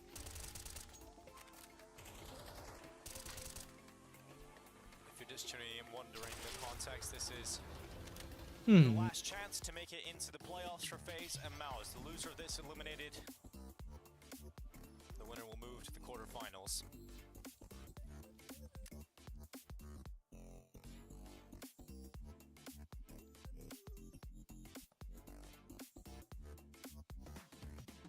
FaZe live to play Arena Counter-Strike. Yeah, it's where they've always done their best work, and that was really the last thing they had to hang their hat on. Was no matter how rough it might look in the group stage, in the playoffs, it's a completely different team. It's a 180. But struggling to get there at this point. Yeah, struggling. Mouse have the opposite issue. Yeah, monsters in group stages, and then you get to the playoffs, and they struggle on the stage. They haven't figured it out quite yet. There's a lot of comparisons usually between the Mouse and FaZe side. A lot of people saying like Mouse is a mid-FaZe in terms of we got this international squad and exciting IGL to talk about and no real standout one star. Ooh, there it goes, it works. Yeah, it works very well. Brokey to take Shuei out. So the opening kill is there for FaZe, but it's short-lived because Brolin, attacking out of long, has taken Carrigan with him and now spots out Rain, who's committed into the pit. Fight for both players involved. Good move. That's good reposition from Rain. That's actually sick. I don't think Brolin ever expects that. Nicely done. Nice. Yeah, that's beautiful from Rain. Sneaky twinkle toes Rain, getting himself out of the pit into safety, and it works out very well. So FaZe now back into the player advantage position. Impact and Exertion applying pressure. Oh, Frozen sees the backside of Exertion, takes half of his health away.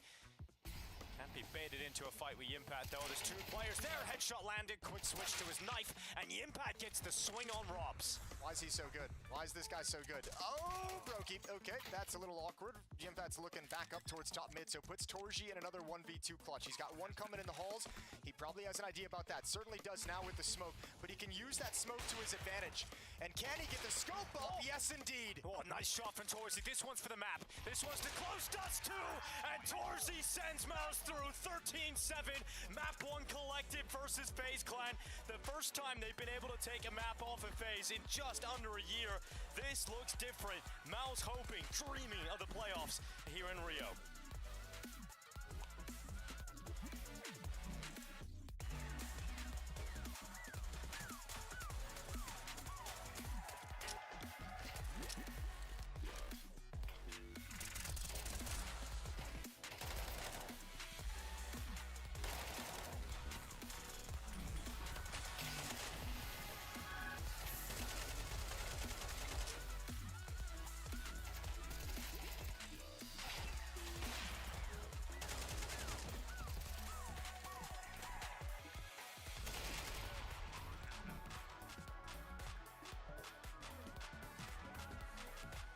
Sui. Flashing tunnel. Sui. Boom. Sui. Oh, that. Nice!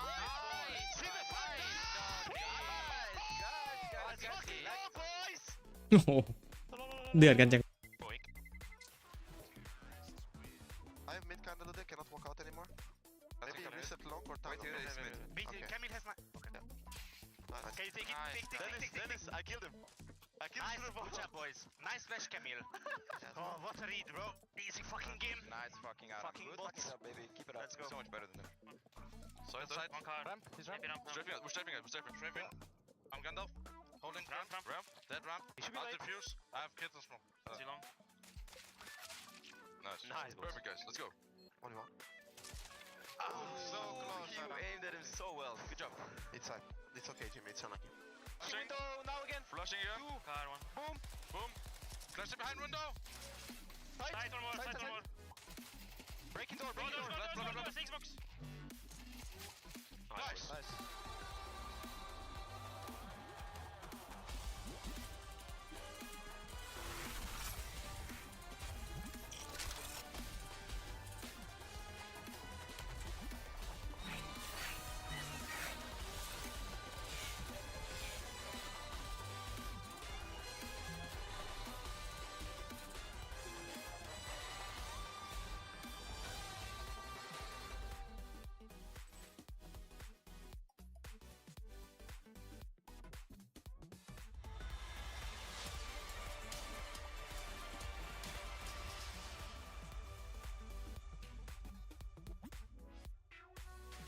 What do fires and dragons and all of that have to do with Dust 2 and FaZe and Mouse and elimination game? Absolutely nothing. But what we do have is exactly that in front of us, an elimination game. One where which Torzi with that last shot seals the fate of FaZe on the first map of the series here at the Intel Extreme Masters in Rio. Elimination and FaZe not really finding the footing they wanted in the first map of the series, Josh. Yeah, before the series took off here, we're talking about Shui's interview and talking about where's that like passion and fire and stuff. And even in the rounds that they're losing, they're all engaged. They're all like mentally engaged. They're focused. They're all like, oh, it's all good. No worries. We'll get them next round. So things that they did well there. On top of that, we saw the cohesion. We saw the aggression, the confidence, especially on their CT side. No fear, aggressing up middle, pushing through long, connecting up that way. Mid-round pushes through either tunnels or off cat. And then when they couldn't get just quite over the line as a team, they'd also have that 1 versus 2. I think they had exertion in a 1v2. Torzi had 2 chances at it. He converted one of them the last round of the game, for example. So Mao's looking pretty good right now, actually. Yeah, I think they had just a really good game plan for this one, right? How to break FaZe's default phase outside of the first gun round and early on. Didn't really have long spawns that much, right? Didn't go for any sort of fast B executes or anything like that up until the last round in that B rush. So outside of that, it was just trying to play default, and Mouse had really good setups to break that. Yeah, let's look at some of the setups, some of the things that really either went really well or really bad, Yeko. Yeah, I think you go up, right, the reset round early on, You can see just, again, default for space. You will see players being spread around the map, right, going towards B tunnel. There's going to be an extra guy there trying to take control from lower. Brokey being boosted up, spotting mid, trying to find a kill early, potentially until this smoke blooms from FaZe, right? He's going to jump down, but you will see how now the players from Mouse are going to use this timing. There's also this smoke right here, which is a CT smoke, so that denies them the vision. Sometimes people use it to bait. This time they're actually going to utilize it, and Shui as well on the catwalk is going to try and help with the setup. Obviously the weak points are long and be it in this situation, but that's the risk you take, the calculated gamble. And FaZe is going for sort of this slow way to clear. The molly comes in, but I feel like Mouse is really ready for all this nade util. Torji has to fall back a little bit, but this is where Shui peaks. Brolin as well from lower B doing a lot of damage, right? Torji breaks the smoke, or the smoke clears, and even now towards the tail end of that round, you could have seen Rops a little bit trying towards the B bomb side to make a play, but he was punished by Jimmy, and in the end it's just Frozen here who's going to get pushed by Exertion. And that's the confidence that Josh was talking about coming into play. Despite the advantageous situation, you're still going for the aggression. So Mouse very much prepared for FaZe's T side. And just a couple of things that Mouse did to set that up. It's very easy to block that B rush just with a molly, and then you top it up with a smoke, leave that B site, gamble off of it. Same thing with long A. If you go towards long, you throw a molly in the doors and you smoke it. If there's no flashes coming over top, you're pretty confident and safe in those types of positions. That's why sometimes on the T side, it's good to sometimes condition with the long smoke, maybe a couple flashes over, you bait out a reaction, you make people a little bit scared just to condition them, but we didn't really get to see that except for on like actual commits by FaZe. I mean, we're essentially, when you talk about it like that, they're making sure that someone isn't long. They're making sure that those players are there, and maybe not on cat, or maybe not watching middle, right? So based on how the utility as the reaction from the CTs are. So if the CTs start saying like, oh, there's flashes over, and they throw more of their own flashes and more of their own mollies, then you say, oh, the CTs are in a long setup right now. We know that there's a gap at, you know, potentially at middle or at short. You can take a timing in those directions, maybe go B if you have a hard read. So that information is really good to play off of. Which is exactly what you're looking for, is clear, concise, crisp, clean comms. Wow, that almost didn't come out anywhere near how I wanted to, but we do have a Kadia listening with FaZe on that B site and retake. Oh, one out. B nice. B rush. Online. I'll be. I'm blind. Flashing bomb. Breaking door, brigade. Breaking door. Close car. Flashing bomb window. Flash. I did. Flash window, guys. I did. Wait, car one. flashing window now again. Flashing here. Car one. Boom. Boom. Flashing behind window. Side one more. Side one more. Breaking door. Go, six box. Nice. Go put you, Robin. That's half by, right? Yeah. So what we did just watch is Dust 2. Obviously in that retake, you hear the comms there. You hear a fluid intention within the retake. Yeah, absolutely. You know, against an eco, they go B. Rops is playing in a more of a passive position, doesn't want to die. He asks for the flashes to come in. I think that's really potent. These fast retakes, that's the best way to retake B. I think if you wait around and try to set up with everything, is usually when we see rounds break down, it's before the Ts can set up and they're constantly getting blinded by the flashes flying over, is when the CTs have the most success. You're trying to catch them in that post-plant sort of shuffle, like where we're going to go post-plant, right? It was even before that. They didn't even get the bomb planted. And I remember watching this live and getting a little bit nervous. I was thinking like, oh my god, they're going in, and the flashes didn't seem like they were on point. And you heard in the comms a little bit of like anxiety around like flash. I asked for a flash, and it's like, hang on, I'm about to flash. You know, there was some sort of like, I'm ready to go, but you're not ready to flash for me moment where, and then you got the Tech 9s under the window, the bomb's not even planted yet. It got a little bit nerve-wracking for a second, but watching it back again, yeah, it looked like it was effortless almost. They did lose a couple players. But the effort can't stop here for either side. And I think that goes without saying. Again, this is elimination for either FaZe or Mouse, depending on the outcome of our second map of the series being Mirage. Yeah, I think for FaZe is just being able to maybe adjust a little bit better on the fly, because the round that we showed, something similar happened one or two more times in the half, and FaZe wasn't really able to fight it. Then when you look on the second half, what happened, you know, they lose to an A execute where their opper was on B, and the other one is a long spawn and a long rush. So not too much, it's just not having a bigger buffer for their own CT side that really you know, was the demise of FaZe on Dust 2. Yeah, listen, it was a little bit of a bumpy ride for FaZe, but, you know, they stayed strapped in. Oh, you know, God. Here we go. They've reached cruising altitude. It's Mirage. It's anyone's map, really. They can go. any direction right now. Like FaZe, yeah, Mouse was able to take that map pick, and it looked like it was almost effortless for them with the cohesion, with the context of the situation of how they fell off a cliff and how FaZe looked like they were rebounding a little bit better. And now Mouse comes out swinging. They take that first map, but Mirage, it's still like anyone's playground. I think for FaZe, like Mouse's plan is just go in their face, you know, like get in their face, be aggressive, don't let them bully us around the server. So if you're Kerrigan, that's what you need to game plan for. Like going into Mirage, that's what you need to expect. They're going to be aggressive. So how are you going to answer that? And Josh, just to really tie up what all those words you just used there for a second, I think what you're saying in a long, roundabout, exaggerated way is we're on for a big night. And by that, we're going to go ahead and cut to a break. So we come back, we can get Mirage. We're going to send one of these teams home. That much I can assure you at the conclusion of the series. Either way, one thing for sure, you're watching the Intel Extreme Masters Rio 2024.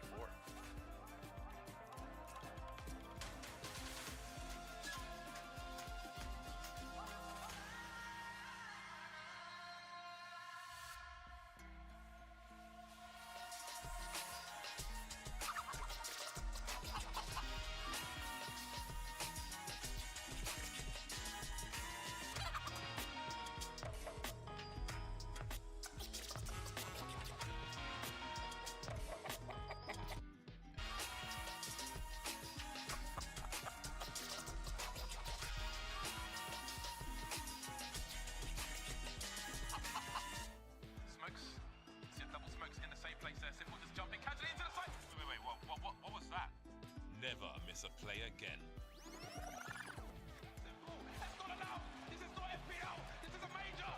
Finally. With FACEIT Watch, you're in control. Switch between player POVs live and see the game through the eyes of any pro. Never miss a moment with replays. Relive each highlight on demand from all angles. Watch it, control it, FACEIT. I wanted to ask about your roles anyway, because you're going up against certain tells of setups. Like if they double molly mid on Ancient, they're most likely going to do this, right? But like that type of an anti, because you're saying, but I feel like this you don't have too much of those tells anymore. Okay, so because everyone's changing so often. Yeah, I feel like there is not like. You're gonna be surprised, my friend. Yeah. Oh. You're gonna be surprised. I feel like a lot of the times you would like throw. You would see the enemy team and they throw two Molotov, but there are specific plays that require specific utility. Yes. And as much as you can mask it or you try to mask it, sometimes you just want to do this play. Yeah. Like people running out cave fast to clear like street or whatever. Like on Ancient. I don't play. Right? Yeah, like, but I the get flash is it. never come, the flash is there come. But I think G2 is throwing a Molotov bucket every time they do it, for example, and you're like you see the Molotov coming in, you instantly understand what's going. I don't know how much they're doing it now. And it's not like it's gonna happen. Like that's the most dangerous thing. You need to respect it. Yes, exactly. So it's like they control more. If it didn't happen, it doesn't really matter. You just but play. You're ready for it. Exactly. But I feel like in the top like 5 teams, let's say on Anubis, you guys at the start of Anubis we fight against you like to do the stair smoke and you push, but you do the stair smoke every round. So when do you push? Yeah. You know, this kind of stuff. So like you do have some tells and but in some games we're looking at it, we're like, okay, well if this utility happens, they can be aggressive. So every time we see the smoke, guys, watch out!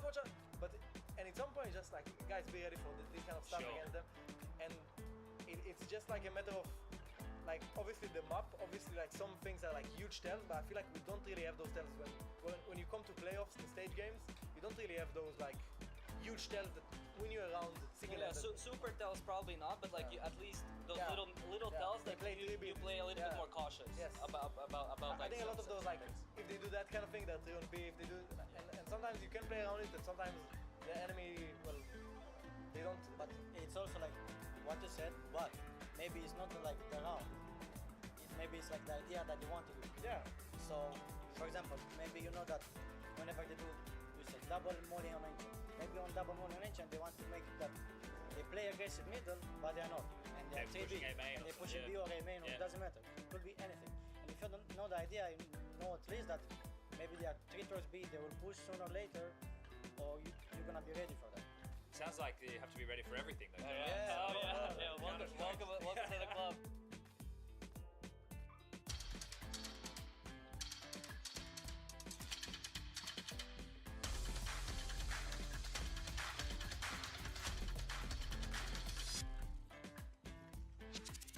Hey Future Pros, I have a classic Mirage smoke for you today, and that is the mid-window smoke from T-Spawn. If you're feeling a bit too lazy to learn all the spawn smokes, or you want to smoke mid in the mid-round, this should help you out. To throw the smoke, get into the corner of the bin. Aim at this point about 75% to the right of the door, then just below the middle point between the door and the roof. Then hold D to walk into the bin and jump throw. Just like that, mid should be smoked off. I see a lot of missed smokes for window, so don't be one of those people. Be one of the good ones.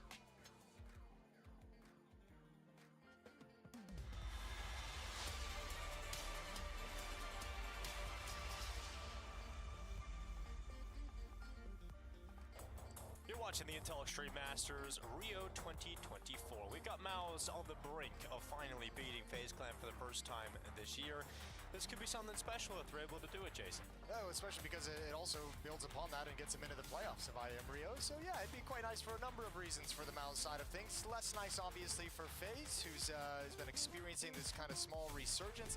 Dust 2, let's see if it's just a hiccup or if it's a sign that today's not their day. Mirage is picked next. Dust 2 was FaZe's pick, and Mouse just snatched that away with them with no real problem. So let's see what they've got going on here on Mirage. Yeah, that's the worrying part about Dust 2, was the selection of FaZe Clan, and now they're going to do the hard work on Mirage. CT side start for the side of FaZe, and Mal is starting with everyone outside of B. Yeah, and Kerrigan was going to head to Catwalk, but he's already got 2 players aggressive there who are saying it's all clear, nobody's home. So Kerrigan slides back into the bomb site, but he's the only defender for quite some time. Let's see what he's able to do. He's had a couple of nice pistol rounds on the CT side with his USP Kerrigan, and not in this round. He gets annihilated by Brawling. Rolled over. Bomb planted here for Mouse, and it doesn't get much better than that. Shuey with a double at short, and FaZe are dispatched off. Mouse with a clean, quick, decisive pistol. Yeah, absolutely. Just nice and simple. Execute onto the B bomb site, found a good timing, found FaZe running a tactic where resources were elsewhere, and a beautiful piece of aggression from Shuhei as he slides up Catwalk. This could very well be a 2-0 now. No, really could. Really could. I mean, Mouse's Mouse Mirage is no yeah. joke. It's something. It's definitely something special, especially when Exertion was having a good game on Dust 2. That's generally a good sign. If he's having a good series, then Mirage is going to be a piece of the puzzle. Yeah, he's going to be a really important thing for FaZe to slow down to start this out. Is like, you know, yeah, he's got that confidence from having a good Dust 2. He's obviously feeling good today. He's been smiling a lot. He's going to be really proactive on the map. He's going to be challenging. He's not going to be afraid of anything. So job number 1 for FaZe is to make him a little bit hesitant. Make him kind of sit back. Make him consider his options and maybe force him away from the aggressive ones from time to time. But if you can shut him down once or twice in the first gun rounds. If we're calm, we're in control of the game. Yeah, let's fucking go, boys. Let's send them home this map. Let's fucking go. Let's go. Alright, Torji the hype man. Let's send him home this map. I mean, he was playing like he wanted to do that in the last map. He closed it with a clutch as well. Made sure that Dust 2 did not have any opportunities for FaZe to come back into it. And obviously having a good performance through Opera on Mirage can make a massive difference as well. Frozen, the only investment this round for FaZe. He picked up a deagle because he had the armor saved from the pistol. Yeah. Let's see what Frozen can do with it. But other than that, nothing really all that exciting for FaZe. In a round like this, the B bomb site is open at the moment. There's no one really to investigate for Mouse in this round. They've got like no MAC-10 they can sort of send in, but with these advanced positions, it's a matter of patience. Frozen just trying to figure out what's happening. Khan gets taken down. Mouse gonna start making their move just now. Yeah, they're fighting for one of the 2 available spots in the playoffs. This is the only way of getting it for these 2 squads. The other spot in the playoffs is available to either Virtus Pro or the Mongols, which is a series that is currently ongoing on the B stream. We're rounding out the groups. We're doing it soon. And IM Rio's come around pretty quick, Jason, this time of year. And the tournament, it's also gone pretty fast as well. We're already on the final day playoffs. We'll take a break tomorrow, and obviously the playoffs will be ready to go, and it's always a great time when Counter-Strike comes to Brazil. Especially when Furia are in the playoffs. Yeah, that is nice. Last time Mauza actually beat FaZe in a series was ESL Pro League Season 18. Now, for those of you paying attention, we just finished ESL Pro League Season 20 just a couple weeks back. It's literally just about a little over a year ago that Mao's last beat FaZe. Yeah, that's pretty depressing. But it could all change today. Quite a dry spell. In fact, that was CSGO. Wasn't even CS2. Yeah, they haven't done it in CS2. That's crazy to think about. I remember sitting months ago, before the summer, talking about this with Launders, and we were saying, you know, Mao's a phaser. Mao's last step. You know, this is a team that they just can't shake. They just can't beat. It's because they have that connection of like one team is like, we get 10 times better when we're on the stage. Another team is like, yeah, we get a little worse when we're on the stage. Exactly, and they met them in the playoffs quite a few times. Obviously, in the last time they played each other was at the Intelligent Masters Chengdu. That was earlier this year. Chengdu. Chengdu, yes. That's how I believe they say. Harry was teaching me, you know. It is a Chengdu. It's not a Chengdu. No, but it is spelled that way. Yeah. But you know, gotta be right. Things get weird. All right. Well, first gun round is underway. All M4s. There's 2 kits picked up on Kerrigan and Rain. No op on the field for either side. Mao's taking this a little cautiously. Robs is well exposed from a couple different angles, and Exertion just swings into that fight and gets a kill with ease. Yeah, getting exposed in the series, he's having a rough time here. And it happens so early that FaZe have to back off this, because you can already go, I mean, if you look at the minimap, look over towards Yimfat, he's creeping up a ramp because they've seen some of that pressure. They got the kill on Robs, they saw one more, so he's like, I'll go investigate. He's not even needed because Brolin's there. So this round's just falling apart as Mao's basically just walking to bomb sites, and FaZe not prepared for any of it. Flat round from FaZe on the CT side. Kerrigan has no other option but to try and save his M4 on the other side of the map. It doesn't feel pretty, it doesn't feel nice, but it is a necessity here for Kerrigan. And it ends up being a 3-0 start here for Mao's. Really impressive stuff to kick off Mirage, and you do start to worry now for FaZe. Yeah, and this goes back to like mentioning that Mao's is so good on this map. Like, not only do you have Exertion, who's an incredible player when it comes to challenging and taking over the center of the map. His plays up con, his plays up in window towards jungle. He loves that kind of stuff. You also have Brolin, who at different times for Mao's has been really, really effective at kind of lurking the A bomb site pretty aggressively. When he feels like he can find a 1v1 there, he will go test it. You add in Torji's AWP when he brings that out. A really tough task. It's just a recipe for success for Mao's. A lot of positives pointing in their direction.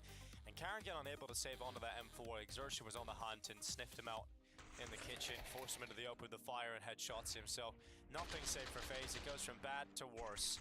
And now they're in a situation where they want to invest something. So Rain can afford an M4. Everybody else is going to either be on an MP9 or upgraded pistol with a little Kevlar sprinkled in behind it. But it is another round that looks very good to come up Mao's. Well, we saw what they could do on Dust 2. Robs had that hero AK-47 and almost pulled a round out of his hat. Took an Exertion 1v2 to shut it down. This time it's Rain with the hero rifle. Was doing his best to look for a fight over in window, but smoked out for so long. Gonna have to look elsewhere.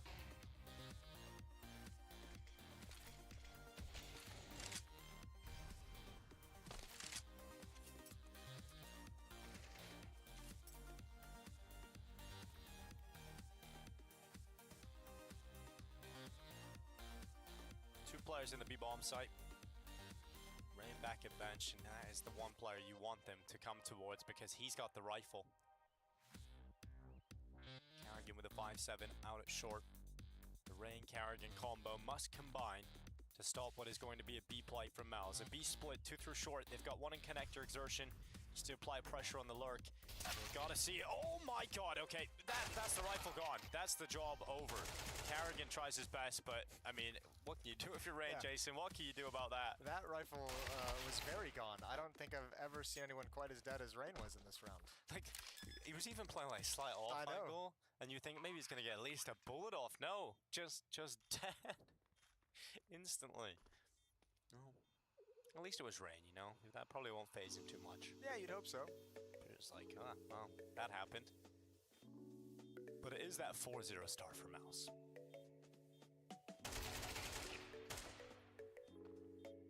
Good patience from Yimfat. Finds Rops and secures an escape route for everyone, for himself especially. Yeah, 4-0. Let's see what FaZe has got in this next round. You have to imagine Brokey with 2400 is going to have the AWP. They've got the full loss bonus, so plenty of cash for the op. Once that comes out, maybe FaZe can change their fortunes. I imagine Torji with 6500 will pick up an AWP as well, so we should get the snipers involved in more action moving forward.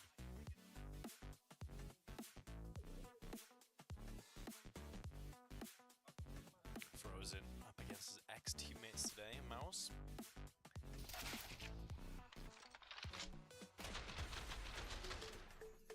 Let's see what the ops can do. A double op setup, Carrigan and Baroki.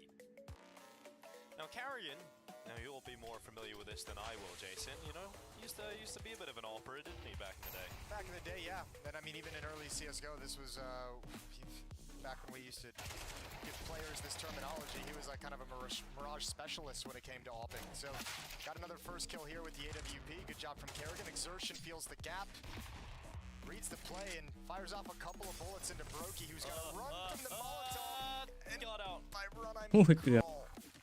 Kind of fumbled it on the way out, but at least he got out. And that's the difference. He could live to fight another day. And he's got a headshot right onto Exertion with the big old AW. And now Torji and Brolin left in a 2 versus 3, and they don't know how close Brokey was to death. They come to this B bomb site. It is Carrigan that must roll back those years and deliver with a sniper. Well, they know they're going into an op. Kerrigan's gave up his position. Oh, my lord. Torji tracked that the whole way. But this is a tough off angle. And Torji has the bomb, so he's got to press the issue. Bang. Now it's dropped. Kerrigan, you should be just fine. Nate comes in, but he evacuates the position. Footstep heard. Brolin taken down. What a round from Brokey with the op. Nicely done. 2 kills. Put down to 11 HP early. Well, that's a great outcome for the double op setup. You know, it gets both of those ops chime in for multi-kills in the round and get the job done for FaZe. And Brokey was so close to dying, and he delivers impact just on the brink of death. Great shots in Carrigan.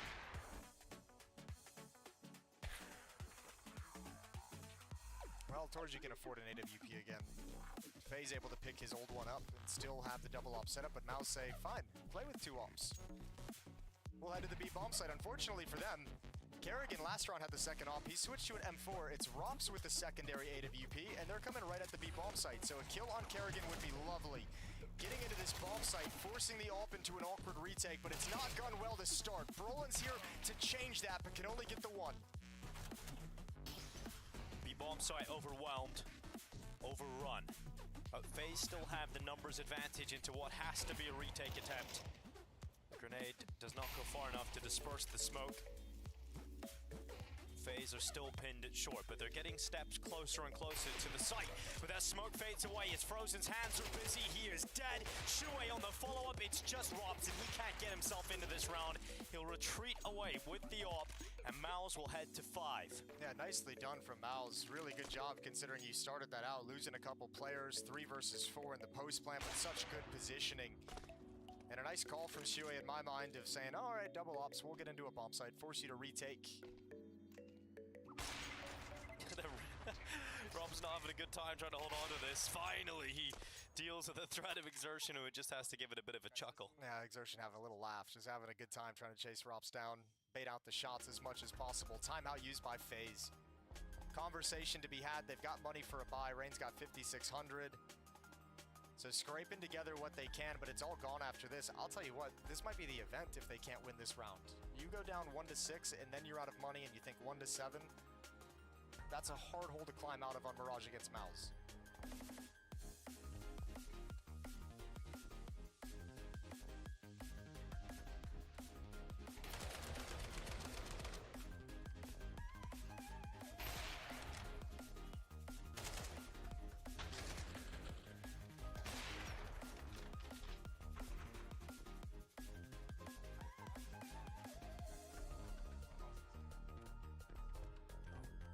A little spoiler of the call there from Shuey wanting to go for the full execute towards this A bomb site. So 2 smokes tossed in the middle just to shield them from being spotted and giving away too much information in mid. The Mouse are going to be heading everybody into this A site. FaZe is playing a pretty passive defense at the B bomb site. They're aggressive in middle and Brokey's over in market, so he'll be able to come back pretty quickly, all things considered. Shuey's waiting for his moment, gonna swing out early inside the site. Rain goes down to Brolin. Mal's trying to bully their way in once again. They come out on the losing end of the trades in the initial thrust. around the back. Look how fast he's got into this position. He's all the way behind him. That shot wasn't too far off from landing through the smoke. XxW realizes a risk is needed to be taken, but it's not going to be able to get away. As XxW will fall, Yimpat chiming in, but remember, Karrigan's flank was everything, and it works out for a kill on Yimpat, putting it down to Torzi, who's comfortable in 1v2 clutches. We've seen it already.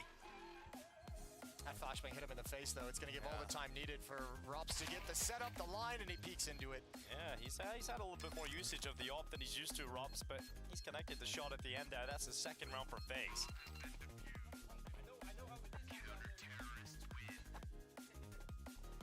It's perfect from FaZe. I mean, a lovely call in terms of the defense. Blind luck that it's called into an A execute, but you're pushing mid right at the start, so you get Karrigan to have a jump on the flank all the way around through T-spawn. He's here at a timing Yimpat didn't predict. Brokey was playing retake at the B bomb site, so even he's able to slide over pretty quickly. And even though he doesn't accomplish much, he does prevent them from taking complete control of CT spawn stairs. And FaZe gonna survive to continue fighting. Money's almost gone for Mouse. 1 AK-47 and pistols. Execute ready to go into the B-bomb site. 2 players here. Brokey, well, they aren't blinded. He isn't blinded. He isn't forced away by smoke. Instead, it's Karrigan that'll do the brunt of the heavy lifting of stopping this attack. It's 2 kills from his M4 before he's blasted away by the Deagle in the Classic. The trademark Brokey no-scope has to be involved at some point. And finally, overrun.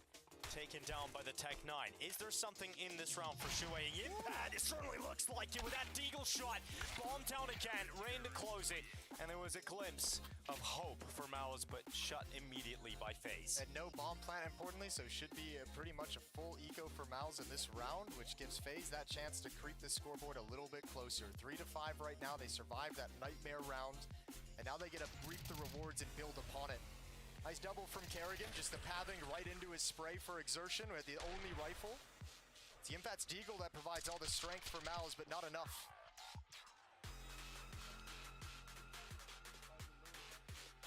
I think we're going to be getting a little restart, what it look like. Yeah, it does seem that way, doesn't it? It does. No one's moving. And there's the restart. Always reminds me of, you know, the athletics gun when you're about to do a sprint, you know, gun goes off. Oh, sure. Go a little early. Yeah. You ever do many athletics when you were younger, Jason? Yeah, but never needed a starting pistol for any of them. Really? Yeah. It was always pretty cool getting to do that. I felt like, you know, an actual athlete as I ran my 100 meters in. As I'm not actually an athlete. Yeah. I actually got disqualified from the javelin event because I was eating curry chip, which is just fries with curry. But I was eating that on the sideline because I was hungry, and I got disqualified for not being athletic. Oh, sure. From the javelin event, the PE teacher. How's that make you feel? Serious. You actually got officially considered non-athletic. Yeah, because I was eating fries. On your official record, there's a piece of It was fine. You know, javelin was not an event I really enjoyed. And I got some medals and other stuff, so I'll take it. And I enjoyed that. Curry chip. You ever had a curry chip? Probably. Yeah, nice big, you know, chippy chips. All the Cold Power fans will know about that, but, you know, you just have some curry fired on top of that. Okay. And it's real good. You fire some cheese in there, Jason, then you're really cooking. Yeah, it sounds like it. You guys got a whole system for that. Yeah. Well, the admins are needed, so it seems to be quite a serious problem. It does. I saw someone crawl under the desk earlier, and obviously it didn't fix anything, so they're going to continue going down the checklist. They've got a whole system for this kind of thing, too. Yeah, systems, they're really what life is all about at the end of the day. When those systems fail, we have absolute chaos. Yeah? Where were we before systems? So Karrigan's having a little bit of a chat, trying to diagnose this problem.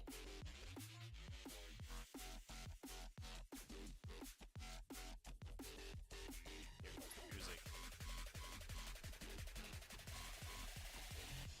Comes at a fortunate time in the game. I think when you're about to go into basically a full eco. It would suck if you're trying to call like a pure gun round or a really important round, but now it's like Mouse is like, yeah, we're just using blocks in the next round. It's not a huge deal. Changing the headset, it appears. Yeah, headset problem generally is not a fun one to have to play with. Not at all. All right, I'm giving everybody at home that, again, 3-second spoiler warning as I'm intrigued as to how the other game is going. Oh, you updating us on which game? That will be the Virtus Pro versus Mongols game from the B stream. Okay. So 3, 2, 1, and it is currently in map 2 as Virtus Pro lead the way 13-10. They beat Mongols on their map pick of Ancient. Now it's Dust 2. That's not ideal. And that's just really started. The Mongols is another team that seems to just like really struggle with the pressure of like the elimination matches, right? Yeah, they do. They get so many. They always get to the brink, don't they? And they show they can compete with the best, and then they get put into a situation where they got to play that final match to make it into the playoffs or go home, and they struggle with it. I remember the most heartbreaking when we were commentating in Cologne, right, against Saw. It was like the qualifier game to the playoffs, or you go down to like the lower bracket, and Blitz could have killed the diffuser, but that's right. Aimed at heaven on Anubis, and they defused the bomb in front of him, and then they go on to lose that series and get eliminated from the tournament. So there's been moments for Mongols to take the next step, especially at an IEM event. I know, and everyone's pulling for him, right? Everyone's rooting for him. Everyone wants to see Mongols keep going with it. And they've been given VP. Like, this is their best chance. Yeah, that's fair. VP looking pretty atrocious lately. Good seeing a Jame interview though.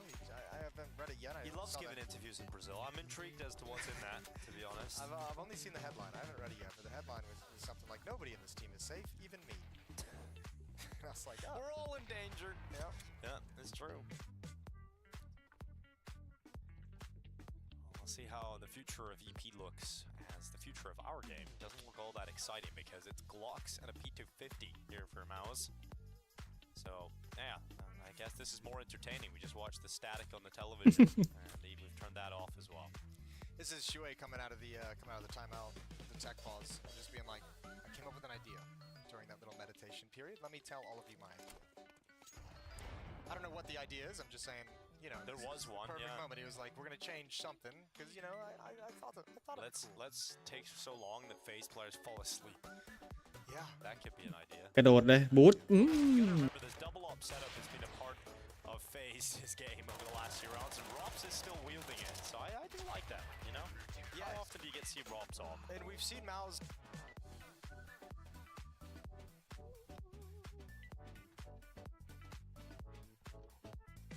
Like switch when this double up setup came into play. We saw him switch into more execute heavy styles. They did a B exec, they did an A exec, they've gone back to a B exec. And unfortunately, I don't think they've been nearly as effective as Mouse would like in terms of putting these ops in an awkward situation. The rifles of FaZe are doing just enough work to kind of take away the overwhelming superiority of AKs in the post plant against the ops. Let's fucking close out the late rounds, boys. We're playing so much better than them, to be honest. Yeah. Nothing is working for them. Yeah. Well, you put it that way. Yeah. Let's see it. Just close out the late rounds. I mean, it's understandable they have been playing better than FaZe. It is that simple. Getting themselves into strong positions in the early stages of the round.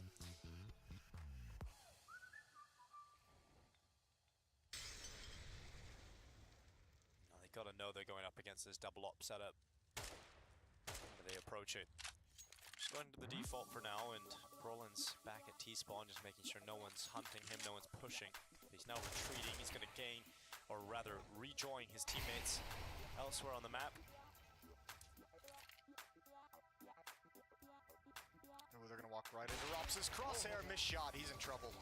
Climbs the ladder, Molotov, but they're going to come right through it. Torji fighting into flames and actually not even taking as much damage as I would have expected, and Kerrigan caught on a timing. Coming through the smoke is Yimpat, and that's the B-bomb site. Lost Rain goes down next, and there is no access here for FaZe. Unfortunate timing for Kerrigan to take his position and try and jump up onto the ledge. Just as soon as he does that, obviously multiple Mouse players come streaming in towards him, and Robs, you can see the problem when that off doesn't work for him. When he misses the shot, he doesn't have any potential to handle the pressure being put into the ladder room. I love Shui, man. He'd be a fun person to play a game of Counter-Strike with. He's just a beautiful place. That's beautiful. That'll make you feel good when you're standing around him. Done what the in-game leader needed. You closed out the late round, and everything worked exactly by design. No hiccups whatsoever for Mouse. 6-4 lead.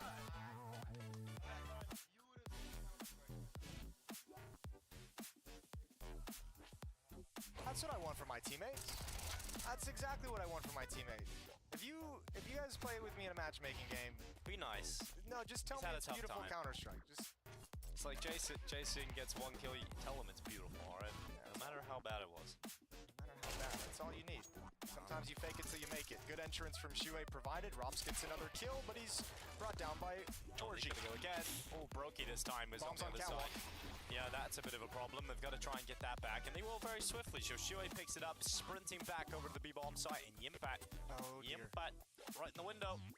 Oh, no, not comfortable for Yimpat, but at least he's able to get away. And that grenade, that is beefy. That is a beautiful brisket sandwich of beef right there on the two players. And they're left retreating. At least one of them. Brokey going for a reposition. โอ้แล้วเจ็บปูเลย Not buying it. He's just gonna wait here. He's hoping that those steps on the runaway baits a player in, but Rops is about to get flanked. They come through the other door, and Brokey's decided, yep, can't really do too much about this. I'm gonna retreat, and it's 7 rounds to 4. Mao's in complete control. I'm surprised they even considered going for it in that 2v2 after that nade lands. It took like 70 HP off of Brokey, something crazy like that. But I mean, there's no money in the FaZe camp, so saving this off is massive. But even if you just had one M4 left over, even if Rops had backed off and been like, you know what, this ain't worth it anymore. I got a little extra to fight with. Small run from FaZe, but it's short-lived. Only 3 rounds in a row.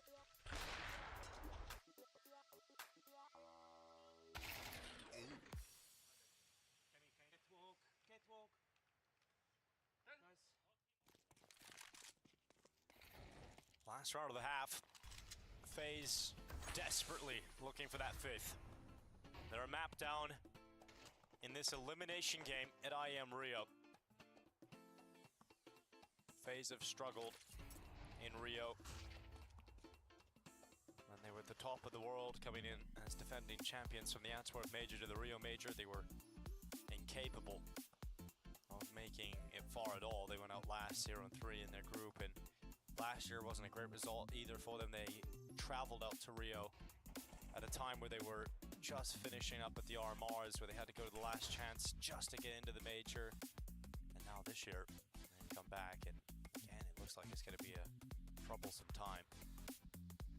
Rain walking into it, Brolin.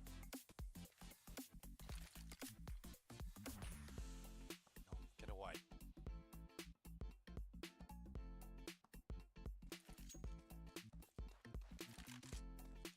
Slow burner this round.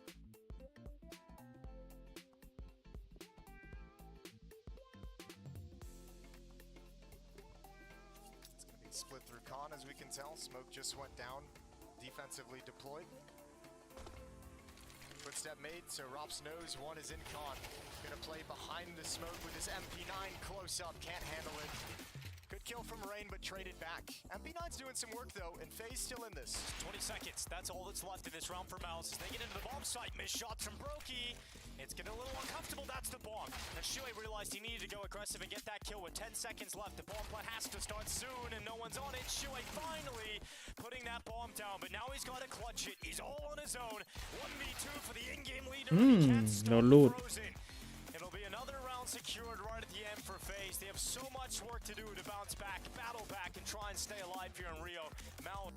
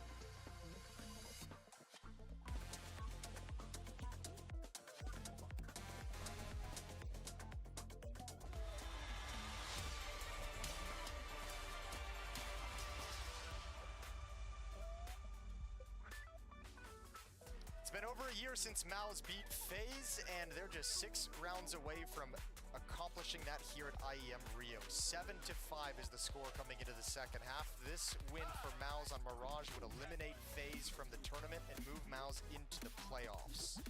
Well, a lot on the line, a lot to be excited about if you're a Mouse fan at the moment. But let's see if they can get the job done. FaZe notoriously difficult to put away, but they haven't shown us that life yet. They haven't shown us something in the series to believe that is possible. But let's see if the second half will change that fact. As FaZe set up for an A play in this pistol, smoke's going out, flash will follow, and all 5 players about to attack into this Mouse defense. Well, they had a smoke for the Molotov, so it seems like they're well prepared. That's a beautiful shot. That's a beautiful way to build upon it. And that's a beautiful round win. That's the pistol round, and there we go. That happened all so fast. Effective from FaZe. That's exactly the outcome that you want when you set up a round like this.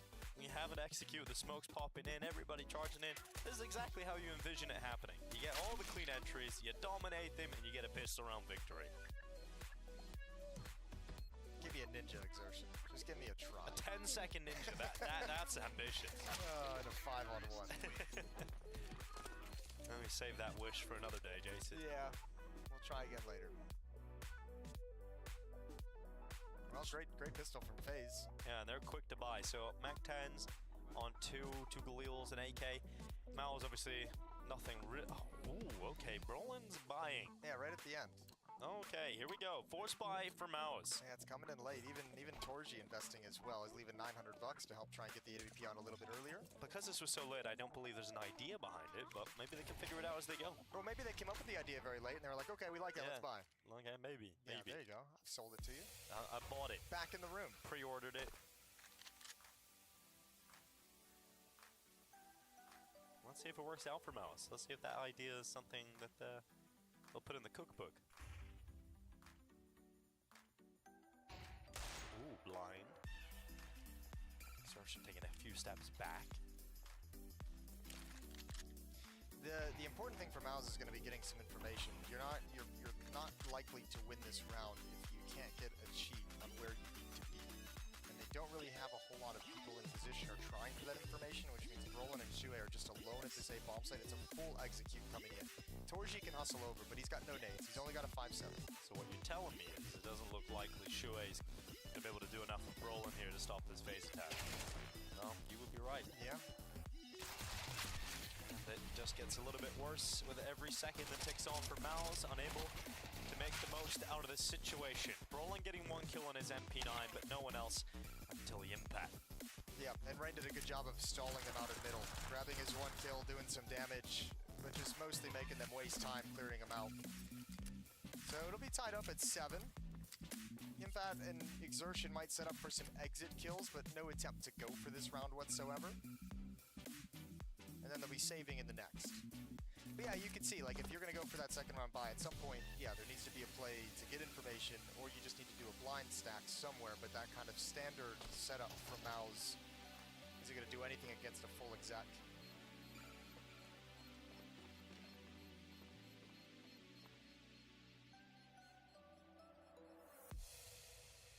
No exertion. Oh god, that's really quick reactions from Carrigan. At least Yimpat's able to finish off the damage that Exertion was able to dish out, and Yimpat will save his Kevlar and helmet. And the 5-7 smoke. Yeah, pretty good kills. Obviously, the T-side economy is not as punishing as the CT, so not the biggest deal in the world, but it's still good to get them. Prevent that money from getting too crazy. Brolin did everything he could, but not a lot of safety in those boards. So heading into round 15.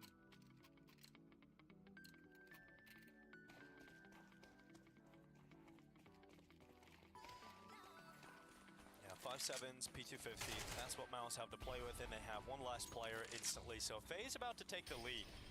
And you wouldn't say that FaZe have had the best Mirage here, right? You wouldn't say they're playing their best game whatsoever, but the fact that they're going back into the lead just proves to you that even at this level, they're staying competitive against Mouse in this game.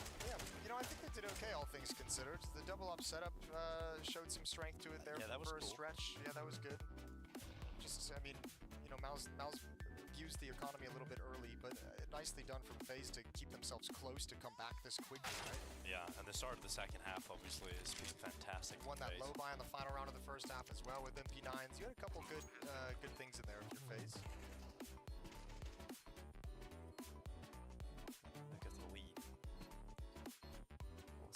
do with it.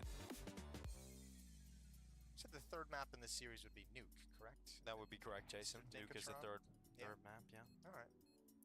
I would love to go there. I think that would be a really exciting finish. I would guarantee you Miles would hate to go there. They're going for this right at the end.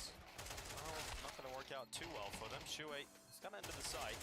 But you've got to worry about Carrigan and Palace, and he should be the insurance policy. Impact doing as much damage as he can, gets one extra kill on the way out, but FaZe into the lead. Yeah, got a couple nice kills right at garbage time. Op comes out for Torji. He saved the money specifically for the AWP, so good maths from him.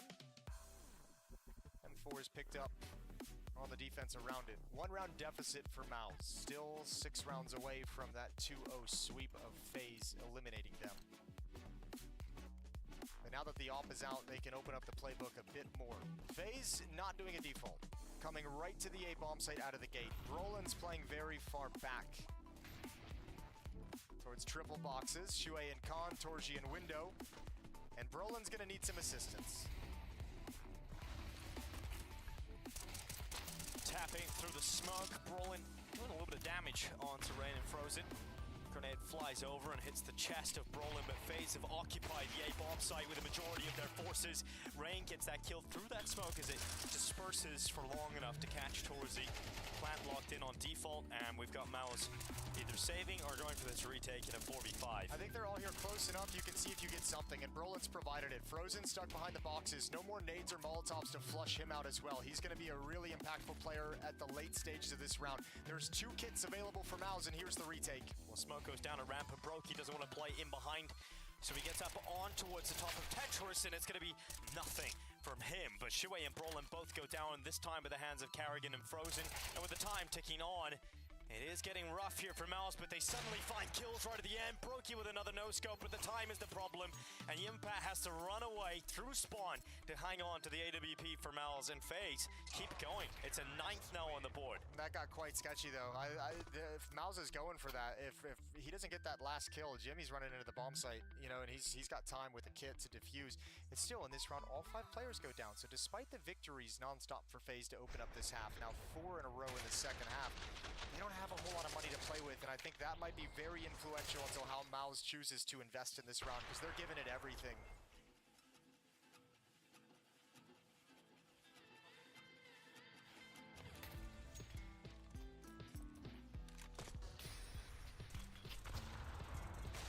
Oh, missed shot from Torzi. Would love to get that one back. Yeah, he missed that one at ticket with the broken smoke. That one he won't miss. 3rd time's the charm. Well, I guess he did get it back in a way, didn't he? He got a second attempt at it. As that smoking connector is blown open by his own design, and Exertion nipping in, taking away Brokey, and dropping back into cover. It's not the start FaZe would have hoped for. It's one they have to work with, and Rops will take the first step at pulling FaZe back into the round. Yeah, it feels like Catwalk is closed up until that smoke plumes, though, so Torji might have to find a new position. Thankfully, Shuei's on top of things, pushes up towards the Catwalk corner, and Rops has no idea. So B is well defended, and the bomb is dropped on Catwalk. Harrigan coming from middle. It's Frozen, who's got no idea about Jimpat. Good kill, and that's it. And we'll see, this can be the moment that Mouse's defense snaps into place and they just run it all the way back. Because FaZe is going to have no money, so you have an easy round coming up next in which to build some momentum off this victory.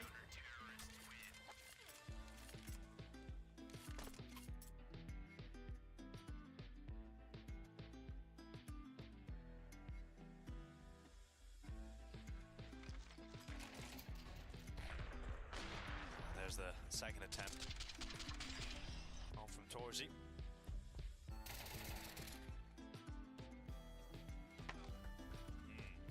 He's had a couple of those moments, Frozen. I've seen him get frustrated a few times in this series. We saw a clip earlier of him calming after he died and just looking extremely frustrated as well. Yeah, I guess when things aren't going swimmingly, and it's obviously a very tense game with everything on the line, you know, it's either you get this win, you get into the playoffs, or you're going home. I feel like I probably shouldn't be, but I am a little surprised to see FaZe invested. They're fully invested. So Tech-9's P250, Deagle on Brokey, armor and utility. They're just going into it with pistols and going to try and steal one away. What's the risk with this then? Well, I mean, if you lose this, the next round is obviously going to be the save.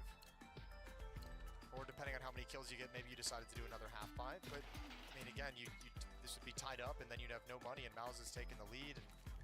And then you're playing from behind. So let's see what FaZe can do here. Only a 1-round losing bonus. So it didn't feel like they would have had a great buy in the next round that would be worth saving. They were huddled around 2K.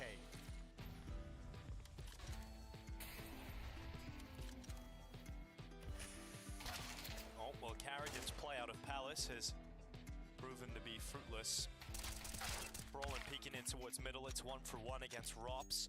They've thrown out their utility. There's only one smoke and one flash left. The smokes went down at market window short and out towards A, but FaZe have decided not to play with any of them yet, and that does leave it all on Frozen with utility.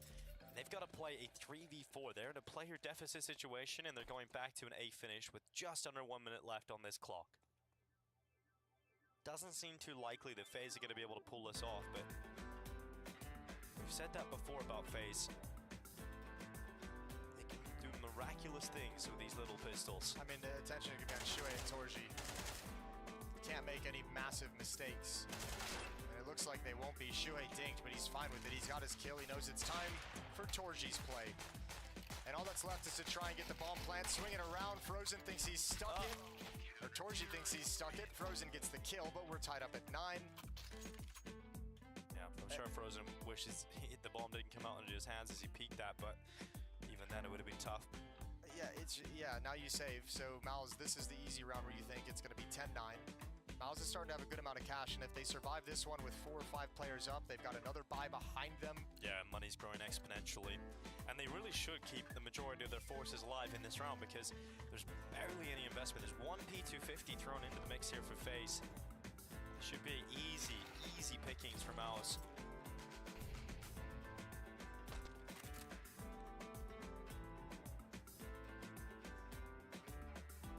Gonna get their first win against FaZe in a year.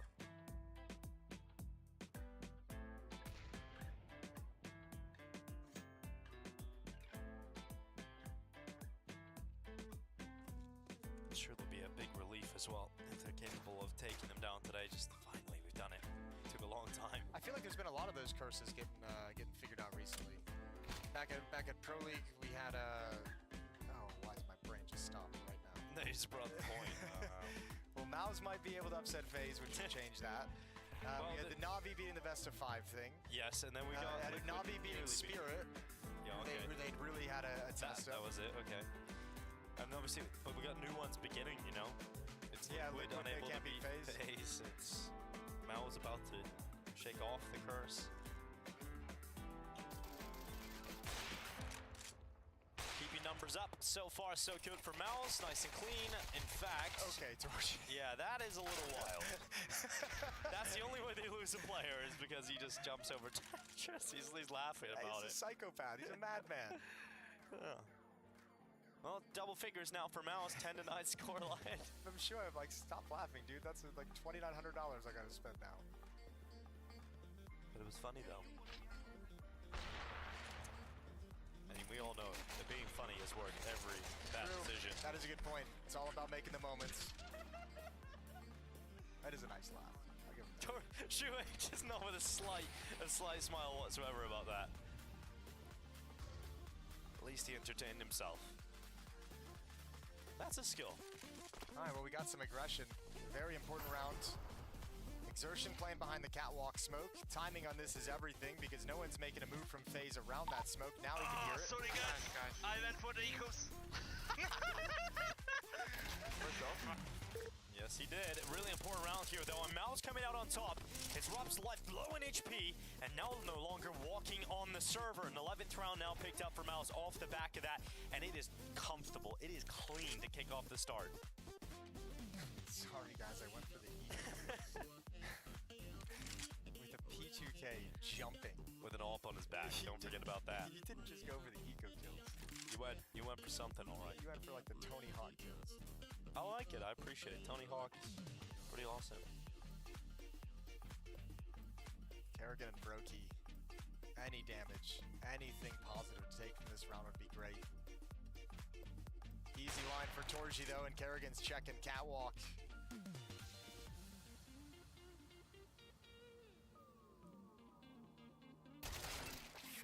players survive, and Mouse is now rich. They got cash for days. Speaking of Tony Hawk, do you see his son married Kurt Cobain's daughter? I did see that. That's something. That's a collision of worlds. 90s celebrities. Children of 90s celebrities. 11 and 9. Second time I used my phase. Not even close to the bomb site. They would have loved to plant. Yeah, that would have actually burst their money up enough to get close enough to get a decent purchase here, but now they're just sitting a little bit under the money. 30k average here for the side of FaZe. And a loss in the loss bonus is maxed out now. Obviously wasn't in this previous round. So once again, FaZe is going to go for a half buy. Trying to leave enough cash for the final round if they're to lose it. 4 in a row for Mal's, but not a whole lot positive to take away in those 4 rounds for FaZe, where you could say this kind of worked. There was an idea here. This got really close. This trade was impactful. FaZe gonna have to rely on this low buy magic that they've got going for them. Sprinting into B. First headshot is Exertions. Yimpat will claim the second, and FaZe have been stalled out. 3 players left. The Sting is completely out of this attack, and it's just a spam battle through the smoke with 5-7s. I can't believe Yimpat's still up here fighting. Smoke's about to fade, so he backs off. Good timing on that. He had it all calculated, but as soon as he does fall back, Rainey's ready to take him down with a Tech 9. So he walks away with something, but look at this. Shuei, he's got the retreat. Yeah, but you don't go in. You do go in. Don't go in.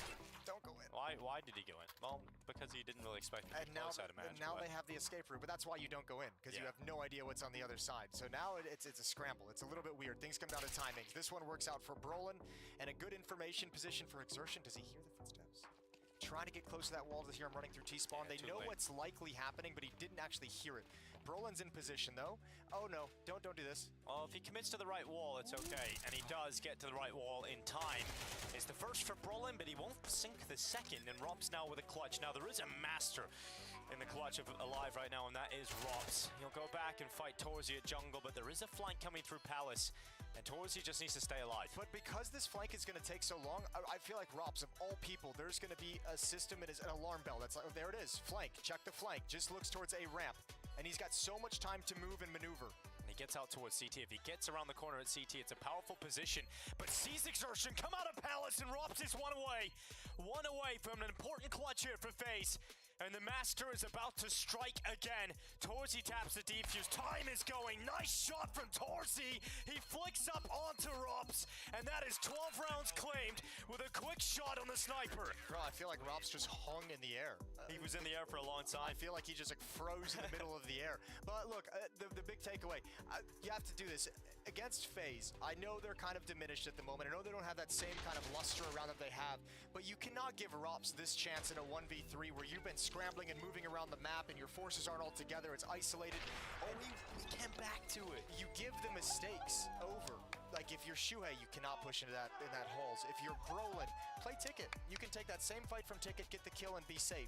And you still maintain a position to help out your teammates. They gave Robs every opportunity, every chance that he needed to win that clutch. They're very fortunate Torji hits that shot when he does. FaZe Clan against the ropes, about to be eliminated here in Rio. To miss out on the playoffs again. And the curse in Brazil to continue for the FaZe Clan.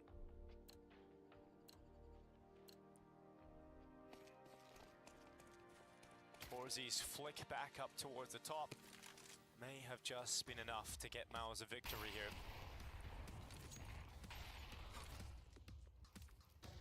4 players positioned outside of the A-bomb site. Is Carrigan solo walking down mid? That is one way to open up the round for Carrigan. Robs is with him, and that works out real well for FaZe as the A attack is completely overrun, and that is perfect from Carrigan. It's time to save for Mouse.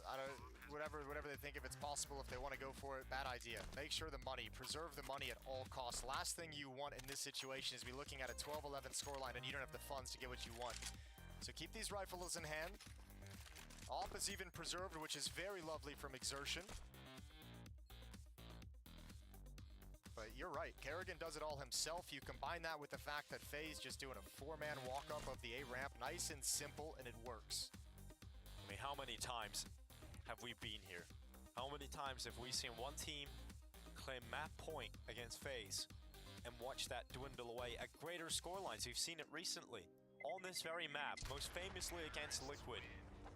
You can't count FaZe out if they just have to win 3 rounds back. You know, this is a situation they have been in multiple times, and they have proven that they are capable of coming back, even when you doubt them, even when they have shown 0 signs. Sure, and now tournament life's on the line as well, so all the pressure in the world to make this comeback happen. Just 2 rounds away. Kerrigan gave you the first one. Look at this hero performance. Sees a little glimpse in the smoke, and then follows it up with the low peek from Shuhei. Allows Rops to peek out with his teammates coming up ramp. And that's how it all comes crumbling down. Round 23.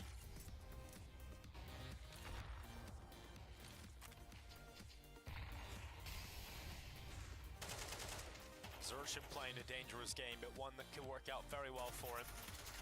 Oh my god. Those bullets close to his head, so he decides, I don't want any of that smoke. I'm gonna... Dude, he's rolling so many dice during this. Oh my god, he really is. He's dodging every bullet that's coming through, but one of those connects, and it's a bad time.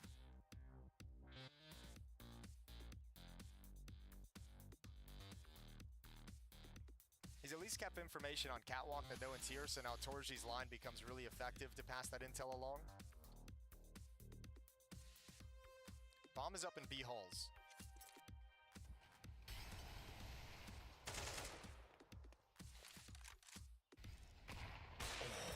Smoke blasted open. Torji flicked to the wrong side, and Rain was revealed to his crosshair, but a slow creep from FaZe ever closer to the B-bomb site. Fire tickles the toes of Kerrigan, forces him back. XxWolverinexX gambles with his life. He's lucky twice. He gets 1 kill out of it. Kerrigan stopping him from getting a multi-frag, and Yimpat, usually so reliable, he is again. He gets 1 kill, tries to come back for the second, but unable to do so. And it's Kerrigan and Rain with a double combo, taking 2 lives away in an instant, and Rain stands to fight, but can't stop Shuhei.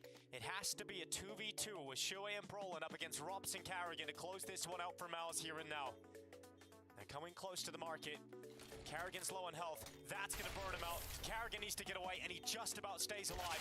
Rops is in a perfect position, though. Not read by Shuhei. And Brolin is now left going for this, but Rops denies, and FaZe are bringing it back. 1 round left in regulation, and FaZe want overtime. They can smell it because Mouse's money is not in a good spot. Not as much laughter coming out from the Mouse team now. It got real quick, didn't it?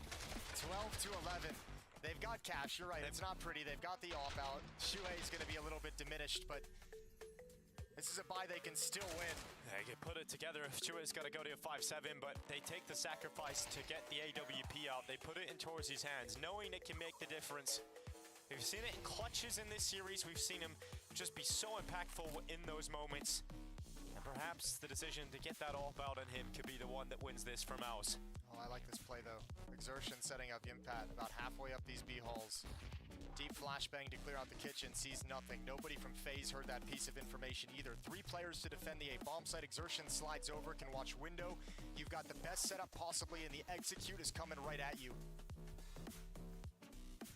The pack of FaZe wait to pounce, and they are pushing. They're going aggressive on this, and now FaZe coming around the corner. Will they clear it? Shuhei goes down first. Brolin can't muster a multi-kill. Frozen is swift in the response for FaZe, and 4 players versus 3. XxWolverinexX on the bench, taken out by Frozen, and FaZe have once again done it. They pulled it back into overtime, and it's Torzi down through the smoke, chased away by the Glock of Frozen. FaZe will not die. It is Yimpat left. He goes through the motions, he'll go through the formalities, but FaZe know they're inches away from overtime. They were on the brink of collapse, but stabilized themselves at the right time. It began with Kerrigan charging down mid and Solo taking matters into his own hands. No one wants to give this up. No one wants to give him a chance. And Frozen's demand to close it. 12 to 12. We're in overtime. And Mouse couldn't put them to bed. Oh, they're going to really feel like they let that one slip away. Really feel like those last 3 rounds, they had some chances and just gave them up. FaZe doing like they always do, being hard to put down, hard to eliminate. Good trades on A ramp and moving into the bomb bomb site. It's all a scramble from that position. Exertion is desperately trying to get involved through the smoke.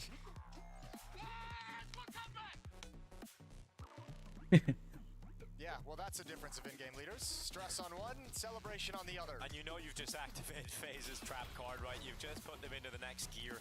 Well, also, like, when they got their backs against the wall, you saw, especially Kerrigan, just being way more assertive on the map, taking a lot more space, being far less cautious than they had been leading up to that point.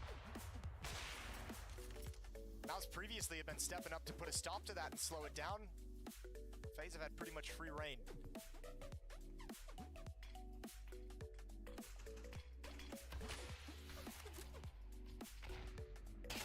Nice shot from Robs. Kerrigan again, into the window. Mouse not really able to handle this changeup.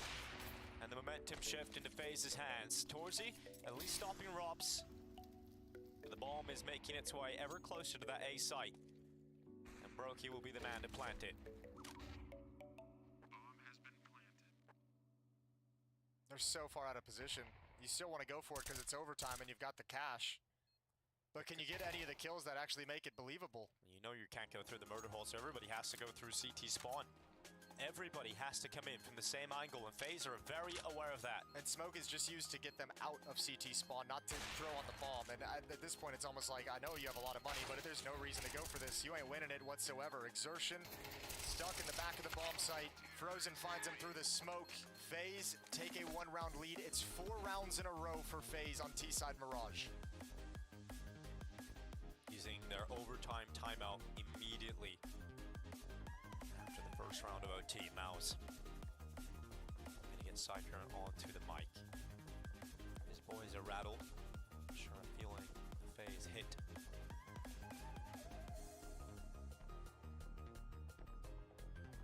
Got to be a really nice conversation from Cyclone to get Mouse back into things. Oh yeah. Got to get him back in the mood to put a stop to some of these plays that FaZe are making. The Kerrigan boost up into the window. Rops just holding that angle on A ramp. That round 2 easy. Opening kills found, and all of a sudden, Mouse once again, just like the round before, had been playing 3v5 out of the gate. 16 is the winning number in this first round of overtime. The FaZe clan take the first step towards it.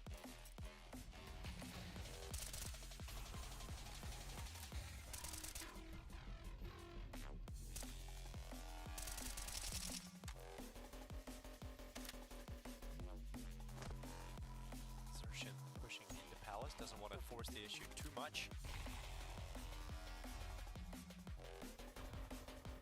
Don't want to be the one to offer up easy opening kill to FaZe.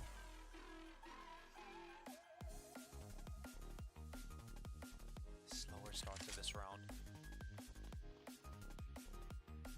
But a B lean from FaZe. The setup here is jump spotting, Torzy's off out short.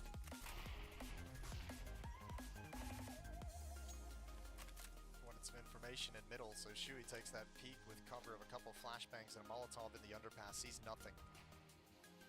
But there is FaZe presence. It's moving in late. Robson frozen, with Rain and Kerrigan up top.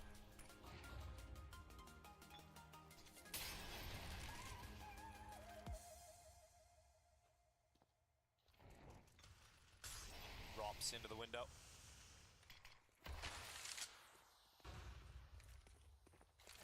Torzy to catch first blood. The FaZe in the final 20 seconds, sprinting into the A-bomb side. Exertion on the double kill. Shui holds for 1, and much stronger as the streak of T-round wins is brought to a close. Mao is finally standing up. Yep, that's the round they needed all along. This time, they go very, very passive. Deep into the bomb sites, letting FaZe have whatever they want, just trying to keep track with information plays. But importantly, the reason they go so passive is not wanting to lose those players super early. It's a couple rounds they were punished by just dropping players so quick that there's no chance to recover. So now they don't even give FaZe those opportunities, let them peek into their positions. And then go aggressive in this next round. All picks off Rain again. I don't know if he spotted Shui pushed up towards the top of the ramp. It's back-to-back opening kills from Torzy onto Rain, and this time faster from FaZe. They want to try and break through this B bomb site. Impact putting pressure on himself on that peak, but he's down and out after one. Rob's fighting back, keeping FaZe in this fight. It's a 2K from Robs. He nearly gets a third, but it has to be Brokey to make that happen. And it would be a 1v3 if Brokey is capable of winning this round alone. Another chance, but not the shot landing. Careful, boys. Brokey has over a minute. He's going to be looking for your peaks. He's going to be looking for that. He's worried about short. He doesn't have the info. They're both there, but Brolin moves into the open, and he will drop Brokey. Mouse will round out the first half of overtime ahead.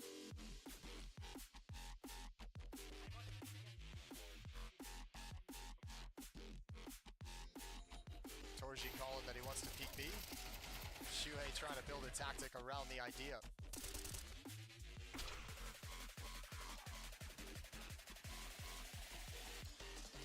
Seven rounds Mal's got on their T-side Mirage in the first half.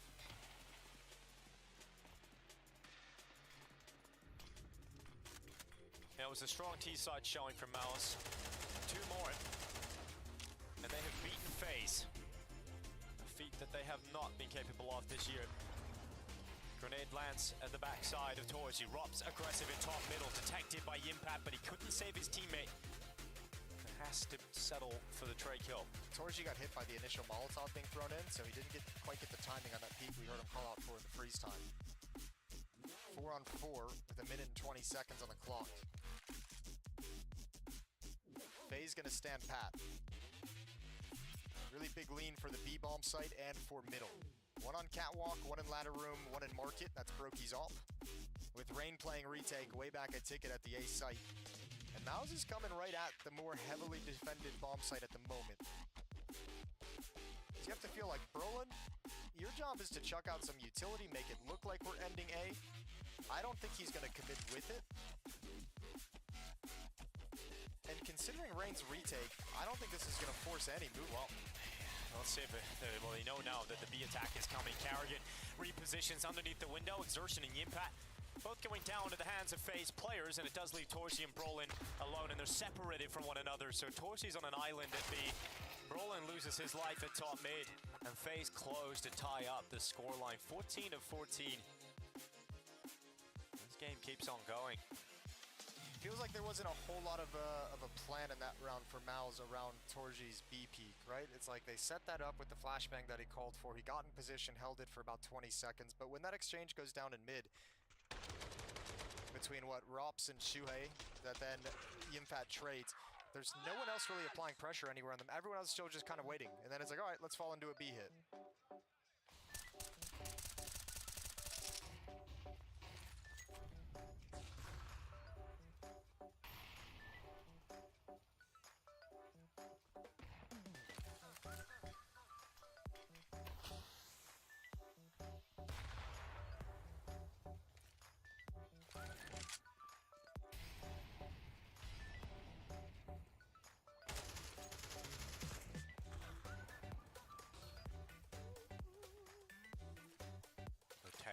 Quiet start of the round in terms of kills so far. No first blood drawn yet, but just signs of utility being put in place in mid. Top connector smoke out.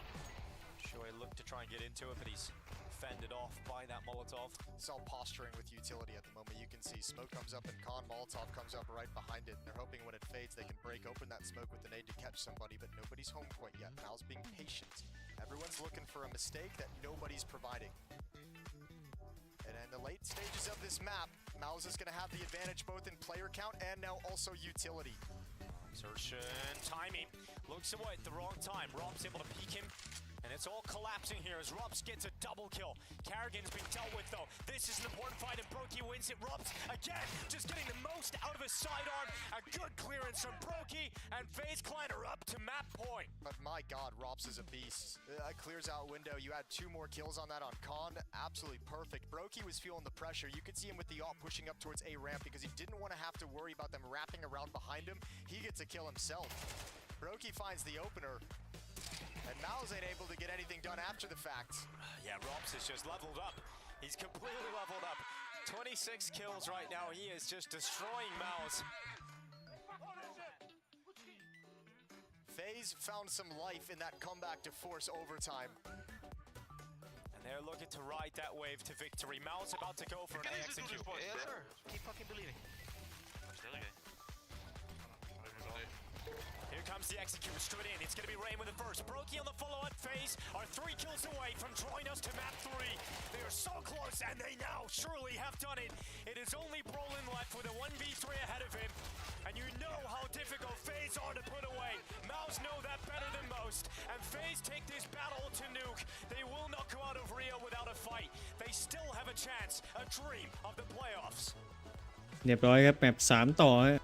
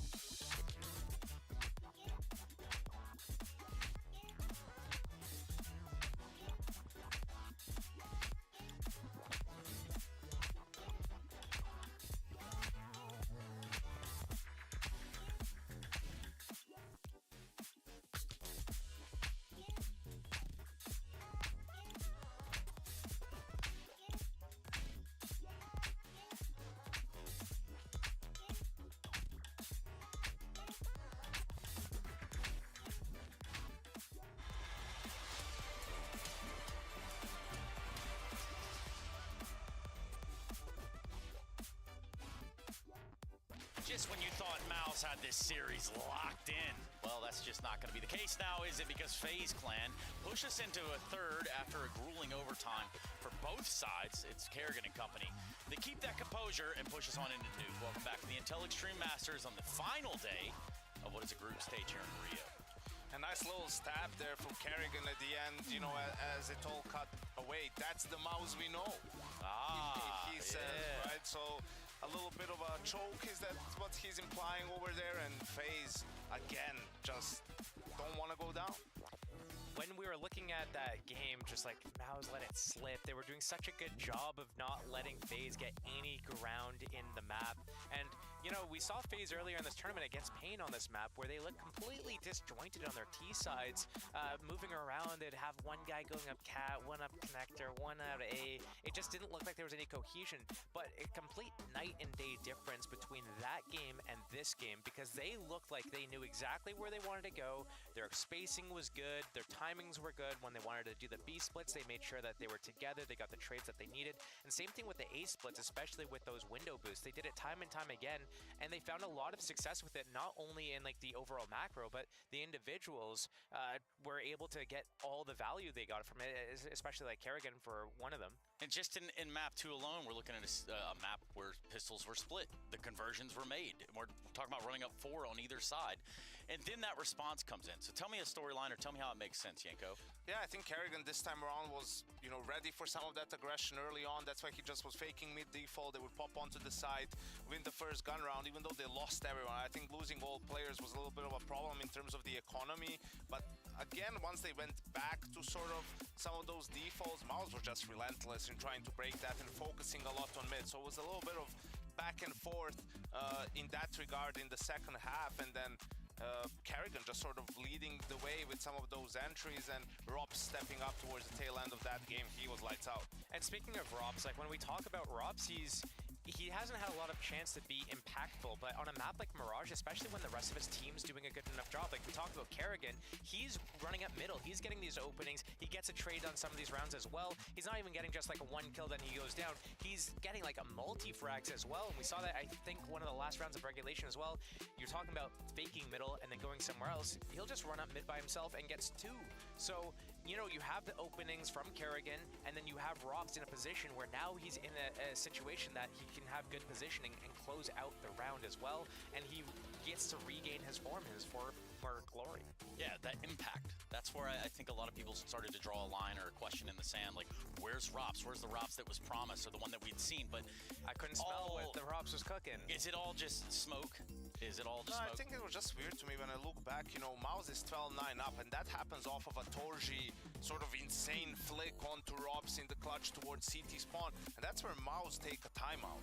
Yeah. Why do you take a timeout after you were just the ones to win the... I think FaZe might have had one more left in the pocket, but okay, at least make them use it. I think you doing that sort of does them a favor, lets Kerrigan sort of take a breather, think a little bit, lets the players reset him, make a call, and from that point on, FaZe wins the last 3 rounds to take it into OT. The thing is, though, even though FaZe did win the last 3 rounds, Mouse, it's not like they had bad plans. Like, we saw one of those last rounds, for example, Jimfat gets boosted up into the B apps, they clear instantly early on, they shift the second B player over to the mid window, they have 3 players on A ready to receive the A hit that's coming from FaZe, and yet FaZe, they just execute their plan, they just run in and run them down. It's like you have all the info, can't convert with it though. But again, we find ourselves in that precarious situation, which is Nuke being the third map, of course, and we know what FaZe is capable of doing on Nuke and what Mouse has in their pocket at any given moment. It seems like for both teams, this could very well, it will be the last map for one of these 2 teams, but at this moment, this junction, this is probably the best battle we can get. Yeah, and let's see how hard this loss will hit Mouse, right? Yeah. Like being ahead, not being able to close out, now you have to play a whole new map. It seems like their philosophy is the same for this whole series, right? Like just aggression on the CT side and being disruptive, right? And we saw Kerrigan had slightly better answers on Mirage compared to Dust 2. Will he be able to complete the puzzle on you? Yeah, I'm almost worried that, like, if Mouse, for example, they win the knife or they start CT side and then FaZe comes out swinging, keeps that momentum going, wins that pistol and starts to snowball, it's going to be hard for them to recover, as opposed to, like, if Mouse were supposed to start on the T side. But then, again, if they can't get anything going, that's not good either. I guess in essence, this is looking scary for Mouse. They had a really good chance to close it out, and we saw other teams recently also be up 12-9 on maps, such as Mirage. I think Vitality lost that against G2 not too long ago as well. It's like those are the worst types of matches to lose. You're on the cusp of booking your way into playoffs, into the arena. All you need is literally one more round. You lose 3 in a row, then you go to OT, you lose those, and now you're facing elimination now on the last map of a BO3, and it's like, it's the end of the day. Let's run it right back to that knife round you're talking about. You win the knife, where do you want to start? What do you want to do here if you're FaZe Clan? I think you definitely start on the CT side, right? It's the easier side. You put the pressure on the side of Mouse to figure out things to come up with answers, and you have faith in your T side, right? You know how many rounds you need to work with in the second half to get the job done. I like for Nuke starting on that CT side.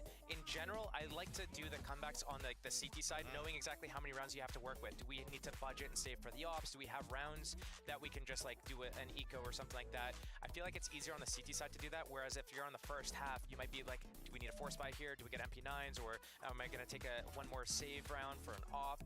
And it really comes down to some of these situations where, yeah, so many people force buy because the MP9s are so strong in this. You can break the smokes open and do all these lobby crunches that CT teams, I feel like, are just always just forced into buying and constantly doing these pushes or aggressive plays. Over and over and over again. Yes. And something that I can continue to drill in you at home is this. This is our bracket for Group B. Just to give you a quick little update as to what's going on. All things Intel Extreme Masters Rio. It is VP beating the Mongols, and that will be the end of the Mongols in Rio, but for VP. A lifeline? What do you want to call it?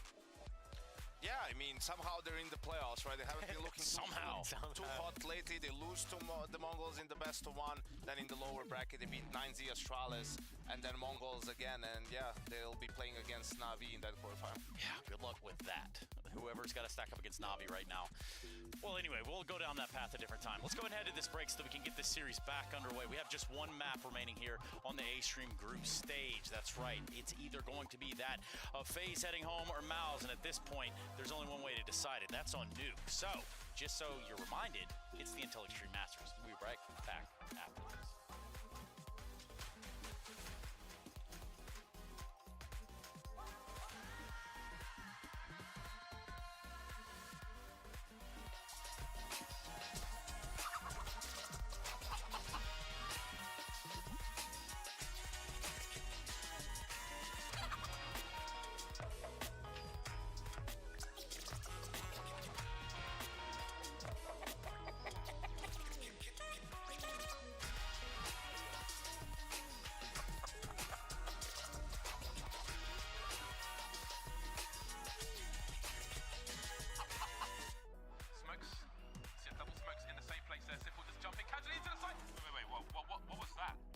Never miss a play again.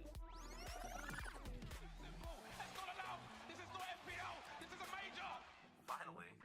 With FACEIT Watch, you're in control. Switch between player POVs live and see the game through the eyes of any pro.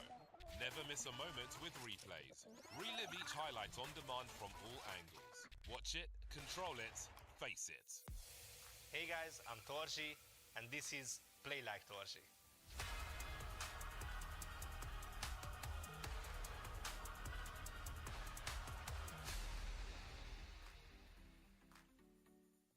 Okay guys, so here we are playing versus Cloud9 and it's 5-0.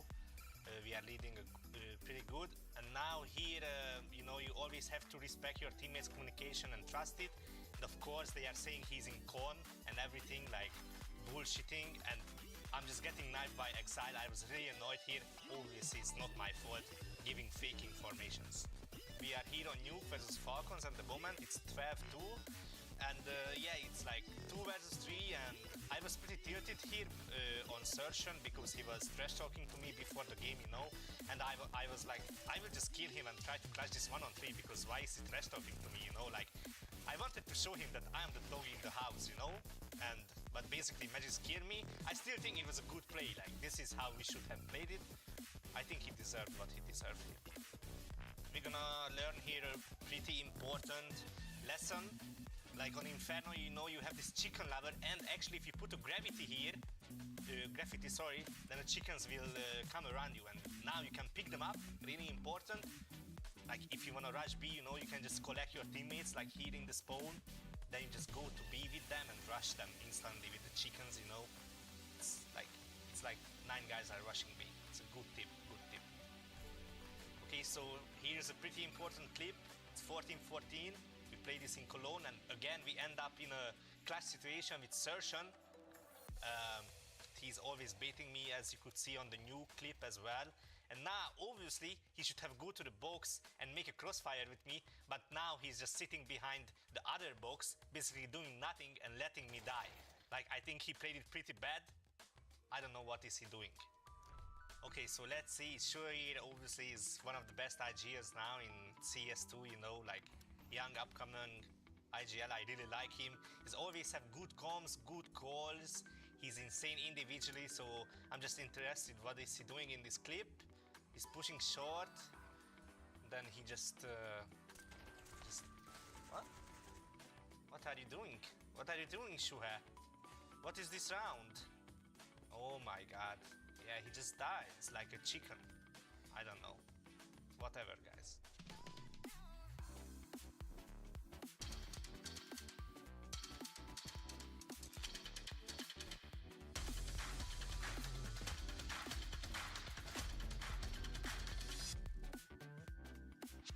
Hey Future Pros, stopping an A-rush on Nuke can be vital to your team's success.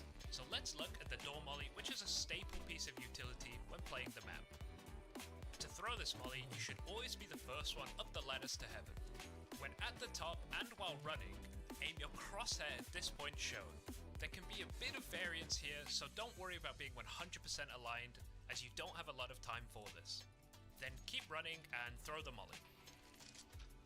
Sometimes the T's are committed to the A rush, so be wary of a smoke extinguish, as this will be a good sign that the T's are coming.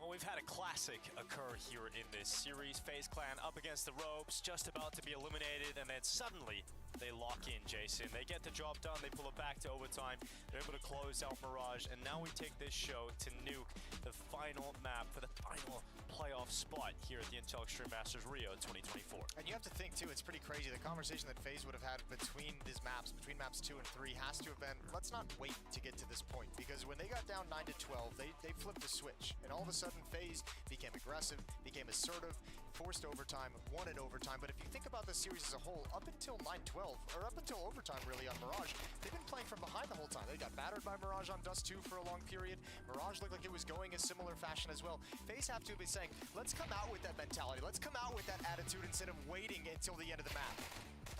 Damage being done to Brokey. He's down to 2 HPs. He'll retreat into the site, but there's no stopping. This Mal's attack is here, and it's Exertion with a double headshot opener, or rather just double kill, and Yimpat's alongside of it.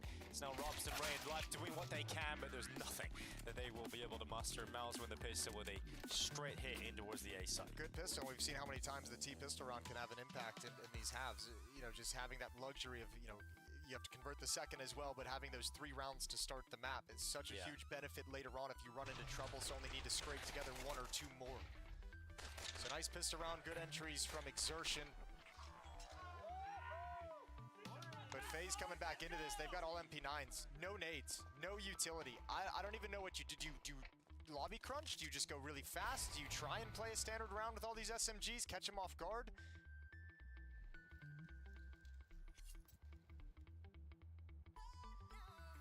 Like a little hut push being set up for Frozen and Carrigan. You would imagine that would converge with the ramp play. Yeah, they're not crunching lobby. What they're doing is setting up in an advanced position, so if there is a play towards the upper bomb site, they're in positions that will catch Mals off guard. You won't So expect surprise them. Yeah, you won't expect them to be. I mean, you'll clear hut to a certain extent. You might not expect 2. Puts a lot of pressure on Rain to have impact in his position, though. Diving into the main position, Rain with a double. Carrigan's also assisted in terms of making work done with his MP9. It is utter collapse from Mouse, and the MP9s come out on top. Yeah, Carrigan loves that. That's a very bold call for FaZe to make in round 2. And they don't just wait for Mouse to come at them. When the utility gets thrown outside, they actually push forward. They know there's going to be a certain amount of players, a certain amount of resources for Mouse elsewhere. And you got to give so much credit to Rain. I said his position was going to be important. I didn't think he was going to deliver a double kill. Beautiful work with the MP9 to set up a round 2 conversion. I know how important that round is. Get a good start here on Nuke. On their CT side, Mouse investing back. Obviously, if they lose this, they're gonna probably conceding 2 more. FaZe will be given the idyllic beginnings to this final map.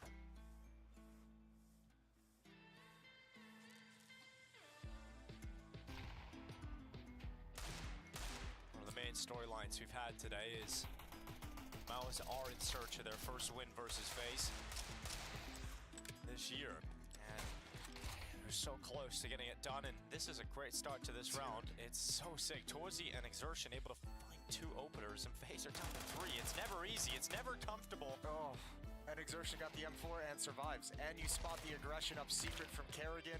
He's going to get tagged down. He's going to be taken out. This is ugly for FaZe. Oh, Robs, he's come up secret. He's got to try and recover this round for FaZe, but there's so much work to be done for the 2 remaining CTs of Frozen and Robs. And there's nowhere else Robs can go from here. Like, he knows there's one back behind red box at this point. Robs planted at the upper site. And Mals are happy to just keep FaZe at bay from even attempting the retake. So, round 2 conversion. Now a round 3 conversion from Mouse. Oh, scrappy start to the game. There was a great opportunity there for FaZe, but they have not been able to capitalize upon it. Now has been able to fight back. Now, question is, with these 2 saved rifles, FaZe want to go for a buy again. We've got 3k on Brokey. Should be enticed into a purchase. If you lose another rifle, probably not. And Rops is about to be peeked by Shuei. He'll hang on to his life for that kill at least. And there's no push from Yimpat following up. It's kind of a bummer how that round came to pass if you're FaZe, because Brokey's trying to provide assistance from lockers to his teammate. I believe it was Rain over a mini again, like fighting around a smoke. And I think Brokey sticking around for that fight to try and get Rain out alive is what exposed him to the scout that picked him off. So he's just trying to be a good teammate, you know? He's trying to do everything right. Sometimes All you just the got to good be things. selfish and life works out for you. Yeah, good luck, bro. I'm out. Well, they have gone for the investment. As you can understand, you know, 2 save weapons, you have enough money to throw in a few MP9s there, and you know that Maos are not in a good position economically yet either. So this is the Forced Buy Wars in full effect right now, and FaZe have a chance to bounce back again. Rops is going to go into the ramp room. He's going to play behind that smoke. Timer on the play, especially when bullets start firing through it. Exertion making his move alone outside. He had the smoke wall set up, waits for it to be broken open. Now he comes back and starts crossing towards Secret. Mal's going to try and connect the 2 prongs of this attack via ramp room. 1 for 1 from Rops. Brokey steps up next. That flashbang just drops in front of his face and deleted. That's a perfect flashbang. Brokey can't do anything about that, and he was one of the other primary weapon holders. He had the premium M4 in his hands. Are they coming back to upper? Looks like a bomb. Yeah, Exertion's going mini. Impact coming heaven. Yeah, but they're in HUD. Kerrigan's in HUD. If he can get this kill and stay alive. Oh, no, he couldn't get it done. Now just 1 player. Frozen falls next. Rain's nowhere to be seen, so Miles able to withstand. It's going to be a 3-1 scoreline to kick off from Nuke. Yeah, and they get it back, right? They won the pistol. They're going to have that nice start. They lost the second. That's a bummer, and you feel like things are going to get a little sketchy, and then you take it right back by winning the next 2. Now it's FaZe who's in that awkward money situation where really they won't have a full economy ready to go for like another 2 rounds. Pretty deep, like halfway through this half. Yeah, and we know how important rounds can be on the T side, especially when you pick them up early. We've seen teams get the first 3 rounds of a game on the T side of Nuke and not necessarily have the greatest gun rounds or game plan, but because they got those first 3 at the start of the half. Steal 1 here, or you figure it out in the last round. Yeah, it ends up giving them a decent half going into the second, right? And we've seen teams win with that. And Maos have been given a massive opportunity here to really pad themselves with a beautiful T start.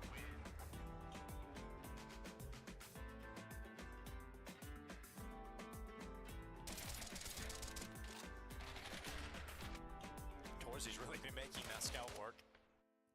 But you're right, this did feel like a moment that could have still happened for FaZe if Kerrigan gets that kill because they had pushed into the hut and the bomb would have been down.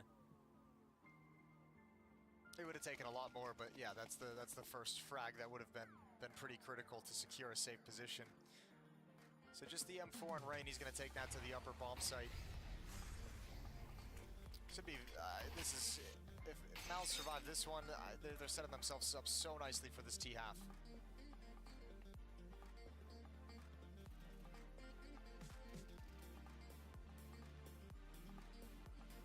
Rain's gonna go investigate Squeak Door. Kerrigan trying to walk through the smoke outside to find a little angle, spotted by Brolin. Easy kill as he comes through. Meanwhile, Rain has taken control of Squeak Door.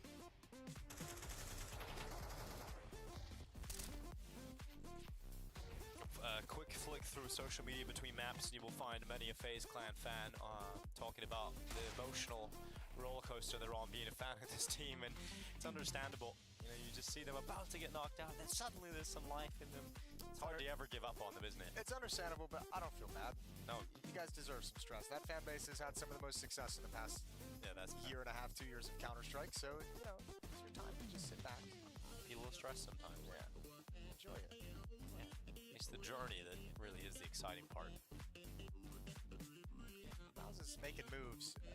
They haven't had anyone in lobby for quite some time, so Jimmy's being very, very cautious about this, as he should be. Yeah, that's the main danger. Especially because his teammates haven't encountered any resistance. They've gone through ramp room in the lower bomb, so no one's home. So this has got to be alarm bells for Yimpat, where he's just saying they're elsewhere. They're probably push lobby. Now he spots the gun barrel. He's just hoping for the rotations through vent, but he knows he's got to be careful about Rain.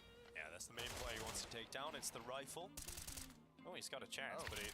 Oh, really fluffs his lines. Eventually composes himself to the kill on Rain. The rifle's now being picked up into Robs' hands instead, and he'll use that to devastating effect upon Yimpat. So an AK and an M4 to be saved over for FaZe.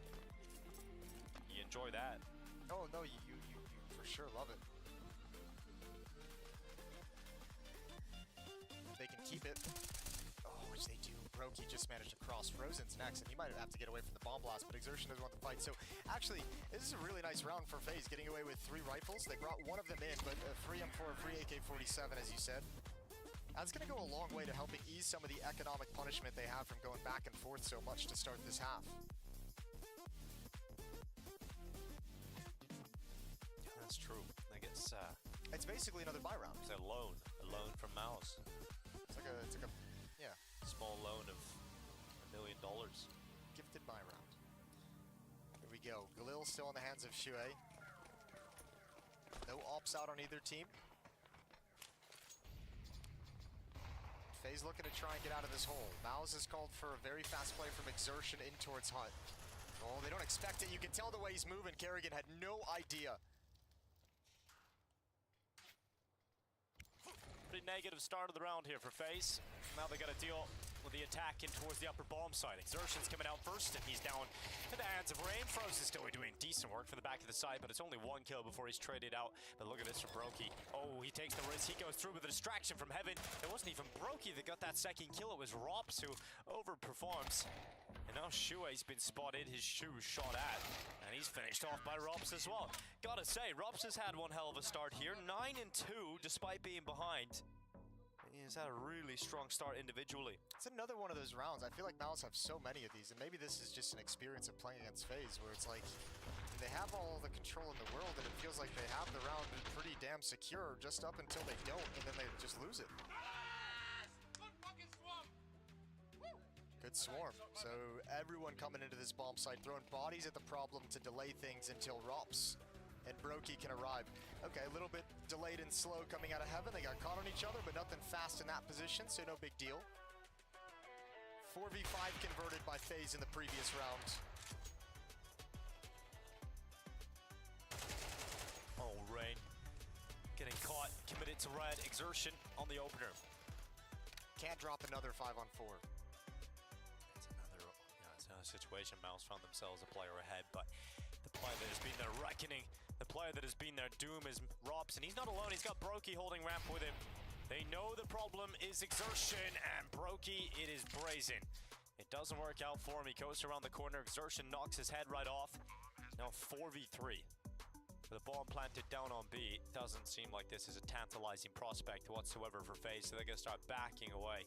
Steps being taken to safety, and now they're up to 5. And this is where those saved rifles come into play, because Rops has 3,300, Rain has 1,600.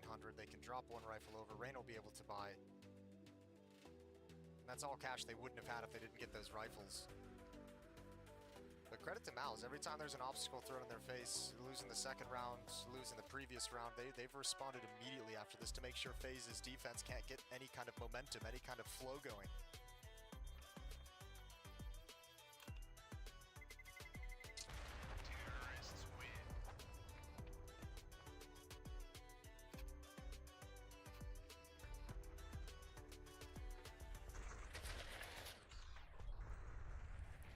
This was the unfortunate loss of the AWP.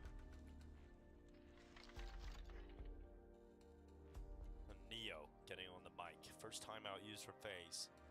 5-2 down on the deciding map of the all-deciding game of the groups. Winner goes to the playoffs, into the quarterfinals. Loser goes home. Neo's being pretty damn vocal as well on the mic. I always get the sense with FaZe that Kerrigan can do most of the work that you need. With how experienced and how good he is at it. When Neo, opens his mouth, he's got a plan. He's got something in his head of something that he's seen, a tactic specifically that he wants to try and run. So let's see what FaZe come into this with. They do have the AWP on Brokey finally. AWP on Torji as well. Comes in round 8. Great for Brokey to still have that despite losing the AWP in the previous round. And it's going out straight away for Mouse. They'll heat things up for Rain in main. And now we've got Rops already down lower, smashing open that window and attempting to get towards Secret. Rain lane being disrupted, blasting open the smoke. He'll actually see players behind it. Oh, good spam. Exertion finally is on the receiving end of the opening kill of the round. That one drops. Brolin aggressively wants that fight. He's got it. Good peek from Kerrigan, though. Rain had to have known that was coming, and now Frozen outside. Shui did slide in towards Mini, so he's got a freebie. Yeah, he's got a freebie locked in. Now Shui, Yimpat left alone. 2v3. Make it 2v2 with that kill from Yimpat outside. Minute 4 seconds left in this round, and the bomb in the back of Shui. Anticipating an A finish, as that is the only pathway they really have. They could go down the vent, of course, but risk involved in that. Broki's clearing out them wrapping back from T-spawn area. Oh, but we'll get eyes on this. He got the timing perfect. Yeah, good timing for Brokey. Impact going down, leaving it all on Shui. He's got a Molotov in his back and some time to play with. No, and this makes sense. He wants to try and eliminate the AWP. He wants to try and find this lobby player. At least turn this into a 1v1. But now that Brokey's kind of disappeared, at this point, you don't have any information if you're Shui. You've lost it all. You knew one was lobby. He's gone now. He could be anywhere. Yeah, the other player can be anywhere. You saw him last outside locker, like, what, 30, 40 seconds ago? So he commits to the plant. Carrigan getting closer. Shui pulls out the AK. Good read on the position, but just could not get the kill. Carrigan comes out on top of that duel. And FaZe able to turn it back in their favor. Still money for the Mouse side of things, especially with that plant. Extra $800 goes a long way. It's the opening frag on Exertion. And he's trying to spam the AWP too. That's just unlucky for Exertion. Rain had no idea he was there, but he takes those.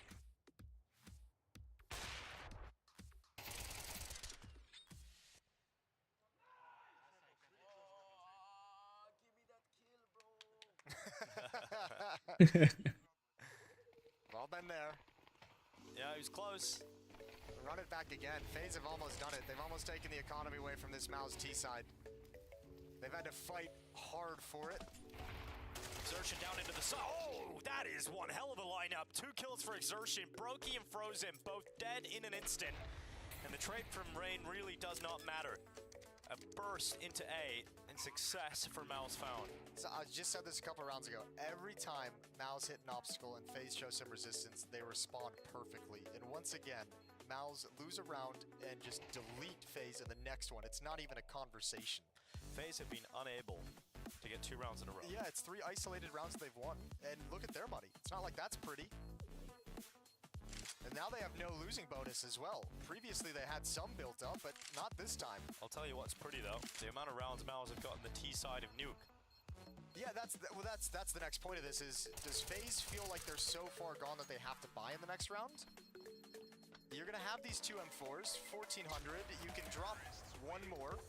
I mean, that damage from Robs at the end is massive. He gets a 2K, 1 player goes down to the you're right, you're buying now. You get that many kills, 1 player, I think if you're FaZe, you have to buy. Drop an M4 over, drop a FAMAS or an SMG, buy up around it, whatever you can. At the 6-3 scoreline. We need round wins at this point, obviously, and being few and far between. 11-3 still for Robs, that's crazy, considering the scoreline.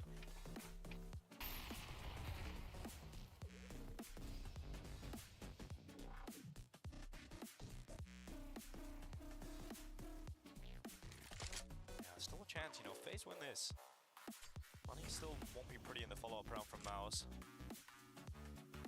Still a decent opportunity to round this half out with a respectable scoreline.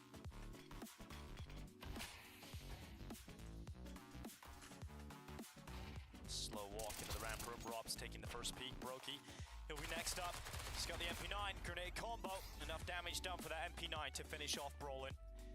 They're thinking about trying to peek into this. Flash is going in to try and assist that, but no one from Mouse wants to commit too far around the corner, because they've got space to play with. And now that they're locked out, it's all down to Shuhei and Exertion. These are the 2 most advanced positions. Exertion is just going to pause in this corner. Is Rain looking for that? He might be. Shuhei, do you have a chance on top of the hut? Yep, there's Rain finding Exertion outside, and Shuhei looks away at the wrong moment. Good timing from Kerrigan. But those were the last options for Mouse to find an avenue into this round. So the damage done from Robs on the way out in the last round, including the bomb going off and taking the extra Mouse player out of that, allows this buy to come back in and put Mouse on the brink of collapse economically again. But Yimpat still fighting. He took a lot of damage in that engagement though, and he's down to 14. 28 seconds left. They'll go back to ramp, and Robs is ready Torchi's down, round is done as Yimpat topples at the hands of Brokey. A fourth round for FaZe. The decision to buy, Carrigan calls for 2 more. And that actually should set them up nicely to even up the scoreboard and going into halftime as well. Mals have nothing to work with. Torchi's got a little bit of money. Everyone else at 1800. It might force them into a buy as well because they've only got 1 round of losing bonus. So if you're FaZe, you're sat here and you're like, this is great. Like we get to play against 2 force buys to close out the half.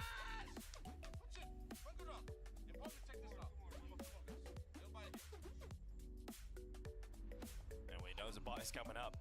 He is right. There's Galil in Torchi's hands. There's Tech9s, Deagles. So Shue and Yimpat decide to buy here, but they don't have a lot of money to be go around here on the side of Mouse.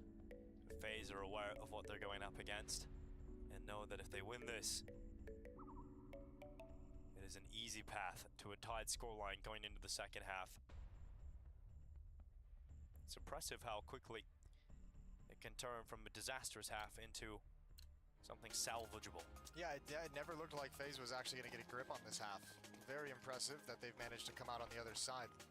Well, I guess they're not truly out of They're it not just out yet. yet. They haven't won 2 rounds in a row, Jason. That's Still fair. haven't. But I mean, come on. Tech9's on the other side. Well, who knows? Who knows at this point?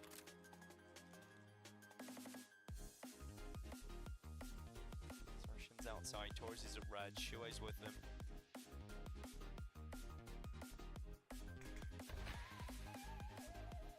Waterfall smoke deployed at main. Flash set up, Brokey forced behind the corner, goes for a tap.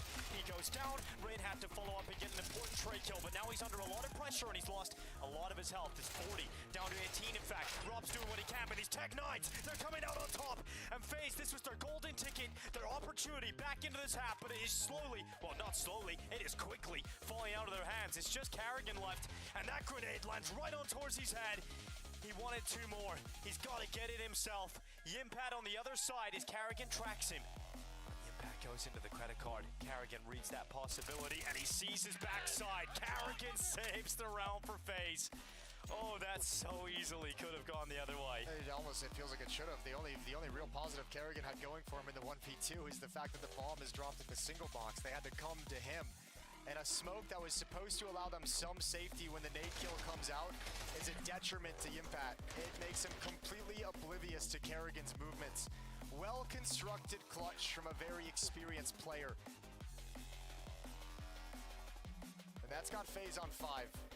Very similar buy to the last round, and we're going to the upper bomb site very quickly. This time Carrigan, he opens the round, and so does Frozen.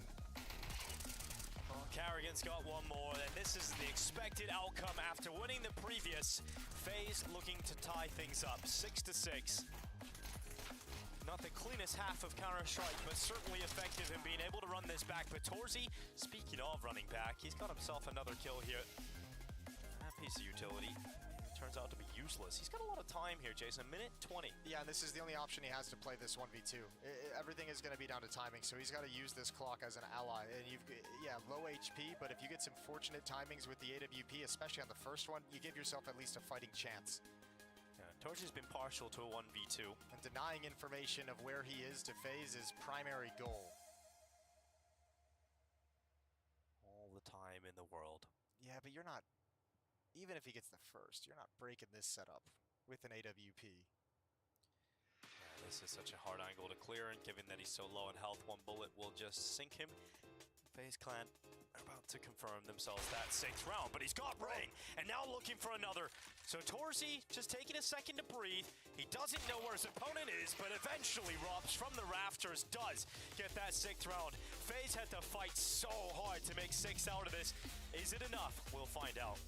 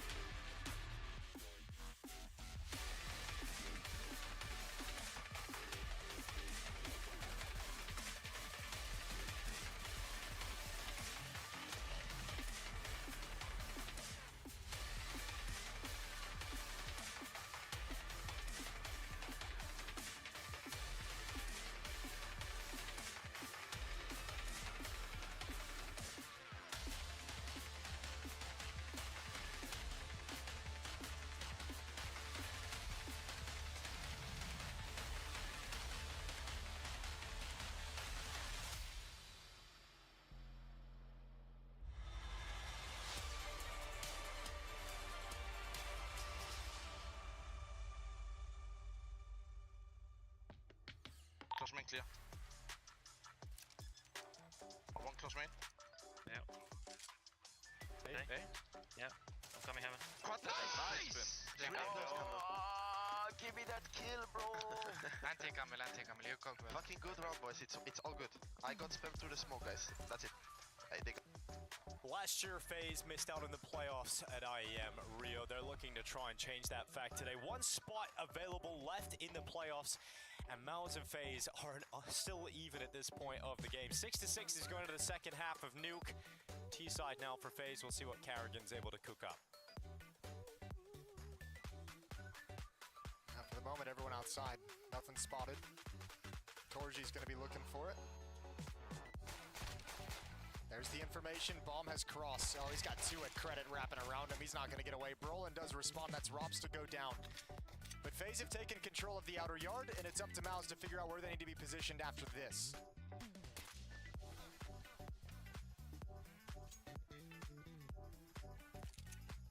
Sure, he'll drop down into the site. This does give space for FaZe to play with at the top of Heaven. Frozen clearing out hell, making sure no one's around the lockers. Causing any problems down here, and Brokey has found himself at the top of the ladder. Here comes a Brolin fight that he can't win. Frozen revealed around the corner. Brolin seeing that he wasn't alone. Now Yimpat's hearing steps, charging down to B, but can he deal with it? Spins back. What is that from Yimpat? That is something special yet again from Yimpat, and he can't quite believe the play that he's just pulled off. Dude, that looked like he had a 180 spin bind. Like, yeah, just like he just straight up pressed turned back like a robot. That is mental. What a time to deliver a pistol round like this. I can't even comprehend it. Brokey probably can't even comprehend it. He gave me old WTF there. Yeah, he can't believe it. No one can.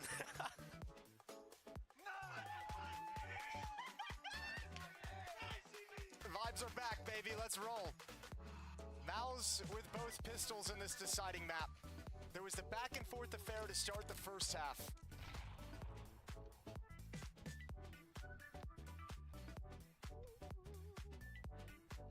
Out of thin air. Just out of nothing.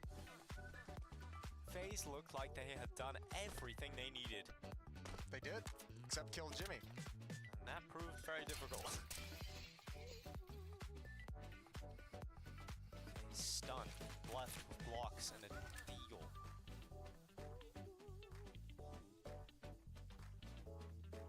Brolin waits and Secret Stars exertion alongside of him. It's lovely, it's clean. Smells making sure they don't lose anybody else than one. And it's an 8th round locked in. They might have even been more aggressive on that. They didn't have the information that it was just unarmored Glocks. There was one deagle in the field of play, so just being cautious. But now we get into the gun rounds. The AK-47s come out for FaZe Clan as they try and come back. This is going to have to be a masterclass from Kerrigan to call his team to win 7 rounds on a T side if they want to win in regulation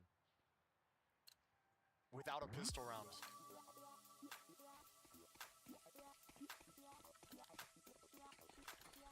Yeah, that's a tough detail. Well, Carrigan's given all of the smokes.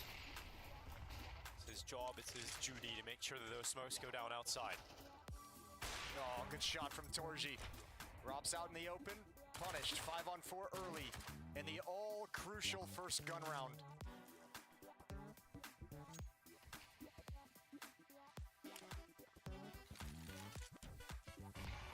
Oh, that grenade did not disperse the smoke the way Torji was hoping. Yeah, a little too much mustard on that hot dog. Mustard sucks. He'll back away.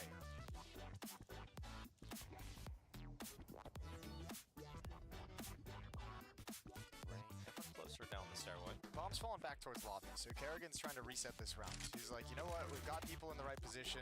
Smokes are fading. This isn't feeling great to me, so leave Rain over in secret. Brokey's even sliding back now. They might try and pull Rain towards mini or outside as a lurk late in this round. Or see if he can wreak some havoc down in secret. At least get spotted by the jumping exertion so Brolin feels secure in his rotation. Oh, now he's seen his head. Rain's going to start stepping forward. Brolin's inside of the vent. Exertion down in the stairway. It's not a comfortable place to be if you're Raid, but somehow it's worked out. Perfect timing. Comes back to the angle, exertion goes down, but it's all coming up Mouse. It's all Mouse right now in that kill feed. A sea of blue as they go to 9. Torji just got 3 kills with the, Shuei just got 3 kills with the MP9, so he's rich. He's got something. Loaded, He just brought up a bunch of bonus money, but that's an emphatic victory for Mouse in a very critical round. And FaZe, that's not the feel-good round you want to start this comeback. Remember, they've got to win 7 in the gun rounds.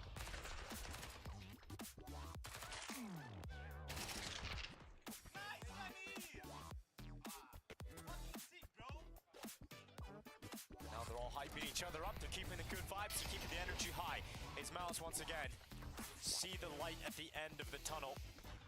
FaZe find themselves on Kevlar and Tech9s again. They've got leftover cash. That'll come for the next buy round, but they can always pose a threat in these kind of situations. But Rops, he goes down to Torzy. This AWP has been the key to unlock so many rounds for Mouse.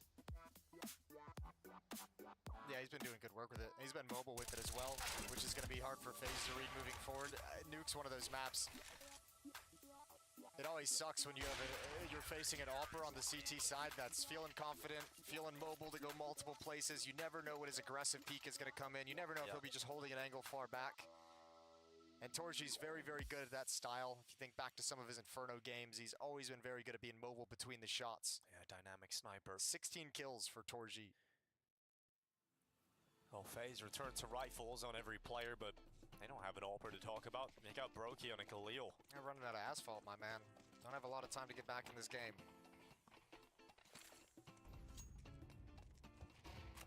There's not a lot of time, but FaZe always leave it to the last second. And how many times can they rely upon that? Rain crosses. Try and get over to a secret. Frozen's made it down as well. And this is the change up in position again from Torji, spotted out towards A.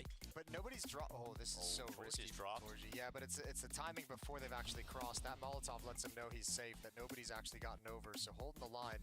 Question is, what can he get after this? He hits the shot, which he will. He's going back. He wants to hold the same angle again. Frozen peeks into it. Torji is their reckoning. 2 players down for FaZe again. Under a minute left. Nice shot from Carrigan. That has to be the sign to go. There has to be more than that, though, and Brolin making sure that Brokey doesn't get past. Bomb rolls to his feet, and FaZe fall to 2 players. Make it 1. Carrigan, the last remaining player at Hut. There's nothing that Finn can do. He will fall. 11 rounds. Mao starting to get to the end of this. Yeah, this time Mao's not going to give any chances for FaZe to come back on this map. They learned their lesson on Mirage. You don't give FaZe that little bit of space they need to get into the game. And Torji especially is making sure that they're shut down. Every single gun round he's had impact. Every single round he's had the AWP in his hands. I think this is the 3rd one. He's had influence on the round. It's beautiful work so far. And Mao's just 2 rounds away from the playoffs of IEM Rio.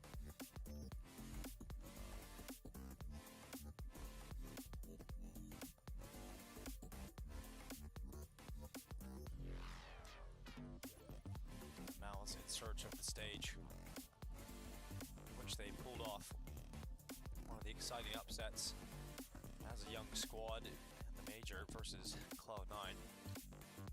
Cloud9 out of that event, and a lot of people thought at the major that Cloud9 were one of the teams that could go on to win it, but Mao's impressed.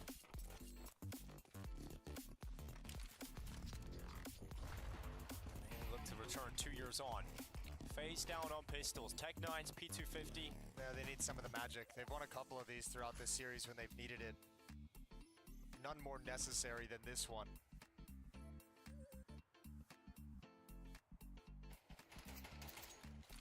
Utility towards the upper bomb site. I think this is a fake, though. It's going to be heading towards ramp room. Kerrigan just wants to sell it, and he will with a kill.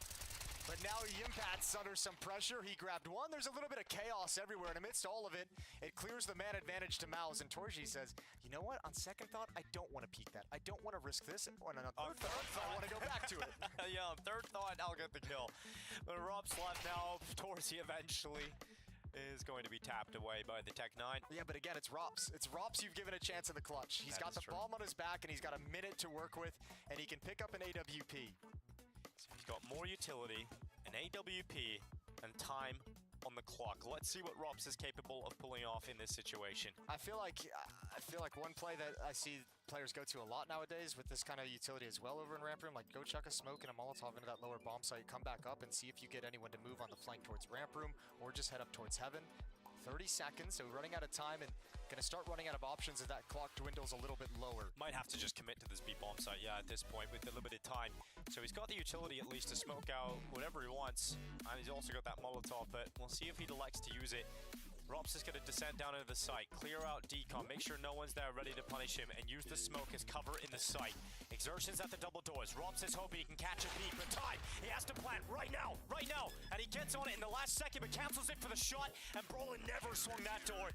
Never, ever give the chance to Rops. And the time fades away, and FaZe are starting to fade away here in Rio. That's actually kind of worst case scenario. Rops has $1,800 heading into this. Oh, but you're exactly right. This is why you don't give Rops the space, because he almost put that together. If Frozen bites on that fake tap, there's a real world where he just straight up wins that clutch. It is kind of crazy with how much consistency Rops can find himself in winnable situations and clutches. The man just had a Tech 9, and he was going up against 3 players on the other side, fully kitted. Oh, now he's only got a Tech 9 again. So let's see what he's got. Shue shuts down Kerrigan, who's running out of Squeak Door. The op lands on Rops, and all of a sudden, 5-on-3. Brought a little bit back by Rain, but it's not going well. This is looking like Mouse, for the first time, are going to beat FaZe in a series in CS2 and book a ticket into the playoffs on top of it. Brokey and Rain, the only 2 players that can stop that from happening in this instant. And Shue was looking the wrong way, so Brokey's gone in. He's actually taken that kill back. He took damage, sure, and both remaining FaZe players are low. I'm so confused why Shue is committed to watching outside when you have Yimfad in this position, who could cover the wraparound in towards midi. Had to be a miscalm or lack of calm, perhaps, but... Yeah, maybe it was calmed and just didn't go in the ears. He's waiting in the vent. FaZe have gone silent. They know they've got time. The Rain is walking outside. Has not been detected by Yimpat, but is about to be. Rain just got into safety. He just got into main. And he's looking to move in tandem with Brokey, who now walks out of Squeaky Door. Brokey moves into the site, but Yimpat moves in behind them. The flank, it's perfect. Yimpat punctures the brain of Brokey, leaving just Rain alone. FaZe have never had a good run in Rio, and it's looking like it's about to come to a close, but Rain has the bomb in his back, and he gets down the vent. Yimpat with a quick rotation down through ramp. He's gonna have a chance at that, but he decides to not throw it. Rain on low HP is given an opportunity, and he peeks out with a headshot. FaZe not dead yet. He had the nade, he had the winning recipe. If he tosses that in, Rain goes down, FaZe are knocked out, Mals get the win, but he didn't use the utility. Well, part of it is you don't know if he's actually peeking when you get down there, right? I expected like a jiggle peek to see it was clear, and then you chuck the nade out behind the silo. Either way, the fact that FaZe finds a way out of this round is pretty insane. This surely can't be the beginning. Beautiful shot from Rain. There's so much money. Actually, I said that. There was a lot of money. I don't know where it all went for Mouse. They fully invest in this, and afterwards it starts to get a little bit haggard. But there's no universe you can imagine in which there's a 6-round run from FaZe on the T side. I can imagine the universe, actually. I've just seen it too many times. I cannot. It's a pretty unlikely universe, Jason, but it's one that does exist in the realms of possibility. No. Mouse just ran off 6 in a row to start this, and they were dominant. Only tempt him. Outside of the pistol round, they lost 3 players across 4 gun rounds. Like, they were too dominant.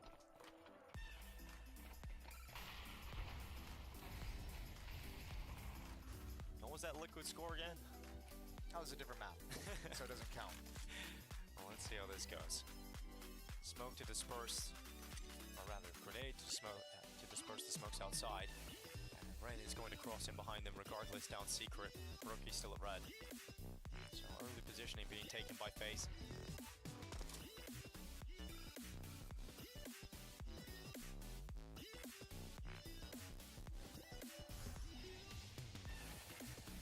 Fight goes down, it's Rops to win it against Shue. He just peeked out of Hut. He peeked into the in-game leader of Mouse and he knocked him on his ass, but Torzi, he's been so good in the second half of the AWP. He's been so good all day long. And Brolin's there with him. So Mouse are now a player up. Oh, damn, exertion, all right. Nice spray control on Erupts on top of the silo, but now the X Factor becomes this position from Frozen, already encroaching up top on the roof. Heaven is exposed. It's a weakness, and Brokey will clear this. No, he will not. He will quick switch at the wrong time, and that surely is the sentence to death. Frozen, yeah, is now the last remaining player with 30 seconds, no bomb possession, and 4 mouse players to collect. Just looking impossible now for FaZe. The run in Rio will come to an end. They will miss out on the playoffs. And for the first time in CS2, and for the first time this year, MOUZ have finally beaten FaZe Clan.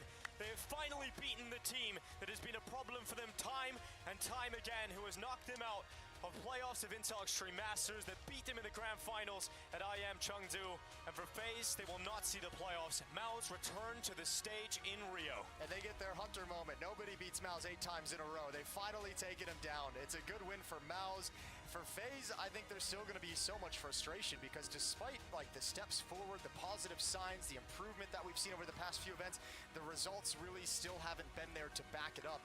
And that's got to be a hard thing to swallow for players of this caliber and players of this pedigree. But for now, MOUZ is going to be the winner in this one, and a playoff spot booked in the quarterfinals.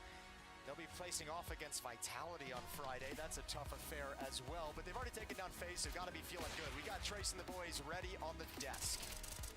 Yeah, thank you very much, Jason and Dinko. Of course, we look at this a little bit sombering tone from the FaZe side for the FaZe fans. However, for MOUZ, rejoice you will, because yeah, you finally overcome this big hurdle known as FaZe Clan.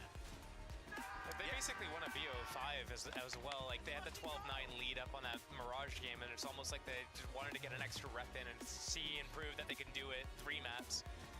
And lo and behold, they did, Yanko. They did do it after all. Yeah, absolutely. The better team on Nuke. FaZe couldn't really get it going in the first or the second half early on, losing either the second round, right, or the round to Jimmy. I mean, in the second half, that was just incredible. They looked in a prime position to win the T-Pistol round, but didn't happen. And from that point on, it was just MOUZ really playing really tight and disciplined, and for the side of the FaZe Clan guys, you know, they couldn't find any openings whatsoever. Just imagine you get the knife, you're like, oh yeah, we're gonna start CT. Okay guys, pistol's so important. You go in, you win pistol, like, ah guys, we're doing so good. And then you get just instantly 4-spot on that next round. I mean, I feel like we saw at least 3 4-spy rounds in that first half going either way for both teams. It's just like, it's so absurd how often we're seeing that these days. But I guess that's just part of the meta, part of the, like, how the maps play out and the power of like the MP9 and the Tech 9s and everything like that. I think also Rain and Brokey in some of those rounds, I mean, both T side and CT side, right, like dying maybe a little bit cheaply in some of the situations, right, instead of gathering some more information, just also weren't on point really on that Nuke map in some of the fights that they would usually win. It wasn't going their way, and ultimately, you know, it felt like that was a big difference as well compared to some of the previous games. Yeah, I mean, speaking of Brokey, I think it's not just like this series or this map, but overall this event, it feels like he doesn't know how to aim until he gets to those stage games, and here's just like another perfect example of that. He had plenty of opportunity, but just wasn't able to capitalize. Someone that was able to capitalize, though, Exertion, my man. Hello guys. What's going on, buddy? Rough day, tough day, stressful? Tell me about today. Good day. We beat FaZe. Big elephant in the room, of course, coming into the series. Yeah, I'm just super happy we did it today. For you guys, you know, it seemed like the plan going into today was just to get in their face, you know, play with no respect, try to disrupt them. Was that how it actually was? Can you tell us a little bit about what the approach was? I mean, you're right, but I think that if you look at the complexity game we played exactly the same. I think that we just had a change of mindset. We obviously are not playing as good as we should the last few months, and yeah, we just are playing MOUZ CS, as we like to call it. It's brawly, it's chaos, it's a lot of duels, and yeah, I don't think it was specific to FaZe, but of course it helped that we were super confident today. So let me just ask you this, man, because we just saw Jimpat do that ridiculous stuff in ramp room, like just going down the ramp. What does that feel like when you're sat there like, well, I guess we won that round? That's pretty insane. Yeah, I mean, I was alive during that pistol, for example, but I mean, he's just magic, this kid, I know. Every time I just see what he does, our coach's reaction, I just know he did something crazy, you know, so yeah, he's super good. Bringing it back to what you were saying about you guys are MOUZ, you guys play in that chaos. I remember a soundbite from, I believe it was Pro League, you were playing against Complexity and you're like, I think it was you saying like you don't want to play out, you don't feel comfortable, you don't want to play out all these like mid-round situations, you just want to be more aggressive. Is that something that you guys as a team have been working on, like in terms of, because we saw it all throughout today, Mirage does too, you guys were aggressive on that CT side, not really giving them a lot of space. Was that something that you specifically worked on, or is it that you just prefer to play out those like aggressive styles and not be in a lot of these mid-round situations? Well, I think that we proved over the last year that we can be like elite in both the styles, because I think that we're very versatile as a team. And yeah, I mean, I think that of course we had some talks about it. Obviously that clip versus Complexity, I think it was taken a bit out of context maybe, because basically I said it because I felt like we were not really playing good early rounds, and I just felt that in my mid-rotation I was kind of all the time behind executes, and I kind of wanted to force myself in the game, if that makes sense. So I think it was more individual in that voice comms, but yeah, I mean in general, of course, that we have a super young team, we have great individual levels, so I think we should and we will use our advantage against any team that comes up against us. Yeah, I mean, you guys had them on the ropes on that Mirage, 12-9. You couldn't quite close it out, even though you guys had like pretty good setups. I think you got that boost up on Yimfat onto upper B, got all that info, got that A stack, but then FaZe were able to still just execute through it. What was the hurdle just getting over the finish line there? Well, of course, it was a really close game. It's not like we were stomping them until then, of course. So, I mean, they played good, I think, those last rounds, and obviously maybe some experience came in, maybe some mental thoughts that we had as a team, but at the end of the day, I think that our reset outside was super important, and yeah, of course, I would have wished to close it earlier. I think that we did play a Mirage better than them today, and I think we deserved that 2-0, but of course, you cannot do anything about it now, and I'm just happy we won. Well, yeah, you definitely won, which means the floor is yours. So, I mean, you beat FaZe today. You might as well tell people what they need to hear about anything at all you can think of. Come on down to Rio. Come watch the tournament with us this weekend. Come to the playoffs. Yeah, I mean, it would be super exciting for me if I would see more fans than the Rio Major, because obviously I played in the semi-final there and I felt like the experience could have been a bit better. So yeah, I mean, just looking forward, and hopefully I will humbly request that you guys come support us and other teams as well, and overall just give us a good experience, because I know that you guys can be crazy. Yeah, I like that. Very well put. Thank you for your time, Exertion. Thank you very much, guys. That's no problem.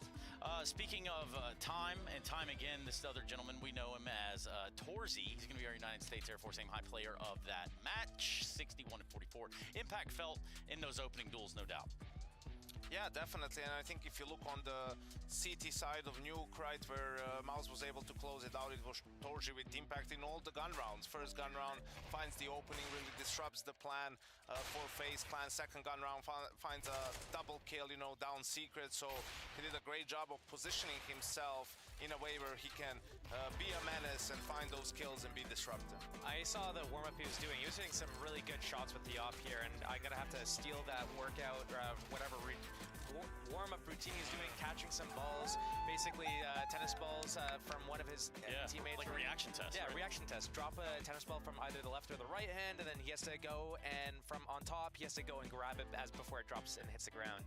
So if you didn't know any better, so you're gonna go and grab some balls. Grab some balls. Nice. If you didn't know any better and you just tuned in, Josh was just about to do the Macarena live on air.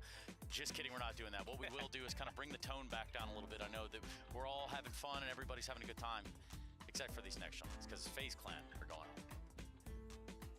FaZe try to fight back hard here against Mouse, but that's the end of their run here when it comes to Rio. Karen, first let me ask you just how tough was this series to play against Mouse?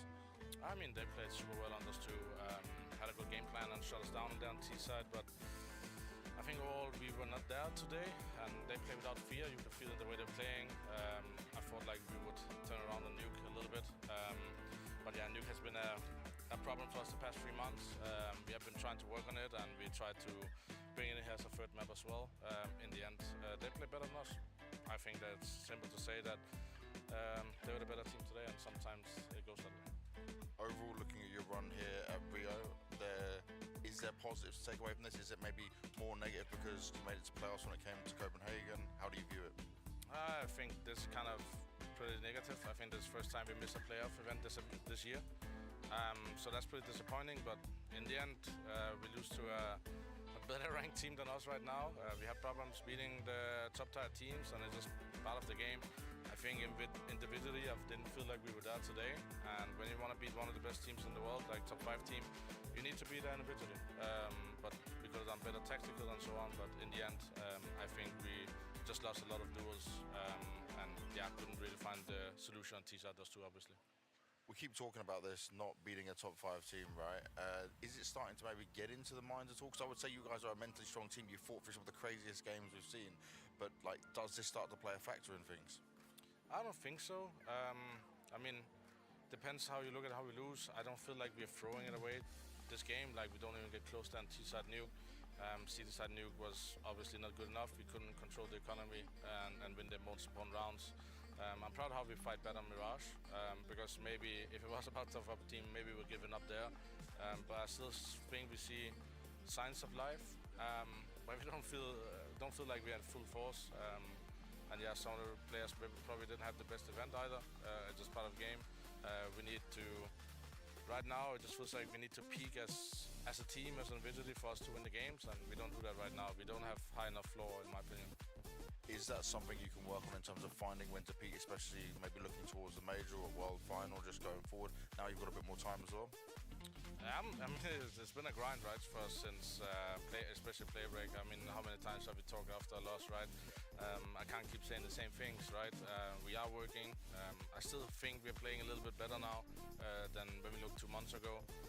But it is, most important thing is that we managed to qualify for major right now. We have to be honest, the best ones can be dangerous if we don't come with the right mindset. So I tried to bring the energy, a lot of hype today, just to make sure that's not a factor in how the game went. But that's not all. I also need to make some great calls, and today wasn't a good day. And if we want to qualify for major, we need, of course, to step a little bit more up. And like I said, raise our floor. I think that's my main concern right now. We don't have high enough floor when we don't hit our A game. It's not what FaZe wanted here in Rio, but we know one thing for sure: they always come back stronger. We'll have to wait and see. And I do admire, Kerrigan coming on and giving us such poignant words. There's a lot of things to kind of digest and look at when you take a loss as a team, but in this instance for FaZe, almost strangers to the L's. Yeah, I think he is right, but the floor more so in the individual level of the players than the floor in terms of their structure, right, in their foundation. I think they have solid structure and the things that they're trying to do on the map make sense, but when guys come in and start struggling like Rain and Brokey in this instance, or whether it's Frozen on some other occasions, right, that's the problem. Robs has finally lifted his form, seems to be coming back into the old Robs that we know, and if you could get some more consistent output from someone like Brokey, I think that is key to FaZe having some better results. Well, I think it's what Kerrigan said there in that interview anyways, is that Mouse was the better team, and when we look at a team like FaZe, they have really good individuals, but I don't know if they help each other. And we rolled the clip where they're asking for the flashes to go in for that B retake on Dust 2 and everything like that, but they don't have as many like set smaller piece plays where it's just like 2-man or 3-man plays to insert a person in this position or get this person set up or go for this pick and then fall back.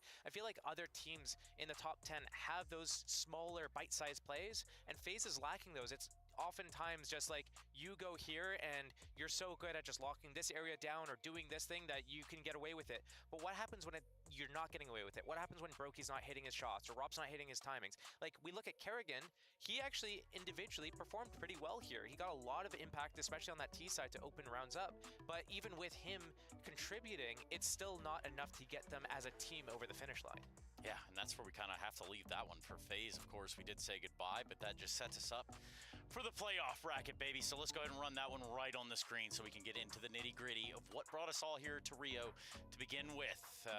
Okay, Yanko, at first glances, thoughts, questions, comments, or even concerns? Yeah, I mean, maybe if you weren't paying attention to Rio the past 2 years, you'd be surprised to see Furia and Heroic in the playoffs or straight into the semis, but they're household names when it comes to this tournament. But yeah, both Navi and Vitality losing today to Furia and Heroic were the two upset results, I think is fair to say. So they will start from the quarterfinals, but due to the fact that they both lost, they're still on the opposite sides of the bracket, the number 1 and the number 2 ranked team. And yeah, that bracket over there with Vitality, Maus, and Furia, that's going to be a bloodbath.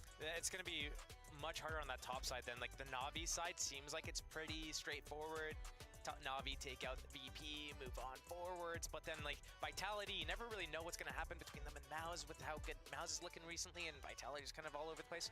But then you also have Furia sitting there waiting in that semi, and you never will really know what's going to happen until you see what happens when that crowd shows up. Yeah, when this crowd shows up, and we've seen it, we've been here front row to it, it gets a little rowdy in here, and I'm talking about it gets real loud. And I guess Harry would say loud and proud, or whatever he says about that. Nonetheless, we're done with the group stage, gentlemen, so I want to thank you also for your time. I want to thank you for watching at home, and I also want to let you know that we still have a lot more Counter-Strike to put away and put in front of you. That's going to be on Friday when our playoffs begin here at the Intel Extreme Masters Rio 2024. So without any further ado, allow me to tell you all, it's time for a good night.